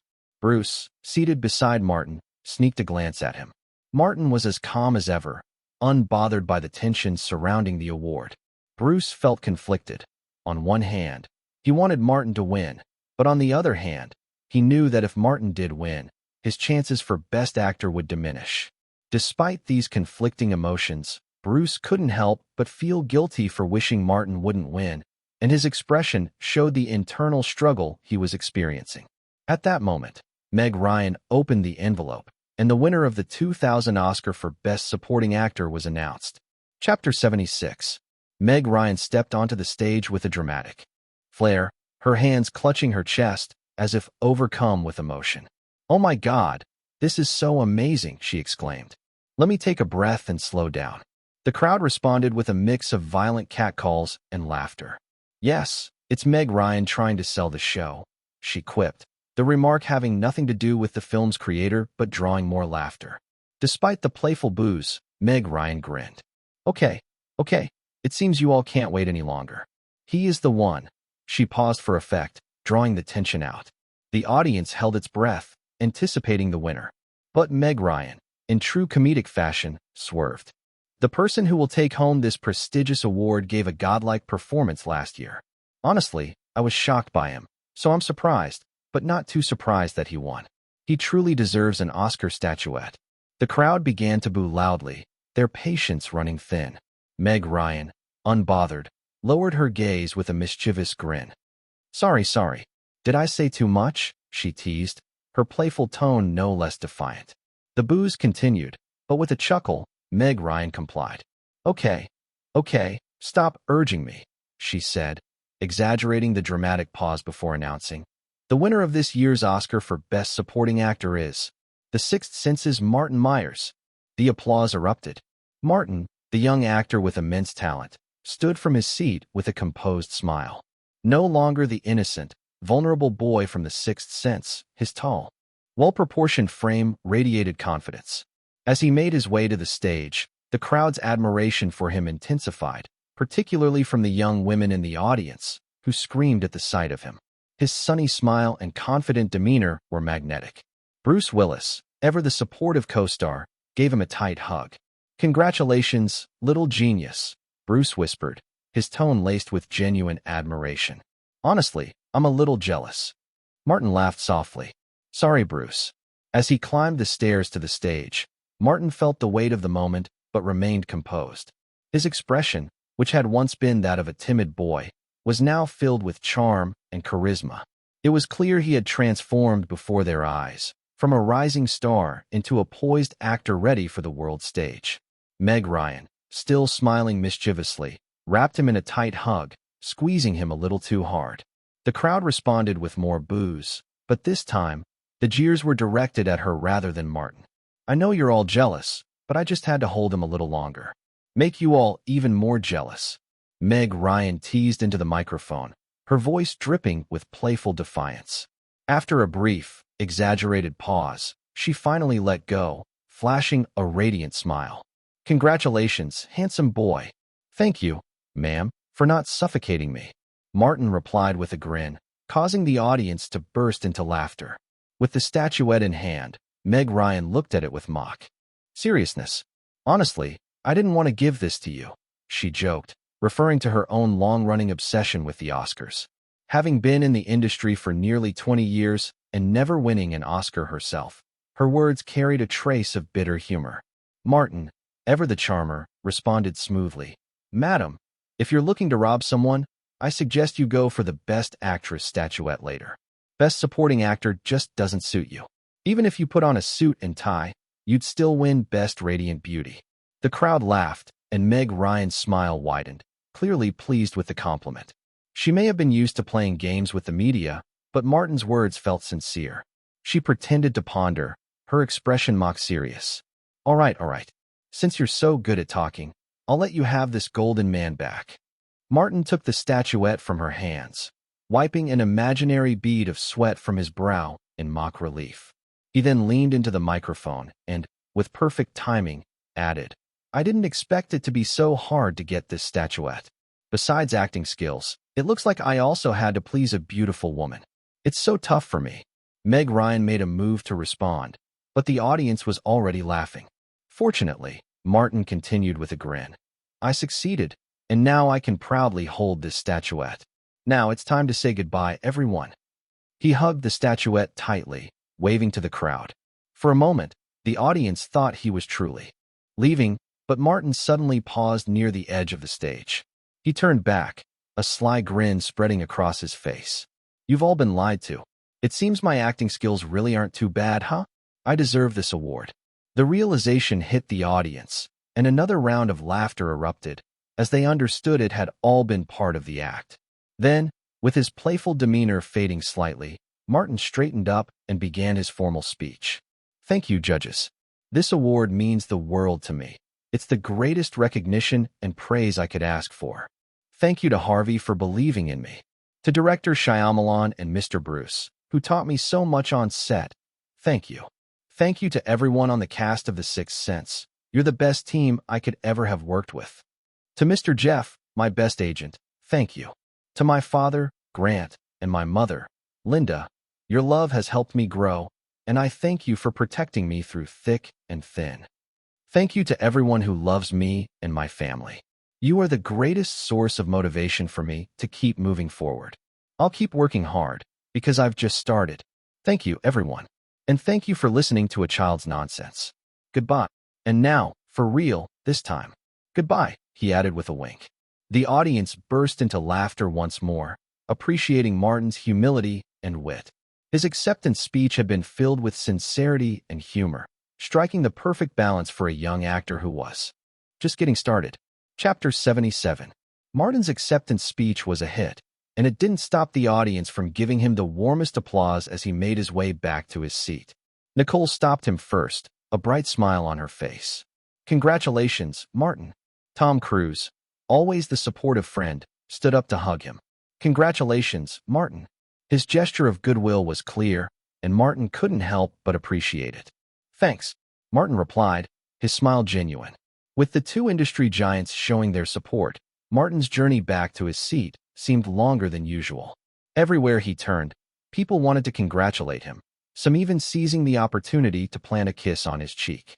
By the time he reached his seat, everyone seemed to be smiling at him, and the cameras swung over to capture the moment. Martin, your face. Bruce Willis pointed at him, trying to suppress a grin. Martin, puzzled, quickly borrowed a small mirror from Toni Collette, who was already grinning broadly. He took a look at his face and saw it covered in lipstick marks. I knew it. I knew they had bad intentions. Martin exclaimed with mock annoyance, pulling a handkerchief from his coat pocket and vigorously wiping his face. The live broadcast caught the moment perfectly, capturing the laughter that rippled through the audience, making it one of the most memorable scenes of the night. Next came the awards for Best Actor, and despite the slim chances, Bruce Willis remained hopeful. Yet, his optimism was dashed as Roberto Benigni of Life is Beautiful took home the statue. The disappointment continued as Shyamalan, Martin's director, lost the Best Director award to Steven Spielberg, a giant of Hollywood. The Best Picture award went to Shakespeare in Love, and with 13 nominations, it ended up winning 8 statuettes. Harvey Weinstein's public relations skills were on full display as Shakespeare in Love swept the evening. If you included The Sixth Sense, that brought the total number of statuettes won by Harvey's films to 9. As the ceremony wrapped up, Martin joined his agent Jeff, who had been sitting in the back row. Upon hearing that Martin had won Best Supporting Actor, Jeff had been so excited he danced around, drawing the envious eyes of his colleagues. Martin, there's a dinner party later. Do you want to go? Jeff asked, now composed. Forget it. I'm a little tired, Martin replied. I want to go home and share this honor with Grant and Linda. Okay, I'll take you back. After taking some routine photos and answering a few interviews, Jeff politely declined invitations to various after-parties, explaining that Martin was young and needed rest. The two of them left for Martin's home on 222 Buren Street. Upon entering the house, Martin was greeted with a surprising celebration. Fireworks erupted from either side of the door, courtesy of his Uncle Frank and Father Grant. Why are you here? Martin asked, stunned. To celebrate. Our little genius becoming the youngest Oscar winner in history, Frank said, grinning widely, tossing confetti over Martin's head. Well, I'm glad you're here, Martin said, his grin stretching across his face. Come on, everyone. Let's eat, Frank announced. We've got grilled lobster and Angus steak. Martin, come cut the cake. Linda added. Mom, is there cake today? Martin asked, amused. Yes, your favorite, chocolate, she replied. Wow, awesome. Miranda, come on over. Linda called to her guest. Miranda walked over to Martin, her eyes filled with admiration. Congratulations, Martin, she said, clearly in awe. Are you staying in Los Angeles? Martin asked casually, reaching out and holding Miranda's hand. They stood together by the cake, ready to cut it. Yes, I'm staying. I'll be working as a model, Miranda replied, blushing slightly at the intimate moment. Okay, if you need any help, just call me, Martin said with a smile. Thank you, Martin. I will. The evening passed with laughter and celebration. Frank, Chris, and Miranda stayed at Martin's house that night. Miranda's room was on the second floor, right next to Martin's. After taking a bath, Miranda wrapped herself in a towel and began drying her long brown hair with a blow dryer. As she walked out of the bathroom, she froze when she saw Martin lying casually on her bed, the Oscar statuette beside him. "Why are you here?" she asked, surprised. Martin turned over with a grin, waving at her. "I thought you might have trouble sleeping. Want me to tell you a bedtime story?" Miranda rolled her eyes, clearly not amused. "I'm not a child anymore." She picked up the Oscar statuette from the bed and examined it closely, commenting, "You just throw things that others would consider treasures everywhere, okay?" Martin smiled, his eyes gleaming with mischief. "To be honest, it's just a copper bump. It's attached to my name, but that's about it. I've already put it on the shelf. To me, this statuette doesn't mean as much as the manuscripts and music scores I've written." "Then why are you here with it?" Miranda asked, raising an eyebrow. Martin shrugged. "I noticed you kept glancing at it while we were eating. Thought you might be interested, so I brought it over for you to take a better look." Miranda's face flushed, realizing that she hadn't been looking at the statuette at all, but rather at Martin beside it. Suddenly, Martin sat up, snatched the statuette from her hand, and tossed it aside. He moved toward her, taking her hand and sitting her down gently on the bed. "I've changed my mind," he said, his voice low. "What's so special about that thing? It's not as beautiful as you, or as handsome as me." Before Miranda could react, Martin playfully pulled her down onto the bed with him. She gasped, "Ah, my bath towel." Martin quickly covered her mouth with his hand. "She'll keep it down. Do you want to attract everyone?" Miranda gazed up at Martin, her breath catching as she felt the closeness between them. The air between them felt thick with unspoken tension, and for a moment, neither of them moved. Chapter 78, An Evening Tale. Martin released his hand from Miranda's mouth, his lips curving into a faint smile as his gaze lingered briefly on her before he turned away. "Quickly, put your clothes on," he said firmly. From behind him, Miranda's voice floated hesitantly, tinged with embarrassment. "All right, okay." When Martin turned back, he was startled to find her still under the covers, entirely unclothed. "Do you sleep without any clothes on?" he asked, raising an eyebrow. "Yeah," she replied casually. "I find it more comfortable this way." Martin chuckled, shaking his head. "Fine, suit yourself. Anyway, do you want to hear a story? I've been working on something new." "Interested?" Miranda looked at him intently, her expression suddenly curious. "Martin, did you peek at me just now?" Her unexpected question caught him off guard. "Does it look good?" she pressed, her cheeks faintly pink. He hesitated for a moment before replying, grinning cheekily. "Of course. Perfect body." Miranda blushed deeply, the redness spreading from her cheeks to her neck before she quickly ducked back under the covers. Despite her shyness, her confidence as a model, accustomed to the chaotic world of fashion, helped her recover quickly. With a mischievous smile, she poked her head out from beneath the blanket and whispered, "Martin, since you've seen me, it's only fair that I get to see you too." Martin leaned back, smirking lazily. "I don't mind. But if you want to see something, you'll have to take it off yourself." His roguish tone left Miranda momentarily speechless, her mouth opening in protest before she gritted her teeth. "You think I won't dare?" she challenged. "Go ahead, try me," Martin teased. With trembling hands, Miranda reached out, attempting to unbutton his shirt. Her fingers fumbled, either from nerves or the smooth fabric. Martin couldn't help laughing triumphantly. "See? You can't even manage that." Irritated by his taunts, Miranda suddenly reached down and pinched him sharply. "Ouch!" Martin yelped, jumping up and glaring at her. "What was that for?" Miranda giggled, covering her face with the quilt. "That's what you get for being so smug, little brat." Martin narrowed his eyes playfully. "Not fair. My turn now." Her voice came from beneath the covers, teasing yet coquettish. "Fine, but you'll have to show me first before you get your revenge." Before she could react, Martin flipped the edge of the quilt and dove under it. "Gotcha! Lightning attack!" he exclaimed, tickling her mercilessly. Miranda squealed, laughing uncontrollably. "Stop it. It's so itchy. Don't stop making a fuss." Eventually, their playful scuffle subsided, and Martin stretched out beneath the covers, catching his breath. Miranda lay beside him, her eyes shining as she gazed at him. "Didn't you promise to tell me a story?" she murmured, curling into his arm. Martin smiled down at her, her innocent yet enthralled expression lit softly by the glow of the night light. He leaned back against the headboard, resting his hands behind his head, and began to speak. "This is a story about love," he began. Bella Swan is a 17-year-old high school girl.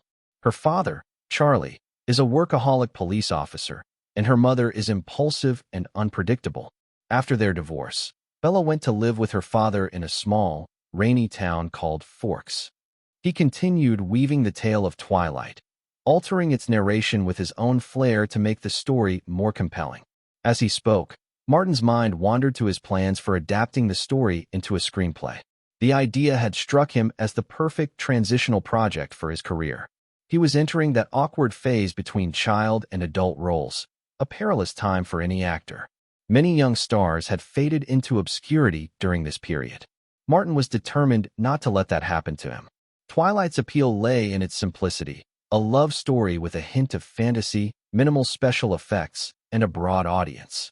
It was a safe yet strategic choice. Moreover, he had adapted the original plot to increase Edward Cullen's presence, confident that the changes would elevate its charm while keeping its essence intact. As Martin spoke, his voice softened. He glanced down, realizing Miranda had fallen asleep. Her head rested lightly on his arm, her breathing steady and peaceful. The faint scent of her shower gel lingered in the air. Smiling to himself, Martin gently turned off the bedside lamp and settled in, the girl beside him lost in dreams as he planned his next steps toward stardom. Chapter 79, Dreams and Reality. Miranda dreamed a vivid, beautiful dream. In her dream, she and Martin were married, enjoying their honeymoon aboard a grand cruise ship. The joy was palpable as they laughed and explored the ship together. But the bliss turned tragic when the cruise struck an iceberg, leaving them trapped in their cabin. Martin, heroic and unwavering, refused to abandon her. He fought through obstacles to rescue her, and when they finally reached the deck, the lifeboats were already gone. From somewhere, Martin found a wooden board. Holding her close, he leapt into the icy sea. However, the board could not support them both and began to sink. "Miranda," Martin said firmly, his voice filled with resolve. "You must survive. Live a long, full life.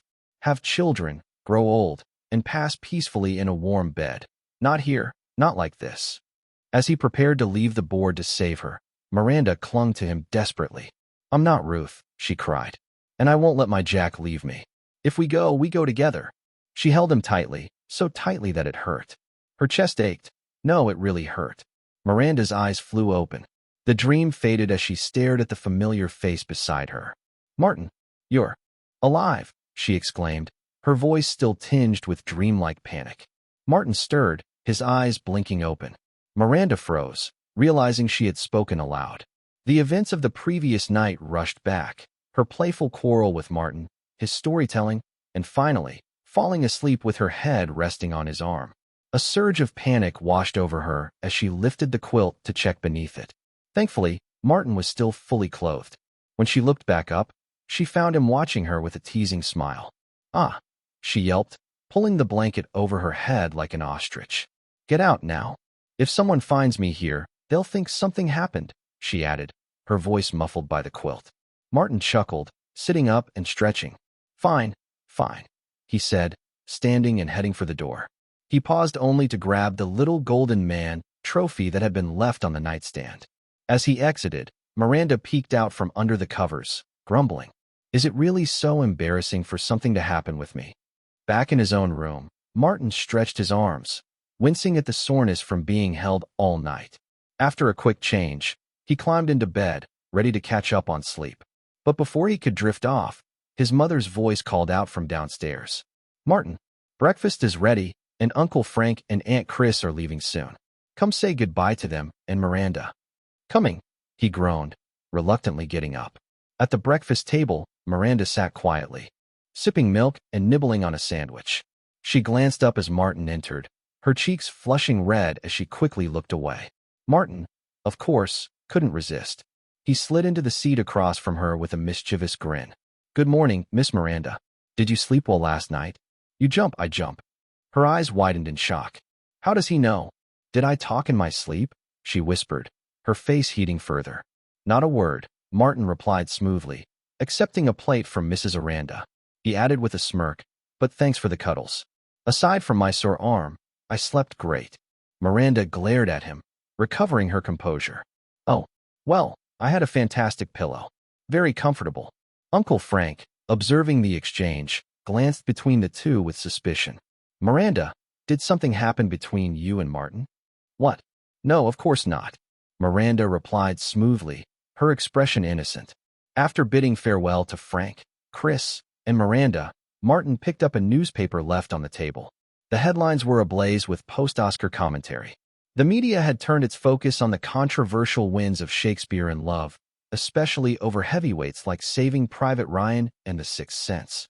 Most undeserved Best Actress win in years, one article proclaimed, criticizing Gwyneth Paltrow's performance. The Los Angeles Times bluntly questioned the judges' decisions. How does the uninspired script of Shakespeare in Love outmatch the masterful storytelling of The Sixth Sense? Its score was groundbreaking, yet ignored. This reeks of politics. The New York Times echoed the sentiment. Mediocrity triumphed over brilliance. Martin's contributions to The Sixth Sense were undeniable, overshadowed only by the Oscars' love affair with period dramas. Martin couldn't suppress a satisfied laugh. It was refreshing to see the industry rally behind his work, even if it came in the form of criticism for others. He skimmed further. The backlash extended to Shakespeare in Love winning Best Picture, defeating Spielberg's Saving Private Ryan. The Washington Daily wrote, "Historical dramas have their merits, but comparing Shakespeare in Love to masterpieces like Saving Private Ryan or The Truman Show is a disservice. It's not even in the same league." Martin set the paper down, his grin widening. Hollywood's politics might be frustrating, but seeing his own work validated, even indirectly, was immensely satisfying. Chapter 80, Behind Closed Doors. Miramax's president's office. Bob Weinstein tossed the newspaper onto the desk, his expression conflicted. Although Shakespeare in Love is a historical film, it is, as its title suggests, primarily a love story. A conventional, slow-paced, old-fashioned one. Compared to the other nominees, it pales in almost every respect. Yet, it walked away with both Best Picture and Best Actress. This speaks less of merit and more of Harvey Weinstein's unparalleled PR skills and the Academy's diminishing credibility. This is one of the milder critiques, Bob said cautiously. Harvey, don't you think we may have pushed too far this time? Harvey Weinstein, leaning back in his chair with a cigar between his fingers, exhaled a thick plume of smoke. His smirk was unbothered. Too far? Nonsense. Every Oscar season is followed by media complaints. The old men at the Academy couldn't care less, as long as their pockets are lined. Back in the day, The Shawshank Redemption lost to Forrest Gump, and people raged. Did the Academy budge then? Bob wanted to retort that Forrest Gump's quality wasn't even in the same league as Shakespeare in Love, but the smug look on Harvey's face stopped him. Harvey flicked ash into the tray, then leaned forward, his tone turning sharp. When is Gwyneth coming in? She called earlier. Said she was busy and couldn't make it today, Bob replied. Harvey's expression darkened instantly. That ungrateful B*******H. Now that she's got her Oscar, she thinks she can snub me? He ground the cigar into the ashtray angrily, but quickly composed himself, muttering, "No point causing drama with her. Spielberg's her godfather, and her family connections run deep. Let her be. She won't get another role from me, though." Shaking off his irritation, he asked, "What about Quentin? Is he making progress on that zombie action script?" Bob chuckled. He's been holed up at home, watching Hong Kong and Japanese films nonstop. Said he wants to craft an action movie. Unlike anything Hollywood's seen. Bring him in, Harvey said with a grin. Kid's brilliant, but he needs to get out and inspired. Let's take him to the club tonight.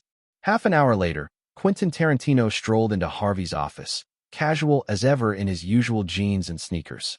"Harvey, Bob, what's up?" he greeted, flopping onto the sofa. Harvey tossed him a cigar. "We're hitting the club tonight. You in?" "Always," Quentin replied, his face lighting up. "How's the script coming along?" "Haven't written a word yet," Quentin admitted. "But I've got a killer idea, a zombie revenge film. The protagonist is a woman who barely survives an assassination attempt on her wedding day." Harvey and Bob leaned in, listening intently as Quentin animatedly detailed his concept. When Quentin finally paused, Harvey clapped his hands. Brilliant. You're onto something. I'll have to introduce you to Martin sometime. He's got a knack for crazy good ideas, too. Quentin raised an eyebrow. Martin Myers? The kid who wrote The Sixth Sense? I heard he's working on something new, and De Niro's already pitched it to Fox. Harvey's expression soured momentarily. He hated that Martin had bypassed Miramax for Fox, but he couldn't afford to alienate him. Maybe because we didn't push Oscars for him, Bob suggested. Harvey waved it off. I've been busy. Haven't checked in with him in weeks. I'll call him now. Elsewhere, at a 20th Century Fox charity dinner. Martin Myers hung up his phone, shaking his head. Harvey? Asked Diana, seated beside him in an elegant white gown. Martin smiled. Yeah, just checking in. Let's not waste time talking about him. Tell me what you'd like photographed tonight. I'll make it happen. Diana laughed, her eyes sparkling. In the original timeline, Diana had tragically passed away in a car accident 2 years earlier. But thanks to Martin's intervention, she was alive, thriving, and one of his closest allies. Her connections had helped Martin expand his influence into Europe. As they chatted, a man approached, a middle-aged figure with round glasses, a black turtleneck, jeans, and sneakers. Excuse me, the man said, politely greeting Diana before turning to Martin. Martin Myers, correct? Could we have a word? Martin glanced at him curiously. The uniform of the turtleneck and jeans made it obvious who the visitor was. It was none other than Steve Jobs. Chapter 81. Negotiating with a Visionary. Martin gazed at the casually dressed man before him, whose attire stood out in the formal setting of the charity event. His lips curled into a subtle smile. Steve Jobs, the founder of Apple Computers and one of the most influential minds of his time. Martin Myers, can we talk? Of course, Mr. Jobs, Martin replied warmly, though his thoughts raced. Despite Jobs' reputation for arrogance, impatience, and a litany of personal controversies, Martin deeply respected his genius, particularly his unmatched aesthetic vision. Apple's clean, cutting-edge designs would later become the hallmark of both technological innovation and cultural status, and Martin had always admired that. He also knew why Jobs was here. You're interested in the rights to Kung Fu Panda, aren't you? Martin ventured, breaking the ice. Jobs raised his chin slightly, a trademark gesture of quiet superiority. Correct. Pixar's next animated feature should be Kung Fu Panda. Martin's smile widened. This man truly didn't waste time. Mr. Jobs, I greatly admire Pixar's prowess in 3D animation, Martin began. But regarding the rights to Kung Fu Panda, you'll need to speak with my agent. Jobs adjusted his glasses, his tone laced with condescension. I could do that, but since we're both here, why waste time? My time is quite valuable. That subtle air of superiority, a constant trait in Jobs' demeanor, was palpable. His tone wasn't overtly rude but carried an unspoken message. It's an honor for you to even be speaking with me. Martin leaned back in his chair, crossing one leg over the other. With a relaxed, elegant posture, he met Jobs' gaze, his own smile sharper now. Perhaps your time is precious, Mr. Jobs, Martin said coolly. But you're using it to waste my equally valuable time. I'm afraid I'm not interested in discussing Kung Fu Panda at the moment. Jobs blinked, momentarily caught off guard. His brow furrowed as if recalibrating. I've heard, he said slowly, folding his arms, that you've been acquiring Apple shares. Is that true? Martin's smile deepened. Indeed. If you'd like to discuss selling me shares, I'd be delighted. Jobs leaned back, his expression tightening with a faint smirk. I'll save you the trouble. You won't be able to acquire any significant number of shares, not without my consent. Martin tilted his head, his smile unflinching. I think you're mistaken. Oh, Jobs raised an eyebrow. Quite the contrary, Mr. Jobs. You won't stop those shareholders from selling their stakes to me. In fact, you may even encourage them. Jobs stared at Martin, incredulous. And why would I do that? Because, Martin said softly, his voice calm yet firm. Who wouldn't want a major shareholder who has no interest in meddling with the company's affairs? Someone willing to delegate their voting rights to a capable leader, someone like you. Jobs' lips parted slightly, his retort momentarily stifled. Martin leaned in just slightly, locking eyes with him. Think about it, Mr. Jobs. A silent supporter, backing your vision without interference. Isn't that exactly what Apple needs? A flicker of realization crossed Jobs' face. His lips curled into a genuine smile, rare for the famously stoic man. Interesting. You have a point. He straightened his posture, his demeanor softening. Fine. I'll have my assistant discuss the rights to Kung Fu Panda with your agent. But let's talk about these shares. Martin smiled back, equally sincere. Whatever you want. Mr. Jobs. The two men continued their conversation until the auction portion of the charity event began. As Jobs returned to his seat, Martin did the same. Diana, sitting beside Martin, leaned in curiously. What were you two talking about?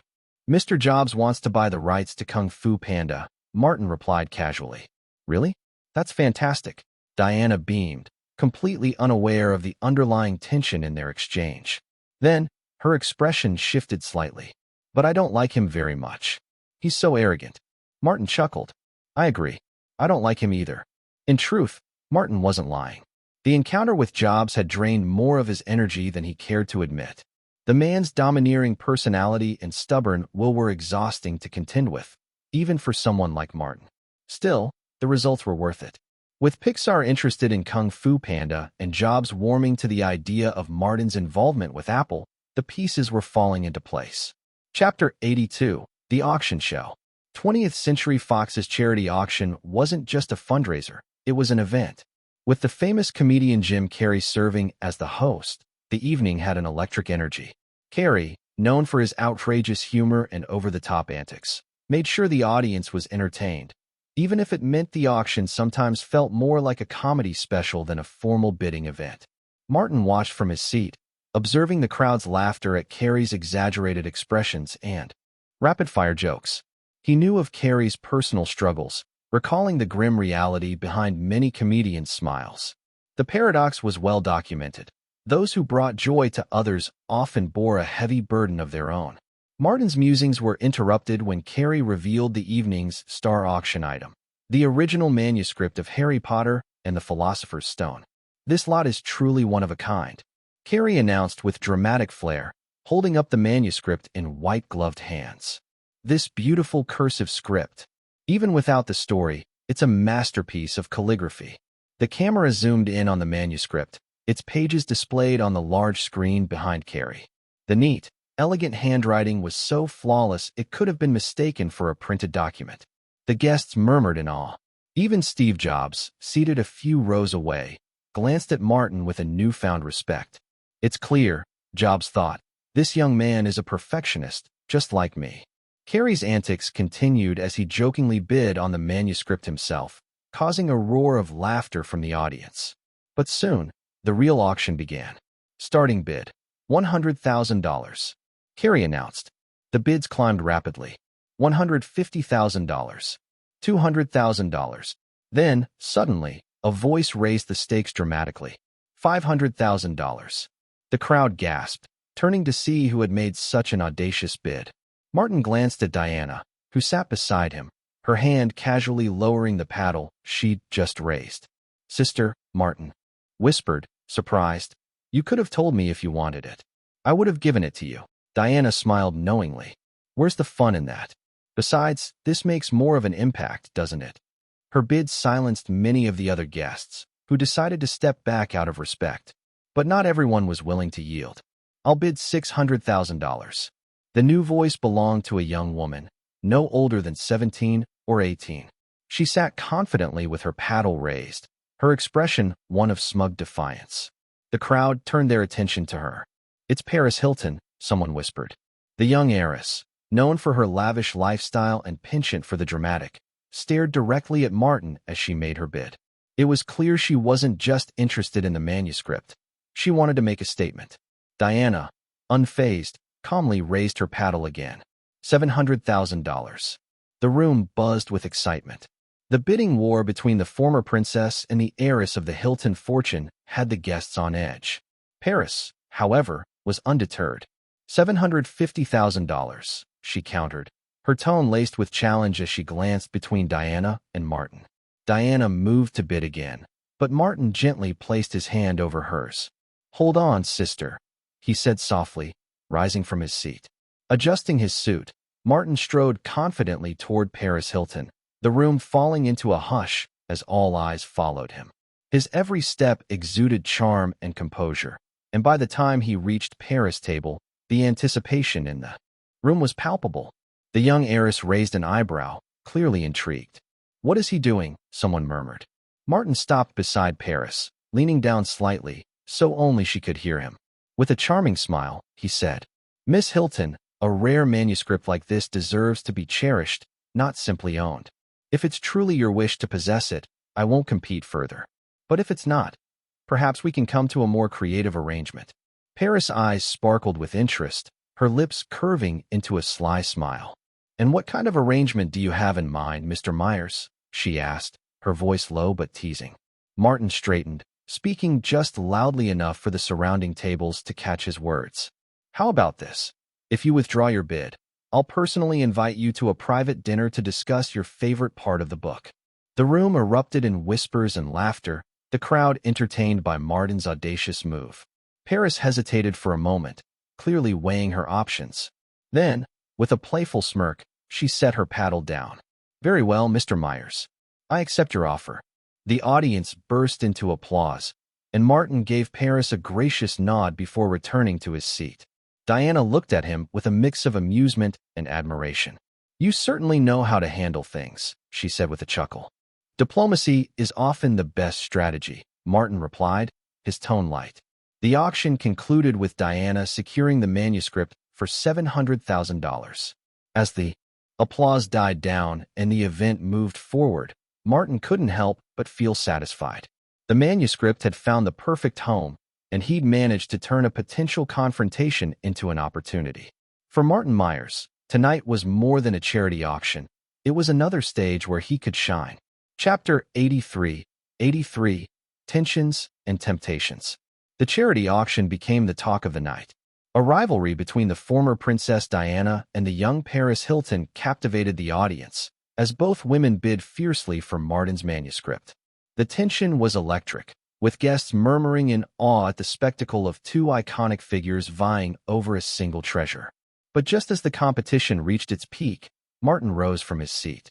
All eyes followed as he approached Paris Hilton, leaning in to whisper something in her ear. Whatever he said left the young heiress visibly delighted, a mischievous smile playing on her lips. Martin returned to his table, gesturing for Diana to raise her paddle once more. $800,000, Diana announced. The auctioneer's gavel fell. "Sold. Congratulations, Ms. Diana. This exquisite manuscript is yours." The room erupted in applause, though some whispered about the wisdom of paying such a price for an author's manuscript. Yet others speculated that as Martin's fame continued to grow, so would the value of his work. As Martin settled back into his seat, Diana turned to him, her curiosity piqued. "What did you say to her?" she asked with a playful smirk. Martin's response was casual. "I promised her a dinner." Diana chuckled, though her expression betrayed a hint of discomfort. "A meal with you? I'd say she got the better deal." Martin's gaze lingered on her. "You're not the only one who feels that way," he said with a knowing smile. The auction concluded with a sapphire necklace tying Martin's manuscript as the highest-selling item of the night. When the event ended, Martin and Diana left together in her car, the soft strains of Blurry, Martin's album, playing on the stereo. As the car hummed along the quiet streets, Martin reached into his pocket and pulled out a small box. "I have something for you," he said, presenting it to Diana. "What is it?" she asked, curious. He opened the box to reveal a pair of emerald earrings, the same ones Diana had bid on earlier in the evening. Her eyes widened. "When did you wait? Didn't Steve Jobs win these?" Martin grinned. "I asked him to buy them for me." Without waiting for a response, he carefully took the earrings from the box. "Allow me," he said, leaning closer. Diana hesitated but didn't resist as Martin gently fastened the earrings to her ears. The intimacy of the moment was amplified by the dim lighting in the car and the soft melody in the background. His fingers brushed against her earlobe, sending a warm blush cascading across her cheeks. "Martin," she whispered, her voice barely audible. The air in the car grew heavier, charged with an unspoken tension. Diana's breath hitched as she struggled against her own thoughts. The stark age difference and the potential public backlash warred against the inexplicable pull she felt toward him. "No," she murmured weakly, though her resistance felt more like a plea to herself than a command to him. Martin leaned closer, his face inches from hers. Her lips parted as if to protest, but his kiss silenced her words. The car stopped in front of Martin's villa more than 30 minutes later. The driver opened the door, his nose twitching at an odd mixture of perfume, sweat, and something else he couldn't quite place. Martin stepped out, composed and impeccably dressed, flashing the driver a polite smile. Inside the car, Diana remained, her face flushed, her breathing uneven. As the car pulled away, Martin watched it disappear into the distance, a satisfied expression on his face. For Martin, the thrill of conquest wasn't always physical. His confidence, charm, and a touch of mystery were often more than enough. The following afternoon, Martin arrived at the Hilton Hotel in Los Angeles for his promised dinner with Paris Hilton. Paris, true to form, had dressed extravagantly for the occasion. Her diamond-studded pink dress, beige round-toed leather boots, and matching pink bow in her platinum curls screamed opulence.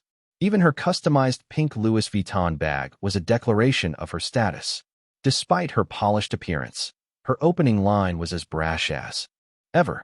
"Martin Myers, you cost me a valuable collection last night. You owe me compensation," she declared, her tone dripping with entitlement. Martin barely glanced at her, his demeanor calm and unbothered. He gestured to the seat across from him. "Sit down," he said firmly, his tone brooking no argument. Paris froze, momentarily stunned. No one had ever spoken to her like that before. A mix of anger and intrigue flickered across her face. Reluctantly, she sat, dropping her pink bag onto the table with an indignant huff. "Fine. Now can we talk?" Martin didn't respond immediately. Instead, he handed her the menu.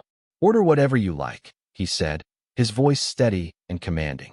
Paris, caught off guard by his attitude, instinctively took the menu. It wasn't until a moment later that she realized what had just happened. "Wait," she said, glaring at him. "Why am I listening to you?" Martin leaned back in his chair, a faint smirk playing on his lips. "Because you want to." Paris stared at him, her cheeks flushing slightly. For the first time, she was uncertain of what to say. And for the first time, she found herself intrigued by someone who didn't fawn over her wealth or beauty but instead challenged her in a way she couldn't ignore. Chapter 84. Negotiations.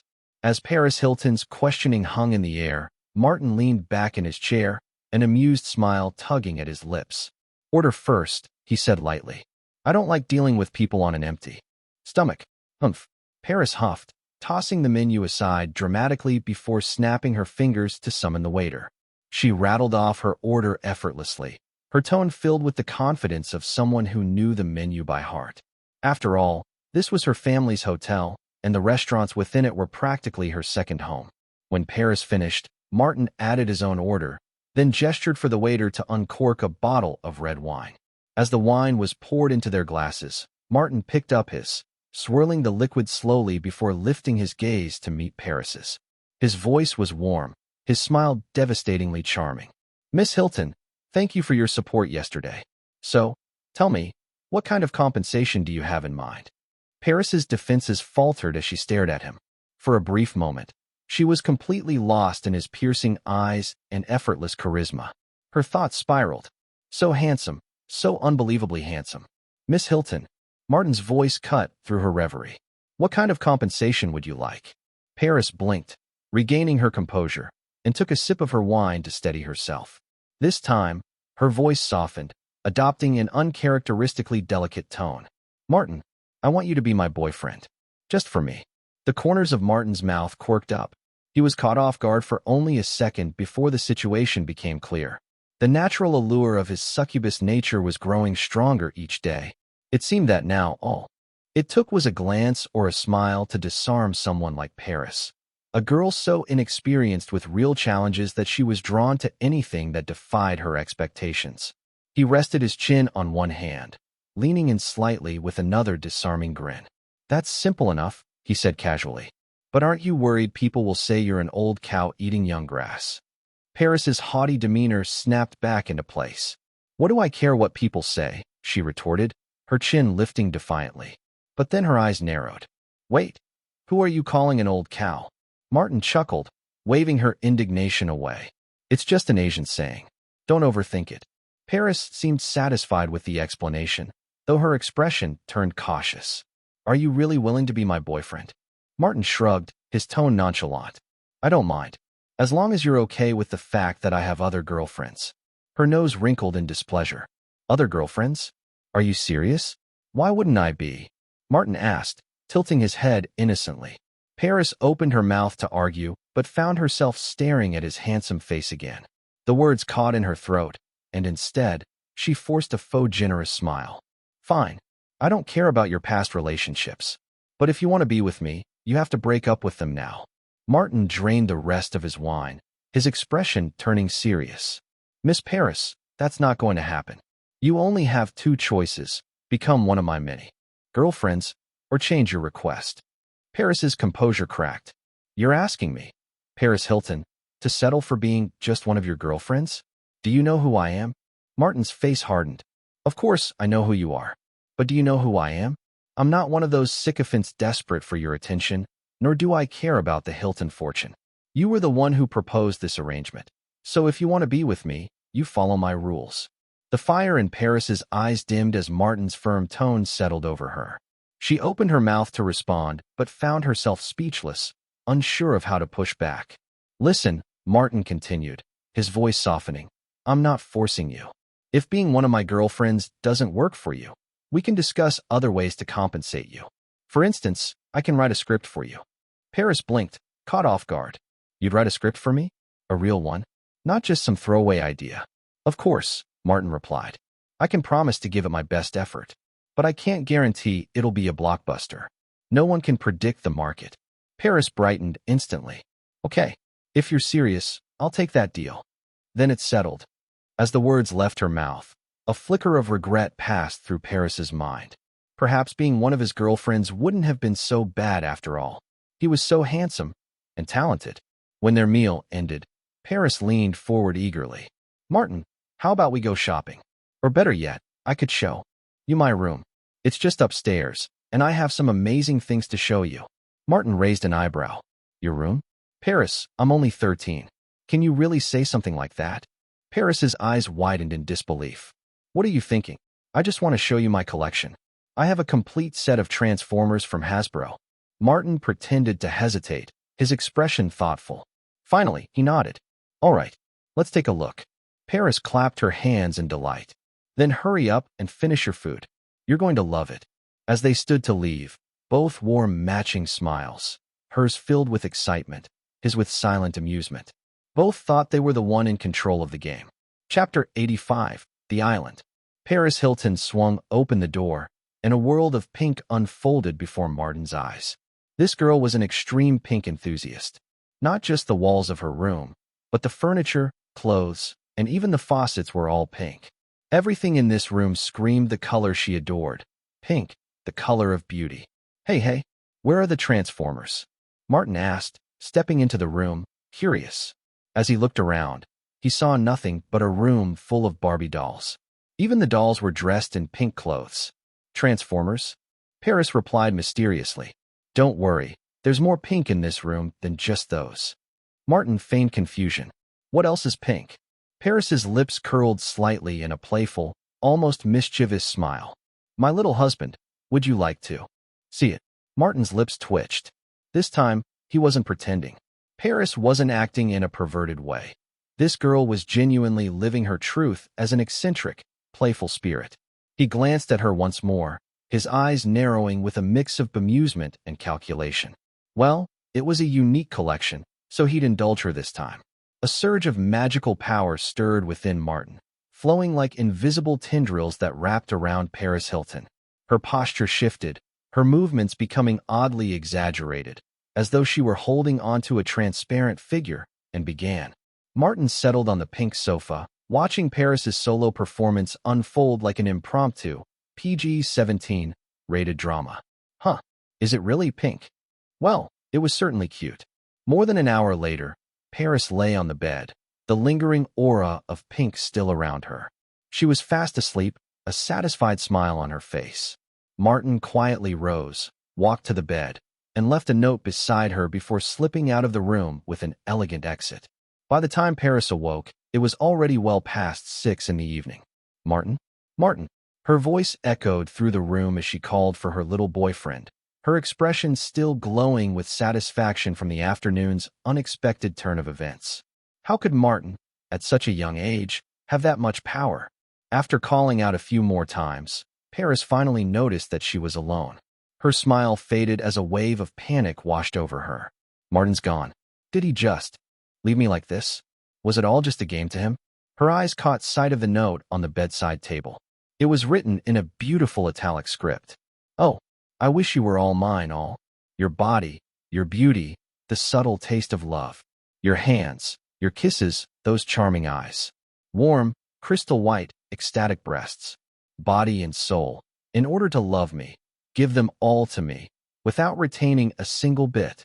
Paris smiled sweetly, murmuring to herself, well, everything. I'll give it all to you, not holding back a single bit. That night, after a productive meeting with Jobs, Martin was satisfied with the deals they'd made. Jobs had been particularly cordial and promised that Pixar would ensure Kung Fu Panda would be a classic. He also assured Martin that the Apple share purchase would go smoothly. He'd been eager to clean up some of the inefficiencies within the company. They finalized some contract details, and before leaving, Jobs gave a parting smile. Great. Wish us a happy cooperation. Happy cooperation, Martin replied, matching the enthusiasm. After handling things with Jobs, Martin flew non-stop to a small island off the coast of Spain, where the crew of Little Island was filming. Martin. Lindsay's excited voice rang out as soon as she spotted him on set. The young girl, carrying the script absent-mindedly, jumped up in surprise. She trotted toward Martin and jumped onto his back, whispering "Daddy" playfully in his ear. Martin supported her with one arm as they walked past the crew, greeting everyone with effortless grace. Hello, everyone. Hello, Martin. Finally, you're here. Hi, Martin. Long time no see. The crew welcomed him warmly. After all, Martin had a significant financial stake in the film, with half the investment coming from his father, although it was technically Martin's money, with Grant only stepping in as the figurehead. The other half came from Miramax and Tom Cruise's production company. So, how's the filming going? Martin asked as he set Lindsay down and approached Nicole, who had been observing from a distance with a soft smile. Nicole nodded toward Lindsay before replying. It's going really well. Lindsay's adapted to the role quickly and is very talented. As for me, I'm feeling great too. Lindsay beamed at the praise, her pride showing. Martin shrugged. Seems like I'm the only one falling behind. Well, I'll catch up quickly. True to his word, Martin dove into his role. He played Nicole's son and Lindsay's brother in Little Island, and his portrayal of helplessness and confusion came across vividly. Though the film revolved more around Nicole Kidman's character, Martin and Lindsay still had a few impactful scenes. Nicole's performance was nothing short of exceptional. Her portrayal of a tortured, determined character was both emotionally raw and powerful. Sitting behind the monitor with the director, Alejandro Amamba, Martin couldn't help but praise her performance. Simply perfect. Alejandro nodded enthusiastically. This is the most incredible crew I've ever worked with. It's supposed to be a horror film, but it feels more like something that could be an Oscar contender. Really, everyone did a fantastic job, including you, Martin, and Miss Lindsay. Truly great performances all around. Nicole joined them with a smile. Hey, Mr. Amamba, don't be unfair. Who says horror films can't win Oscars? Just look at Martin's The Sixth Sense. Over the next 15 days, Martin filmed his scenes, channeling the full power of his succubus skills. He finished his work efficiently, leaving a lasting impression on the crew. Afterward, he said his goodbyes and flew back to Los Angeles. In LA, Martin barely had a day of rest before he hopped onto another plane to New York. He was joining the crew of Hide and Seek to begin filming yet another project. Chapter 86. The set for Hide and Seek was quiet, the air thick with the tension of an impending showdown between actor and director. Director John Polson, along with Robert De Niro, stood observing Martin as he prepared for the scene. Martin wore a distressed suit on purpose, his face made pale by makeup, dark circles under his eyes, and a look of exhaustion that mirrored the character he was about to portray. John scratched his chin, his gaze intense as he scrutinized Martin. A troubled expression passed across his face, and after a moment's hesitation, he turned to Robert. What do you think? Robert De Niro, unconcerned with Martin's dual role as creator and investor, gave a blunt response. Martin is still a bit too tall, and his demeanor is too sunny. He doesn't quite capture the vulnerable, pitiful essence of the character. It's too heroic. John Polson nodded in agreement, but Robert's criticism lingered in the air, uncomfortable and sharp. De Niro shot a sideways glance at John, knowing his colleague was hesitant to voice the blunt truth himself. Despite playing many revered roles, father figures, scholars, and artists, Robert De Niro was known for his no-nonsense approach. Hollywood had been tough on him for years, and his somewhat aloof status meant he had no issues speaking his mind. Martin, however, was still unbothered. He simply smiled. "Don't be too quick to judge, Mr. De Niro. Give me 5 minutes." With that, Martin moved towards the old piano sitting in the corner of the room, part of the set's background. He lifted the cover and placed his fingers on the keys. Robert raised an eyebrow. "What's he doing?" "I don't know," John replied, watching in confusion. Suddenly, the music filled the room. It wasn't just a melody. It was fierce, a storm of sound that felt like a tidal wave crashing through the space. The music seemed to pulse with emotion, screaming, roaring, demanding, carrying with it a violent energy. As the notes reverberated, Martin's face morphed. His exhaustion became visible, and a subtle but profound change washed over him. His shoulders slumped, his figure no longer radiated that youthful energy, and in its place, a raw, tortured expression emerged. His earlier vitality, so hard to fake, even with makeup, vanished. De Niro blinked in surprise. This was the first time he'd seen Martin harness his emotions in such a way. He was no longer the energetic young genius. Before them stood the broken, vulnerable boy of the script, the character of Markle. John Polson, equally shocked, removed his glasses and wiped them, his hand trembling. He put them back on, continuing to mutter, "Oh my God! Oh my God!" The intensity of Martin's performance left both men speechless. "It's like the movie has a soundtrack already," Robert said, snapping out of his daze. He turned to John. "You can leave the soundtrack to Martin. If he can deliver something on the level of The Sixth Sense, I'm happy." John nodded vigorously. "I'd be satisfied with anything close." "An Oscar-level soundtrack, huh? You're demanding," Robert muttered. As the last note hung in the air, Martin paused. He looked over his shoulder, his voice soft and timid. "Do you think I played well?" The transformation was complete. Martin was no longer the actor. He had become Markle, the fragile, tortured soul of the script. "Are you Martin?" John asked, his voice trembling. "No, I'm Markle," Martin answered softly. John's body stiffened at the words. He called out frantically, "Start filming. Lights. Cameras now." The crew scrambled into action, the atmosphere electric. Martin's performance was enough to make anyone feel protective of him. The women on set couldn't help but smile at the tenderness in his portrayal. But beneath that smile was an eerie feeling. His way of slipping into character was something beyond ordinary. "Creech, I need the light dimmer," John ordered. A side light, casting long shadows to enhance the darkness of the scene. "Do you understand?" The lighting engineer nodded. "Got it, John." John's anxiety mounted. "I've never worked with an actor like this before. This is the opportunity of a lifetime. I can't screw this up." Robert De Niro, noticing John's growing nervousness, muttered to himself, "This kid won't put the pressure on you, will he?" Later that evening, the set transformed into a haunting tableau. In a quiet dining scene, Robert De Niro's character, the father, brought a plate of pasta and meatballs to the table. He called for his son, Markle, but as he turned, he saw the figure standing silently in the shadows at the foot of the stairs.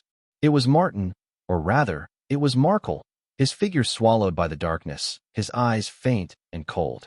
De Niro's heart quickened, but he kept his composure. "Markle, when did you come down? Come and eat." Markle didn't respond. His face, drained of emotion, was unsettling. He moved from the shadows, piece by piece, emerging slowly into the dim light, his expression as empty as the grave. "Hiss!" De Niro flinched. The air was thick with dread. John Polson, watching from behind the monitor, shivered with excitement. The scene had taken on an energy all its own. Martin had created an atmosphere that was both unsettling and mesmerizing. The father and son sat down, the tension palpable. Neither spoke. The father tried to make light of the silence, commenting on Markle's apparent lack of appetite. I thought spaghetti and meatballs were your favorite. Markle didn't answer, simply watching his father with an eerie detachment. As the father struggled to lighten the mood with a silly face, Markle's gaze remained indifferent.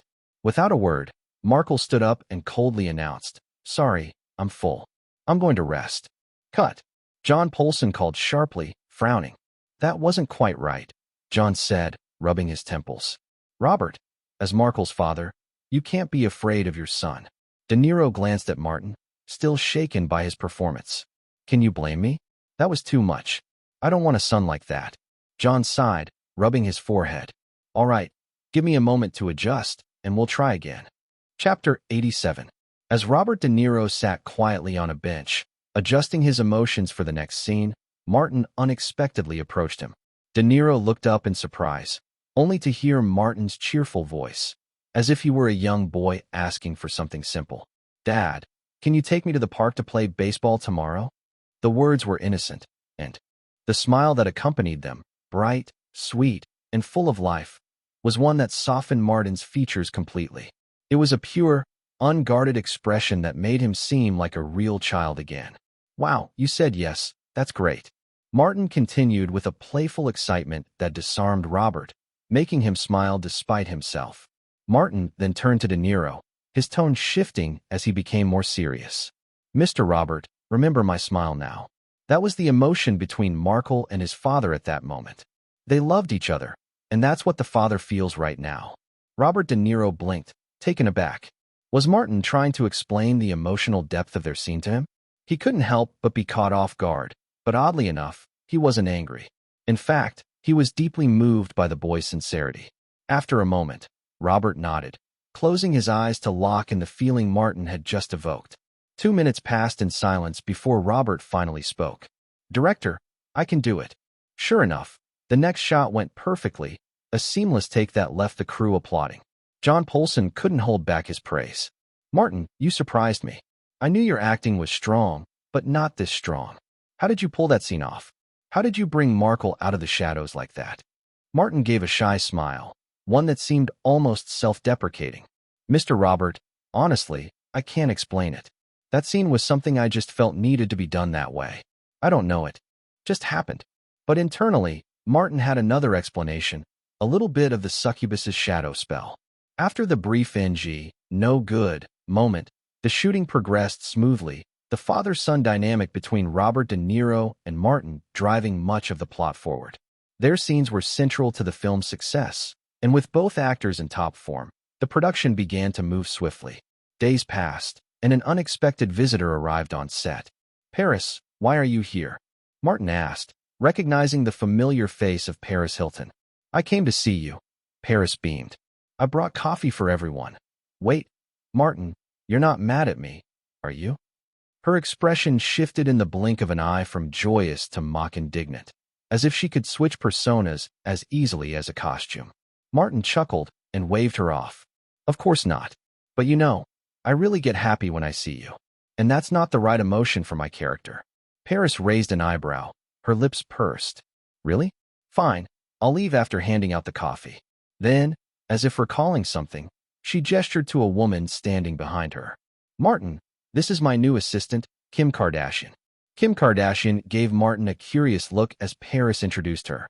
It was the first time Kim had seen Paris so eager to please someone, especially a boy like Martin. Martin smiled warmly at Kim. "Hello, Ms. Kardashian." Kim's eyes widened, and a slow realization dawned on her. She thought to herself, this boy, this smile. The charm. It was all too obvious. "Hello, Martin." Kim greeted, her voice tinged with admiration. "Okay, Kim, go and give the coffee to everyone. I need to have a word with Martin," Paris said, ushering her new assistant away. Once the set was quiet again, Paris, with no one else around, closed the distance and unexpectedly kissed Martin on the lips. "Did you miss me, Martin?" Yes, of course I did," Martin said quickly, pulling back, though his tone remained gentle. "But right now, I really need to keep my emotions together for the scene. After filming, I'll come find you." Paris's mood dropped slightly. She had her suspicions, though she had already accepted that she was one of Martin's girlfriends. But that didn't mean she was content to share him forever. "I'll make sure Martin is mine alone," she thought darkly. I'm leaving then, Paris said, her voice tinged with disappointment. But don't forget to come see me after you finish. I'll be in Los Angeles soon. I won't forget, Martin reassured her, though his mind was already on the next scene. Paris left, her mood still somewhat heavy, but Kim Kardashian, who had been lurking in the corner, found herself amused. So, this is how the little Princess Hilton behaves when Martin's around? Kim mused. She giggled, imagining how Paris would react if she found out about her own plans. Wouldn't it be fun to show off Martin as my prize, in front of Paris? But then she paused, a thought striking her. Wait, isn't Martin only 14? Kim shook her head, realizing the awkwardness of her fantasy. At that moment, Paris called out for Kim, and she quickly ran off to her car, still in high heels. Martin couldn't help but notice how fast she moved for someone in such shoes. Perhaps her curves helped her maintain balance. He'd noticed Kim's prying eyes, but chose not to acknowledge them. From the glimpses he'd seen of her future performance, he knew she was clever, someone who could be useful in the long run. In contrast to Paris's fiery and rebellious personality, Kim seemed much easier to control, making her a far more useful ally. During a break, Robert De Niro, curious as always, pulled Martin aside. Boy, there's something between you and Paris, isn't there? You two aren't just friends, right? Robert asked, though he seemed more intrigued than suspicious. Martin smiled slyly, deciding to keep up the charade. No, we met at a charity party for Fox Films. We're just friends. That's all. Robert leaned in with a knowing smile. Ah, I see. Keeping it secret, huh? Martin shrugged nonchalantly. I don't know what you're talking about. Robert De Niro grinned. All right, I get it. You've got a tight grip on your secrets. But you're different from those other child stars. I respect that.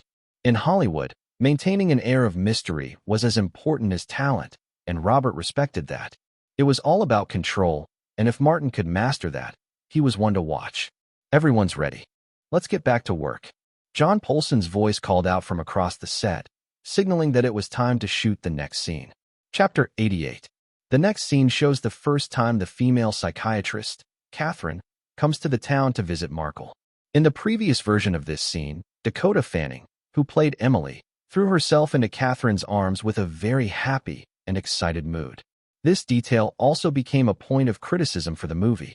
After experiencing so many strange and terrifying events, it would have been unrealistic for the little girl to behave so joyfully. It was inconsistent with the mood of the story and felt too abrupt. So, when Martin was writing the script, he decided to change this part. When Markle sees Catherine, his character first shows slight excitement, which quickly fades, and then he calmly hugs the female psychiatrist. This moment requires a performance rich in micro-expressions. The subtle excitement, the indifferent attitude, and a hint of defensiveness all require Martin to use his facial expressions to convey these emotions. If Martin can successfully perform this part, I think he'll reach the level of an acting master, Robert De Niro said excitedly. No, Martin is already a master of acting. Don't forget, you've been overshadowed by him. Director John Polson disagreed. Robert De Niro was stunned and then sighed. I shouldn't always judge him based on his age. You're right, he's already a master of acting. He's amazing. John Polson nodded in agreement. Yes, he's amazing. The two were chatting when Martin, on the other side, opened his eyes after emotional adjustment, raised his thumb, and said, Let's start. I can do it. In the subsequent performance, Martin perfectly demonstrated what talking eyes mean. His eyes, expressions, and subtle movements perfectly conveyed Markle's complex emotions in this moment. Wonderful. A textbook performance. Robert De Niro applauded, and soon the set erupted in applause. The next day, two more actors arrived on set to play the roles of the victim, Elizabeth, and her little niece. First, the actress who plays Elizabeth, Elizabeth Shue, arrived. This 35-year-old actress, born in Wilmington, Delaware, USA, graduated from the prestigious Ivy League school, Harvard University. In 1983, she was discovered by a talent scout and entered the film industry. Perhaps you've seen the movie Transparent, released in 2000, where she played a sexy female doctor. At 35, Elizabeth Shue has blonde hair, brown eyes, a hot figure, and a mature, beautiful, and charming presence. But what Martin cares about more is the other Elizabeth, Elizabeth Olsen. The young girl, almost identical to Elizabeth Shue, plays the role of Elizabeth's little niece, Anna, in the film. At 10 years old, the baby fat on her face is gradually disappearing, revealing delicate features that hint at the beautiful witch she will become in the future. Elizabeth? Wow, you're getting more and more beautiful. Martin complimented her as soon as they met, making the young girl giggle. Martin, I'm so glad you still remember me, Elizabeth Olsen said happily as she gave him a warm hug. Of course, Martin would never refuse the hug of a fan, and hugged her tightly without hesitation, secretly thinking to himself, European and American girls really do develop early. Well, except for Lindsay. After hugging, Martin asked curiously, I didn't expect to see you here. Have you started making movies now? Actually, no, Elizabeth said sadly. I want to, but my mom and 2 sisters won't let me enter the entertainment industry yet. It's so frustrating. Martin comforted her. Your mom and sisters are doing what they think is best. This industry is too chaotic. It's not a good idea to rush into it at your age. But, Martin, weren't you about the same age as me when you first filmed Made in Heaven? Elizabeth asked. And my sisters started filming TV shows when they were really young. This isn't fair. Before Elizabeth could complain further, a voice interrupted. Stop complaining, Elizabeth. Martin is a genius. You're not, so he can handle it. As for Mary and Ashley being able to make a movie in the first place, it was just a coincidence. Their mother was always taking care of them on set. Now, my mother has no time to take care of you. Elizabeth's little head shrank, and she muttered, The terrible mother is here. The person who interrupted Elizabeth was her mother, Jeanette Olsen. Her 2 sisters, Ashley and Mary, were also standing by, smiling and watching Elizabeth being scolded. Jeanette was not making excuses. As the youngest daughter, she truly couldn't be there for Elizabeth on set all the time, as her focus was needed for the careers of Ashley and Mary. Jeanette Olsen was a very smart woman. Unlike those short-sighted, money-grubbing parents of child stars, she had a vision and truly loved her children. As mentioned in the previous chapter, there is a whole industry built around child stars in the American entertainment world, filled with temptations.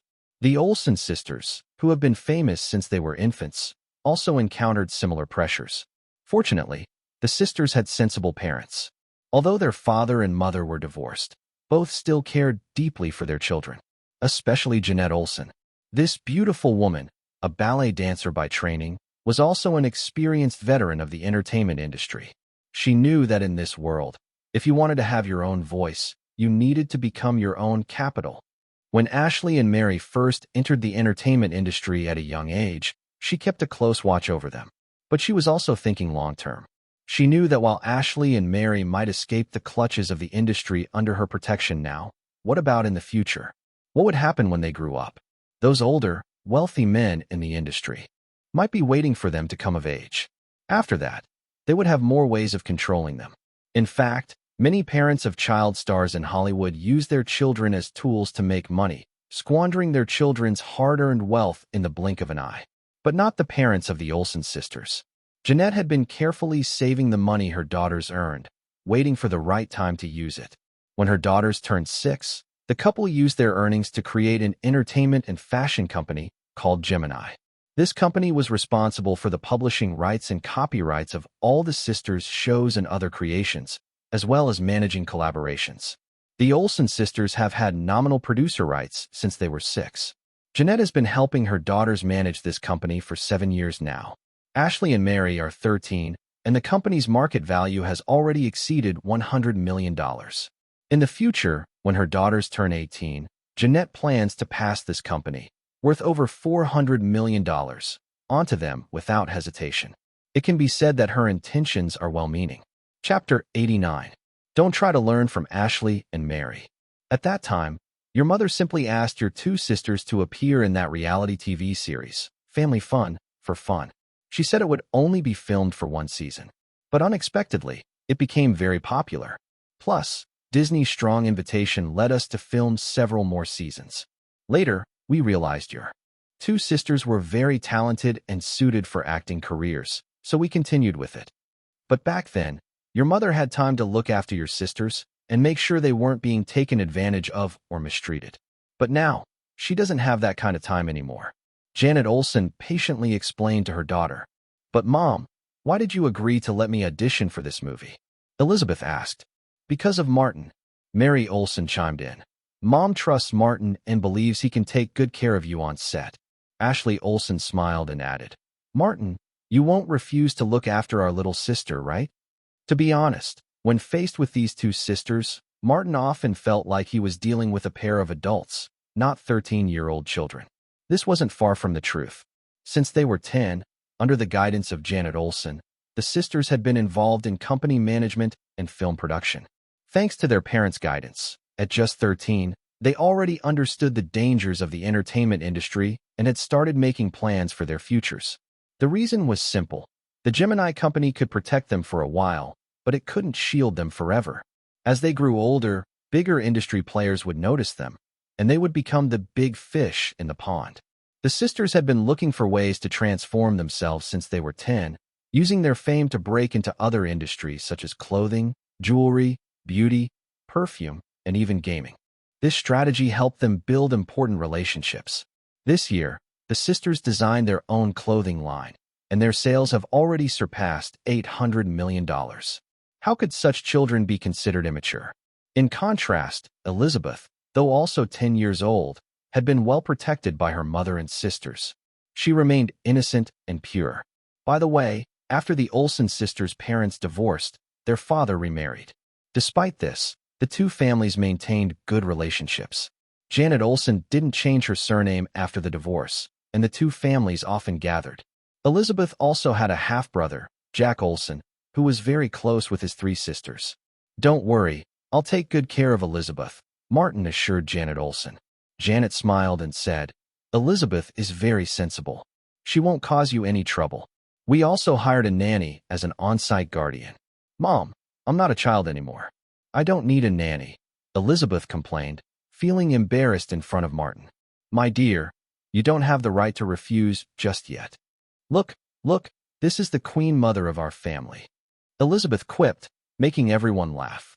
Elizabeth's arrival lightened the atmosphere on set, especially Martin, who no longer wore his usual gloomy expression. He often chatted with Elizabeth after filming, laughing together. The other Elizabeth, Elizabeth Shue, also grew fond of the little girl who shared her name. She would tease her whenever there was free time, and the two Elizabeths frequently shared snacks. As time passed, Elizabeth's scenes were completed. The little girl didn't have many scenes, but she displayed considerable acting talent and quickly got into the right mood. Today marked her last scene. She would be taken home by her mother the next day. After nightfall, the crew was about to shoot the highlight of the film. Robert De Niro's character, the father, kills Elizabeth. Markle, played by Martin, calls a female psychiatrist for help. When the psychiatrist arrives, a confrontation ensues between her and the father, whose personality is split. Markle and the psychiatrist escape to a nearby cave, where they end up shooting and killing the father. After rehearsing the scenes several times, director John Polson felt that the actors were ready and decided to officially begin filming.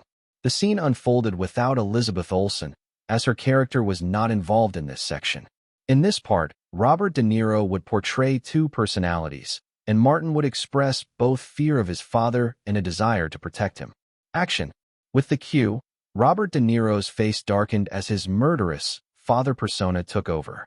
As the father pushed his girlfriend, played by Elizabeth Shue, down the stairs, his face was filled with cold, intense emotions. The struggle between the two personalities was clearly visible. He then approached Martin's character, Markle, and father and son locked eyes. Martin, already deeply immersed in Markle's state of mind, trembled slightly. His lips quivered, and his eyes conveyed the internal battle. He wanted to run but held himself back, facing his father bravely. Everyone could see the struggle within him, the urge to flee clashing with his resolve to stay. The father's original personality then returned, and Robert De Niro's expression softened instantly. Markle, where's Elizabeth? She said she wanted to stay with you today? Martin trembled as he pointed downstairs. She's down there. Why doesn't she come up? The father murmured, walking downstairs. Martin, his eyes filled with desperation, hid behind a door and watched his father disappear upstairs. Once his father was out of sight, Martin quickly grabbed the phone and called the female psychiatrist. Okay, this part is good. Now let's shoot the chase and escape scene. John Polson shouted with satisfaction. Robert De Niro, needing a break, headed outside to smoke a cigarette. As he passed by Elizabeth Olsen, he automatically greeted her, only to be met with an unexpected reaction. Wow! Elizabeth burst into tears. Hearing her cry, Martin quickly rushed over and stared at Robert De Niro suspiciously. What happened? Robert raised his hands in frustration, showing his innocence. I didn't do anything. I just said hello. Elizabeth, what's wrong? Is someone bullying you? Tell me, and I'll help you vent your anger. Martin glanced at Robert again. If that old boy dared touch his collection, he wouldn't let him get away with it. Robert De Niro, on the other hand, silently pleaded his innocence. Elizabeth, between tears, explained, He was so scary just now. I was scared. Martin, Robert, and the others all breathed a sigh of relief. The last thing they needed was a scandal on set that would affect the movie. Okay, Elizabeth, you have to understand, that was just acting. That's not the real Robert. The real Robert is a good man, okay? Yeah, I know. I'm sorry, Elizabeth responded. No need to apologize. It's not your fault. It's all Uncle Robert's acting skills, Martin said with a smile. Robert De Niro couldn't decide whether to laugh or cry. Was Martin scolding him, or was he praising him? Chapter 90. The scenes in Woodland have finally been filmed. Although there was a little accident last night, it did not affect everyone's good mood. Elizabeth was picked up by her mother and prepared to return to Los Angeles. Martin and the others will go to New York City to film scenes there. On the way, Jeff reported to Martin on some of the results he had achieved so far this year. The mini-album Martin One has reached quintuple platinum sales, with a total of more than 5.5 million copies sold, second only to Britney Spears' Stripped album during the same period. The single Unstoppable has also sold over 1 million copies and has been at the top of the North American music Billboard for 2 weeks. It also topped the US singles chart and the UK music chart this week. Kung Fu Panda has sold 4.4 million copies worldwide since its release. Ready Player One has sold 3.9 million copies, and Harry Potter and the Philosopher's Stone has been selling well around the world since its release in 1998, with 2.7 million copies sold so far, ranking first on this year's bestseller list. Kung Fu Panda and Ready Player One are also still on the list, ranking 11th and 5th on the bestseller list respectively. By the way, Mr. Machula called and asked when you'll release your next album. Let's wait until the movie is finished, Martin said. It didn't take much time to get from Woodland to New York City. The crew stayed at the Hilton Hotel in Queens. Martin used Paris Hilton's connections to contact 707 with the hotel. The hotel's dance floor will be used to shoot the dance scene. After checking into the hotel, the director announced that the crew had a day off, and Martin decided to go out for a walk. Martin took out his mobile phone and prepared to call Scarlett. This girl returned to New York again, not to move back, but for a play audition. Scarlett happened to be free. The two made an appointment to meet at a dessert shop in Central Park. Yes, I auditioned for a play, American Rhapsody. Scarlett stirred the milkshake in front of her with a glass rod in frustration. I thought I had no chance. After the audition, the casting director's assistant secretly told me that the lady, casting director, thought my breasts were too big, not like a little girl. At this point, Scarlett's eyes were red, and she was about to cry. Martin frowned. There was something wrong with the casting director's assistant. As the founder of PUA, he could smell the same kind of vibe. What else did he say? Asked Martin. He also said that if I want to get this role, I have to work harder than ordinary people. He also gave me his phone number and said that if I need role guidance, I can contact him at any time. As long as he is satisfied, he will put in a good word for me. Ugh. Martin was sure that the assistant had no good intentions. He didn't even spare little girls. He was a beast, a pervert. What? You say Martin is like this himself? Hey, he's not even human in the first place. Martin picked up the phone angrily, then put it down again, looking at Scarlett with a half smile. Damn, he was almost fooled by this little girl. His acting skills are getting better. Scarlett, stop acting, you're not sad at all. Tell me, what's really going on? Hey, you saw it. You're worthy of being Martin. You wanted to grab the phone just now. Who were you going to call? Ready to vent your anger on me. Okay, let me be honest. The casting director did say that I grew up a little too fast, and that there was a girl named Anne Hathaway who had an advantage over me. The assistant really wanted to trick me into going to the hotel, but I won't be fooled. Damn, that woman named Anne Hathaway, who is 2 years older than me, came to compete with me for the role of a little girl, and I was the one who was eliminated. That's what makes me angry. But I don't hate that casting director as much, even though his assistant is a bad person. Martin, did you know that the casting director was actually very optimistic about me and said she could introduce me to another movie? It was said to be adapted from a comic book. What was it called? Oh, Ghost World. Oh, by the way, that casting director is a woman. You don't have to pay too much attention to it. I know all the bad things in the industry and won't be fooled. I still remember our agreement. If I run out of scenes, you'll tailor a script for me, right? Martin nodded in agreement. Relieved, he took a sip of juice and found that although the girl tried her best to appear happy, there was still a look of loss in her eyes. Which company produced the movie you were cast in? Which one? Oh, you mean American Rhapsody? It's Paramount. Paramount? Martin nodded and talked about something else. In the evening, after Martin sent Scarlett back to the hotel, he made a phone call in the car. Hello? Hello, Tommy. This is Martin Myers. Haha. Hello, Martin. Why did you remember to call me? Tom Cruise's hearty laughter sounded on the other end of the phone. I need your help with something. I heard that you have a good relationship with Paramount. Yes, I have a good relationship with Shirley Lansing, the president of Paramount. What can I do for you if you have any questions? There's a rumor in Hollywood that Tom Cruise is Shirley Lansing's puppet, and that the two are very close. In 2007, when Tom Cruise presented the award to Shirley Lansing at the Oscars, the Joan Hers Holt Humanitarian Spirit Award, the two were also very close. During the period when Shirley Lansing was in charge of Paramount, Paramount and Tom Cruise had the closest relationship. During that time, they collaborated on as many as 14 films. It was also during that period that Tom Cruise was able to reach an agreement with Paramount that was unique in Hollywood at the time. Tom Cruise could not only get 22% of the global box office and TV profits from the films, but what's even more shocking to insiders is that at a time when DVDs were not yet popular, in addition to including ordinary videotape royalties, accounting for about 20% of the entire videotape profits, in the agreement, ordinary directors and investors could only divide this part. Cruise also secured a 22% dividend of the entire videotape royalty income. Before the filming of Mission Impossible 2, DVDs had appeared, and Tom Cruise renegotiated with Paramount to receive this portion of global revenue. His personal dividend was increased to 30%, and then the DVD dividend was calculated based on his 40% share of global revenue, which amounted to 12% of DVD sales profits.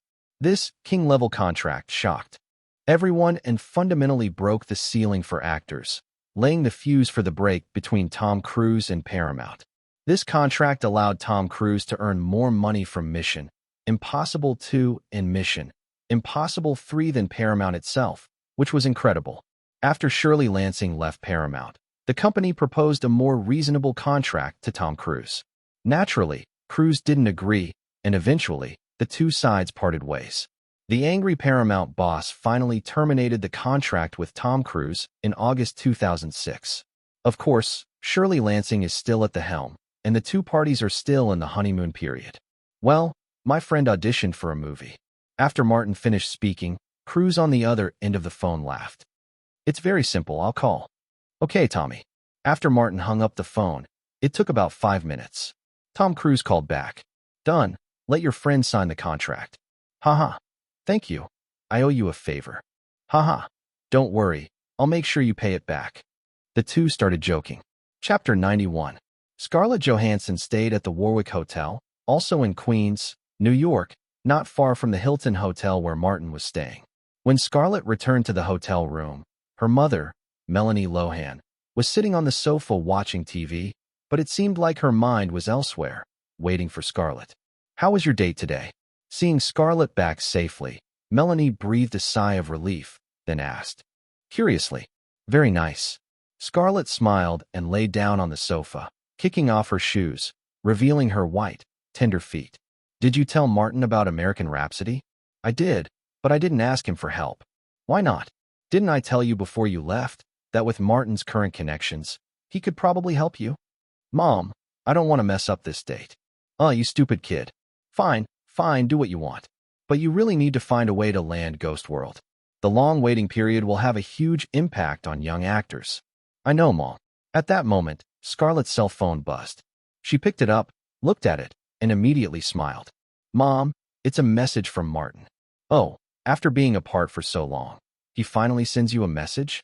It seems Martin really cares about you. Open it and see what it says. Hee, I know. Scarlett clicked on the message with a smile, read it, and then froze for a moment before bursting into excited screams. Martin had sent a message. Scarlett, that role is yours. By tomorrow at the latest, someone will contact you to sign the contract. Mom, it's Martin. Martin helped me get the role. I'm going to play in American Rhapsody. Really? Seeing her daughter's excitement, Melanie was also pleasantly surprised. In the car, Martin put his phone down with a smile, imagining the excited expression Scarlett must have right now. He was happy to have helped her. Of course, it was also important to let Scarlett know that he was helping her, so she wouldn't misunderstand anything. There's no such thing as doing good deeds anonymously in the United States. In the eyes of Americans, if you do something good, the other party has to know, or else you're just being foolish. Author's note. In my opinion, doing good deeds anonymously is a personal form of self-restraint and shouldn't be promoted as a societal moral code. We should publicly celebrate good people and good deeds, and without material rewards, at least offer them reputation as a form of reward, to encourage more people to do good. Martin then thought about the relationship between Cruise, Paramount, and Shirley Lansing. To be honest, Martin was also eyeing the contract between Tom Cruise's Cruise Pictures and Paramount. Regardless of any potential personal deals between Shirley Lansing and Cruise, the biggest prerequisite for signing such an agreement is having a series that can guarantee box office hits.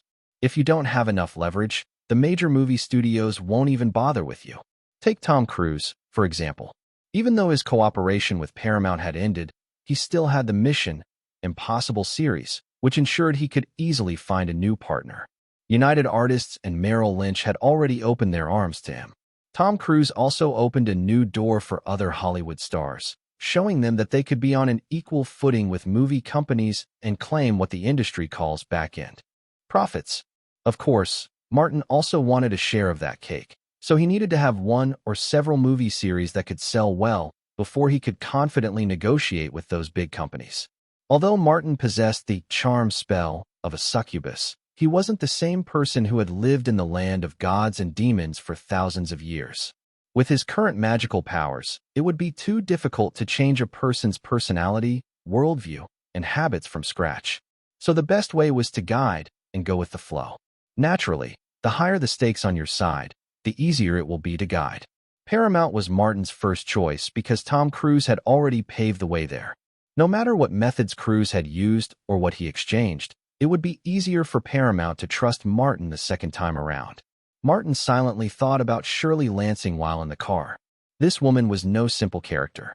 Don't think that because she gave up so many benefits to Tom Cruise, she was a fool or a pervert who couldn't control herself around handsome men. From 1994 to 2004, when Shirley Lansing was president of Paramount, this strong-willed woman led the company to a new period of prosperity. Under her leadership, Paramount produced blockbusters like Braveheart, Forrest Gump, Titanic, co-financed with 20th Century Fox, Mission Impossible, Face/Off, The Truman Show, and Saving Private Ryan. She had an extremely strong personality, and even Redondo had a hard time interfering with her at Paramount. She once said, "In Hollywood, if a woman wants to succeed, she has to work 10 times, 100 times harder than a man. So I must be as hard as a rock to crush those doubts." The position of Paramount president isn't easy to secure. Countless people were eyeing the seat beneath Shirley Lansing, so she had to be tougher than the male executives to suppress the doubters, jealous competitors, and conspiracies. But how did Tom Cruise manage to get to her? Was it really just about sleeping his way to the top? It couldn't have been that simple. As a woman at the top of Hollywood's pyramid, Shirley Lansing had been with countless male stars, but only one, Tom Cruise, had received such special treatment. Clearly, even if sleeping was part of it, there had to be more. What else could it be? Martin thought about it, and the only thing that stood out was Mission Impossible. Before Mission Impossible, Paramount was poor at developing movie series. The only one they had was Star Trek. After Mission Impossible, Tomb Raider became another hit series. Maybe Martin could prepare 2 movie series as bargaining chips. After all, Martin didn't want to sleep with an old woman. Though Shirley Lansing had once been a great beauty. Perhaps when Tom Cruise first became her partner, she was still charming in her 40s, but white women age quickly. Now, at 50, Shirley Lansing's face had deep wrinkles that couldn't even be hidden by heavy makeup. Her age was too apparent for Martin's tastes. Ha ha. I wonder if Tom Cruise still maintains that relationship with her? Martin quickly shook his head. Just thinking about it hurt his eyes. Forget it. He'd better prepare more chips. A movie series like Twilight. Or perhaps another one. Death is Coming? No, that one's already started filming. Or Saw. Chapter 92. Terry Hill Avenue, New Jersey. In a quiet middle-class neighborhood, a small, old wooden villa stood, its walls echoing the hum of daily life. Dingling, dingling. The phone rang. Hello. Hello, who are you looking for? This is Anne Hathaway, the young woman replied, her voice shaky. What? The audition results? Am I in? Or did I lose? A surge of anger mixed with disappointment flooded Anne Hathaway's heart. She had worked so hard for that role, even subsisting on only fruit for an entire week to maintain a thin appearance. Why? Why wasn't it her? She remembered the girl she had competed with. Plump, nothing like the role required. How could she have one over her? The tears flowed freely as the phone call continued. Before it ended, she couldn't help herself. What's that girl's name? How could she win against me? The director was obviously so impressed with me. Surprisingly, the voice on the other end responded, Scarlett Johansson? The decision was made above. Cruise's phone number? She's a good friend of Hollywood's prodigy, Martin Myers. In an instant, the girl's emotions switched from sadness to intense hatred. Anne Hathaway, born into a wealthy middle-class family, had always been expected to succeed. Her father was a lawyer, and her mother, a stage actress, had influenced her choice of name, Anne Hathaway, after Shakespeare's wife. As a child, Anne had wanted to become a nun, but at 15, when she discovered her brother's homosexuality, she let go of that dream. In high school, acting became her focus under her mother's guidance, and she honed her skills on stage, even performing in the renowned Golden Dust World play. However, entering the professional acting world was another story. Despite her talent, she found herself cast in insignificant roles, background characters with no lines or pity parts, and she couldn't understand why others, seemingly less skilled, got better opportunities. Her mother always told her that connections were key in Hollywood, but despite introductions, like the one to Jennifer, the casting director for American Rhapsody, and still lost out. She lost to Scarlett Johansson, who had a much stronger backing and connections, with Martin Myers helping her behind the scenes. Martin Myers was the person she now hated. Meanwhile, Martin Myers, unaware of Anne Hathaway's growing resentment, was enjoying his time. Robert De Niro, ever the jokester, joked, Martin, the movie's done, why don't we all go for drinks? Oh wait, you're underage. The group laughed, and Martin stood among them, observing how easily Americans could find humor in small things. Suddenly, he cleared his throat and climbed onto a box containing equipment. The crowd quieted, curious. Martin started his own joke. One day, Mr. Robert De Niro walked into a bar and asked for a drink. He finished it, looked in his shirt pocket, and asked for another drink. After finishing the second, he looked again in his shirt pocket and asked for another. The bartender, curious, finally asked, Robert, why do you look in your pocket every time before asking for a drink? De Niro's reply was classic. I have a picture of my wife in there. When I drink until she looks like a beauty, then I'll go home. The room was silent for a moment, before a burst of laughter erupted. De Niro, still laughing, clapped his thighs and shouted, Thank you, Martin. I'll be sure to tell my ex-wife. Hopefully, she won't curse you. Once the filming of Hide and Seek was done, Martin didn't rush back to Los Angeles. Instead, he recorded a new single, That Girl, in New York. Wow, this song is really special. Music producer David McGuire couldn't help but praise Martin after hearing the track. The melody was soothing, gentle yet emotionally resonant, perfect for a quiet night at home with a cup of coffee. McGuire, being a gay man, sensed the underlying emotion in the song, something for a girl. Little did he know, Martin's song was actually meant for a group of girls, all filled with emotions that were personal yet universal. Martin, always quick in the studio, finished the recording in no time. But instead of dealing with the release, he flew straight back to Los Angeles for a brief 2-day stay before heading off to New Zealand for a much-needed vacation. This time, he traveled alone except for his bodyguard, Gordon. Meanwhile, in a cluttered studio in New Zealand, Peter Jackson was on the phone with Harvey Weinstein. "Harvey, I've sent you the Lord of the Rings script, but I haven't heard back. Have you read it?" "I've seen it, Peter. It's just that the script you sent is based on The Hobbit. Where are the rings? Where are the battles?" "Harvey, I believe a story like Lord of the Rings should be told as a trilogy." No. Peter, it's my decision. You have to understand, I have the final say on this movie." Yes, of course." Peter Jackson reluctantly agreed, realizing there was no room for negotiation. Harvey cut him off before Peter could say more. "Remember, there's no The Hobbit. There's only the Lord of the Rings." "Okay, I'll change it." Peter sighed, knowing he had no choice but to comply. Chapter 93. Bang. The door to the studio was shoved open with force, releasing a sour stench of sweat into the air. Cough, cough, cough. The man who had entered let out a series of coughs, then surveyed the room before shouting in disbelief. "Peter, how long has it been since you last cleaned up in here? You're almost becoming one with the mold. Are you planning to rot along with this house?"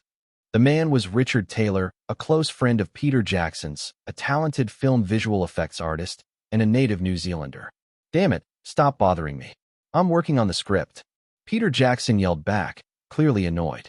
"Forget that damn script and that vampire, Harvey Weinstein. Get out of here, take a shower, go for a walk. Just don't sit here rotting like a pile of meat." Richard replied, flinging open the curtains and pushing the window wide, allowing fresh air to rush in. Sighing in relief, Richard could finally breathe without feeling suffocated. He walked up to Peter and grabbed his fat clothes, speaking fiercely. "Let's go out now. No more excuses." Peter Jackson was startled by the forcefulness of his friend, rubbing his messy hair. "But, where are we going? You can go shopping, go to the forest, go to the farm. Anything, just get out of this damn stinky house." All right, we'll go to the farm then." Peter reluctantly agreed. "Good, but first, you need a shower. You smell worse than that old bologna cheese the French make." Richard responded, grimacing. For context, Old Bologna is considered one of the smelliest cheeses in the world. A scientist once used an electronic nose designed for detecting urinary tract infections and tuberculosis to smell it, and the device registered a positive result. Peter Jackson sniffed his own armpits and raised his arms, puzzled. "What? Do I really smell that bad?" Richard's face twisted in disgust. "Vomit.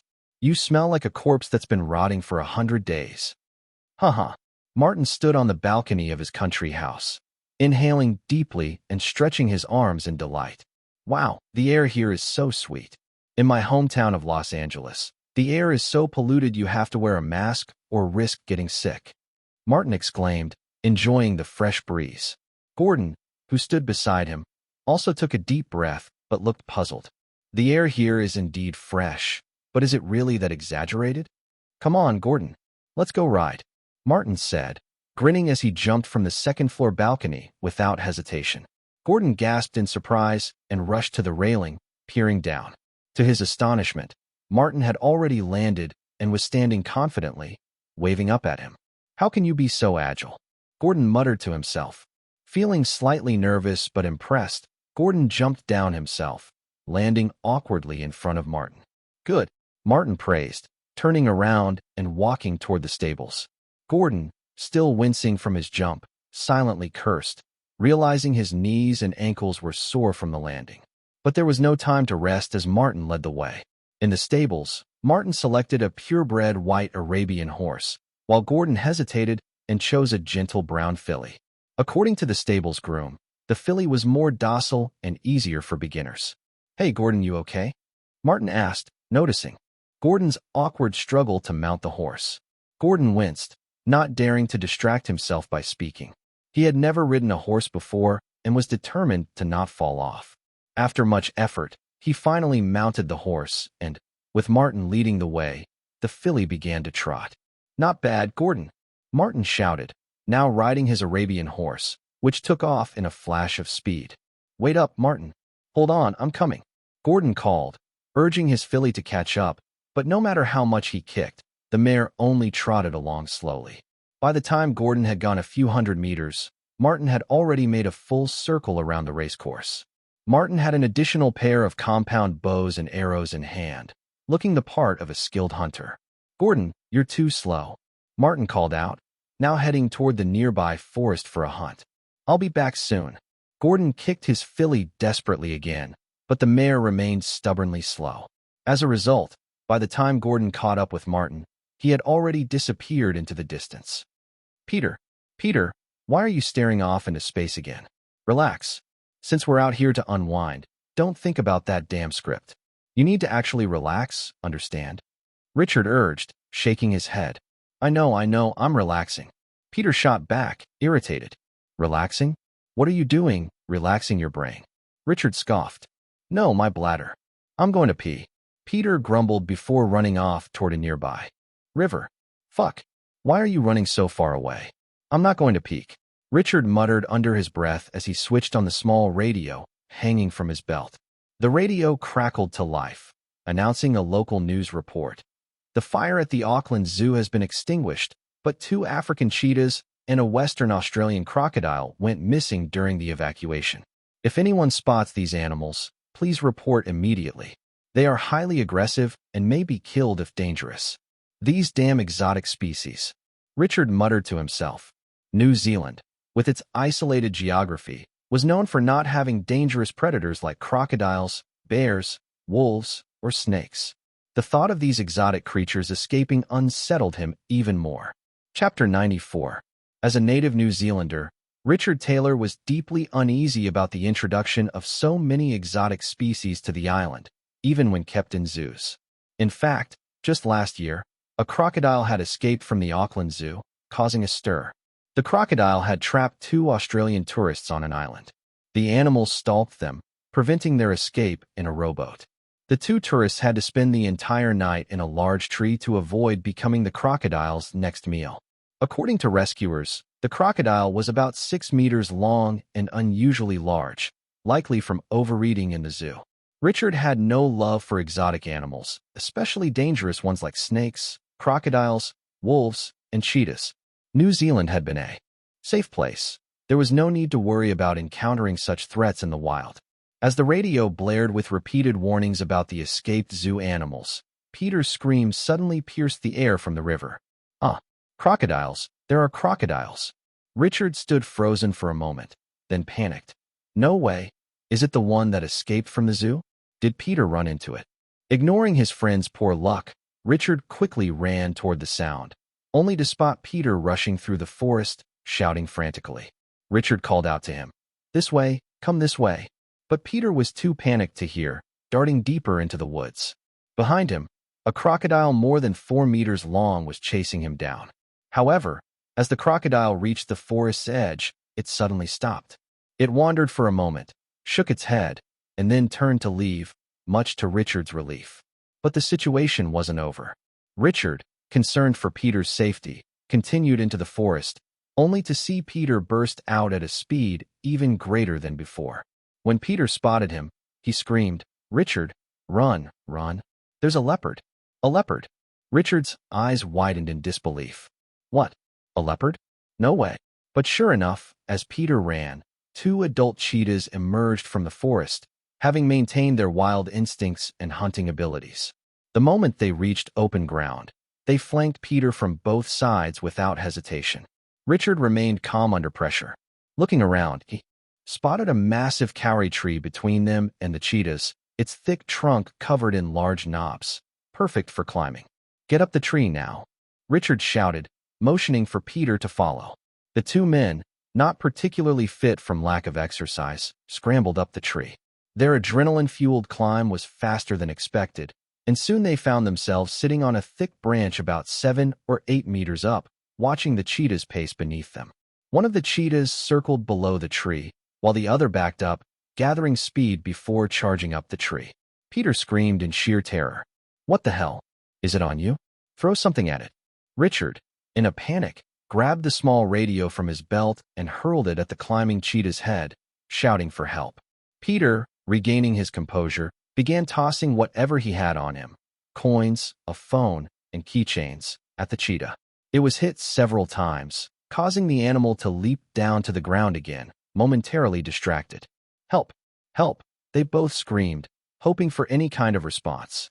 The cheetah, however, was quick to recover.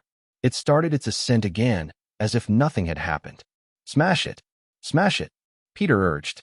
We're out of stuff, Richard exclaimed. Shoes. Throw shoes, Peter shouted. For shoes were hurled down from the tree. One of them hit the cheetah's nose, and the animal was knocked back to the ground once more. But now, with nothing left to throw, both men began to despair. It's over. There's really nothing left this time. We're dead, Peter moaned. At worst, I'll fight them to the death. Richard said, trying to muster some confidence. I'll kick them, bite them, anything. Yes, kick them to death, Peter said through gritted teeth. The two of them continued calling for help as the cheetahs prowled below, waiting for another opportunity.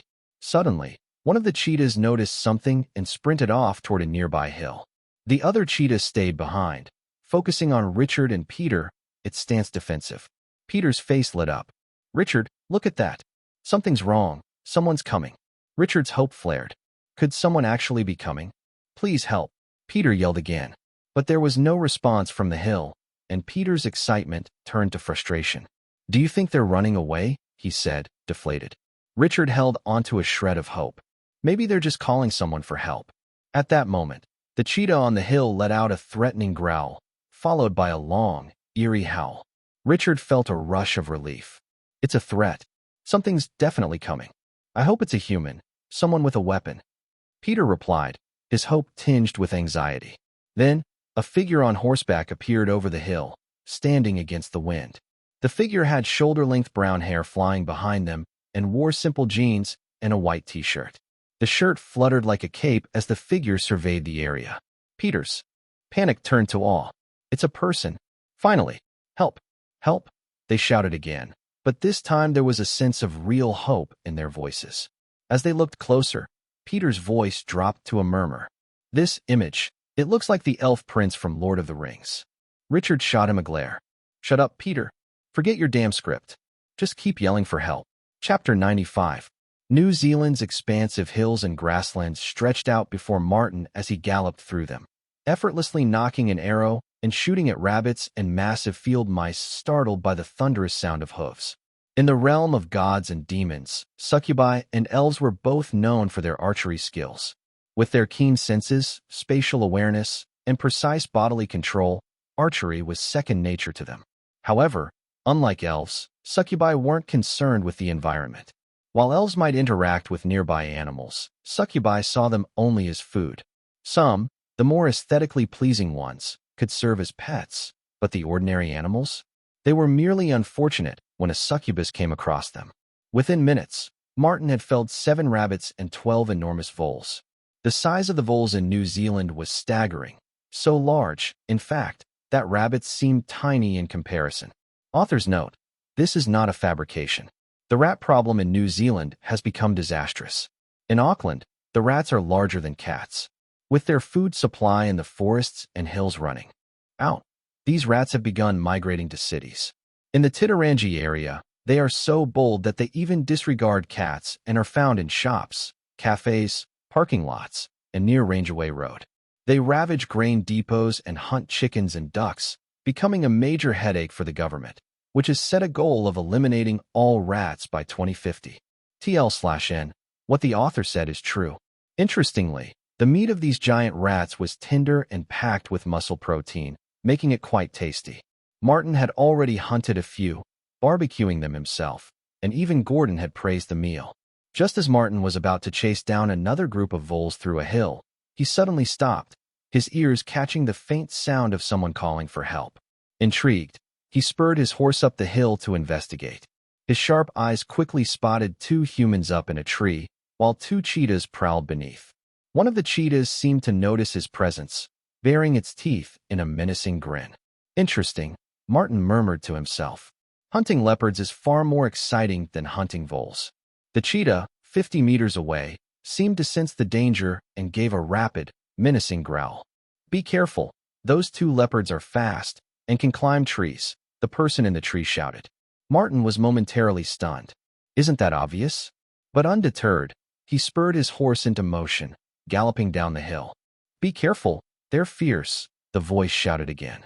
Peter Jackson, watching from the tree, couldn't help but imagine the rider on the horse as a handsome figure, perhaps with light blonde to silver hair, pointed ears, and an ethereal grace, an elf prince in the flesh, galloping across the hills, bow drawn and arrow flying. The scriptwriter's imagination was already at full speed. If only he could see his face more clearly. Careful! Richard Taylor's urgent shout snapped him back to reality. Peter turned just in time to see the two cheetahs, one to the left and one to the right, moving to flank the rider and his horse. They darted towards the white steed, ready to pounce. Ouch! Peter yelped instinctively. But the rider was swift. With a firm nudge of his feet, the horse leapt between the two cheetahs, narrowly avoiding their attacks, and galloped toward a steep hill. The horse surged forward with remarkable speed, even as it charged up the steep incline, hooves pounding the ground with power.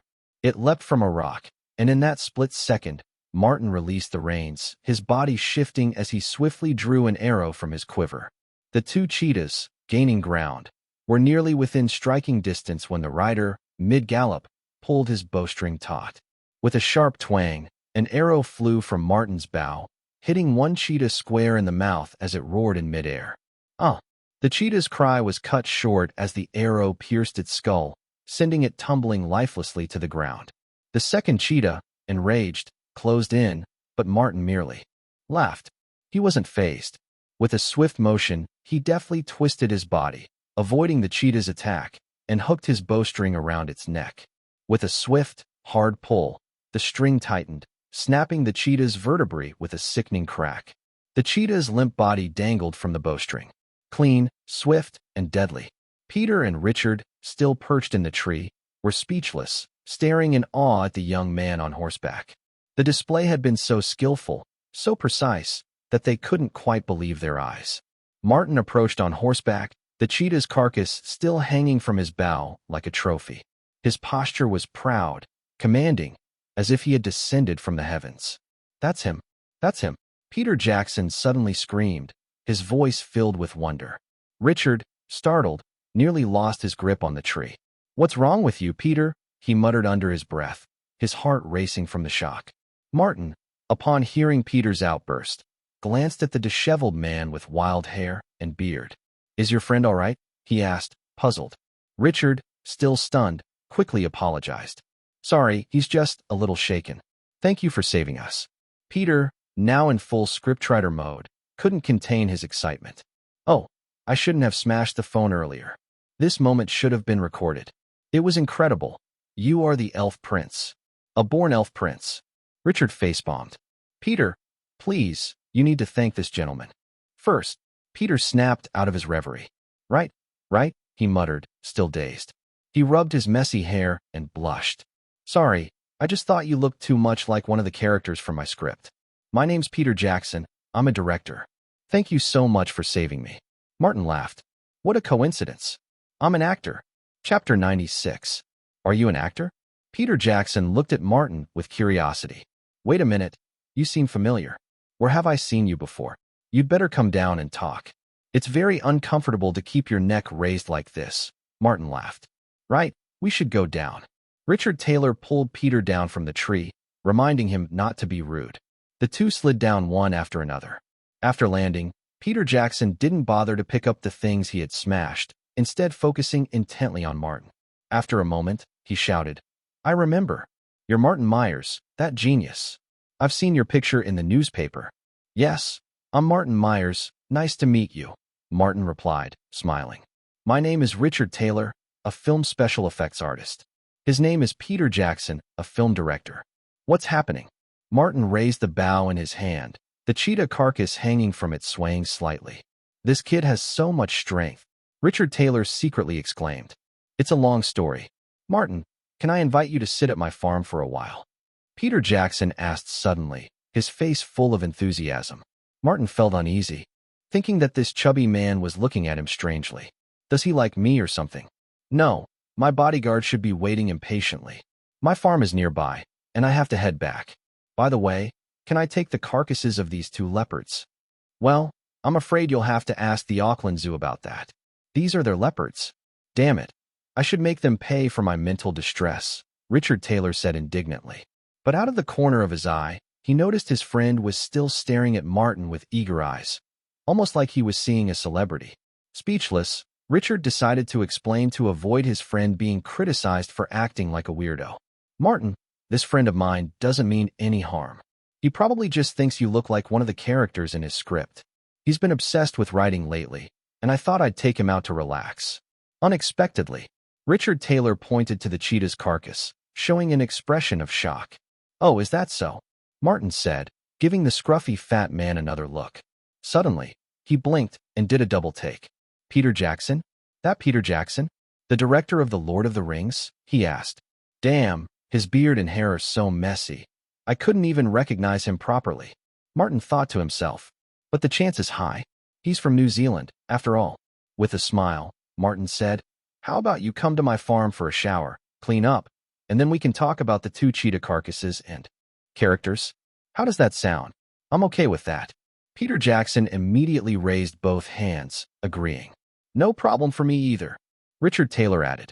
On the way back, Martin led the horse with the cheetah carcasses hanging from it, chatting with Peter and Richard as they walked. On the way, they ran into someone driving an off-road vehicle. It was Gordon. Seeing the 2 cheetah carcasses hanging from Martin's horse, Gordon was shocked. Are you okay, Martin? He asked quickly. I'm fine, Gordon. Could you call the farm and ask the servants to prepare hot water and 2 sets of clean clothes? One of them needs to be a large size. Old John should be about the right size. I'll ask him for it. We'll talk about the rest later. Okay. Gordon immediately picked up the phone. After making the call, Martin asked Peter and Richard to get into Gordon's off-road vehicle, while Martin stayed on horseback. The group's speed increased as they quickly returned to the farm. Oh my God, Martin, did you really kill 2 cheetahs by yourself? Gordon gawked after listening to Peter and Richard's story, his jaw nearly dropping to the ground. Martin, where did you learn such skills? He asked curiously. I'm just a bit accurate with archery. Do I really need to be talented for that? Martin said innocently. Peter started to regret again. Oh, that scene should have been recorded. By the way, Martin, how old are you? Peter asked. Less than 14 years old. What's the problem? Martin replied, though he had some suspicions in his mind. He tried not to show it. Well, he's 14, so he can still grow taller. Besides, we don't know when the movie will be approved yet. It doesn't matter if he's a bit shorter, they can always put boosters in his shoes, Peter muttered to himself. By the way, what's going on with the cheetah carcasses? Can't I just dispose of them myself? What does it have to do with the Auckland Zoo? Martin asked. These 2 cheetahs came from the Auckland Zoo. They escaped during the zoo fire. You'll have to ask them how to dispose of the carcasses, Richard explained. Gordon suddenly looked stunned. Wait, what? How can there be wild cheetahs in New Zealand? Then he added, anyway, only a few of us know about Martin killing the cheetahs. If we don't tell anyone, who will know? Martin, do you want the cheetah skins? No, I want to eat their meat. Martin replied. Well, okay then. Martin's blunt answer left Gordon speechless. At this point, Peter added sheepishly. Actually, I wanted to use Martin's cheetah hunting as publicity. Martin, later, can we go back to where you killed the cheetahs? I want to take some photos. Richard immediately spoke up. In that case, Martin's cheetah hunt won't remain a secret. Peter, it's better not to tell anyone.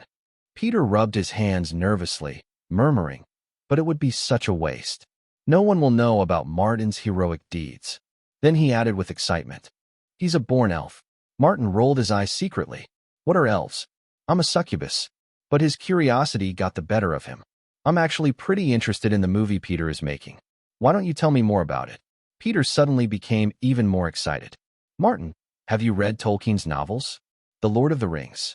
In the end, Martin agreed to let Peter take the photos and also agreed that if the movie was approved, he would consider taking on the role of the elf Prince Legolas. The next day, 6 members of the Auckland Zoo and the Auckland City Emergency Committee arrived at the farm. What?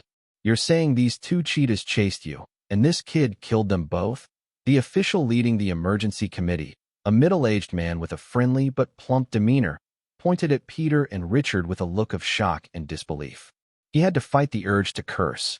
Are you kidding me? Peter Jackson frowned, pointing at Richard and then himself. We're not kidding. Richard and I can vouch for the truth of the story.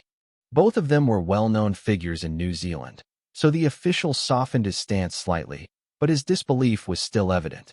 At that moment, Martin suddenly whistled. A pure white horse galloped over. What's he doing? The 6 members from the zoo and emergency committee asked, confused. Martin ran toward the galloping horse.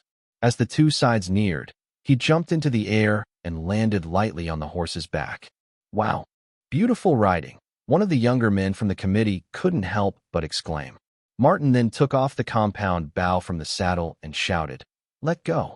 With a loud bang, 7 or 8 frisbees were launched into the sky.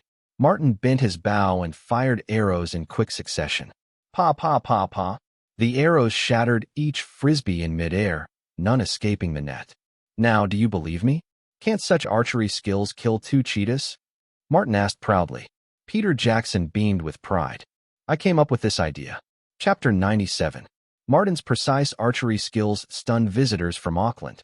This arrow shoots faster than a bullet and is so accurate, even while riding a horse. This is much more difficult than standing on the ground and shooting a frisbee with a gun. Is it really you? The official looked at Martin, who was riding back in high spirits, with an expression as if he had seen a ghost. It's really me, Martin replied calmly. For some reason, the official suddenly relieved his doubts. Soon, the two sides made a handover. Martin received the bonus from the emergency committee and the bounty from the Oklahoma Zoo, but the other party refused to let Martin stay. The request for the cheetah carcass could not be bought with money. To be honest, Martin did not want the bonus. He wanted the cheetah carcass more. At the same time, Peter and Richard also received a certain amount of compensation. While people from Auckland came to check the cheetah carcass, a group of professionals who accompanied them also successfully captured the crocodile hiding in the river. Finally, the group returned to Auckland with the cheetah carcass and the crocodile. 3 days later, the news that Martin shot the cheetah appeared in major media in New Zealand, accompanied by photos of Martin riding a horse and shooting an arrow. It is reported that American genius Martin Myers was on vacation at his family's private farm in New Zealand when he encountered the famous New Zealand filmmakers Peter Jackson and Richard Taylor, who were being chased by cheetahs that escaped from the Auckland Zoo. Martin Myers shot and killed 2 cheetahs with a bow and arrow and rescued 2 people. New Zealand News. Genius writer Martin Myers is actually a talented hunter. He has superb riding skills and perfect archery skills. While on vacation locally, he used a bow and arrow to kill 2 cheetahs that escaped from the Auckland Zoo and rescued famous local filmmakers Peter Jackson and Richard Taylor. The Auckland Daily News. It was reported that one of the 2 cheetahs was actually strangled to death by Martin with a bowstring. But to avoid trouble, Peter Jackson described it entirely as being shot by Martin's bow and arrow. The people at the Auckland Zoo also kept silent about this under Peter's persuasion. After all, they were in the wrong. This was mainly to prevent animal protection groups from causing trouble for Martin. According to animal protection regulations, under certain circumstances, it is okay to shoot animals from a distance, but if they are hunted at close range, such as stabbing to death with a knife or strangling with a rope, they are likely to be considered as cases of animal torture and could result in court charges. Soon, the news was not limited to print reports. New Zealand's largest news station, New Zealand Channel 1, also released the news in its daily broadcast, along with photos of the cheetah's carcass and a video of Martin shooting a frisbee with arrows. Of course, the video was shot by the big director Peter Jackson under the guidance of the photographer. The camera movement and angles were perfect, and there was even a close-up of Martin's heroic posture while riding a horse. Martin's fame in New Zealand was originally due to the huge sales of the novel Harry Potter, but now it spread like wildfire. This fire burned from New Zealand to Australia, and from Australia to Europe and the United States. I bought it. This is our son who shot 2 cheetahs. Is this kid going to die? No, I have to talk about him. Linda jumped up in shock after seeing the news in the newspaper. She immediately picked up the phone and dialed her son's number. Grant, on the other hand, carefully looked at the photo of Martin riding a horse and drawing a bow. He couldn't help but be amazed. My son is so proud. Then his cell phone rang. It was his father, Martin's grandfather. On the phone, excitement and worry could be heard in the old man's tone. That's Martin, right? That's my grandson Martin, right? Yes, yes, that is your grandson. Hell, when Martin borrowed the farm from me, I thought he was going on vacation. I never thought he was going to hunt cheetahs. Dad, that was just a coincidence. Martin was on vacation. Yeah. Whatever he was there for, I just hope Martin is fine. Okay, I'm going to hang up. I can't wait to show it off to my old buddies. Ha ha ha. My grandson killed 2 ferocious man-eating cheetahs with a bow and arrow. Ha. What the hell? That was just a cheetah that escaped from the zoo and has never eaten anyone. Grant complained silently in his heart, but in the end, he didn't dare to say it out loud. Lindsay, did you see the news? Dorothy rushed into the classroom, waving the newspaper. I watched it, and Martin's father is really great. Lindsay was so excited that she even shouted Martin's father in public. Fortunately, the students in the classroom were also excited about this matter, and they were all chattering about it. No one heard clearly what Lindsay said. Oh my God, Martin is amazing.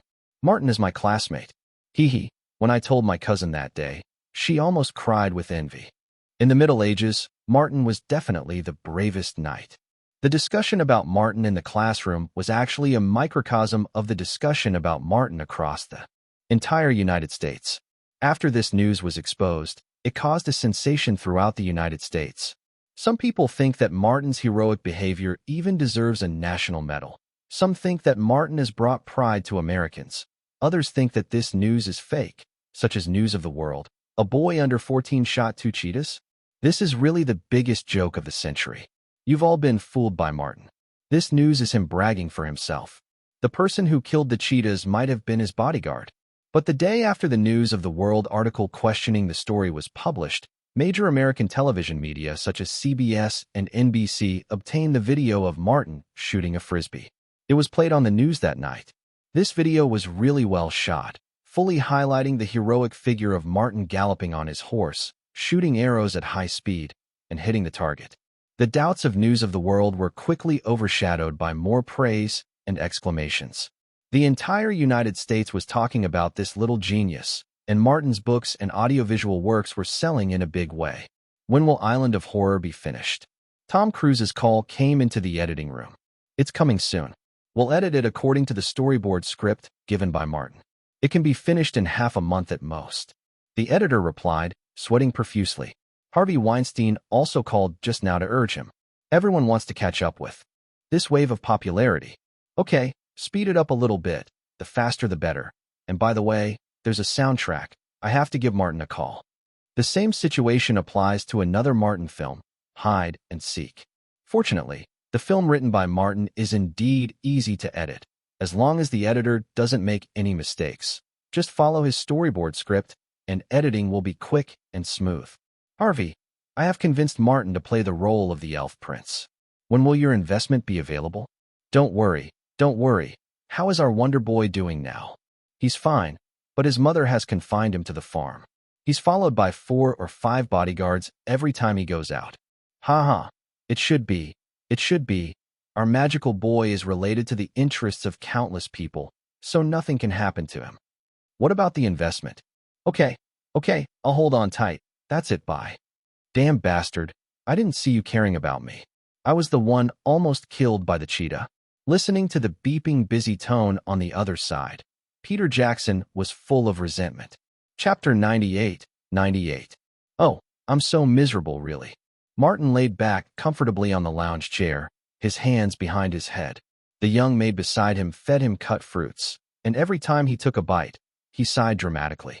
Gordon, seated beside him, couldn't help but complain. Yeah, I've never seen anyone as miserable as you.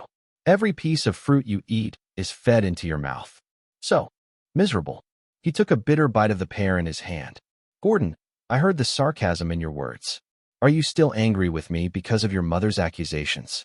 It's really unnecessary, Gordon. I've decided to give you a salary increase. You should be happy. Look around at these. Martin gestured to the bodyguards scattered around him. Though they were called to protect him, they were really there to monitor him. Their salary is less than half of yours. Do you know why? Why? Gordon asked, a bit numbly. Because you finally succeeded in becoming Martin's confidant. Then I really have to thank you. No need to thank me. I really don't need to tell my mother in detail if anything happens in the future, like if I dump you or something like that. But this is my duty. No, your job is to listen to Martin. Martin stretched, standing up from the lounge chair. Under the adoring eyes of the maid, he walked toward the room. Gordon, I'm going to continue figuring out the characters. Can you take them to rest? Aren't they tired after standing all day? Gordon looked suspicious. You don't want to run away secretly again, do you? Martin replied angrily. Am I such a person? Who are you? Gordon replied firmly. Then let them take turns on duty. There's no need for a group of people to surround me. I'm not a national dignitary. Really, you're not qualified at all as a confidant. I want to remove you from my confidant list and replace you with, who's that? Gruss? Groot. Martin returned to the house and made a few phone calls first. Hey, Grandpa, did you receive the video I sent you? Oh, I've received it. What? Are you bragging for me again? Yes, you're right. This is not bragging. I am just that good. Tommy, Cruise, the soundtrack for Little Island has been completed and sent. Please remind Harvey that this guy's phone can't be reached, and he doesn't know where he's gone fooling around again. John, the soundtrack for Hide and Seek is ready and has been sent to you. Please check it. What? A few places need to be redubbed. Okay, I'll rush back as soon as possible. Damn it. I shouldn't have listened to Peter and caused so much trouble and ruined my vacation. After hanging up the phone, Martin couldn't help but complain. Just then, there was a knock at the door, and a bodyguard's voice came. Sir, Mr. Jackson is visiting. Okay, tell him I'll be there. Martin, good news. I convinced Harvey to invest. Who? Harvey Weinstein. Miramax's Harvey Weinstein. Are you looking for Harvey? You should told me earlier. I know him well. Ah. By the way, how is your script going? Martin asked with more concern. Well. Peter's excitement disappeared as he lowered his head in frustration. Harvey rejected it. At first, I planned to make a trilogy, then changed it to a two-part film, and now I'm only filming one. Martin wondered. In his memory, The Lord of the Rings was filmed in 3 parts. What happened? Harvey said he didn't have that much money and could only make 1 movie at most. Martin was stunned for a moment, then delighted. No matter how much is missing, I can cast it and make a trilogy. Ah.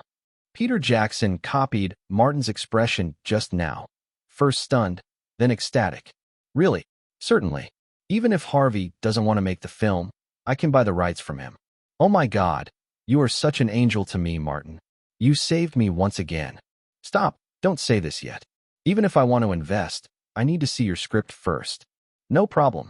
I've drafted it countless times, and I'll get it to you as soon as possible. With the arrival of June, schools in the United States were on vacation one after another, and the movie market entered its hottest summer season of the year. WTF? Is The Island ready to be released on June 20th? Martin looked blankly at Jeff, who brought him the news. Yes, Harvey and Cruise Films have informed us. I hope, Martin, you can prepare for the promotion. This is too damn fast, right? The movie started shooting at the end of February, and it's only been more than 3 months now, right? Martin was really shocked. This is Hollywood, not Hong Kong. Jeff laughed. That's all because of you. Your storyboard script made the editing of the movie easy, and your soundtrack speed also improved.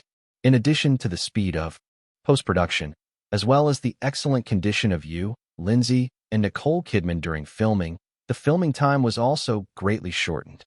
When will the trial take place? Martin quickly accepted the news, which was a good thing after all. The day after tomorrow. Okay, I'll go and take Lindsay with me. June 4th. Martin took Lindsay Lohan to a screening room at Miramax to see the finished film of Little Island. On the way, Gordon turned on the radio in the car. Hello, fellow listeners. This is episode 747 of American Public Radio's Music Charts, and I'm your old friend, Mark Winters. Music is the common language of mankind and a bridge of communication between people. It can cleanse people's souls. A heavenly song can put everyone in a good mood all day long. Today, Mark will give you a recommendation for a good song. It doesn't belong to Britney or Christina. Their songs are everywhere recently. I think everyone wants a change. Well, today Mark will fulfill your wish and recommend a new song.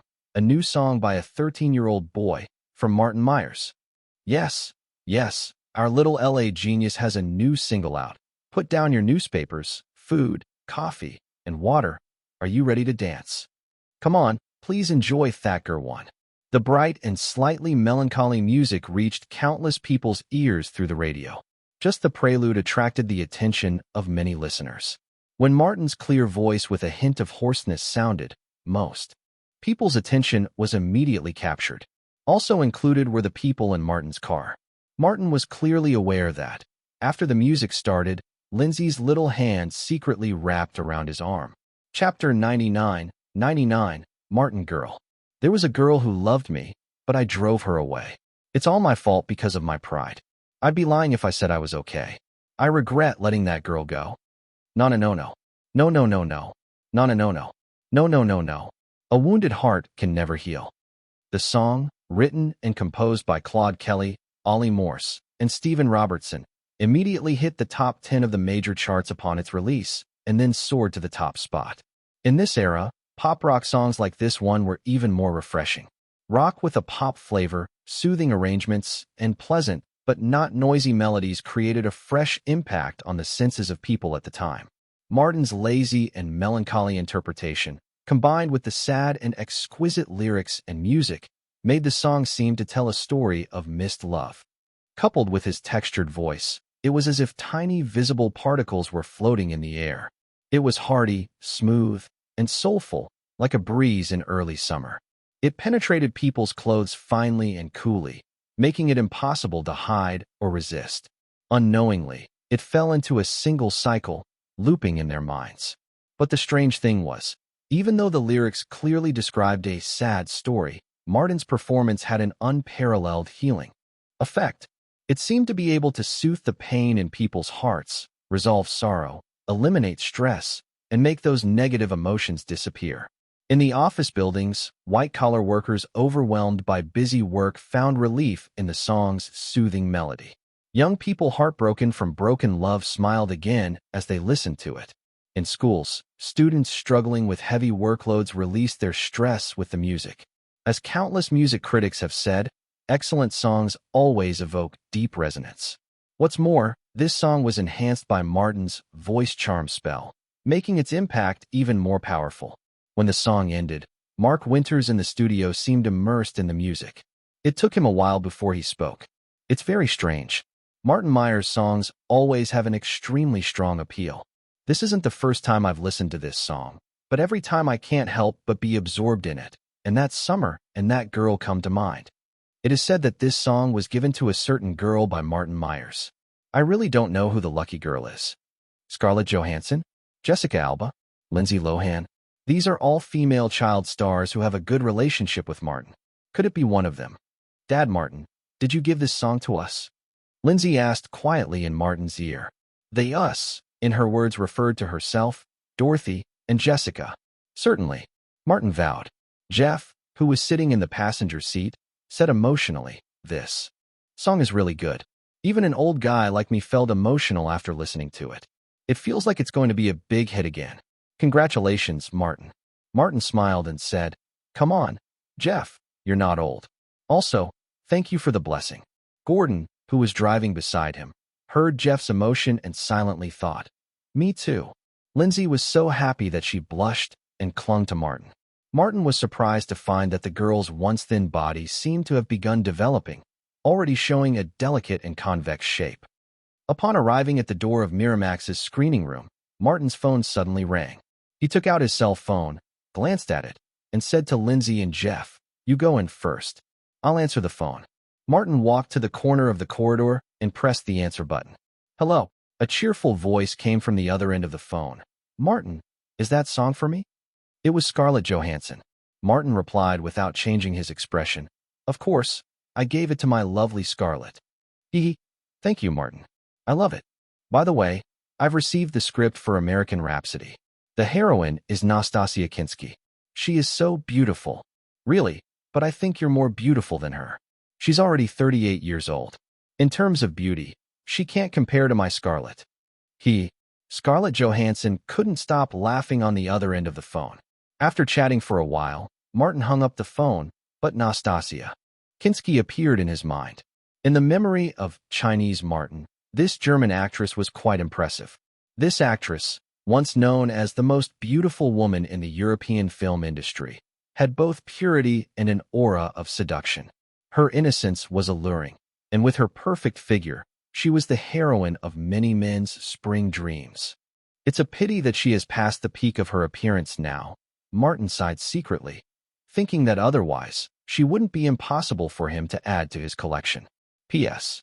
If you want to know more about this actress, the author recommends the movie Leopard Girl, where she made a significant contribution to art. As for the final analysis, everyone will know how big the dedication is after watching it. Anyway, it's amazing. I just don't know if I can still find an uncut version online. By the way, her father, Klaus Kinski, also acted in a more controversial film, The House of Foreigners, directed by the Japanese director Shuji Terayama. The heroine is also very beautiful. Putting his cell phone into his pocket, Martin was about to walk toward the screening room, but before he could take more than 2 steps, the phone rang again. "Hello, Miranda." "Hello, Martin." Miranda's voice was shy. "I heard your song. It's so nice. The title is That Girl." "So who is that girl?" "Of course, it's you, dear Miss Miranda." "Geez, really? I won't lie to you. It's really you. Do you like it?" "I love it so much." "Thank you, Martin. I love you." "Me too." Strictly speaking, Martin was right. This song was for all his girls. In fact, the title of the song should be Those Girls. Jessica, Lindsay, Dorothy, Scarlett, Miranda, and even Diana, they were all Martin's girls. Chapter 100. Watching the movie will be a success. The finished film of Little Island is almost identical to the version in the original timeline, except for a few unreasonable changes made by Martin in the script. Martin's soundtrack once again uses the music of the Night Stalkers, which is eerie, chilling, and creepy. Coupled with the eerie setting in the film, many theater representatives who came to watch the movie were frightened. They remembered that this was also the case when they watched The Sixth Sense. Martin's movies always seem to immerse the audience in the atmosphere, making them feel as if they were experiencing the story with the main characters. After the screening, there was applause. After seeing off the theater representatives, Harvey approached Martin, glanced at him, and finally couldn't help but ask, "Martin, is it true that you shot the cheetah?" This doubt had troubled him for a long time. Martin smiled. "Of course it's true. Peter and Richard didn't know each other before, and they wouldn't lie to help me become famous." "Well, that's true. From what I see, Martin, you might also dabble in the field of action movies." "I've thought about it too, but I'm still too young now. I'll wait until I grow up." "Makes sense." Harvey changed the subject, staring at Martin with a sly look. "Martin, are you sure you want to invest in The Lord of the Rings? You must know that Peter Jackson has only made B-level movies and independent films so far. Whether he can control an epic blockbuster like The Lord of the Rings is uncertain. If you want my advice, why not let you write the script for this masterpiece and then invite a famous director to shoot it? Wouldn't it be more certain this way?" Harvey was originally not optimistic about The Lord of the Rings, but after Martin intervened, he changed his mind. Martin's movies had never failed, showing a keen sense of the film market. Harvey liked to work with successful people because they were less likely to capsize. But Peter Jackson? This fat man was a little-known director. Harvey couldn't trust him with the screenwriting and directing duties for The Lord of the Rings. This was an investment in a masterpiece. Harvey wanted to test Martin's position to see if he could push Peter Jackson out. Martin looked at him in surprise and said, "No, Harvey. This script can only be written by Peter. This movie could only have been made by Peter. You know, he's already made The Hobbit. I've read The Lord of the Rings by heart. No one knows this story better than he does, and no one loves it more than him. Only he can capture the essence of this movie." Harvey did not expect Martin to be so optimistic about Peter Jackson, which made him a little unhappy. After the success of the 71st Oscars, Harvey had been sought after by countless actors with Oscar ambitions, including 2 A-list followers, Ben Affleck and Matt Damon. These two were not unknowns. In 1997, Ben Affleck and Matt Damon, a pair of good friends, co-wrote the movie script for Good Will Hunting. Ben Affleck also played the role of Will's friend, Chuck, in the film. The film received great acclaim after its release and earned 9 nominations at the 70th Academy Awards. The 25-year-old Ben Affleck and 27-year-old Matt Damon won the Best Original Screenplay award together. Ben Affleck got involved with Harvey because of their participation in Shakespeare in Love, and Gwyneth Paltrow's decision to crawl into Harvey's bed was also persuaded by Ben Affleck. What's even more interesting is that during the film's promotional period, Ben Affleck and Gwyneth Paltrow marketed themselves as a couple. During the film's promotion, the two acted as a couple while Ben Affleck covered for Gwyneth and Harvey's underground relationship until Gwyneth won the Oscar and decisively broke away from both of them.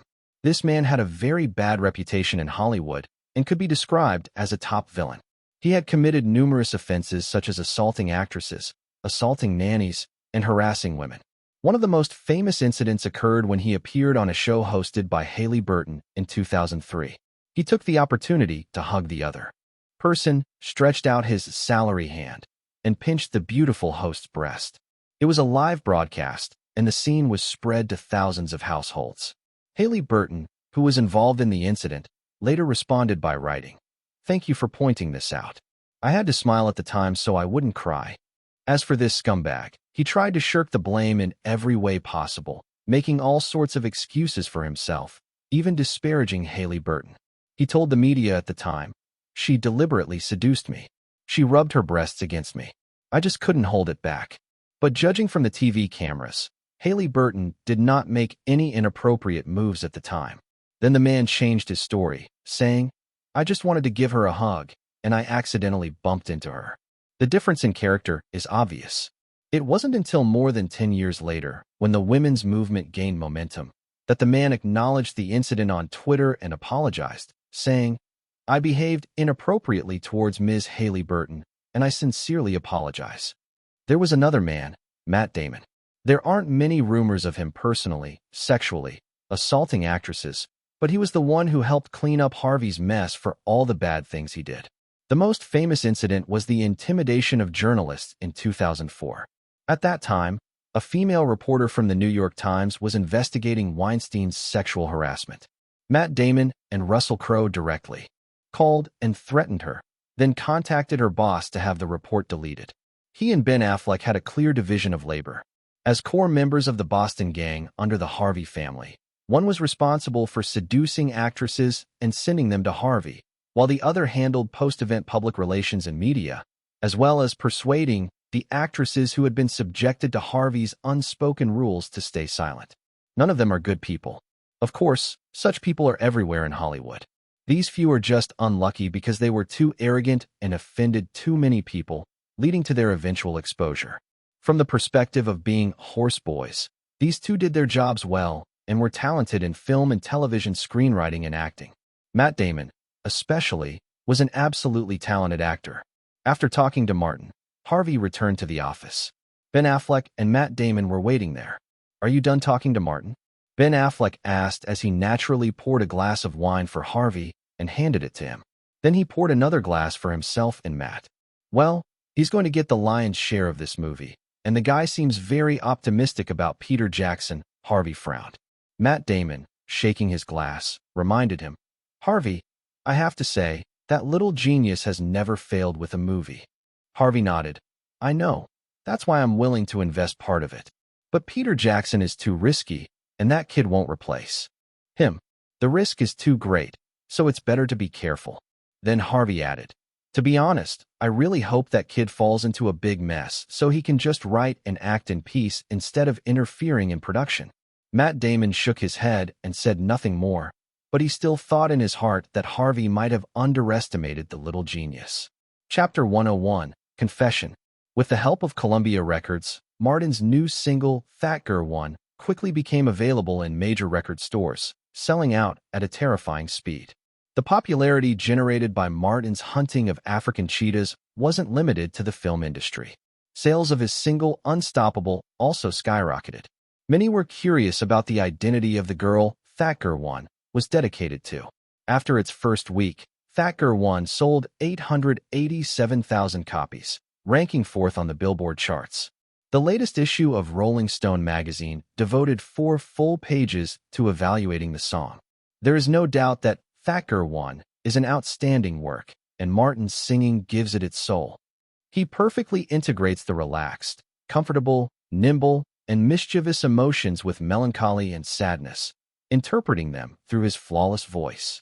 He is only 13 years old this year, and at this age, he has achieved this level of music.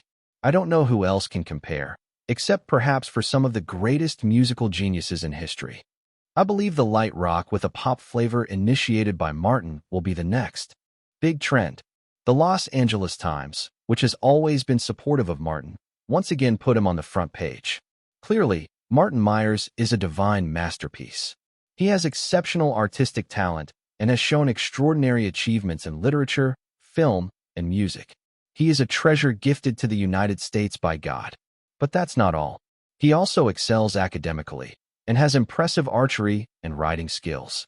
Honestly, if someone told me one day that Martin was running for president, I wouldn't be surprised. I even believe he could do a better job than most American presidents.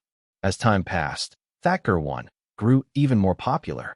By the second day after its first week, the single unexpectedly reached the top of the Billboard charts, where it firmly remained.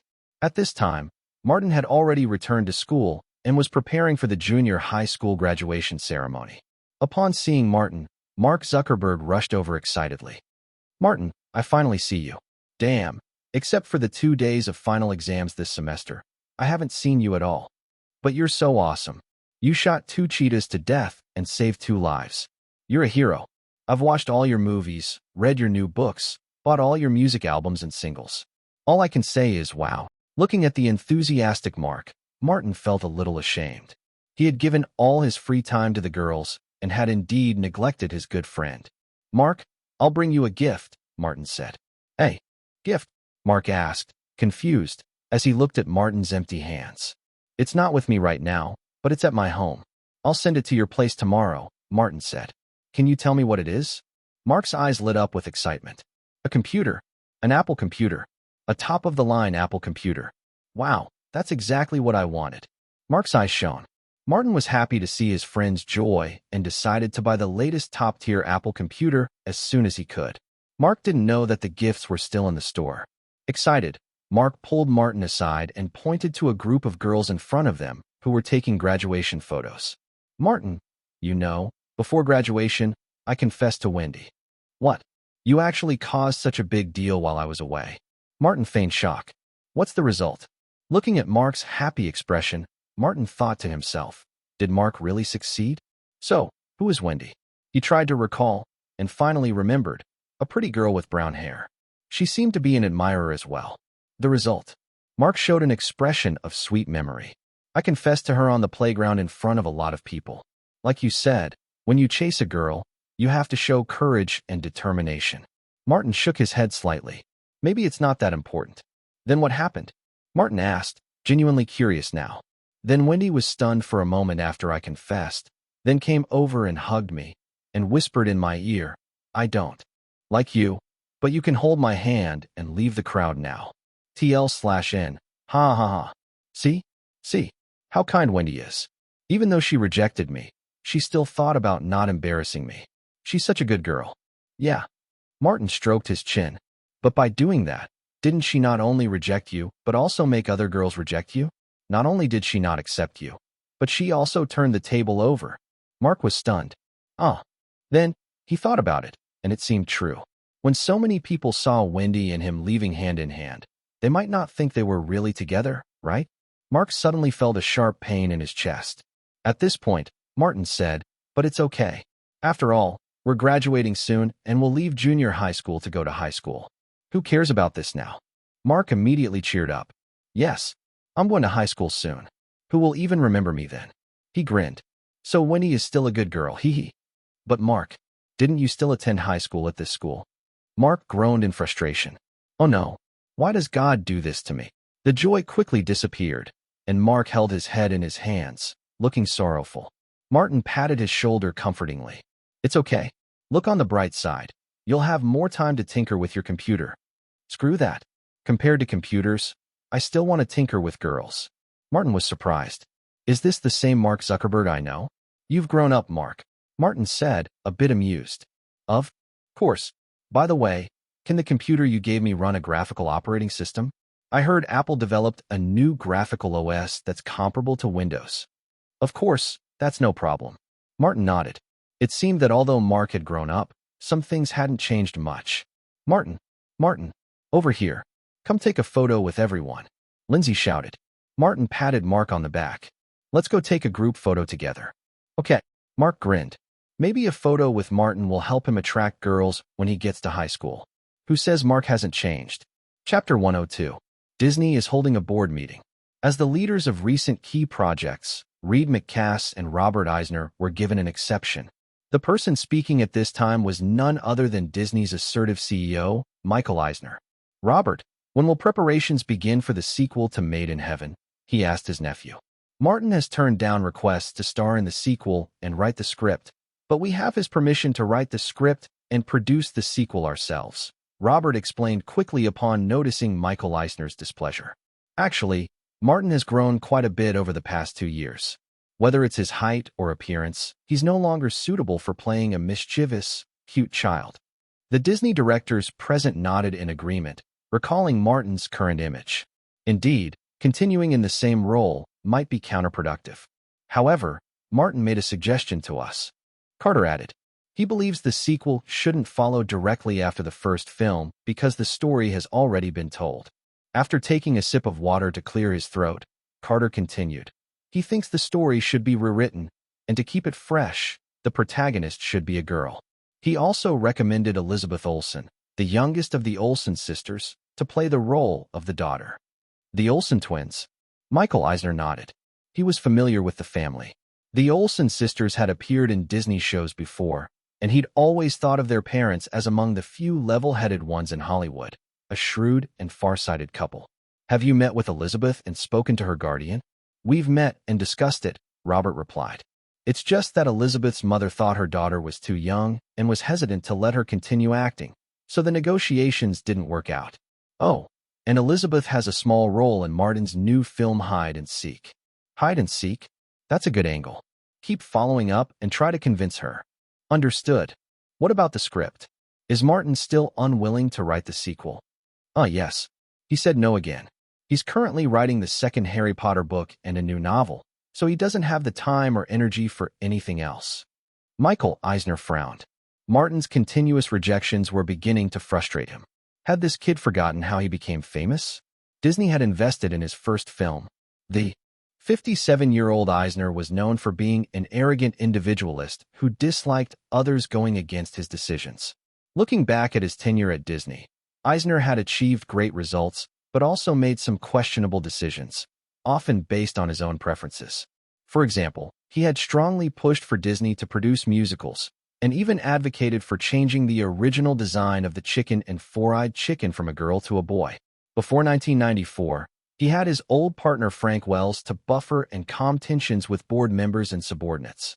However, after Frank Wells died in a helicopter crash in 1994, Eisner became more arbitrary and ruthless, causing dissatisfaction among many at Disney. This led him to cultivate loyalists like Reed McCass and Robert Eisner to protect his position and influence within the company. But this tactic only fueled further disdain from other directors, creating a vicious cycle. Despite his arrogance, Michael Eisner knew how to show restraint when dealing with individuals who didn't pose a threat to his authority. Although he was dissatisfied with Martin, he suppressed his frustration and didn't target Martin over this trivial matter. He tapped the table with his fingers and said, "Keep in touch with Martin. This kid is a goldmine. If possible, let's try our best to secure the film and TV adaptation rights to the Harry Potter series." His vision was indeed sharp. Burbank, Warner Brothers Pictures. CEO Alan Horn slammed his hand on the table, stood up, and said firmly, "In short, Martin doesn't have a fixed partner at the moment, so we need to poach him at all costs. His novels are a goldmine, especially the Harry Potter series. We need to get it. I heard that Martin is working with Harvey's Miramax to launch the Lord of the Rings series, but Harvey isn't willing to invest much. We can buy his share at a high price. I'm sure that fat man wouldn't mind making some easy money. However, I heard this movie will have a new director, a New Zealander," a subordinate said. "So what? I trust Martin's vision. Even if he loses this bet, Martin will owe us a favor. That'll make it easier to negotiate future collaborations. I have to say, Alan Horn was courageous and capable. No wonder he had survived in this industry for 50 years. In the future, he would be poached by Disney and help control the film company with the highest market value in the world, Paramount Corporation. Shirley Lansing's office. This charming and strong woman was on the phone. Tommy, how's your contact with Martin going? Okay, I can wait. I know you're busy with the release of Island, but please make it happen as soon as possible. All right, let's get together sometime. After hanging up the phone, Shirley Lansing frowned. It seemed like Cruz was reluctant to contact Martin. Is he afraid of this young guy? Martin's talent and ability had already been proven by the market. Any company wanting to sign him would have to pay a high price. Tommy probably feared that the resources his company invested would be wasted. It seems someone else will need to step in and make contact with Martin. As a successful businesswoman and manager, Shirley Lansing was not sentimental. It's one thing if she liked Tom Cruise, but it was another if she didn't take advantage of Martin. Little did Martin know, many people were trying to figure him out. He was currently reading a script. Peter Jackson had written the script for The Lord of the Rings and sent it to his inbox. This guy is really fast, Martin thought as he clicked on the email, downloaded the file, and opened it. A dense block of text appeared before him. Damn, you even scanned the file? Are you afraid I'll make changes? Martin grumbled as he dragged the mouse to start reading. Although it was only the first draft, the content was already fairly complete. No one knew how many times Harvey had asked Peter to revise the script before stepping in himself. Martin had heard from Richard that one time. Peter cried while revising, shouting that Harvey wasn't worth the trouble. Martin's reading speed was extremely fast, far beyond that of most humans. In just an hour, he finished reading the entire Lord of the Rings trilogy script, then stretched. No problem. The script is mostly consistent with the direction I remember. The few changes were probably made during filming. Jeff, sitting across from him, looked up and down at Martin's office. The light luxury decor was still unusual at this time, which made Jeff feel fresh. Yes, Martin already had his own office and his own company. It was called Martin Myers Pictures, or Myers Pictures for short, and its headquarters was in Burbank, Los Angeles. Seems normal, right? Chapter 103. Seeing Martin read the script so quickly didn't seem unusual to Jeff. He had long been accustomed to his boss's incredible reading speed. He opened his mouth and asked, "How do you feel, Martin?" "Great. Tell Peter I've invested the money. He wants $130 million, right? Give it to him, and let's shoot the trilogy together." Far away in New Zealand, Peter Jackson was passionately speaking to several friends. "I've been waiting for this opportunity for 3 years, and now it's finally possible to make this dream come true. Guys, come and help me. I need special effects, photography, props, and scenery. I need all of you. Don't you need to discuss this with Martin?" Richard Taylor asked, surprised. Martin has authorized all these things to me. I won't betray his trust." Peter Jackson puffed out his belly and said proudly, "Hey, Peter, isn't $130 million enough? After all, this is the Lord of the Rings we're talking about, and we need to create another Middle-earth. It should be enough. I'll shoot this movie in New Zealand and try to use real locations as much as possible, which will save a lot of money. Moreover, Martin allowed me to shoot back-to-back, that is, 3 consecutive films, which further saves costs. We'll only use special effects if we can't find anything to replace with real scenes. Maybe after this movie is released, it will boost tourism in New Zealand. The government should give me a medal." Peter Jackson joked happily, but little did he know that his joke would come true later. The Lord of the Rings would bring not just a little traffic to New Zealand, but nearly 10 million tourists every year. "By the way, I heard that Harvey isn't investing in this movie anymore." Richard asked curiously. What happened? As soon as Peter Jackson heard the name Harvey, his mood soured. After all, anyone who had been manipulated for 3 years would not be in a good mood. He snorted coldly and explained, "Warner Brothers bought Harvey's share. That's a good thing. I don't have to see that fat pig's face anymore." Richard wanted to remind his friend that calling someone a fat pig was a bit of an insult, especially since it could be interpreted as self-deprecation, but after hesitating for a moment, he chose to stay quiet. Peter was angry, so it was probably best not to make things worse. Yes, Warner Brothers had indeed bought out Harvey's share, but it was New Line Cinema, a subsidiary of Warner Brothers, that actually made the purchase. As for why, Alan Horn didn't have absolute confidence in the film. Big-budget productions come with huge risks, and if the movie fails, it could hurt the stock price significantly. To avoid that, Alan Horn decided to invest through New Line Cinema. This way, if the movie flopped, the impact on Warner Brothers would be much smaller. This was, in fact, a smart move. Miramax Pictures. Harvey was in his office, bragging about the investment to those around him. You can see how right my investment was. I've already made money before the movie was even released. Huh. Harvey, congratulations. Ben Affleck toasted to Harvey. Bob frowned. What if this movie is a big hit? Impossible. Harvey waved his hand dismissively. I know that fat man, Peter Jackson, very well. He's just a B-level film director and can't handle such a large-scale production. Matt Damon frowned. But why did Warner invest then? It's New Line's investment. Haven't you noticed? This is just Warner Brothers showing goodwill to Martin. They have no confidence in the movie. Otherwise, why didn't they fund it themselves? Humph, it's just a little trick. So, if we withdraw, will it affect our relationship with Martin? Matt Damon, ever perceptive, raised the concern. Harvey hesitated. It doesn't matter. I'll wait until this movie fails, then I'll ask for help. Maybe then I can buy the rights to his books at a lower price. Bob glanced at his brother. He felt that Harvey was distracted and didn't fully understand the situation. Didn't he see that Warner Brothers was willing to invest in Martin? If the movie failed, many people would be rushing to express their condolences. Could they still have a relationship with Martin then? But Bob didn't say anything. Harvey had been rather stubborn lately and wasn't listening to others, so Bob decided to stay silent for now. Next to them, Ted Amon, who had been sitting quietly, was rubbing his chin and deep in thought. He had a hunch that if Martin succeeded again, he would no longer be just a pawn for capital, but capital itself. After all, he had the family background for it. If it were me. He glanced at the triumphant Harvey and decided it wasn't time to act yet. Not yet. Warner Brothers headquarters. Alan Horn was speaking with the board members. On this movie, we have to collaborate with Martin. If he wants to invest more, we'll invest more. He wants to delegate power to Peter Jackson? We'll agree to that too. As long as we maintain a good relationship with Martin, even if the movie loses, we will still profit in the future. You'll all earn more. But doesn't that mean Martin will be the producer of this trilogy? Isn't that a bit inappropriate? He's just a child.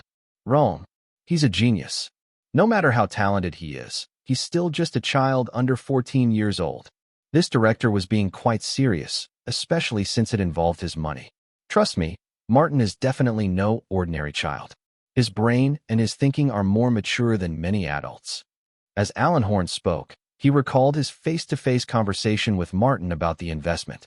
The young man's mature conversation and quick thinking had left a deep impression on him.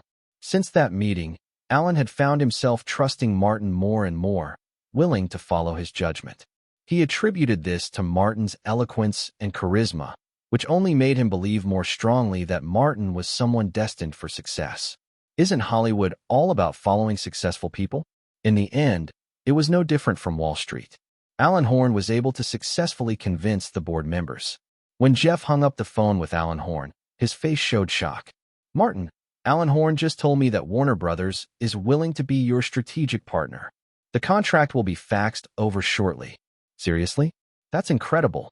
How on earth did you convince him? You've only met once. Jeff asked in disbelief. Martin smiled without saying a word. Chapter 104, 104. It's June 20th. Island is finally coming to theaters. On this day, the El Capitan Theater, located next to the Hollywood Walk of Fame, is star-studded. Inside the East India Auditorium, the most famous room in this magnificent building, built in 1926, the stunning gold leaf ceiling glows under the lights, casting a golden brilliance that is particularly eye-catching. But even more captivating than the decor are the famous stars in the auditorium. Among them are Tom Cruise's friends, such as Will Smith, Jamie Foxx, and others. Strangely, a significant proportion of Cruise's Hollywood friends are black. By the way, Jamie Foxx later became involved with Tom Cruise's ex-wife, Katie Holmes. After Tom Cruise and Katie Holmes divorced in 2012, rumors quickly spread that Katie Holmes was having an affair with Tom's close friend Jamie Foxx the following year. Initially, Jamie Foxx vehemently denied the claims, calling them fake news. However, just days later, the media caught them kissing on a beach, leading to a public scandal. At that time, Tom Cruise was shocked beyond belief, unable to fathom that his ex-wife was involved with his close friend. The betrayal stung deeply, as it came from two people he had once trusted. Tom Cruise was conversing with a few friends when Jamie Foxx's gaze repeatedly landed on Nicole Kidman, almost as if he were eyeing Tom's wife. Also present were the famed Australian group in Hollywood. These Australians, gathered around Nicole Kidman, included Russell Crowe, Hugh Jackman, who started his career in opera before portraying Wolverine, Heath Ledger, Cate Blanchett, Naomi Watts, and others. This group is a significant force, and they will only grow stronger in the future. There's also the Harvey family, which is already well established, with Quentin Tarantino, Uma Thurman, Matt Damon, Ben Affleck, and others. Martin's small circle is beginning to take shape as well. Directors such as M. Night Shyamalan, John Polson, and Peter Jackson are part of it, while actors like Bruce Willis, Famke Janssen, Jessica Alba, Lindsay Lohan, and others are also involved. Scarlett is busy filming American Rhapsody and could not attend, while Miranda is in France for a small catwalk show. Martin was chatting with Jessica and Lindsay when a young beauty with a slender figure and delicate features approached them. "Hello, Martin. I'm Charlize Theron, a fan of your films." Martin raised his head, momentarily struck by her exquisite appearance. He then smiled politely. "Hello, Miss Theron. I'm a fan of your work as well." Charlize smiled warmly and teased. "Really? I didn't think someone your age would be watching my movies." The South African beauty had starred alongside Keanu Reeves and Al Pacino in the thriller The Devil's Advocate in 1997. Due to its numerous nude scenes, it was rated PG-17. Martin, only 12 years old at the time, obviously hadn't seen it. Martin chuckled lightly, unbothered by the playful jab. "I was actually referring to Children of the Corn 3. This film, Charlize Theron's debut, was a modest box office success with little lasting impact." Charlize paused, surprised. She then laughed and said, "I didn't expect you to have seen that one." She gently placed a hand on Martin's arm and added, "Martin, I'd like to talk to you about something in private. Can we?" Martin glanced at Jessica and Lindsay before saying, "I'll be back in a moment." He gestured to a nearby corner and said to Charlize, "It's an honor. Let's go over there." Watching the two walk toward the corner, Jessica remarked, "I don't like her." Lindsay, raising an eyebrow, asked, "Is it because she's so beautiful?" Jessica shook her head.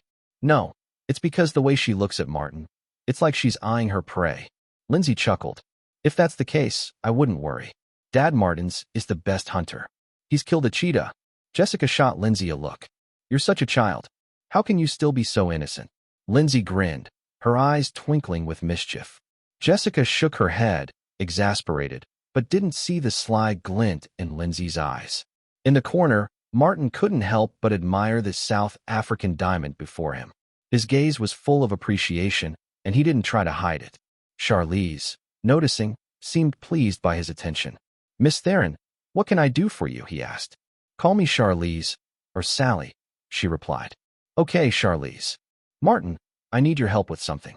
I have a movie that needs investment," Charlize said, revealing the purpose of her visit. "A movie? What films has Charlize Theron been involved with recently?" Martin thought back to the film she had starred in, and his expression shifted. It had to be The Dive, the biographical film about a black man in the U.S. Navy. Released in 2000, it had a budget of over $30 million, but failed at the box office and didn't earn any major awards. It was definitely a risky project. The film's theme is high-minded, anti-racial discrimination. The story follows a black man who joins the Navy, fighting in a racially segregated army. Through hard work and exceptional achievements, he proves that success has nothing to do with skin color. Even now, 2 decades later, it remains a tough sell, particularly as a biographical film with a black protagonist criticizing white society. It's hard to imagine such a film succeeding at the box office. It was rumored that Will Smith and Denzel Washington had been invited to the film, but both wisely declined after reading the script. Both Smith and Washington have successfully navigated Hollywood while maintaining their black identities. Still, they've often been seen as more aligned with white audiences, which led to their refusal to participate in a project focused on highlighting racial inequality. In contrast, figures like Kobe Bryant and Grant Hill exemplify the phenomenon of black skin, white heart. These athletes, although part of the black community, have often been criticized for their behavior, which some view as aligning more with white culture, leading to a rift with more militant black groups. On the other hand, figures like Allen Iverson, who have embraced their black identity more fully, enjoy strong support within the African American community. Despite Iverson's popularity, his financial mismanagement has led to bankruptcy, while figures like Kobe and Grant have gone on to prosper. Kobe, had he not faced tragedy, would have become one of the wealthiest and most influential figures in Los Angeles. Grant Hill found success by becoming a general manager within the NBA, securing his place within the upper class. As for Iverson, his lack of financial foresight led him to make careless decisions, such as buying a luxury car for a short trip and abandoning it after. Once his habits became known, second-hand car dealers would eagerly await his departure from away games to scoop up his discarded vehicles for profit. Back to the Dive, as a biographical film about a black Navy man, the project had very little commercial appeal. Martin had no intention of investing. He asked directly, "So what do you want from me?" Chapter 105. Martin asked directly, "Charlize, the movie you need investment for, it won't be The Dive, right?" Charlize quickly sensed the change in Martin's tone and hurriedly replied, "No, it's not that one. We've already partnered with 20th Century Fox for The Dive. This is a different movie of mine." 20th Century Fox invested in The Dive? Martin was taken aback for a moment, then figured out the reason. It was likely to secure some awards recognition. Unfortunately, had it been even 10 years later, this movie might have had a strong chance at winning an Oscar. But now, there was little hope. "Oh, which movie is it then?" Martin already had a guess, but asked anyway. It was likely The Devil Wears Prada, a film in which the South African beauty sacrificed quite a lot. After 2000, all the movies starring Charlize Theron were released. Martin, in his memory, had watched many of them in China, and he certainly appreciated her stunning looks.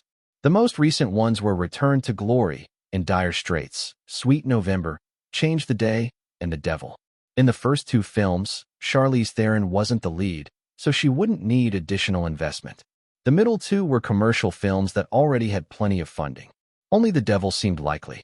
Sure enough, Charlize Theron said, "I've purchased the film and television rights to Eileen Wuornos' biography, and I'm turning her story into a movie starring myself." At this point, Theron gave a self-deprecating laugh and added, "This is a typical award-worthy film, but no studio seems to think I'm capable. I've been rejected countless times."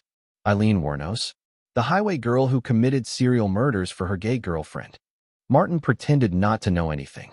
"Yes, that's her. Don't you think her story is legendary?" Charlize leaned toward Martin, her excitement palpable.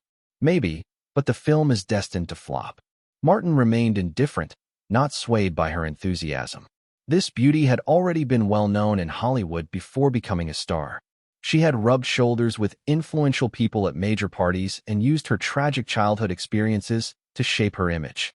However, everyone knew how hard she worked to climb the social ladder, often through connections with high-profile figures. Martin appreciated her beauty, but had no interest in adding her to his collection. Compared to Charlize's complicated history, someone like Paris Hilton seemed like a blank canvas. Although it wasn't Paris's first time, Martin could tell from her unskilled movements that her experiences were limited. She may have had a boyfriend at 14, but it would be unreasonable to think she was still a virgin at 17. Thankfully, Paris Hilton was just one of many lesser important figures in Martin's collection. Charlize Theron, slightly disappointed and surprised, had expected a different reaction. She'd assumed this budding genius would be easily tempted, but his lack of response left her puzzled. She had secretly hoped to catch his interest. "Isn't this kid a flamingo?" she thought to herself, frustrated. Flamingo was a term for gay men in the 1980s and 1990s, due to the bird's curved neck, implying a bent nature. At this moment, Martin changed the subject. The movie might not be a hit, but if it wins awards, recouping the investment from the box office should be doable, and you might even make a small fortune in the video market. "So, you're willing to invest?" Charlize's face lit up. Martin shook his head. "It's not that simple. Let's talk after the premiere. If the movie's aiming for awards, You might need to make some sacrifices. Sacrifice? Dupont? No problem. Charlize Theron quickly responded. Martin smiled and shook his head. I've said it before, it's not that simple. He then took out a light gold business card from his pocket and handed it to Charlize. Here's my card. Let's make an appointment after the movie's finished, and we can discuss it further. Charlize Theron watched as Martin walked away, carefully placing the business card in her handbag. The premiere of Little Island was relatively successful, with industry professionals praising Nicole Kidman's performance in the film. However, this same group of people also expressed doubts about its box office potential. The media, too, was not optimistic about its success. Is it because of Nicole Kidman? The New York Times. Martin didn't have much of a role in Little Island, where Nicole Kidman was the absolute star, but as we all know, the Australian beauty has never proven herself capable of carrying a box office hit alone. The Washington Post. Choosing Nicole Kidman as the lead in Little Island was a huge mistake. This actress is known as Hollywood's box office poison. Is Martin's first failure coming soon? The English newspaper. An excellent film, but it still lacks the brilliance of The Sixth Sense. Has our little genius exhausted his creative energy and now only relies on past achievements? News of the world. Martin Myers seems incapable of writing good scripts anymore. He's been stuck in the horror genre since The Sixth Sense. Little Island and the upcoming Hide and Seek are too similar. Is he content to stay in his comfort zone for the rest of his career? In Beverly Hills, west of Los Angeles, at Tom Cruise's renowned mansion, Nicole Kidman laid down the newspaper, her face creased with worry. She couldn't afford another failure, or she'd lose the confidence of her investors. Her last movie, Eyes Wide Shut, co-produced with her husband, who had always been a box office guarantee, was a huge letdown. The media had already labeled her box office poison. If Little Island, the movie she made with Martin, failed at the box office, she couldn't bear to imagine the fallout. Where's Tommy? She asked. Madam, Sir left early this morning. The housekeeper replied politely. Nicole frowned. Left? What did he go to do? Forget it, I won't ask. She waved her hand, dismissing the housekeeper. In her own home, Nicole felt like an outsider. The servants' cold attitudes, their secret knowledge of things she didn't know, made her feel alienated. This situation was making her both anxious and angry. And then there was the issue of Scientology, the belief system her husband was so involved with, constantly encouraging him to divorce her. But Tom seemed oblivious to this, still in close contact with those people. Sometimes, Nicole felt as if her husband had been brainwashed. Chapter 106. Nicole knew the housekeeper wouldn't say anything to her, so she simply sent her away. After having a simple breakfast, Nicole went to meet Patrick Kingsley. Hi, do you know where Tommy went today? Kingsley nodded. I know he went to see Shirley Lansing. They're probably discussing the production of Mission Impossible 2. Nicole sneered. Discussing production without bringing you in as an agent? Haha, I bet he went to have sex with that old woman again. Nicole stopped mid-sentence, smiled bitterly, and shook her head. It's getting harder and harder for me to hold on to this marriage, Pa. What do you think I should do? Pi Kingsley's eyes showed sympathy. As the couple's joint manager, Pi Kingsley had a lot of contact with both parties and knew a lot of things about them that were kept hidden. Cruise had become much colder toward Nicole since the miscarriage, and the housekeeper and maids at home no longer treated Nicole as the real hostess. This was partly due to Cruise's attitude. Though the two still maintained the image of a sweet family in public, they had not been living together recently. If the island fails again, Cruise might even stop supporting Nicole's career. Pi, what do you think? Nicole hesitated for a moment. Do you think the island will fail? After thinking for a moment, Pi Kingsley shook his head. To be honest, I think this film is probably the best you've made in recent years. Even Eyes Wide Shut doesn't compare, but the box office is really hard to predict. Wait. Pi Kingsley's eyes suddenly lit up. Perhaps you can invite Martin out to talk. He wrote the script, and I think Martin has a keen sense of the market. Why not listen to his opinion? When Nicole Kidman heard this, her heart stirred, and she picked up the phone. Without hesitation. I'll call him right now. Soon, the call was connected. Hello. Martin, I'm sorry to bother you, but I wanted to talk to you about Island Cry. Tonight? Okay, I have time in the evening. Okay, then, 6 o'clock. As for the location, well, I know of a very good Chinese restaurant. Why don't we try it tonight? Okay, see you then. After hanging up the phone, Nicole smiled. Martin and I have an appointment for dinner tonight. Do you want to come with us? Pi Kingsley shook his head. If I go, it'll turn into a business negotiation. It's better if it's just the two of you. You can build a personal relationship. There's no harm in building a good relationship with this young genius. I heard that Warner is wooing him. At the other end of the line, Martin hung up the phone, gave an apologetic look to Charlize Theron sitting across from him, and then said, "Let's continue. Where did we leave off? You must act ugly." Theron stirred her coffee and looked at Martin with her light emerald green eyes. "Yes, if you want to be recognized by the old-fashioned people at the academy, you must destroy your beautiful face." Martin made an exaggerated expression and continued. "You know, those old guys love to see handsome men turn into greasy uncles and beautiful women turn into ugly slobs. It satisfies their perverted desire for power. You know the movie that Julia Roberts is filming?" Martin asked suddenly. "Never Give Up." "Yes, my company. Invested some money in it, so I know the inside story. Let me put it this way. Julia uses foul language every minute in this drama, and she plays the role of a foul-mouthed, slovenly middle-aged woman. Wow, for an Oscar. For an Oscar. The sacrifice is too great. So, you need to make a bigger sacrifice and ruin your face because you're prettier than her." Martin's words made Charlize Theron a little scared, but also a little excited. "Martin, when you say destroyed, you don't mean completely destroyed, do you?" Of course not. What do you think I am, a pervert?" Martin sounded a little dissatisfied. Charlize Theron smiled awkwardly, mainly because when Martin had just said, "ruin your face," his expression gave her the distinct impression that he really wanted to do it. It was clear, his influence was growing stronger, and Martin sometimes couldn't control the power of his infectious influence. Language, expressions, movements. His powerful infection radiated from every aspect of his behavior. Martin drank the last of his juice, then began carefully observing Charlize Theron's face. He spoke intermittently. "Well, your eyebrows can be shaved off. Your hair can also be shaved at a certain point in the film. Let me think. Yes, the teeth.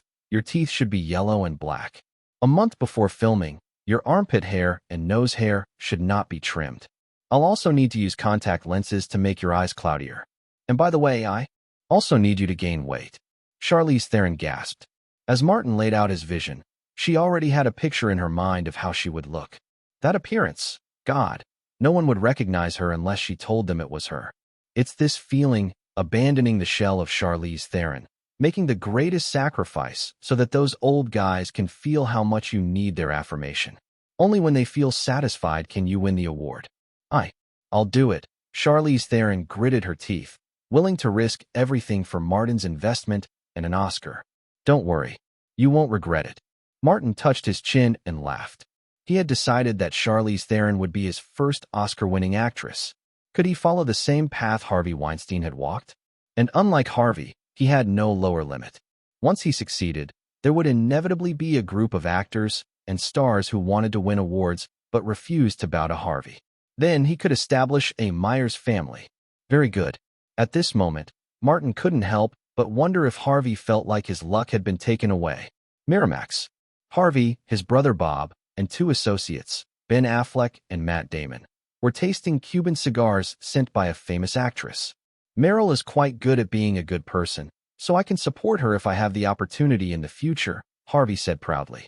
Ben Affleck quickly flattered him. "Even actresses like Meryl Streep have come to flatter you, Harvey. It seems your reputation has spread in the industry." Matt Damon also chimed in.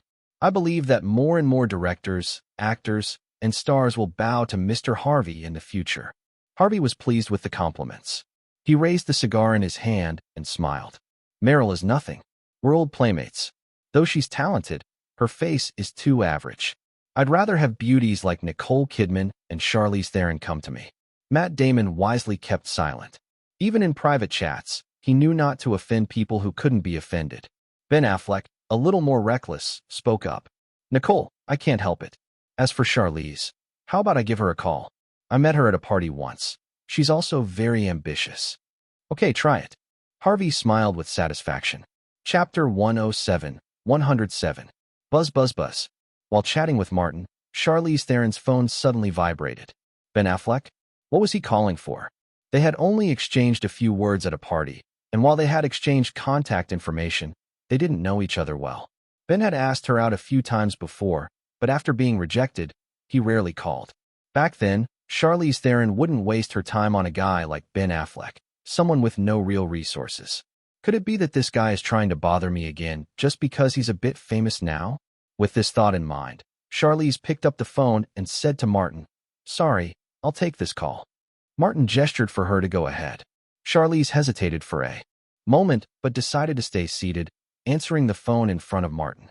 "Hello, Ben. Long time no see. What's up?" "What?" "Mr. Weinstein wants to meet with me about my new script." Charlize raised an eyebrow. "Is Mr. Weinstein willing to help with the Oscars campaign?"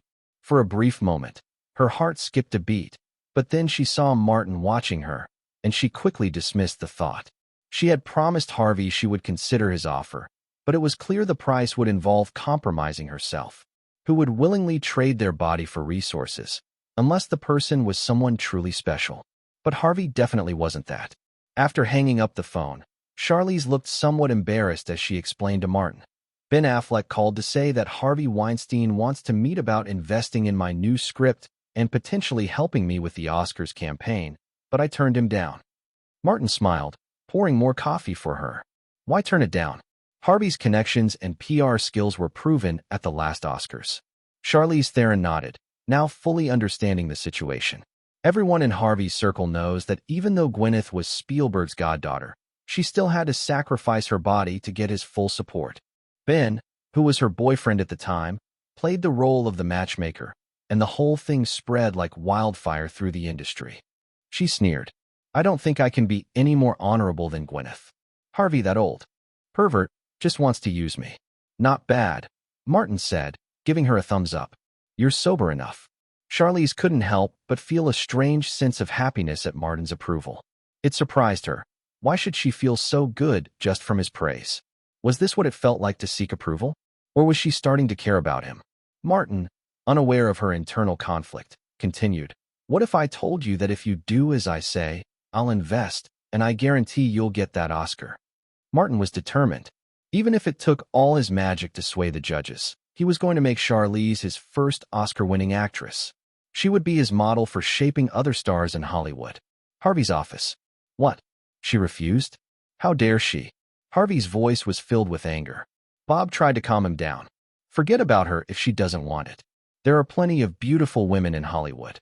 We'll find another one." "We'll see," Harvey said, seething, as he crushed the cigar in his hand. After leaving Harvey's office, Matt Damon spoke to Ben Affleck in the car. "Ben, I think you're being a little too optimistic.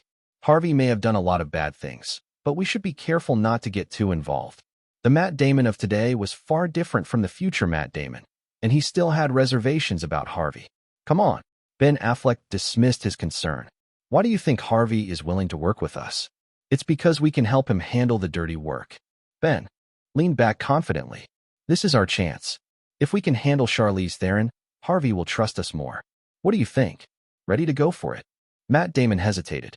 Charlize Theron may not have a powerful background, but she has strong connections. She's close with Johnny Depp, Nicolas Cage, Keanu Reeves, and the rest of the Viper Gang. The Viper Gang wasn't a criminal organization. The name came from the Snake House, a bar Johnny Depp opened on Sunset Boulevard.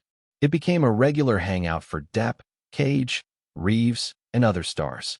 The group indulged in all-night parties, and even rock stars like Keith Richards and Marilyn Manson were regulars. Tragically, River Phoenix died of a drug overdose outside the bar, which eventually led Depp and others to reassess their lifestyles. Ben Affleck shrugged. "What's the worst that could happen? These guys are all from the independent film scene. Keanu Reeves is a bit more mainstream, but Nicolas Cage is just as ridiculous. He has his uncle's resources, but still insists on going it alone." Matt Damon couldn't help but laugh. Ben Affleck was too naive to understand. Nicolas Cage, despite changing his name, was still known for being Coppola's nephew. And despite Cage's reputation for working independently, he still had his uncle's support to fall back on. As for Keanu Reeves, well, Matt Damon would never forget the ridicule Reeves faced for his stint as a guitarist in a band. In Hollywood circles, they often referred to him as the guitarist who can't act. After a moment of reflection, Matt Damon shook his head. Ben, it's really not worth it. Harvey has probably forgotten about it by now. He only talks about things for a little while before moving on. Ben Affleck was undeterred. You don't get it, Matt. We were nothing back then. We were just two poor kids from Boston with no money, no connections. What good is talent if no one notices it? He paused and added, do you remember what we had to do to make good while hunting a success? Harvey was involved, but we couldn't even talk to him at the time. Harvey wasn't as powerful as he is now. Ben's face hardened. There were also those bastards, like Lawrence Falk and Kevin Smith, who made our lives hell. Their mothers were the ones who really screwed us over. Matt Damon's face darkened as the old humiliation resurfaced. He snapped, shut up. Ben Affleck continued relentlessly. We have to climb our way to the top, Matt. We won't have to deal with that crap once we're up there. We just need to keep pushing until we get what we want. Matt Damon, clearly frustrated, growled. Fine, I get it. Let's deal with Charlize Theron's situation. I'll help you get rid of her. Ben Affleck grinned. That's the spirit. Hollywood's a messed up place. We mess with each other, and if it wasn't for the money, who would want to be a part of it? Chapter 108. For days had passed since the opening weekend. Little Island, which had initially been criticized by the media and film critics at its premiere, unexpectedly earned $29 million at the box office. Although the media and critics had been harsh on the film's structure, comparing it to The Sixth Sense, the audience seemed to love it. At the same time, with the public relations efforts of Miramax, Myers Pictures, and Cruise Pictures, some positive reviews began to surface. Los Angeles Times. Little Island is a psychological thriller that inherits the spirit of Hitchcock's Butterfly Dream and Kubrick's The Shining. It avoids relying on cheap gimmicks and advanced computer effects. This work, written and directed by American genius Martin Myers, like his previous film The Sixth Sense, injects fresh creativity into the step-by-step Hollywood model. America Today. The film may seem like an excellent indoor piece, with only one setting and a few characters, but its rich details leave viewers constantly pondering. The casting and performances are both remarkable. The two young actors, Martin Myers and Lindsay Lohan, perform well beyond their years, vividly portraying helplessness and confusion. Nicole Kidman's performance is also notable. Whether it's breathtaking lines or hysterical outbursts, the Australian beauty nails it. In this film, she portrays the perseverance and madness of Lady Macbeth, the firm belief and self-repression of the heroine from The Scarlet Letter, and the vulnerability lurking even deeper. New York Daily News. The success of The Island lies in its ability to realistically create a terrifying search for the truth, only to completely overturn it in the end, taking viewers on a psychological and intellectual roller coaster. Nicole Kidman read the reviews again and again with a smile. Her husband was not home today, and her mood was entirely different from the last time. Maybe I should find someone to share this with? Nicole thought back to when she had been so anxious about the island. She had spoken to Martin about it, and the young man had been full of confidence when comforting her. Nicole, controversy isn't a bad thing. You know, the only thing worse than being talked about is not being talked about. Look at it from another perspective. They're actually promoting our movie. Time will prove everything, Nicole. Don't worry, don't be afraid. Go home, get a good night's sleep, and you'll succeed. I'll succeed, and the movie will be a success. For some reason, after speaking to the young man, Nicole's anxiety had eased considerably. Her face flushed again, thinking of the night she had gone home, fallen asleep alone, and had a beautiful pink dream. She and Martin. She tugged at her collar, revealing a piece of fair skin tinged pink. Her body was feeling a little hot. Nicole picked up her cup and drank some water. After setting it down, she picked it up again. She scrolled through her phone's contacts, found Martin's name, and pressed dial. Beep, beep, beep. After 3 beeps, the call was answered, and Martin's clear voice came through. Hello, Nicole, what's up? Nicole tried to sound calm, but she didn't realize that her hand holding the phone was already sweaty. Evening. Dad, Mom, I have plans tonight and won't be home for dinner. Who is it? Lindsay, Jessica, Dorothy, or that Scarlett? Grant joked. No, it's Nicole Kidman. We're going to discuss the post-production promotion of the movie, Martin explained. Wow. Grant's eyes lit up as he exchanged a secret glance with his wife. He noticed she was reading the newspaper, which praised their son's work. He whispered to Martin, That's a real beauty. Damn, I'm a little envious. You're going to her place tonight, right? Of course. What else would I do? Martin responded, his innocent face showing a hint of confusion. Grant coughed awkwardly. He'd spoken too quickly and realized that his son, mature beyond his years, often made him forget he was still only 14, just turned that September. He quickly corrected himself. No, I mean, go home early and don't stay out too late. I know, Dad. I'm leaving. As Martin left, Grant turned around and saw his wife standing in front of him, hands on her hips. He was startled and swallowed nervously. Linda, what's going on? He asked. What do you mean? She replied, grabbing his ears. Is that a real beauty? Walking tall. The ears turned 45 degrees. Envious? Walking tall. The ears turned 90 degrees. Not. Going home tonight. Walking tall. The ears turned 180 degrees. Hiss. That hurts. That hurts. I was wrong, dear. Not to mention how severely Grant was punished at home. Meanwhile, Martin had asked Gordon to choose a car that had never been seen by the media, and they drove out at night. An hour and a half later, the car parked in front of a small villa by the sea in Malibu. This villa was located in a secluded area, surrounded by tall palm trees, offering great privacy. Nicole made an appointment with me to have dinner at a place like this? Martin thought as he looked around, smiling charmingly. My little Red Riding Hood is really playing with fire. The wolf grandmothers are all after me, wanting to devour me. What? Gordon, who was sitting in the driver's seat, didn't quite catch that and thought Martin was speaking to him. Oh, nothing. I just meant you can wait for my call at a nearby spot and then pick me up. Do you need me to stay close? Gordon asked, a little worried. No, this is Nicole's place. It's safe. All right. Martin got out of the car and rang the doorbell. Click. The door opened. Nicole, dressed in a white dress, appeared in front of him. The orange light behind her made the dress almost translucent, gently outlining her curves. As she stepped aside to let Martin in, the play of light and shadow was almost mesmerizing. Martin glanced over, and he immediately noticed Nicole wasn't wearing much. Underneath, at least on the upper half. That was clear. He walked toward the house, appearing calm and innocent. Nicole led the way, introducing the house to him. I bought this villa the second year I came to Hollywood. Although it's not large, I decorated everything inside myself. It feels very special to me. Have you seen that sofa? I got it at the Flammy Flea Market. Mickey's look is adorable, don't you think? Martin walked and listened, but his eyes often strayed to Nicole's swaying figure, her back, hips, waist, and legs. Nicole blushed as she spoke.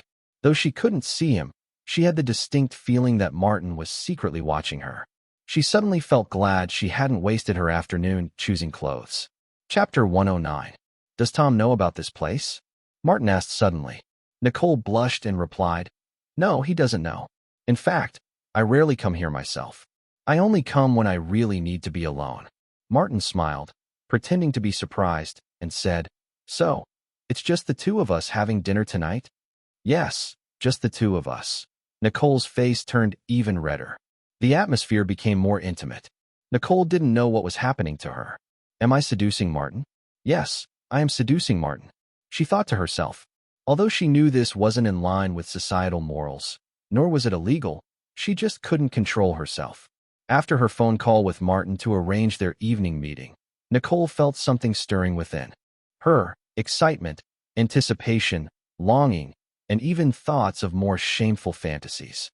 The clothes she wore, the location, even the food had all been chosen with him in mind. So many oysters? Martin exclaimed, surprised when he saw the food on the table. These are French Bellin oysters. You said you liked oysters the most, so I bought more, Nicole explained. There are lobsters too, caught in the waters near Tasmania, Australia's most famous island. The meat is incredibly tender. And these are scallops. She continued describing each dish. Did you make this yourself? Martin asked, impressed. Yes, I cooked it myself. Try my skills, Nicole replied. Then I must taste it. I never imagined you could cook, Nicole, Martin said, genuinely surprised. Nicole laughed. She could indeed cook, but since winning the Australian Film Institute's Best Actress Award for her role in the TV series Vietnam at the age of 18, she had never had to cook for herself. Even her husband, Tom Cruise, had never tasted her cooking. This was one of the reasons she'd chosen seafood. Since she hadn't cooked in so long, her skills were a little rusty. Seafood was simpler to prepare, making it an ideal choice. Nicole was about to guide Martin to a seat when she suddenly stopped, surprised. "Martin, have you grown taller?" They hadn't seen each other in a few days, but Martin seemed to have grown a few centimeters taller. Martin smiled and nodded. "I'm not sure if it's growth, but my height's been increasing pretty fast lately." Nicole measured him with her eyes. Martin's head was already taller than the tip of her nose. She, herself, was 1.82 meters tall. After a quick calculation, she exclaimed, "You've grown so fast. You were barely 1.6 meters tall when we were filming the island, but now you're over 1.7 meters, right?" Martin nodded. "I'm 1.71 meters now. My parents were worried, so they had me checked at the hospital." Nicole was concerned. "So what was the result?" "No problem," Martin smiled. They continued chatting as they ate. "Martin, try this abalone," Nicole said, offering him a piece. "It's great," Martin replied. "Martin, try this chrysanthemum sunflower fish," Nicole urged. It's delicious," Martin responded. "Martin, try the fattest middle breast meat of this lobster." Yeah, it's amazing," Martin said enthusiastically. After the meal, both were satisfied. They each took a glass of red wine and sat on the sofa. Nicole was already a little tipsy, and she leaned slightly to one side, half resting against Martin. Martin could smell the faint scent of her perfume, and he felt the softness of the couch against his arm. Nicole, like a little girl, picked up a piece of cake with her fingers. A strand of platinum blonde hair brushed against Martin's ear, and he chuckled. She casually remarked, "Martin, the island is going to be a huge hit. Help me celebrate. You're my box office lucky charm.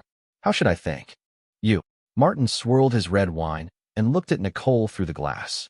The reflection of her figure in the wine was slightly distorted, but it only added to her charm and allure. "Nicole," he began, but she pressed a soft finger to his lips. "Don't speak," she whispered. Then, her delicate, rose-like lips brushed against his, carrying the fragrance and sweetness of red wine. Martin, his arms around Nicole's slender waist, felt the magic coursing through him. He did a quick internal check. His magic had fully enhanced her body, her organs now much stronger than before. He didn't need to rely on magic to simulate it anymore. He set his wine glass down, took the one from Nicole's hand, and placed it on the coffee table. A dark cloud seemed to drift over the night sky, obscuring the shy moon. What happened next? Well, let your imagination run wild. 2 hours later, Gordon arrived to pick up Martin. In the villa, Martin carefully carried a sleepy Nicole to the bed, gently placed her under the thin blanket, kissed her cheek, and whispered, "Good night," before leaving with satisfaction. As Martin stepped out, Nicole's eyes fluttered open briefly. She murmured, "Martin," before falling back into a peaceful sleep. Martin, taking advantage of the quiet night, made his way home. It was truly like the old saying, "Come with the sunset and return under the starlight." And the starlight shone bright, as it was his night. The following week, the island continued its strong performance, earning an additional $25.8 million at the box office. 2 weeks after its release, it was no longer a question of whether the movie would make a profit. By the third week, the box office decline remained minimal, once again garnering praise from the media. The Los Angeles Times wrote, "It seems Martin's films always have this charm, making people want to watch them. Looking at all the films he's been involved with since his debut, the box office decline is far lower than average, and the endurance is impressive." The New York Times noted, "Nicole Kidman has finally shed the box office poison label. She owes it to Martin. His script, his score, his involvement. It's all been key to the success of this thriller." The Washington Post remarked, "For Martin, it's another success. But for Nicole, she still has more to prove. A single success doesn't guarantee the next one." Just as Martin had predicted, the media credited the film's success to him, while Nicole was still being doubted. This didn't bother Martin. In fact, it worked to his advantage. He knew that in time, Nicole would fully depend on him. This was the way of the succubus, manipulating a person's body and mind with just a touch of magic. It was how he'd done it with Paris Hilton. He had already given her the script for Horror House of Waxwork. This time, though, Paris was not playing a minor tragic role but the lead heroine.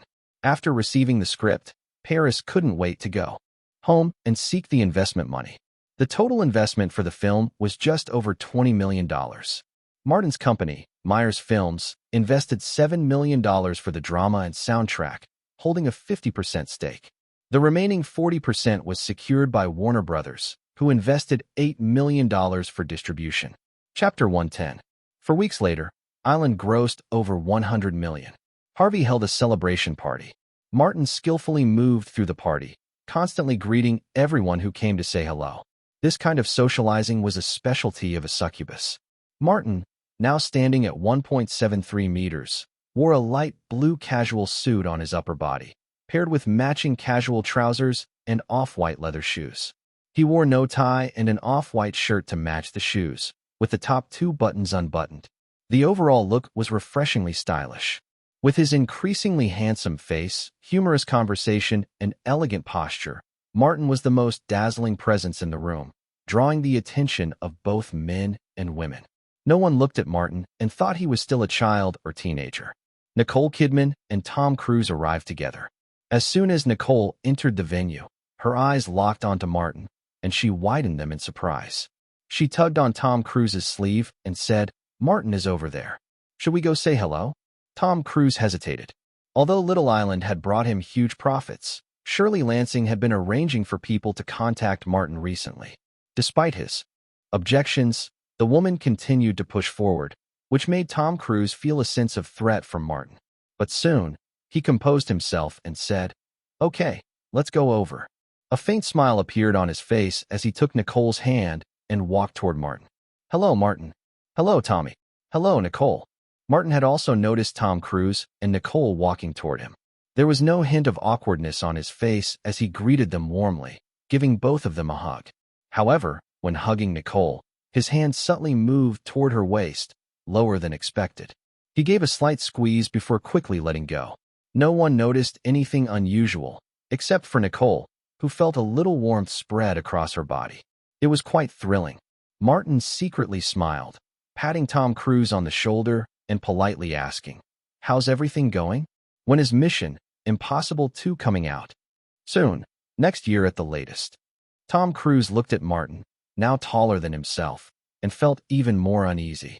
He maintained his professional smile, but Martin, ever observant, immediately sensed the hostility behind Tom Cruise's enthusiasm. "What happened?" "Impossible." He glanced at Nicole, who was smiling sincerely. "What did I do to offend him?" Martin quickly thought about the recent contact with Paramount. It seemed that Tom didn't want to share Paramount's resources with him.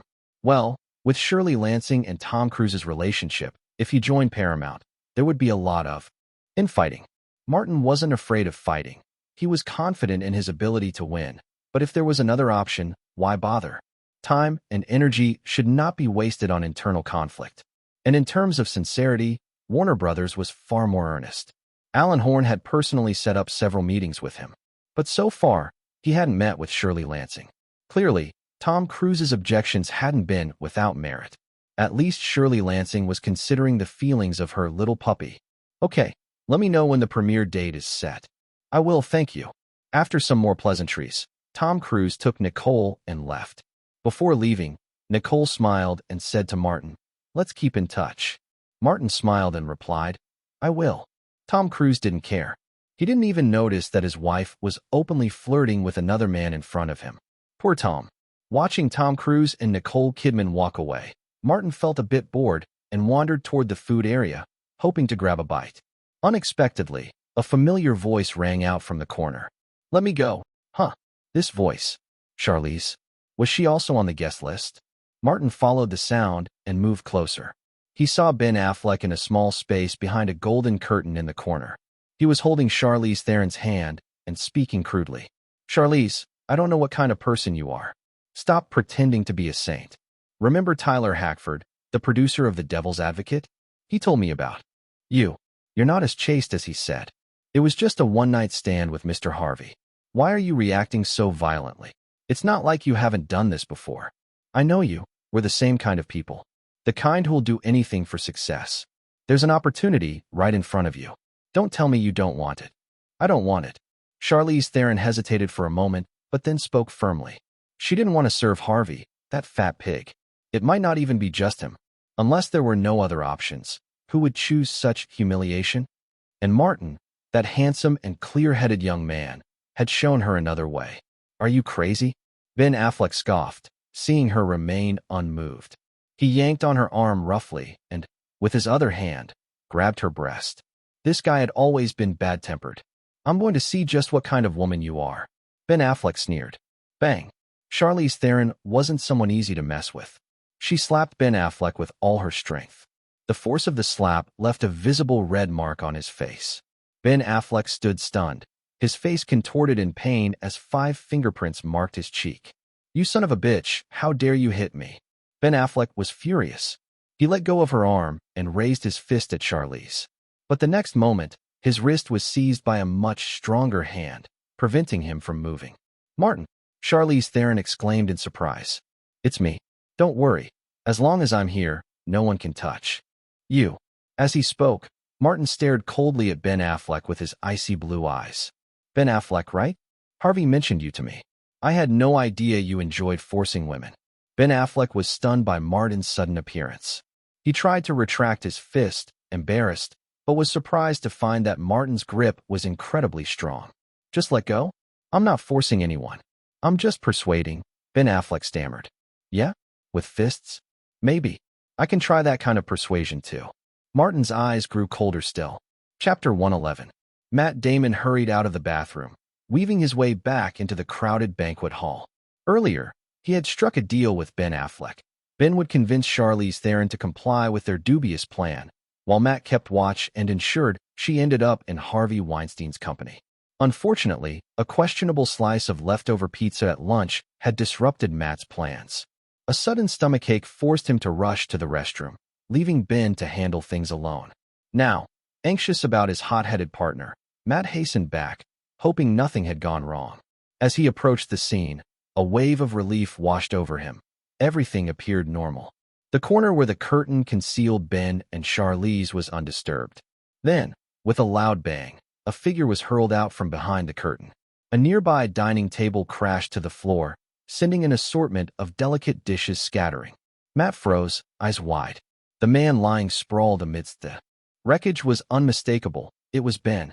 But instead of rushing to help, Matt instinctively blended into the crowd, keeping a safe distance. It wasn't about disloyalty, he reasoned. He needed to assess who had dared to attack Ben before deciding whether to intervene. Jumping in blind would only risk dragging himself into trouble. It was this cautious, calculating approach that kept Matt Damon's career intact during the later fallout of the #MeToo movement, while Ben Affleck's reputation and opportunities crumbled.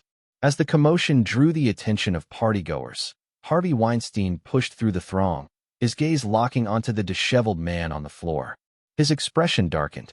Who dares to disrupt my banquet?